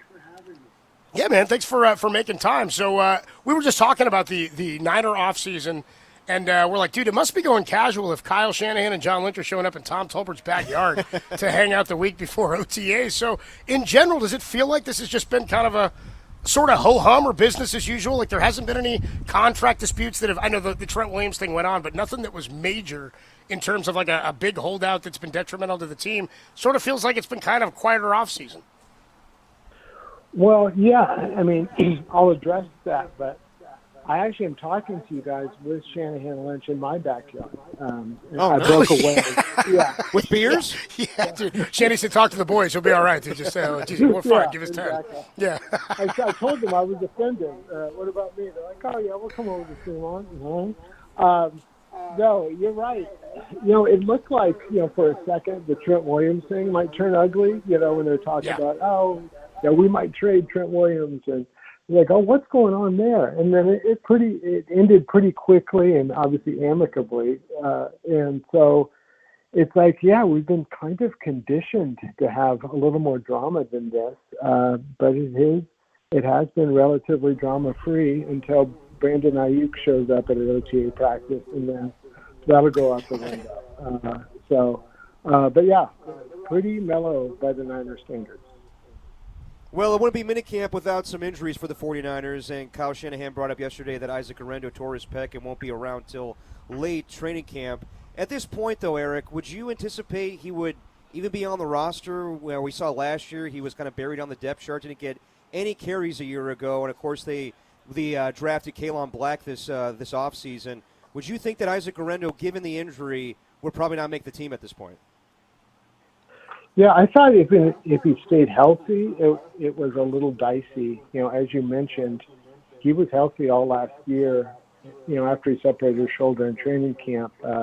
He played 14 games, but all on special teams. He didn't have an offensive snap, let alone a carry. And I do understand it a little bit. They traded for Brian Robinson in part because Galindo got hurt in the summer. And Shanahan kind of rolls with, two running backs. And McCaffrey and Robinson stayed healthy. So in that sense, it makes sense. But just reading the tea leaves, it did feel a little doghousey with Galindo. And obviously, missing most of training camp with a torn pec, if not all, it doesn't help. That said, the Niners typically keep 4 running backs. And I think, McCaffrey and Kalen Black and Jordan James are locks. And then the Galindo and Patrick Taylor are fighting for a spot. And, Patrick Taylor is, provides some special teams value. But, I don't think that's terribly stiff competition for Galindo. So I would imagine because he was a 4th round, pick in 2024, they would like to not give up on him yet. But, the arrow certainly isn't up on him. And I do think it's a little curious. I don't know exactly, whether it's how he hits holes or his vision or just, he certainly had a problem staying healthy. But, he's like 220 and he runs, like a 4.4, and he averaged 5 yards and had 420 yards, he averaged 5 yards a carry and had 420 yards. As a rookie, and he had some pretty big runs for a team that had, has talked about their lack of explosive runs last year. So it seems like, if he could get healthy and maybe do some other things right, he could provide value. But right now, obviously with him on the shelf for several months, not looking promising. Branch covers the Niners for the Chronicle, joins us on the UMA guest line. Derek and I were talking earlier this week and just a few minutes ago saying, like, if the season started tomorrow, what would be the biggest concern for the team? I think we all would still think pass rush. Like, opposite Bosa, there's still not just an obvious guy that you're going, okay, that's the clear-cut number 2, and they're awaiting Michael Williams to return, but he's kind of a more versatile guy, not a straight pass rusher. Joey Bosa's still out there, and they had the money already, but just the other day, they converted Jake Brendel's 2026 compensation into a signing bonus. They got $2.265 more in cap space, bringing them up to a league-leading $72 million in cap space. What are they doing, Branch? Like, are they going to trade for Myles Garrett? Are they like that's not all for Joey Bosa? What's the plan? What do you think they're telegraphing here, if anything? Well, they do really, not that it's unique to the Niners, but you can roll over cap space, and they do have, cap considerations and, potential cap stresses in the future that they're aware of. And so it's not, it looks like they have this big pot of money, why don't you just gobble up all the free agents, that have a little bit of a pedigree.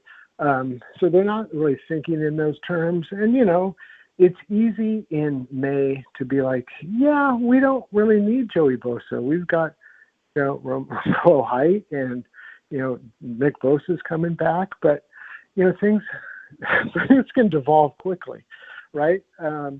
Nick Bosa is, has had 3 torn ACLs. He's not guaranteed to stay healthy. Romeo Height is a draft pick. He hasn't played a snap. Is he good? We don't know.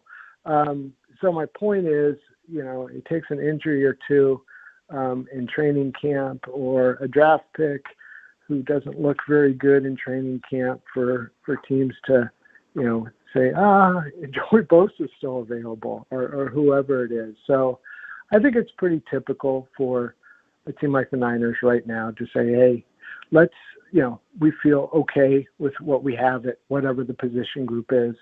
Let's see how this plays out before plucking money. I mean, Joey Bosa, he's a Bosa Incorporated. He's not going to come cheap, even though, his best days are obviously behind him. So I think it's like, we like what we have, and, we'll, if we have to address it later, then we will.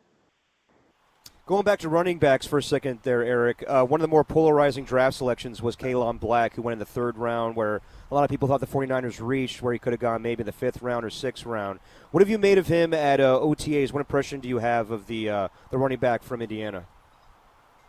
Well, obviously it's really hard to get a gauge on a running back in a non-padded, no-contact practice.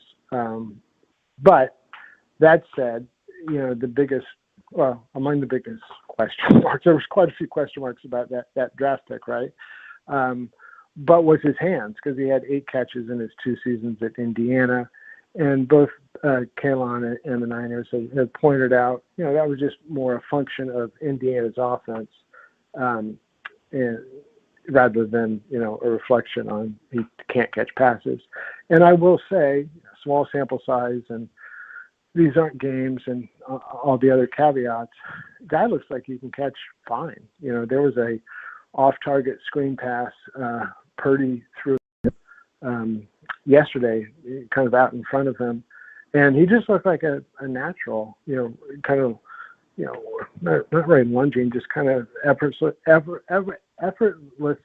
easy for me to say, make a pretty hard catch, look pretty routine. And, we shall see, but obviously I'm an NFL scout, so I can, make this judgment, but it looks like he's going to be, okay in that area. Or maybe I should say he won't be a disaster in that area. Shanahan was asked about him afterwards, and he kind of just indicated he was a work in progress, kind of like some other guys who drafted Elijah Mitchell and Jordan Mason that didn't do a lot of pass catching in college and turned out to be, at least functional in the NFL. Talking to Eric Branch, a few more minutes here on the UMA guest line. Okay, here's an either or. Who's the bigger impact player for the Niners in 2026 of their acquisitions this offseason? Is it Osa Digizua or is it Mike Evans?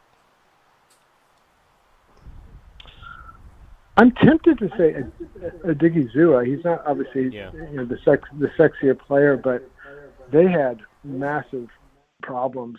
On defense, obviously with their 20 sacks, but just interior as far as just getting gashed against the run and obviously not generating any pressure up the middle. And this guy just seems like, pardon the cliche, but just like a real pro. Obviously a very good above average player, but not for nothing with the Niners. Like, he's durable. He's like missed one game in his career, and everyone just raves about his character and his leadership, and that's significant because he's surrounded by a bunch of recent draft picks. The Niners pretty much cleaned out that position group, and it's going to be a Diggy Zua and Alfred Collins and C.J. West, last year's draft picks, Grayson Halton, one of this year's draft picks. And so I think they've got a great mentor and leader. So not saying Mike Evans won't do some special things, but I think given the way that position group played last year, I think that was a huge add. Got a pay bump this offseason, and there was a lot of talk about maybe him moving to a different team, getting a starting role, but when you heard the rumors out there that the Niners were asking for a first-round pick or a second-round pick, then a lot of teams aren't going to be calling. But you caught up with him. You wrote an article about how he would have preferred a trade. He's happy with the Rays, though, this offseason.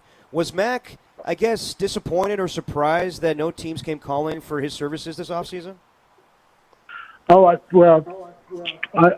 I didn't talk to Mac, so I don't want everyone saying, "Oh, you got the exclusive Mac Jones interview." No, I didn't talk to him, but I think it's pretty clear the way he was talking after the season ended. He wouldn't have minded the trade. He said, "I think it could be a starter in this league, and we're going to see what happens," which is a polite way of saying, "Could I please get traded so I can be a first-time quarterback?"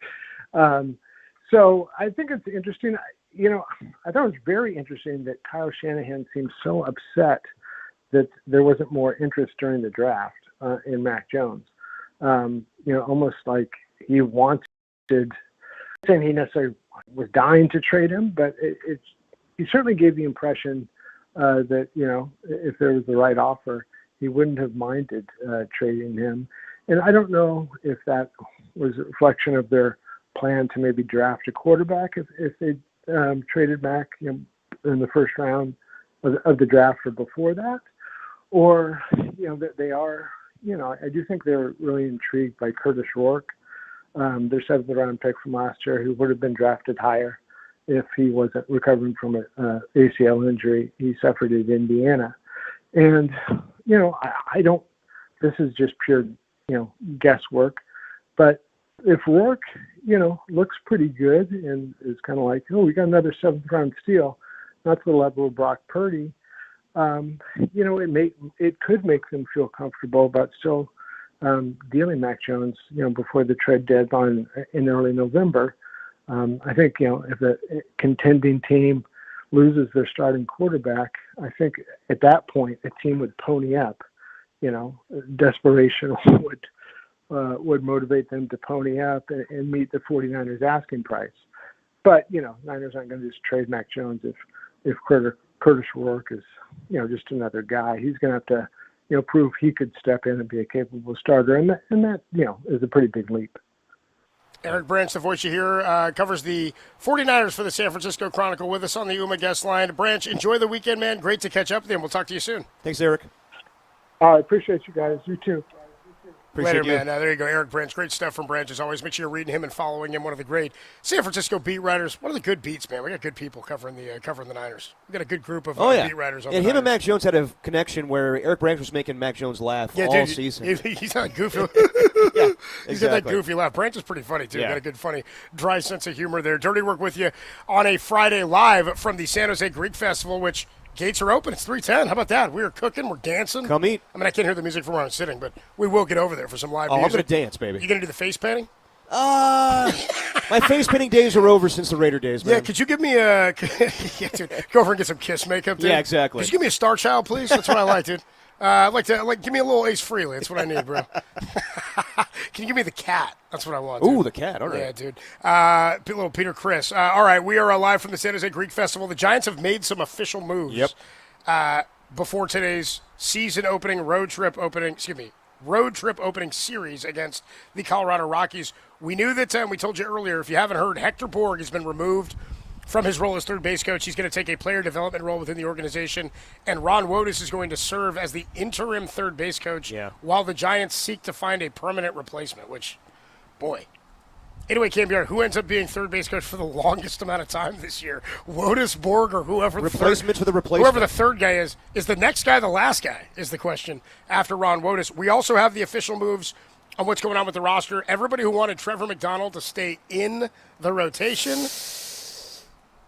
it's a good day for you. Oh. Trevor McDonald stays in the rotation. Hey. Logan Webb comes off the injured list. The corresponding move Here we go. for Susan Slusser and the Giants is that Tyler Mahle heads to the injured list. Oh, really? Susan Slusser reporting the Giants say that Mahle has a hamstring strain. I was like, is that out what of the they blue, said? huh? You know who called us? You know who sniped this yesterday? Rich Aurelia. Yeah. He said yesterday that 100%. he said you could see a phantom IL stint, which is something I always liked. I was getting a kick out of that because it's always a guy who's not going well or going good. He's usually under contract without options. You don't want to have to give up on him. Right. But you don't want to send anybody else down, as I was pointing out. If they were to send down, they have like 3 guys with options. It's Peguero, it's Miller, and it's Wynn. They're not sending Wynn or Miller down. So Peguero's the only other one. But if you replace Peguero with Mahle, your bullpen takes a hit. Like, you're not as good, and you're only using that guy as a mop-up. Yeah. So they're going to give him a chance, as Vitello said the other day. Maybe he needs to work on some video stuff. He's got a new change of scenery. They're going to give him a chance to try to get right, and then they'll probably make the adjustment after that. This buys them another 10 days or 2 weeks to figure out what they need to do in the bullpen. And now, maybe somebody else works their way into a role. My question is, when you obviously are not injured, how often do guys not go along with this? Where, I mean, obviously, like, at the end of the day, if the team wants him to do this, that's fine. But, like, could you see this as, like, disrespect, where it's like, just DFA me? Yeah, this is part of baseball. Yeah. DFA you and what? Pay you to go away? We're paying you. Yeah. You're going to take the assignment that we give you. Right. We're paying you $12 million or whatever it is. You're going to take the assignment. He's also the worst ERA among qualified starters. So are there guys? He has no leverage. Are you asking if there are guys in the past who have ever been like, I'm not doing this. No, or who have told them? Really, it's not that. Because it's not up to you. It's like a clerical thing. We've put you on the injured list. You're not active, right? You're not playing. You're not going to make your next scheduled start. I think there have been times in the past where guys have spoken out, alluded to the media, or said like, I don't know, I'm not hurt, or things like that. Right. But you do that, then you're burying the team and you're asking out. Really, of course. One, that's a bad look. 2, it's creating a bad look for yourself and the team when you are not going good. Right? It's like you don't really have much leverage here to say anything. You don't, yeah. You'd rather get right and have them move you later on. No. You know what I mean? Like, no, I don't know that anybody just picks him up. And I'm not suggesting that he should do that. No, but I know what you're saying. You're saying. I'm just saying that at this point, Tyler Mahle, he has no leverage. Like he is one of the worst pitchers in all the baseball right now with his ERA. So, yes, Trevor McDonald, even though the last few outings weren't fantastic, he has been by far a better pitcher than Tyler Mahle this year. And as you said, Copes, the other options with sending guys down as far as the bullpen, not great. So why not just put Tyler Mahle on a phantom IL stint? Yeah. Funny, if his hamstring was so hurt, I wish he wouldn't have made the last start. I wish he hadn't been out. They actually pitched all right. I mean, not great. Watch that be like a follow-up question. It'd be like, so why'd you start him? It's like, well, come on, guys. Yeah. When did he hurt it? Oh, he was stretching before the game. Yeah. So the Tyler Mahle to the injured list with a, air quotes, hamstring strain. Yep. Logan Webb comes back. Also, Jung-Hoo Lee comes back. Will Brennan to AAA Sacramento. We are live from the San Jose Greek Fest, which is open. Gates are open. Come on by. We'll be here all afternoon long till about 4:40 when Giants pregame gets going against the Rockies, and then we'll just be hanging out and having a good time at the Greek Festival. When we come on back, a Friday tradition. Even down in San Jose, our guy Josh went down to the KMBR storage facility. He grabbed all the gear he needed to set up the broadcast, and he said, "Do you guys need this?" And I said, "Yeah, wheel that S on down." It's a big wheel. It's more of a dial. Yeah. It's a dirty work dial. It's nothing like the NBA grab bag, and we do it next from the San Jose Greek Fest, only here on The Sports Leader.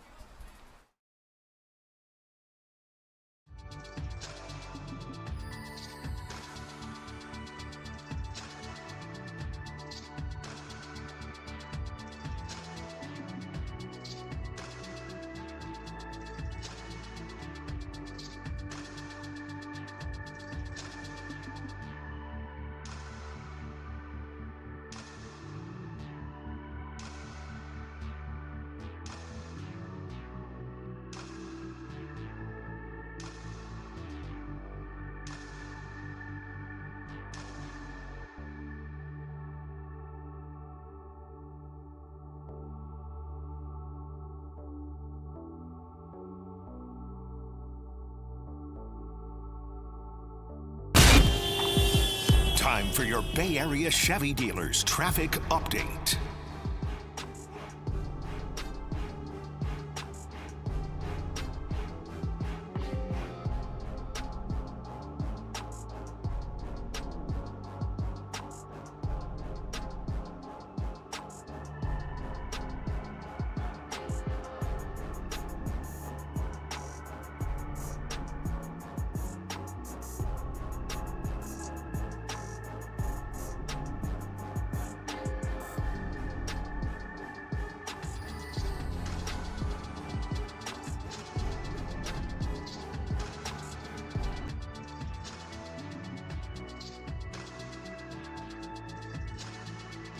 What's going on, my people? Derek Papa here. I know what you're thinking.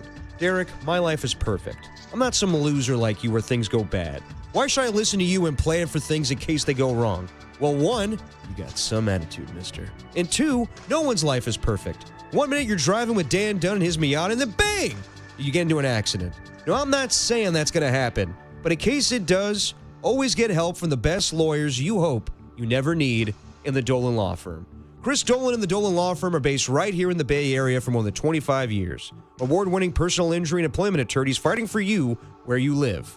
Unfortunately, over the past year, Chris and his team saw a sharp increase in no-fault injury accidents. So please be careful. Let's work together in making the Bay Area a safer place and feel confident you're in good hands with award-winning California Lawyer of the Year. The Dolan Law Firm has secured more than $1 billion, that's a billion with a B, in verdicts and settlements on behalf of their clients. You pay nothing up front, no hourly rates, no upfront fees. They don't get paid until you get paid, my man. They live here, they work here, they win here. DolanLawFirm.com.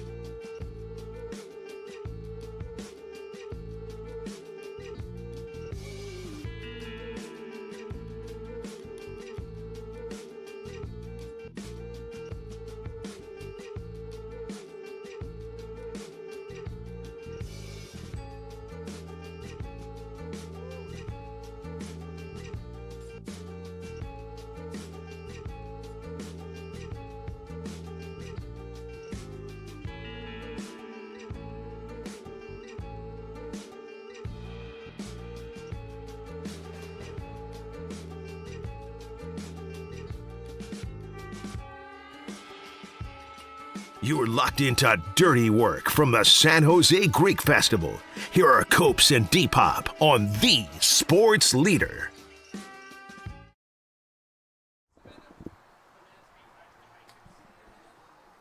Not yet.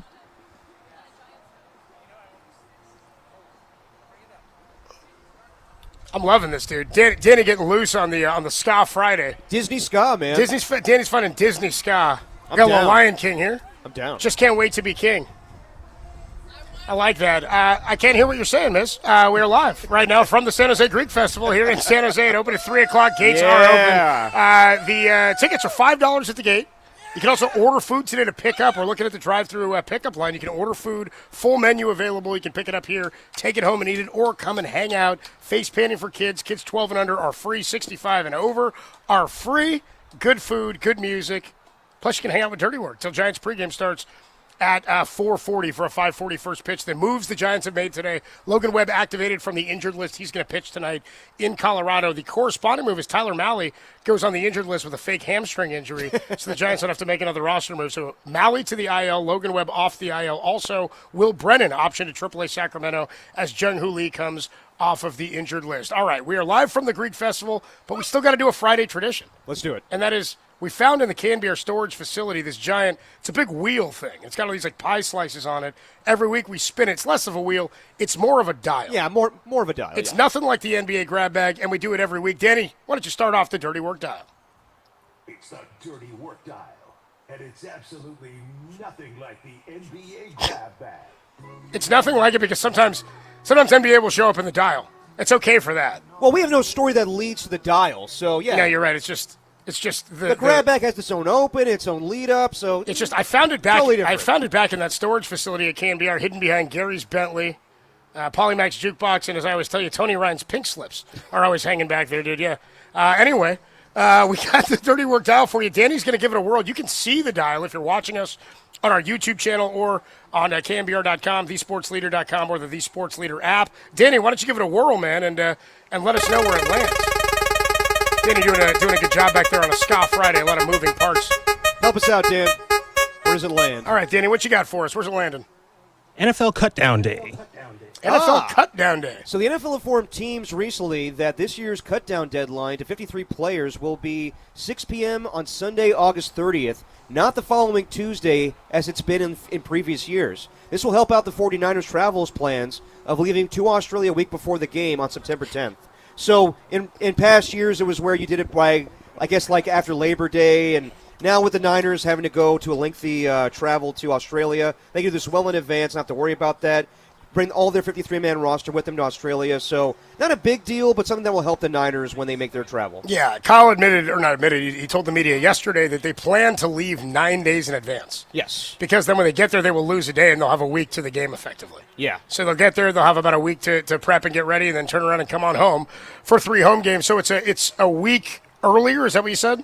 Cutdown day is 53 players. It's a couple days earlier. It's a couple days earlier because it used to be like right after, was it right after the after Labor Day? Like I remember always doing radio. Right, that was the week in between. Right? Exactly. Where we would do like a whole thing of like who made the 53-man roster, and now we'll fall on that weekend. So now teams can plan for their roster and everything well in advance. So the Rams and 49ers can travel with all their players and not worry about cutdowns. You know who's going to be pissed? Krug. Oh, yeah. Krug's like, I got to go with players are on the team. You know what? Krug will do it regardless. He'll do a live Krug show about all the cutdowns. I got to know which players are going to the Southern Hemisphere. Can you imagine? If they didn't if they didn't change this rule? Well, they brought everyone. The 75-man roster. I don't think they. I think by doing this, I think this was probably. I wonder how many teams knew this in advance, like before this was announced. Like when they schedule in Australia, this had to all be planned of what are the dominoes or the ramifications. I'm just saying for comedic effect, Copes. Like imagine if they all traveled to Australia and then it's like, all right, so you're going back on coach. Yeah, dude. You're flying Philippine Airlines back like I flew there. That was tough, dude. Philippine Airlines kind of, what's the proper term? They effed me. Oh, did they? Yeah, let's recently, yes. Let's move on here in the Dirty Work. Yeah, you asked Dirty Work to come to the... I did think it was interesting to have Dirty Work do the show at the Greek Fest. This ain't no morning show at the Greek Fest, my man. This ain't no morning show at the Greek Fest in front of a Greek Orthodox church, dude. As I said, Derek can't step inside. He might burst into flames. I might, and I will. Well, he picked the wrong one, as we talked about. Yeah, I think let's go back to the dial. What do you got, Danny? All right, it's 1, 2, 3 lottery. More changes in sports leagues. The NBA's Board of Governors has passed a new anti-taking rule that includes expanding the draft lottery from 14 teams to 16 teams, a regulation zone where the bottom 3 teams get penalized with lessened chances for the number 1 pick, and flat and on. So everything that Sam Ake's been talking about for the last few weeks with us, this finally went through. Just because you have the worst record in basketball doesn't necessarily mean you got the best chances to get the first overall pick. So now you're penalized for being a bad team going forward. Well, it's that if you're a bottom 3 team. Bottom 3 team, yes. That's the relegation here. And boy, I tell you, I can't get over Adam Silver's obsession with soccer. Just go work in international soccer, bro. Yeah, he does. He's got to do the in-season tournament. We got to have our own FA Cup. We got to. He wants to do everything. He wants to do this in-season tournament. He wants to expand. Why don't we just crown a champion instead of having NBA Finals like the EPL? Yeah. Best record at the end. You're the champion because you won 3 points per game. He was dying to use the term relegation. Oh yeah, he was absolutely. dying. This isn't relegation. Yeah, you're not being relegated to anything. You're losing odds for being a bottom team, and you are not eligible, I don't think, to be a top getting. You can't be a top 3 pick back-to-back years, is that or something like that? Something like that. I'm like, the bottom line is I'm surprised the Board of Governors of the NBA, the owners, decided against this or decided in favor of this because obviously most of the teams this year decided to tank. So now I understand they're in bed with a lot of gambling sites and it's a bad look, but I'm just surprised GMs and owners are willing to do this because clearly it works. We've been doing it for years. But now I get it, so they'll have to be, I guess, a little more smart with their maneuvering of taking and having guys sit in. I would say it can work. I don't say it work. I wouldn't say tanking works. It can work. I think it can work. If you're the Pacers this year, you totally screwed yourself. But again, what does depends on your? It's famous Bill Clinton line. Depends on what your definition of the word work is. Your definition of the word work is. Like. Work for who? For that team? Like to turn around and flip their script in 5 years or 3 years? Maybe. Like it happens. You still got to hit. You still got to have the draft capital to do it, right? Still got to, there's all sorts of stuff that comes into play. And players in the NBA change teams so frequently, it's so hard to even project 2 years out. You know what I mean? Right. In baseball, we're like, well, these guys in theory are under contract for 5 more, right? Yeah. They perform, they'll be here. In basketball, you can be the best player in the league, and they're like, Giannis wants out. It just basketball just operates differently, and the superstar nature of it is different. I don't think I agree that tanking works because it hurts the league. So if it might work for a team, is that the same as it working for the league? Because the league is now running out 82 games a year with you, tanking games to win, 15 or 20 or whatever it is. Yeah. And as a guy, maybe it's because I grew up a Warrior fan for so long and they were so bad. I mean, again, I was talking about the 19 wins they got when I was in 6th grade. Yeah. 19. One less than the number of sacks the Niners got last year in the 2025 season. So if maybe I'm jaded by that or I'm scarred by that, but they were never tanking. They never hit, right? They were in the lottery every year and they never hit. There's more talent now seemingly across the globe and across the game coming into the game every year. Yeah. All that said, work, I think, doesn't work even if it does for a team like it does for the league. And so I'm okay with this because it's a crap product, and I think the NBA for the last 3 or 4 years has had the worst of any of the 4 major sports products. I would agree with you on that, and I also would say that it works for smart teams like OKC in recent years where they traded away all of their good players for more draft capital. But that took a while. It did. It took like 5 years. That is part of the process here. But you know what? You said that Adam Silver loves soccer so much. He's going to have more backing with this because, you could see a Knicks-Spurs finals, and guess who was in the Emirates Cup? The Spurs and the Knicks. Yeah. Means it totally is good. I guess. Exactly. Doesn't mean anything to anybody. It means absolutely nothing. I saw somebody in a post-game show the other night being like, so does this mean the Emirates Cup has, some merit here? It's no. You know how I know? But now, real quick, didn't the Pacers go to a final, though, and then last year, and then did they win the NBA Cup and then go to the finals? They were in the finals last year. No, in the NBA Cup, though. See, that's the problem. Nobody remembers on that first one. I want to say it was Bucks-Pacers, but I don't even know if can you be in the same conference? I have no idea. I think you can. You can be? Okay. Because I think it's by pods. Brandon pods? Like, remember they do I can't even remember. Maybe it's not. The whole thing's stupid anyway. I don't really care. That's my point. Is I'm not going to give Silver my energy on that. Moving on the dial. Go ahead, give it a whirl, Dan. Maybe turn that down a little bit so we can riff over the. You know what I mean? When I can see it, it's a little bit different because I can time it out. What do you got for us, Dan? Mr. Hoon? Salary cap baseball. Oh, even more. All right, MLB proposed a hard salary cap to union officials yesterday as part of the next CBA. The salary floor for teams beginning in 2027 will be set at $171 million, which would include player benefits, with a ceiling at $245.3 million. I'm sorry. So the 171 is the floor, and what's the cap? $245 million. Okay, so here's the thing that even Dave Roberts said when they asked him about it in spring training. He said, I'm for a salary cap if there's a salary floor. And that has been my argument as well, is that you can't get away as teams with there being a salary cap at $270 million or $245, whatever the hell your salary cap is. And if do they propose it as a hard cap? Yes, as a hard cap. So as a hard cap means it can't be like the NBA where you go over the cap. Right. And you just pay a fee on going over the cap, No. like Joe Lacob did with Kelly Oubre to keep that spot open, whatever the case may be. In the NFL, you've got a hard cap. You got to be under it. There's cap penalties, right? Yep. Baseball, we have the luxury tax threshold, which really benefits the owners because you can go over the luxury tax if you're going to spend if you've got a good team, but every year you're over, it compounds. So like the first year over the luxury tax, you have to pay a tax of like 10% that you're over. The next year, it's like 15. The third year, if it's third consecutive, it's 25% like every year that you're over it. Yeah. Consecutively. But the minute you drop below for one season, then you reset the clock. Okay, so that hasn't worked because teams are like, well, not be a top-paying team. There is a reason that I bitch and moan constantly about the Giants being valued at number 5 by Forbes and have the 11th or 12th highest payroll, because last year of the 10 teams that made the playoffs, like 8 of them were in the top 10 in payroll. Right. If you spend, seemingly in baseball, you can make the playoffs. You end up with teams like the Guardians and the Brewers and, of course, teams that are more small market and homegrown. Now, I wonder what this does, because this is the gripe I've always had.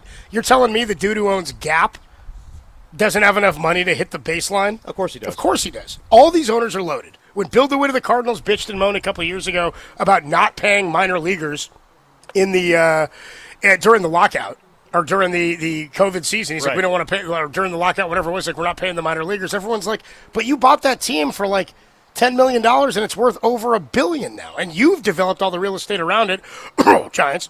And you are profiting off of all of it, and you're not spending it on the team, and you won't even pay the minor leaguers to eat PB&Js on a bus while they're not playing. So I'm for a salary floor. I don't know that players are going to be okay with the salary cap unless they've got a better idea about how the trajectory of this thing goes, and I really don't know if this is a non-starter. I don't know if players want the cap. I don't really know, and they don't. I imagine they don't, but I think players want a floor. Yeah. No, they do. That's what I'm saying. But, you remember last year when Rob Manfred showed up to the Phillies clubhouse and Bryce Harper told him, get the F out of here? Like, they do not want a salary cap. Now, I highly recommend anybody that's interested in this topic, go to Brody Brazil's YouTube page. He did a fantastic video on this morning, going through everything. What was his take on this? Basically that, what Jeff Passan's saying, too, is they are miles and miles apart from this. So even though this proposal came out, most likely the MLBPA is going to shoot this down. But as far as the MLB's suggestion of $171 million as far as the floor, think about how many teams didn't spend that amount of money last year. You got the A's, you got all these smart market teams. So to expect that going forward, the fact that they're willing to do that surprises me. But I'm with you, Copes, and most baseball analysts say this too. Most players are not going to be down for a salary cap. Well, here's how it breaks down, too. Current payrolls that are above the proposed cap right now of $245.3. Here's the teams that would have to readjust because of their current salaries. Don't worry, guys. The Giants aren't one of them. The Dodgers at $418. The Mets at $383. Yankees, Blue Jays, Phillies, Red Sox, Padres, Braves, Tigers, Cubs. 1, 2, 3, 4, 5, 6, 7, 8, 9, 10 teams would have to get under that $245.3. Yeah. Current payrolls that are below the salary floor. 2, 4, 6, 8, 10, 12 teams are below. Yeah. That's insane. Exactly. There are 10 teams spending less than 171. Reds, Rockies, A's, Pirates, Brewers, Twins, Nats, Cardinals, White Sox, Rays, Guardians, Marlins. It would bring up that salary floor. So all those teams would have to get above 171 and spend money. All the teams above would have to come back down. Now, here's what's interesting. Here's the fascinating part about all this. If you break down the numbers and you try to figure out who's going to have to if you break down the numbers by like how much is lost and how much is gained, like what's the total dollar amount that each team, like if you add up all the money that teams have to drop off versus all the money of teams that have to come up, it's a difference of like $26 million. Right. It's $500 $70 million or something comes off, or $587 and $570 million comes back on by the bottom teams. MLB's not really losing revenue. It's being equated to the equivalent of one Ronald Acuna per season is what they'd be losing in making this move. So baseball's willing to give a little bit of that up, and I think in general that creates a better product. Is there a salary floor in the NFL? No, there's not. But you don't need one, really. No, you don't, because teams spend money. Because teams spend up to the cap, and the cap goes up every year. Yeah, I was watching Brody's video this morning, and he was like, why not be 130 or 140? You expect like 12 teams a year ago that didn't get close to 171 to now spend that money. The A's have never done that. So I think in the end, as everyone's been saying, this is a nice proposal, but both sides are going to go back to the drawing board because this will not be accepted. Yeah, so if you add up all the money that's lost due to the proposed hard cap, it comes to just over $587 million. If you add up the money that would be spent by the lower payroll teams, it would add up to $570 million. It's a difference of $17 million. Players are trying to spin. The players against the cap would be trying to spin in the union. The idea that the proposal of a cap would take money out of the players' pockets. This kind of avoids that argument. Right. This sort of leaves them like, how are you going to spin this? It's $17 million. I don't really have much of an argument here. No. Dirty Work live from the San Jose Greek Festival in San Jose. Yes. Who'd have thought it? Come on by. It's open now. $5 admission at the gate. Food, music, dancing, and a whole lot of fun for the family. And we'll be getting after it in about an hour when we get to Giants pregame at 4:40. It's Dirty Work. It's a Friday afternoon. We'll take a quick break. When we come on back, would rock bottom for the Giants be losing this series to the Rockies? Oh, you naive fans. We'll talk about it next, only here on the Sports Leader.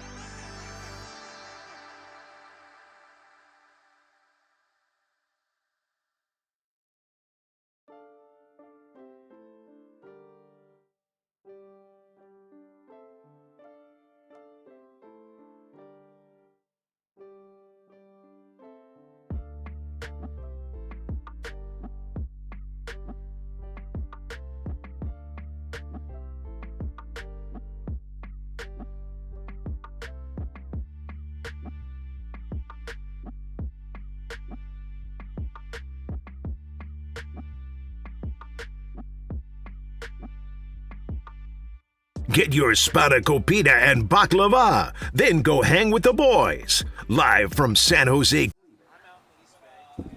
Our VO guy's pronunciation's a little off there, I'd say. I like Kruger's better. Yeah. Dirty Work with you live from the San Jose Greek Festival. It's going. It's open. Yep. Come on by. Come hang out. We'll be live here until 4:40. Giants pregame gets going in about an hour before a 5:40 first pitch where Ron Wotus is now going to serve as the interim third base coach for the Giants. Logan Webb is going to make a start as Tyler Mahle is on the injured list with a hamstring. And then you've got Will Brennan, option to AAA Sacramento, and Jung Hoo Lee comes off the injured list. Your question at hand, Derek, is are the Giants, is it rock bottom if the Giants lose this series to the Rockies? So far this season. Well, dude, I'm now taking a page out of the my pessimist partner, dude, Derek Papa, dude. Yes, when I asked you earlier, I was like, is this rock, we were talking earlier in the season, like, is this rock bottom? I think you asked me, and I said, oh, no, bro, like, they have months more to fall. Well, at which point, because you could say rock bottom was getting swept by the D-backs just 2 weeks ago. Well, you know my personal or last week. You know my personal rock bottom. Which one was that? It was Paul Sewald thrusting, dude.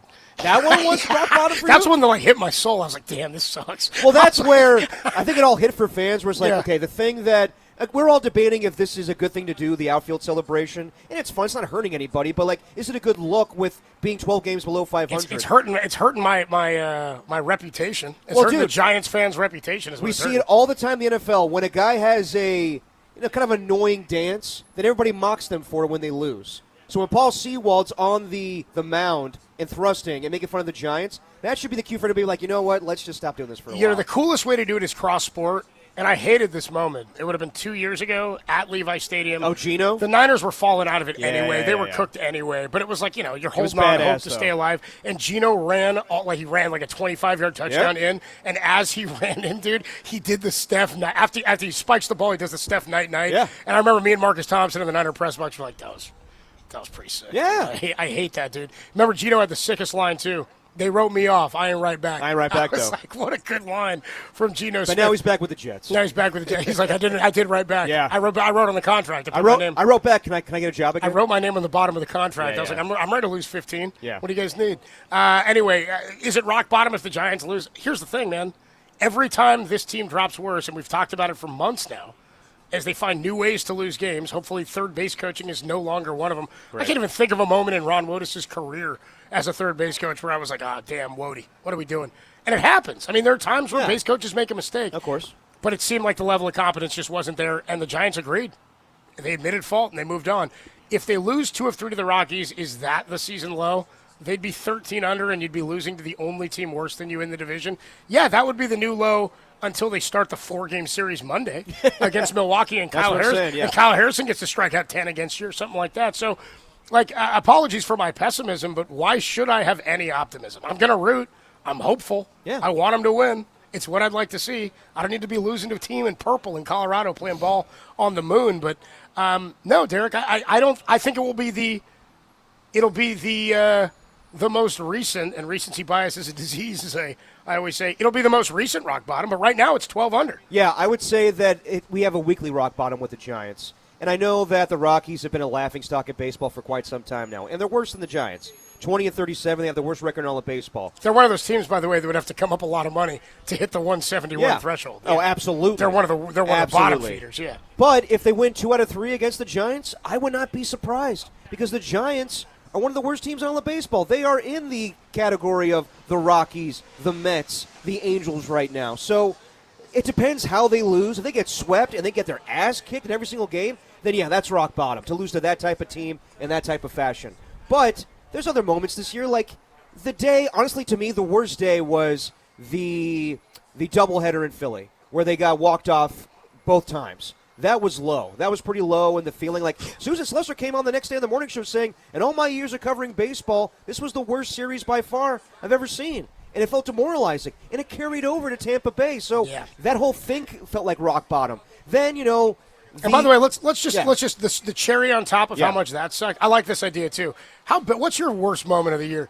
0-6 roadie. Dude, don't forget Don Mattingly rolled in and just started kicking ass. Yeah, The Phillies are over 500 absolutely. now. They won like 8 in a row starting They with had the their Giants. rock bottom. You know what? They saw the Giants, and that's a good landing spot for us. Can I add another one? Ketel Marte, rough year, not anymore. Now Yeah. he's like on a 12-game hitting streak. He's like mashing at the top of the lineup. Didn't have a home run right-handed until he hit that walk-off against the Giants, and then all he did was hit one 450 in Oracle Park. But you know what happened the day before, Copes? They lost 12-2. Oh, yeah, Robbie that's right. Ray giving a grand slam up in 6 pitches. Can I offer – dude, no.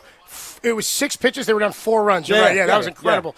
Which was like the second – it was like the fastest it had happened in 20 years or Since something. 2012, yeah. That was incredible, dude, that had happened. So, yeah, is this rock bottom? Let's see how it happens. Yeah. If there's a Ryan Spilborg's this is not good, folks moment, boy, I feel for Kipe having to go to Colorado. Well, how about even a week ago, exactly a week ago, where they gave up 9 runs in the 4th inning to I the remember White it. Sox. Dude, I was at a 13-3 game against the – I was at that game on that Saturday night against the Pirates, and I was also at the at that 9-run 4th inning or 5th inning game against the Sox the other night. Yeah.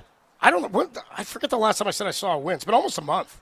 Yeah. Since I've seen him win at home. Well, 22-34 is the so record. you didn't go to any of the games on Saturday and Sunday last week? No, I told you I went to 4 of the 6 on the homestand, and it was all 4 losses. I went gotcha. Friday, Okay. Monday, Tuesday, Wednesday. Oh, yeah, so it's you, yeah. It ain't me.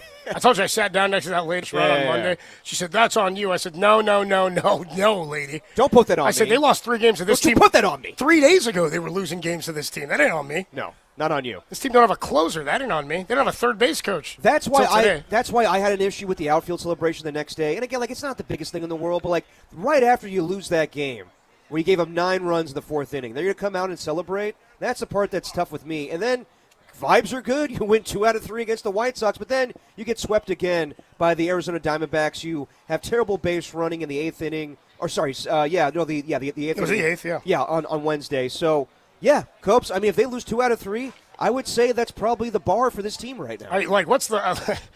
It's tough to say that's the bar because I'm hoping they get 1. You know what I mean? Like losing a series to me would feel pretty. Not getting swept would feel pretty good. Yeah. Since they've played, they've been swept 5 times this year. 5 times, tied for most in Major League Baseball with the Tigers. Well, okay.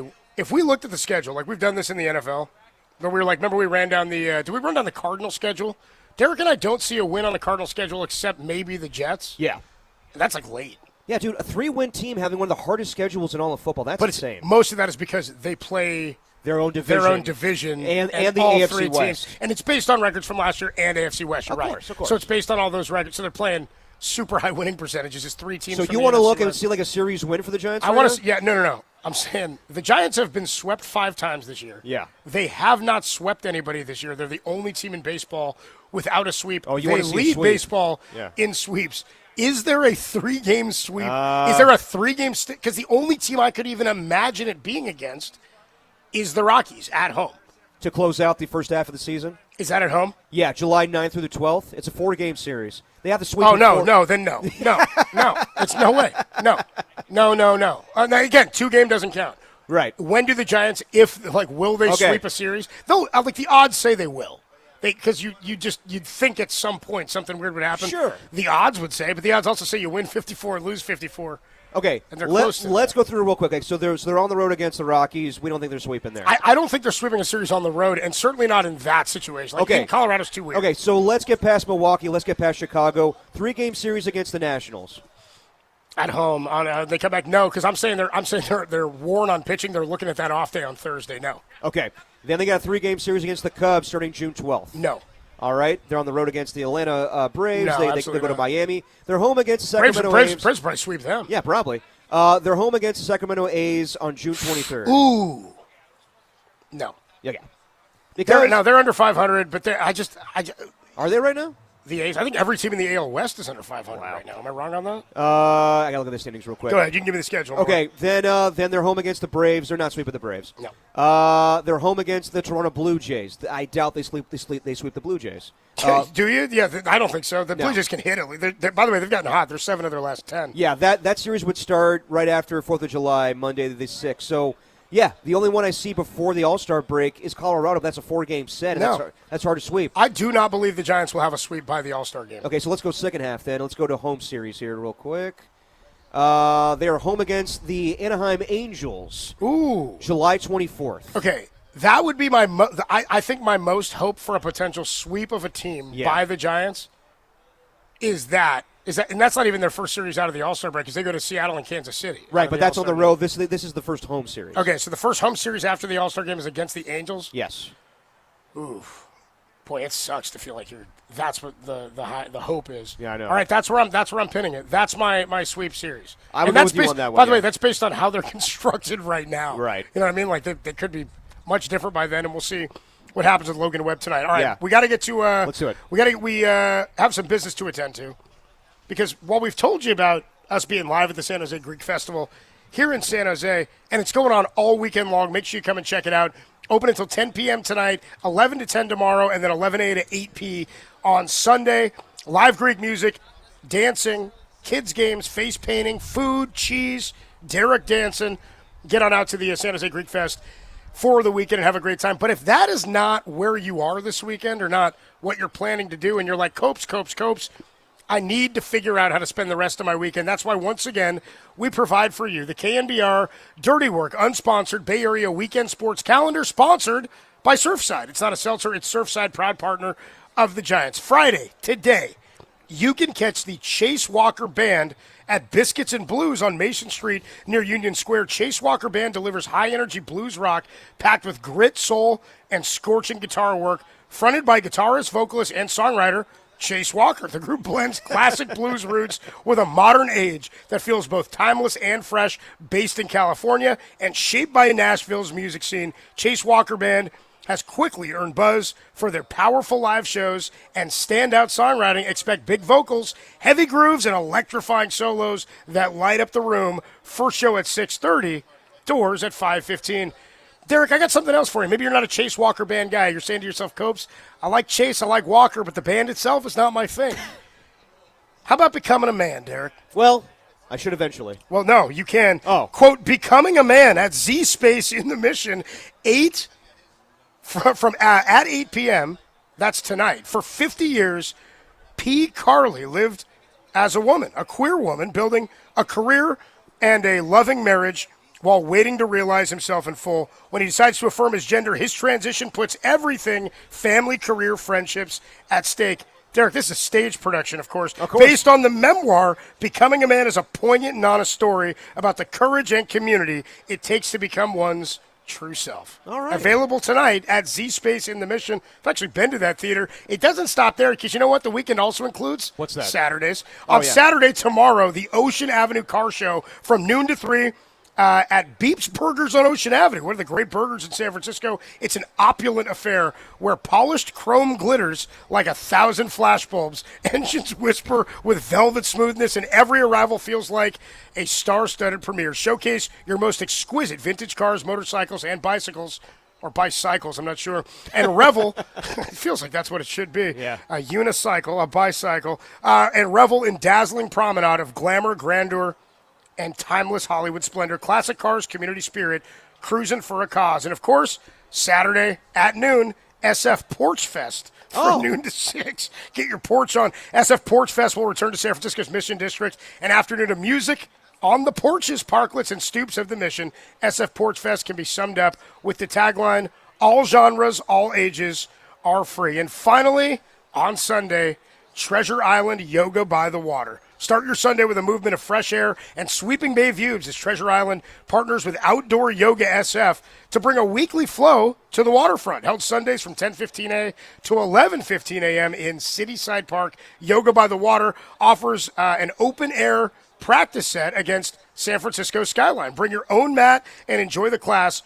Just 8 minutes from by ferry from downtown. Parking is also available on site. Class is $15, and advanced registration is recommended, Danny. After class, stop by Gold Bar Whiskey and tell them Greg Papa sent you. So get your mat, get bombed, and get out to Treasure Island Yoga on Sunday afternoon. And that is the unsponsored KNBR Dirty Work Bay Area Weekend Sports Calendar, sponsored by Surfside. We'll take a quick break. When we come on back, live from the San Jose Greek Festival, we won't be live because you'll hear Rich Aurelia from yesterday. Damn right. It's Dirty Work. It's a Friday, so we're not working the whole day. It's only here on the Replay Leader.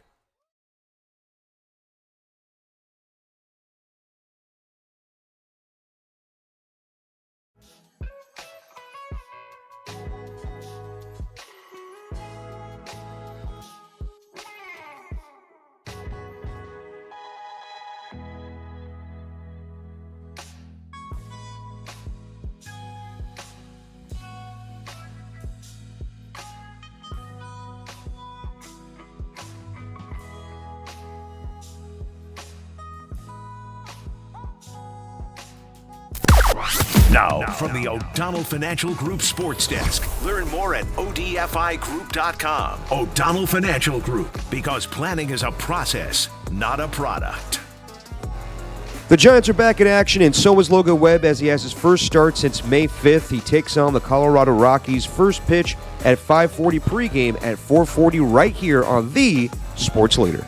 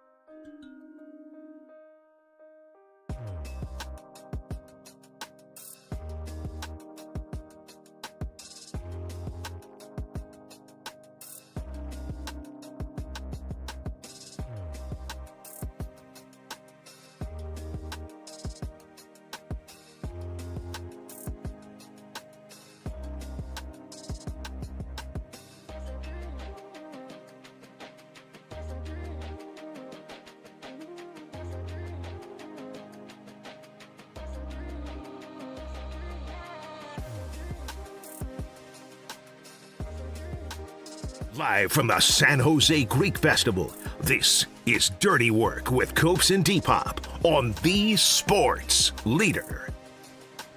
Dirty Work with you on a Friday afternoon, a Ska Friday live from the San Jose Greek Festival going on all day and weekend until 10 o'clock tonight and tomorrow, 8 o'clock on Sunday. $5 admission. Kids under 12, adults 65 and over are free. How about that? So come on out and hang out with us. And by the way, Danny, just for good measure, dude, you were listening to KMBR and KMBR FM San Francisco, the sports leader, a Cumulus Media Station. That is a legal ID. This is our conversation with Giants shortstop Rich Aurilia from yesterday. You see him on NBC Sports Bay Area's pre- and post-game Giants coverage. We opened the conversation with Richie talking about the Foo Fighters. Rich, how were the Foo Fighters last weekend? Oh, Foo Fighters are great, man. Foo Fighters and Busta Rhymes. Those are my two viewing sessions that day. So it was I think what made the day the best though was it wasn't like 90 degrees out there. It was kind of cool. So nice. You're not sitting out there in the heat all day. So all good, man. All good. Good deal, man. I'm glad you got away for a weekend. Got to see some good music, man, up at Bottle Rock, and then we come back to reality yesterday, huh? With the Giants, dude. What do you mean yesterday? Yeah, dude. Monday, Tuesday. Take your pick. Bro, I was telling Derek, dude, I went to 4 of the 6 on the homestand. And I went Friday against the White Sox, and then the last 3, so I missed the 2 wins, dude. So only the 4 losses. It's been brutal, man. And unfortunately, when things are going bad for a team, they find new ways to do it. Yeah, it's you're waiting for that specific time where like something's going to turn, right? Like something's going to change, or you get like 8 guys hot at the right time. But it just seems to be, consistently inconsistent, I guess. There seems to nothing to be going right now, and I feel that now every little thing that goes wrong is going to be so magnified. I feel, especially because we're rolling into June here, and I just feel it's not a good brand of baseball right now. I guess is what I'm trying to kind of pinpoint. No, it's not. And then yesterday, with the way they lost, you can definitely, kind of relate it to the base running mistakes in the 8th inning. And Willie Adames in the post-game scrum there says that it was, Borg's decision. And we've seen a couple weeks ago with Luis Arias being thrown out of home, too, and him kind of shaking his head. And, there's a lot of reasons for why this team is not performing well. So it's not just Hector Borg. But what are you seeing, Richie, when it comes to his decision-making and just the way the players are kind of reacting to some of these decisions? Well, one, I feel like it's a terrible thing when, fans or people are bringing up like the third, the reason we're losing is the third base coach. Well, I mean, okay, people make mistakes out there, and we've seen a handful of them. Yesterday was kind of a little egregious, with how much Willie was thrown out by, because, I watched the play again, and it wasn't like either throw to the plate was good either. One was kind of a weak throw in from left field, the one hopper, and then the other one was to the right side of the plate, and catcher came back and tagged him across the plate. But, the bigger thing to me is probably, Arias getting picked off with 2 outs. I think Casey Schmidt was at the plate, your best or hottest hitter, I guess, with Arias at this time. So it's a hard job. I had Flan for a number of years, and I worked with Flan for a number of years, and it is not an easy job, because like you're the last guy. You're the last guy in the line that either causes somebody to score or causes somebody to get thrown out. So it's a thankless job, and again, the only time you hear a third base coach's name really is when something bad happens, and that's not a good thing. And I don't know Borgie's background and how much he's ever coached third base, but he's slumping a little bit right now, just like a lot of the rest of the team. I got a Rich Aurilia on the Uma guest line. We were sort of joking afterwards, like the sequence of events was so devastating in that moment, because you mentioned it. It would have been 1st and 3rd, 1 out with Casey Schmidt up, right? And you need a fly ball to tie the game. Instead, it's no at bat for Schmidt, and both guys are out, and you're out of the inning, and that's it. Then I got Seawald out here thrusting at the end, making fun. I was like, this is a low point. This is getting tough to see. No, it wasn't quite like Ruben Rivera, worst base running in the history of the game from John Miller, but you were on that team, right? You were there when he hit that, or when he did that.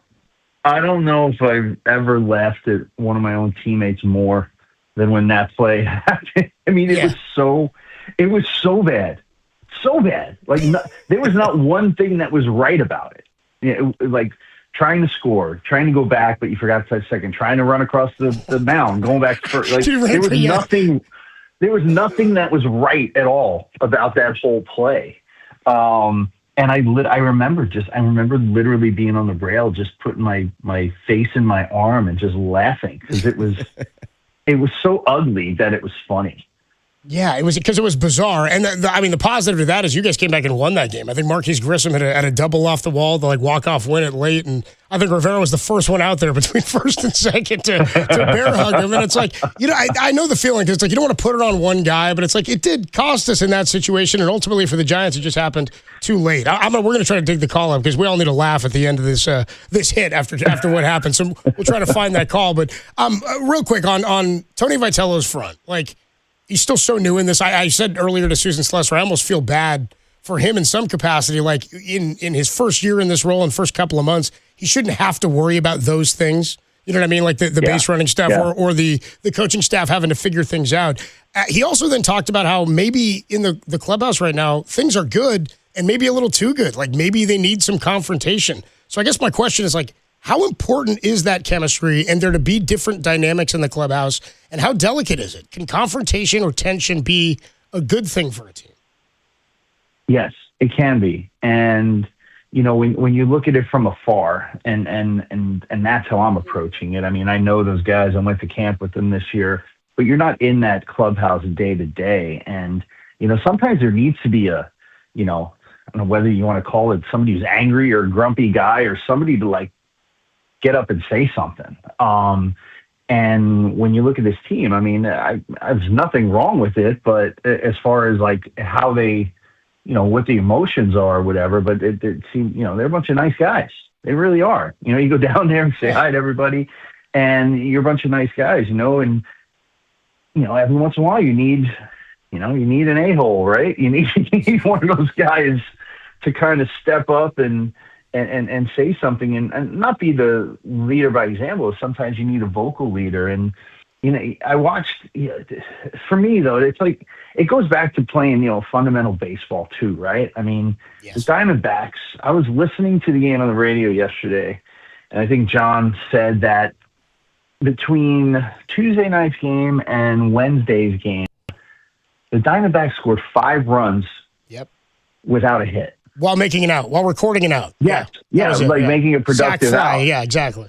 And that's I don't feel like we see that much here. I mean, we see it occasionally, and I know guys are trying to do their jobs. I get it. I did it. I was there. I remember a game where I think we were in Anaheim. I think I literally might have left 10 guys on base. And I remember getting hit by the media, and I was, all I could really say was, hey man, I was terrible today. And I'm going to come out tomorrow and try and do the job. I mean, that's all you could really do. But it seems to be just mounting, right now we're getting, almost 2 months in, and, things are mounting, and it's not, I just looked before I got on with you guys, and I'm like, oh, they're 12 under now. Yeah. Last I looked, it was, 9 under or whatever, 10 under. And so at some point, something's got to flip, or there could be, I don't want to say mass changes around here, but, just maybe a few changes. And Tony, I just think, I feel bad for Tony because, at least in my opinion, the only thing sometimes that I can't figure out is the bullpen roles. Sure. Who's coming in, what time, and, I watched Keaton Wynn come in the 5th inning the other day, and then he comes in the 8th inning. I'm I don't understand it sometimes, but I feel bad for Tony in the sense of, he was just handed this, and this is what he has to work with. And I almost feel like he's running out of answers, right, for the press afterwards, and it's not a good feeling to have, I'm sure, on his end. And, hopefully, I know last time we talked, I talked about, you go 20 and 30, and then if you go 30 and 20, but, that hasn't started off too good for the second part of that. So I don't know. I mean, you just hope, and it's a rough road trip too. I mean, you're going to Colorado, Milwaukee, and Chicago. You got a place that's really hard to win, but you might score a ton of runs. Then you're going to a place in Milwaukee that they're a pretty good club, man. They got some good pitching, and I don't know. Are they going to match up against Harrison? I'm not even sure. If they get 4 games, I'd imagine so. In right. Milwaukee. The Yeah, odds are you will. So. Yeah. And then you go to Chicago, Wrigley, which is just a tough place in general, just to win games, no matter how good or bad the team is.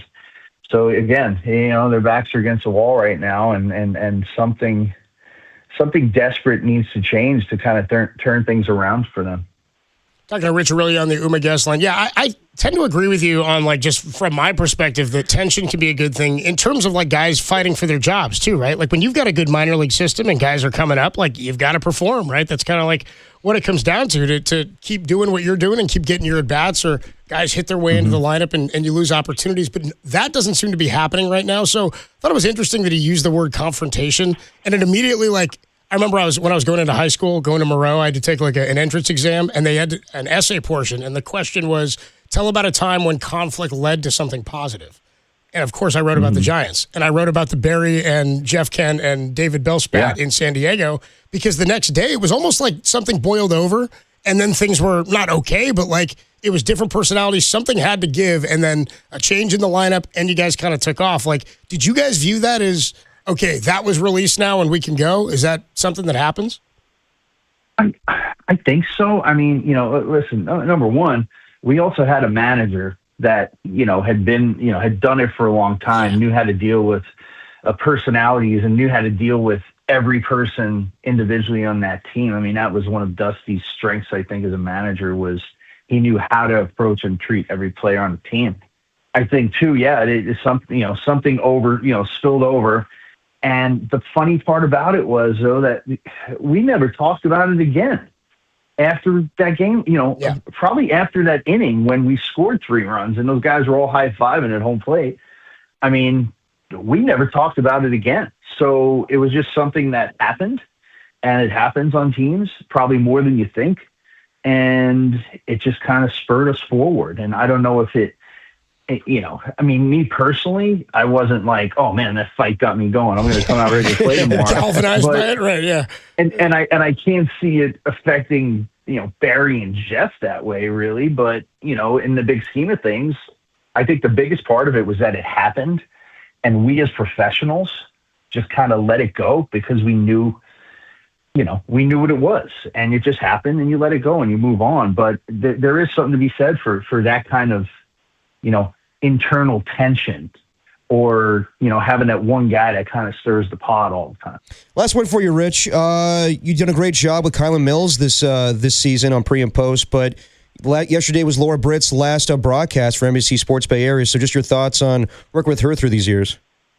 Oh man, I love Laura. She, when you go to the studio, and she's always got a smile on her face, and, she brings such joy to the newsroom and to the show. I mean, it was kind of like working with like your little sister out there. And I wish her nothing but the best. She was nothing but a true professional in the years I had worked with her. And, she's a person I'll stay friends with and be in contact with, the rest of my life, because she's just that great of a lady. So I'm glad they kind of honored her a little bit on air yesterday, I saw. And, I was thinking about doing my tarps off, man, for her when she was, she was leaving. But I can't believe you guys didn't ask me about that, because I was waiting for it. Dude, your thoughts, man. Your thoughts.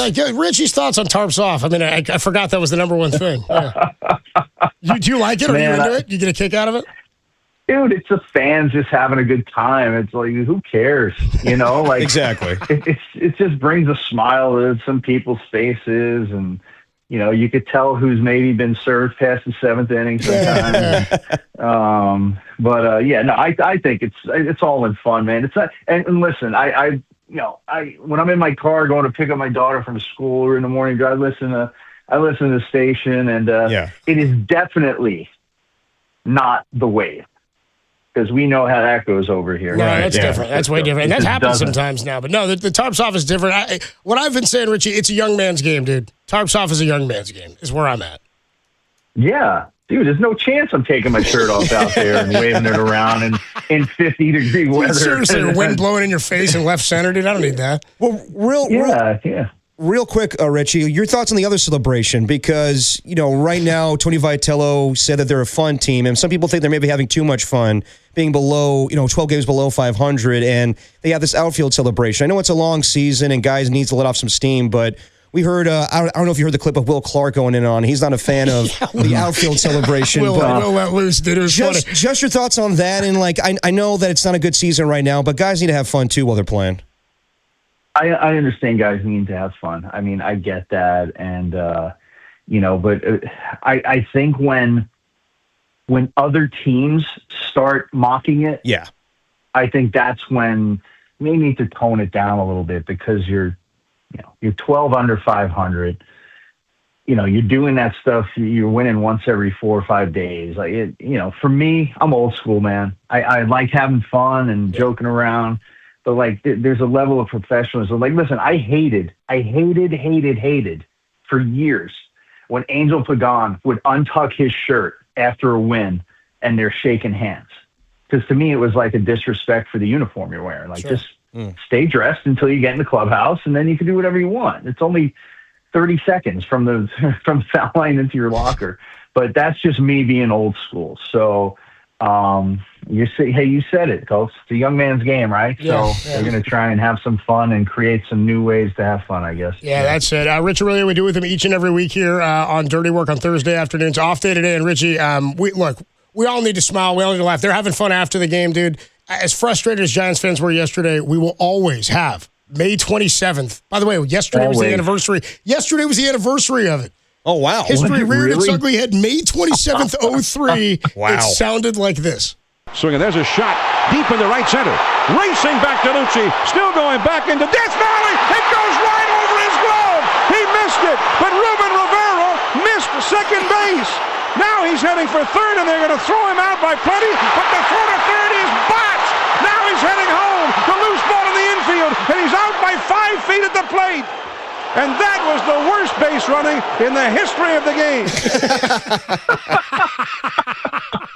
I can't believe yesterday was the anniversary of that. I should have looked up the date. I can't believe. I'd say this for me, like, just because of the history of the game and the voices of the game. I mean, the only way that could have made it may have been better is if it was like a Lon Simmons or Vin Scully or somebody like that announcing that. But John's right on par with them. And I don't know how much Ruben was around after that, how much longer he was around after that. But one of the funniest base running things of all time. I hope that made everybody laugh, have a good time, and the history of it, the exact day, 23 years later. That's pretty incredible. But you guys went wire to wire, a little bit of a different season. Richie, enjoy the weekend, man, and we'll talk to you next week. Always fun, dude. Thanks, Rich. All right, guys, have a great one.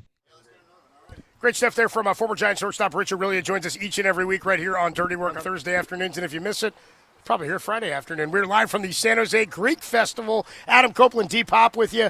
Gates are open. Food is being served. Beer is being poured. Come on down and hang out. We got about 20 minutes till Giants pregame, game one between the Giants and the Rockies in about an hour and 20 at 5:40. We'll take a quick break. When we come on back, what do we have for you, Derek? A little sound soiree, and I believe Tony Vitello just spoke to the media talking about today's coaching change. There you go. The Giants made a coaching change. Hector Borg out. Ron Wotus in, at least in the interim. We'll hear from Tony Vitello in the sound soiree. Next, it's Dirty Work. It's a Friday from the San Jose Greek Festival on the Sports Leader.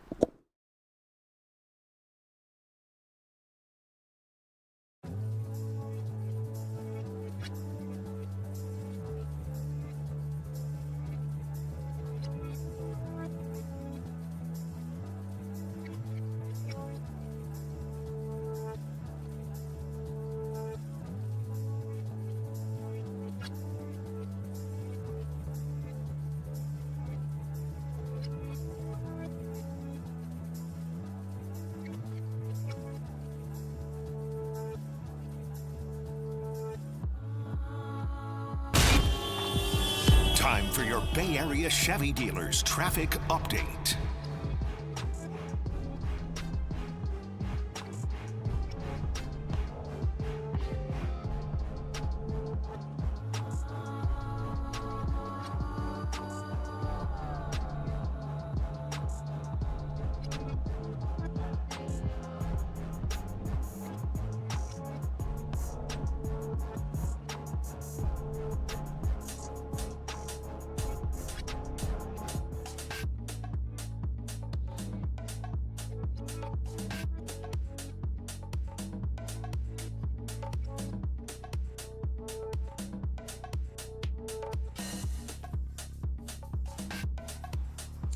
Hey, what's going on, everybody? Adam Copeland here. My good friend Steve Moskowitz is hanging out on the line. Steve is constantly helping us with tax questions and concerns. And, Steve, one of the things you've brought up recently is how frequently people are getting scammed nowadays in different ways. Is there a way you can help with that on your taxes? Can you write off being scammed on your taxes?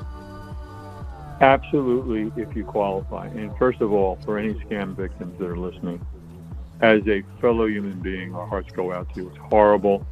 You get lied to, you get tricked, you get scared. And some people have lost their life savings. It's tragic. And for the most part, when the tax law changed, casualty losses were done away with. However, there's an exception. And some of the scams fall within the exception. And the IRS was actually nice enough to write a nice long memo with examples and telling you when you can write it off. So if you've been the victim of a scam, give us a call. We have a free consultation. Let's determine if you qualify to write it off under this IRS memo.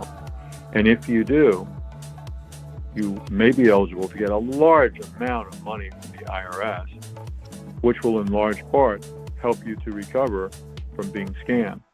But you don't know if you qualify or not until you call us. Call us. The only thing you have to do is say, "Hey, Steve, take care of me." Steve Moskowitz can help. You just got to give him a call. The number is 1-888-TAX-STEAL, or you can find him online at MoskowitzLLP.com.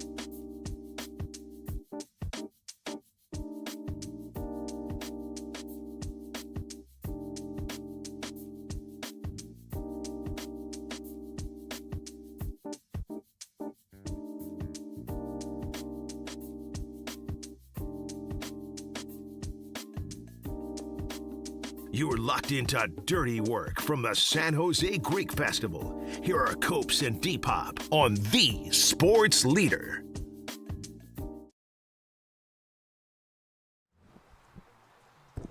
Dirty Work with you live from the San Jose Greek Festival.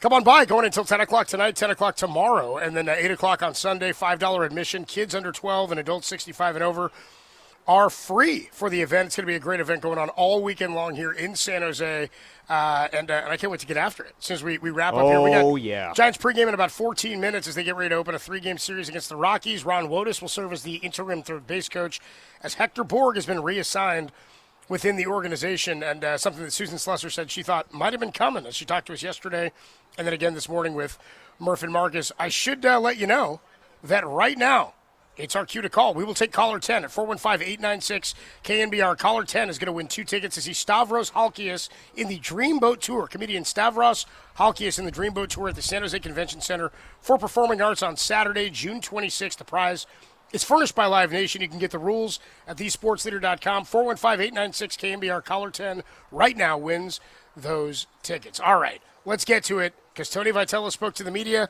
and he's our top piece of sound in today's Sound Soiree. This is Dirty Work. Sound Soiree. No, I've whipped up this nasty little soiree. The best sounds you might have missed. Soiree what? Soiree, honey. I think that means party. On the Sports Leader. Your Sound Soiree for Friday, May 28th. Is that the date today? 29th. I don't know. Whatever. It's Friday. Close enough. On the Sports Leader. Let's get right into it here. Is Tony Vitello met with the media just a little while ago, and the Giants made a coaching change today. I mean, it's an admission of fault and failure by Buster Posey and the operations staff after we found out from Tony Vitello yesterday. He's not the reason Borg is the third base coach. It's because somebody in the organization who shan't be named didn't want him to go elsewhere. And where's he now? Not on the coaching staff, still in the org, so maybe they got what they wanted. Yeah. Here's Tony Vitello talking about the decision to make a change at third base coach. You guys know it. I don't have to say it, at least those that are familiar with him. One of the hardest working guys we have around. Certainly one of the most personable and just high character guys would be the easiest way for me to say it. And also he's been given a lot of opportunities by the Giants too. And this is one that was, you know, for him, whether it was rushed or whatever it might be, he was kind of thrust into a big position. And I think it just, one thing after another, became a difficult environment for everybody. So I think in the long run, I think it can be a real positive for everybody. Sorry, was that about Borg or about himself? Who's he? Or even Posey, honestly. Dude, he's talking about a lot. I mean, he's talking about things that would apply to him and would apply to Buster. Yeah, I mean, he's talking Borg, of course. And again, like, Buster's not going to come out today and do a little press conference to talk about this, but he should because it was his call. And I feel bad for Tony Vitello where he's not going to kill this guy, but obviously he's costing his team wins. So it wasn't his call. I'm sure it wasn't his call to fire him either, or not fire him, but move him to a different position. I'm sure he would have liked that, but also it wasn't his end-all, be-all call. No, you're right. Yeah, so it's a tough situation. Again, we acknowledge the tough week that Hector Borg has been through, but this was necessary, 100%. All right, so we got pregame in about 10 minutes here at 4:40 on the Sports Leader. Moving on to the Sound Soiree, how about former 49er Juwan Jennings? Minnesota Viking. Thad and Juwan. He'll be third and Juwan for Paul Allen now. He'll be third and Juwan for Paul Allen. Yeah, that's why you call him third and Juwan. It's I can hear it right now. He's just screamed that. Oh, man, what's he going to do to the Niners in Mexico? Here's Juwan Jennings. He talks about joining the Minnesota Vikings. How good of a spot is this for you fit-wise? Oh, it's awesome. I feel like Kevin Durant, the Warriors. Why do you say that? Because big three, man. You know what I'm saying? It's just a lot of talent over here. It's just top down, head to bottom, a lot of talent. I mean, I get what he's saying, but, like, I would not compare the Minnesota Vikings trio of Justin Jefferson, Jordan Addison, and Juwan Jennings as Steph Curry, Kevin Durant, and Klay Thompson. How old was he when that happened? Was he in middle school when Kevin Durant joined the Warriors? Yeah, 10 years ago? Yeah, had to be. I'm like, bro, the context of that analogy just doesn't work at all. No. Even forget comparing yourself to KD, because that's not even the most alarming comparison we've heard in the last couple of years. I mean, can I offer you a Pods and a Shohei Ohtani? Or Steph Curry. Or Steph Curry, even. I mean, yeah, I want to be that too, but, you know, it's not always in the cards. We all have dreams. It's all good.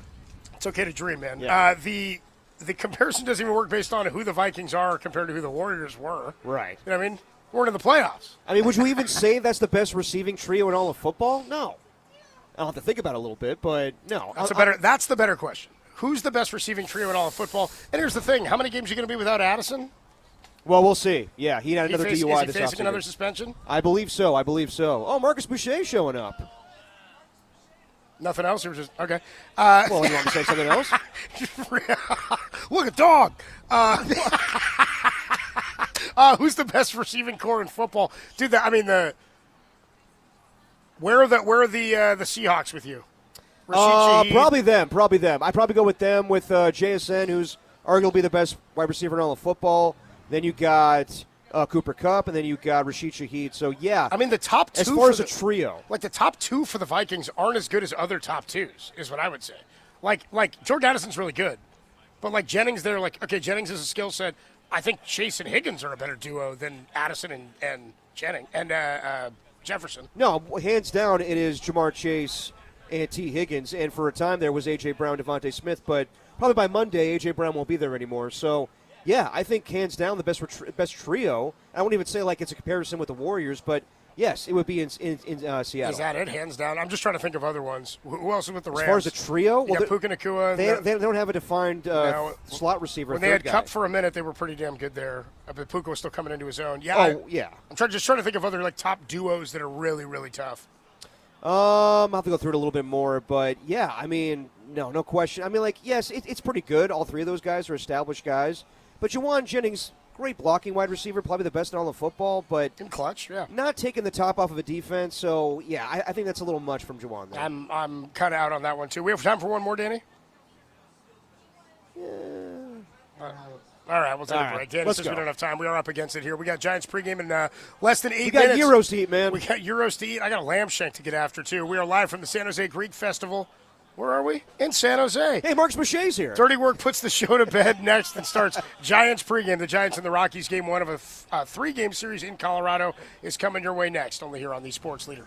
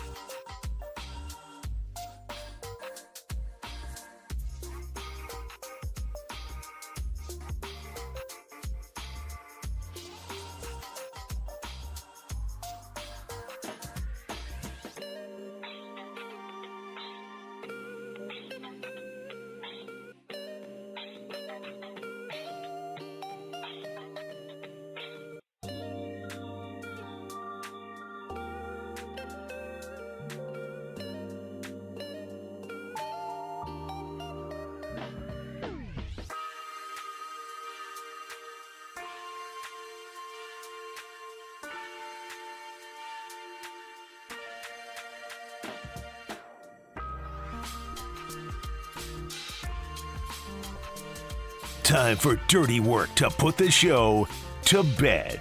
Are you crazy? I don't need a bed. On the sports leader. Now you will go to sleep, or I will put you to sleep.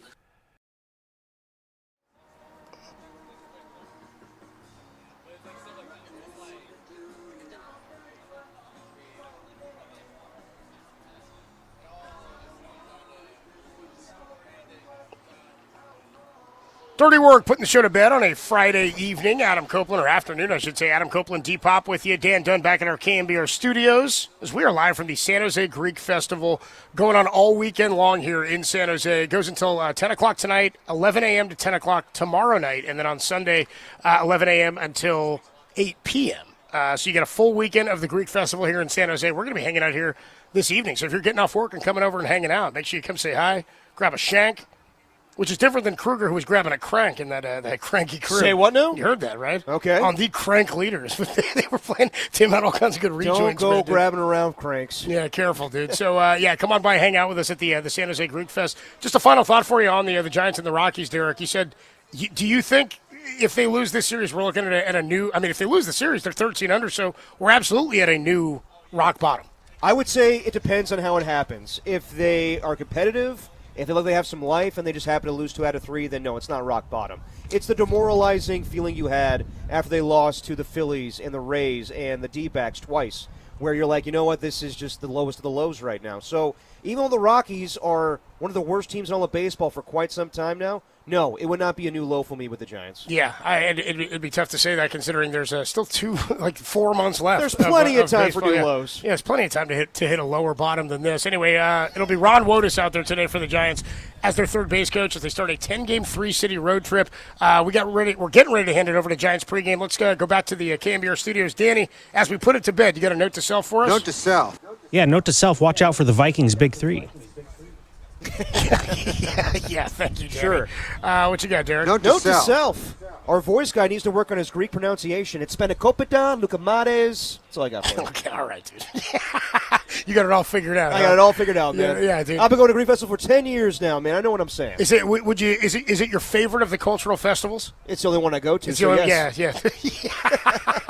I'll see you Juneteenth, Derek, at the march. I didn't see Derek out there at the reading of I Had a Dream on January 15th. Hey, if you invite me, I'll be there. Yeah, Derek's like, I'm going to be at the MLK Festival this week. Note to self. Note to self. Lasting 6 minutes at the event before somebody thought I was Bonte has got to be a new record, dude. That's a pretty good run. 6 minutes. Yeah. He was like, Bonte. And I was like, nope. You sure? Who said that? Wait, he asked you sure? No, but it's funny. It's funny. I know Bonte when I see him. I can't tell you how many times I've said, like, no, I'm not that guy. And they've been like, I'm like, what are you telling me for? Yeah, I'm not. It's not me. So what's worse, Bonte or Fred Warner? Oh, I'm not going to crap on either one of my dudes, man. I'm not going to crap on Bonte. The Fred Warner one's we more. Love you, Bonte. By the way, also not the same height or even hair. No, as Bonte. No. You know what I mean? That's going to do it for Dirty Work on a Friday afternoon. Thanks so much to everybody who helped us get going here, especially our guy Elias, who's running the Greek Festival here, doing a great job. Make Chris sure you as come well. on by. Thank you guys. Yeah, thank you guys for having us. It's going to be a lot of fun. Hope to see a lot of you guys out here. Thanks to Josh for getting us set up. Joey did a great job as always, and our guest today, Eric Branch. And for anybody who needs to hear it, it gets easier every day. It gets a little easier. Just got to do it every day. That's the dirty work, but it does get easier. Game 1, Giants and the Rockies starting right now.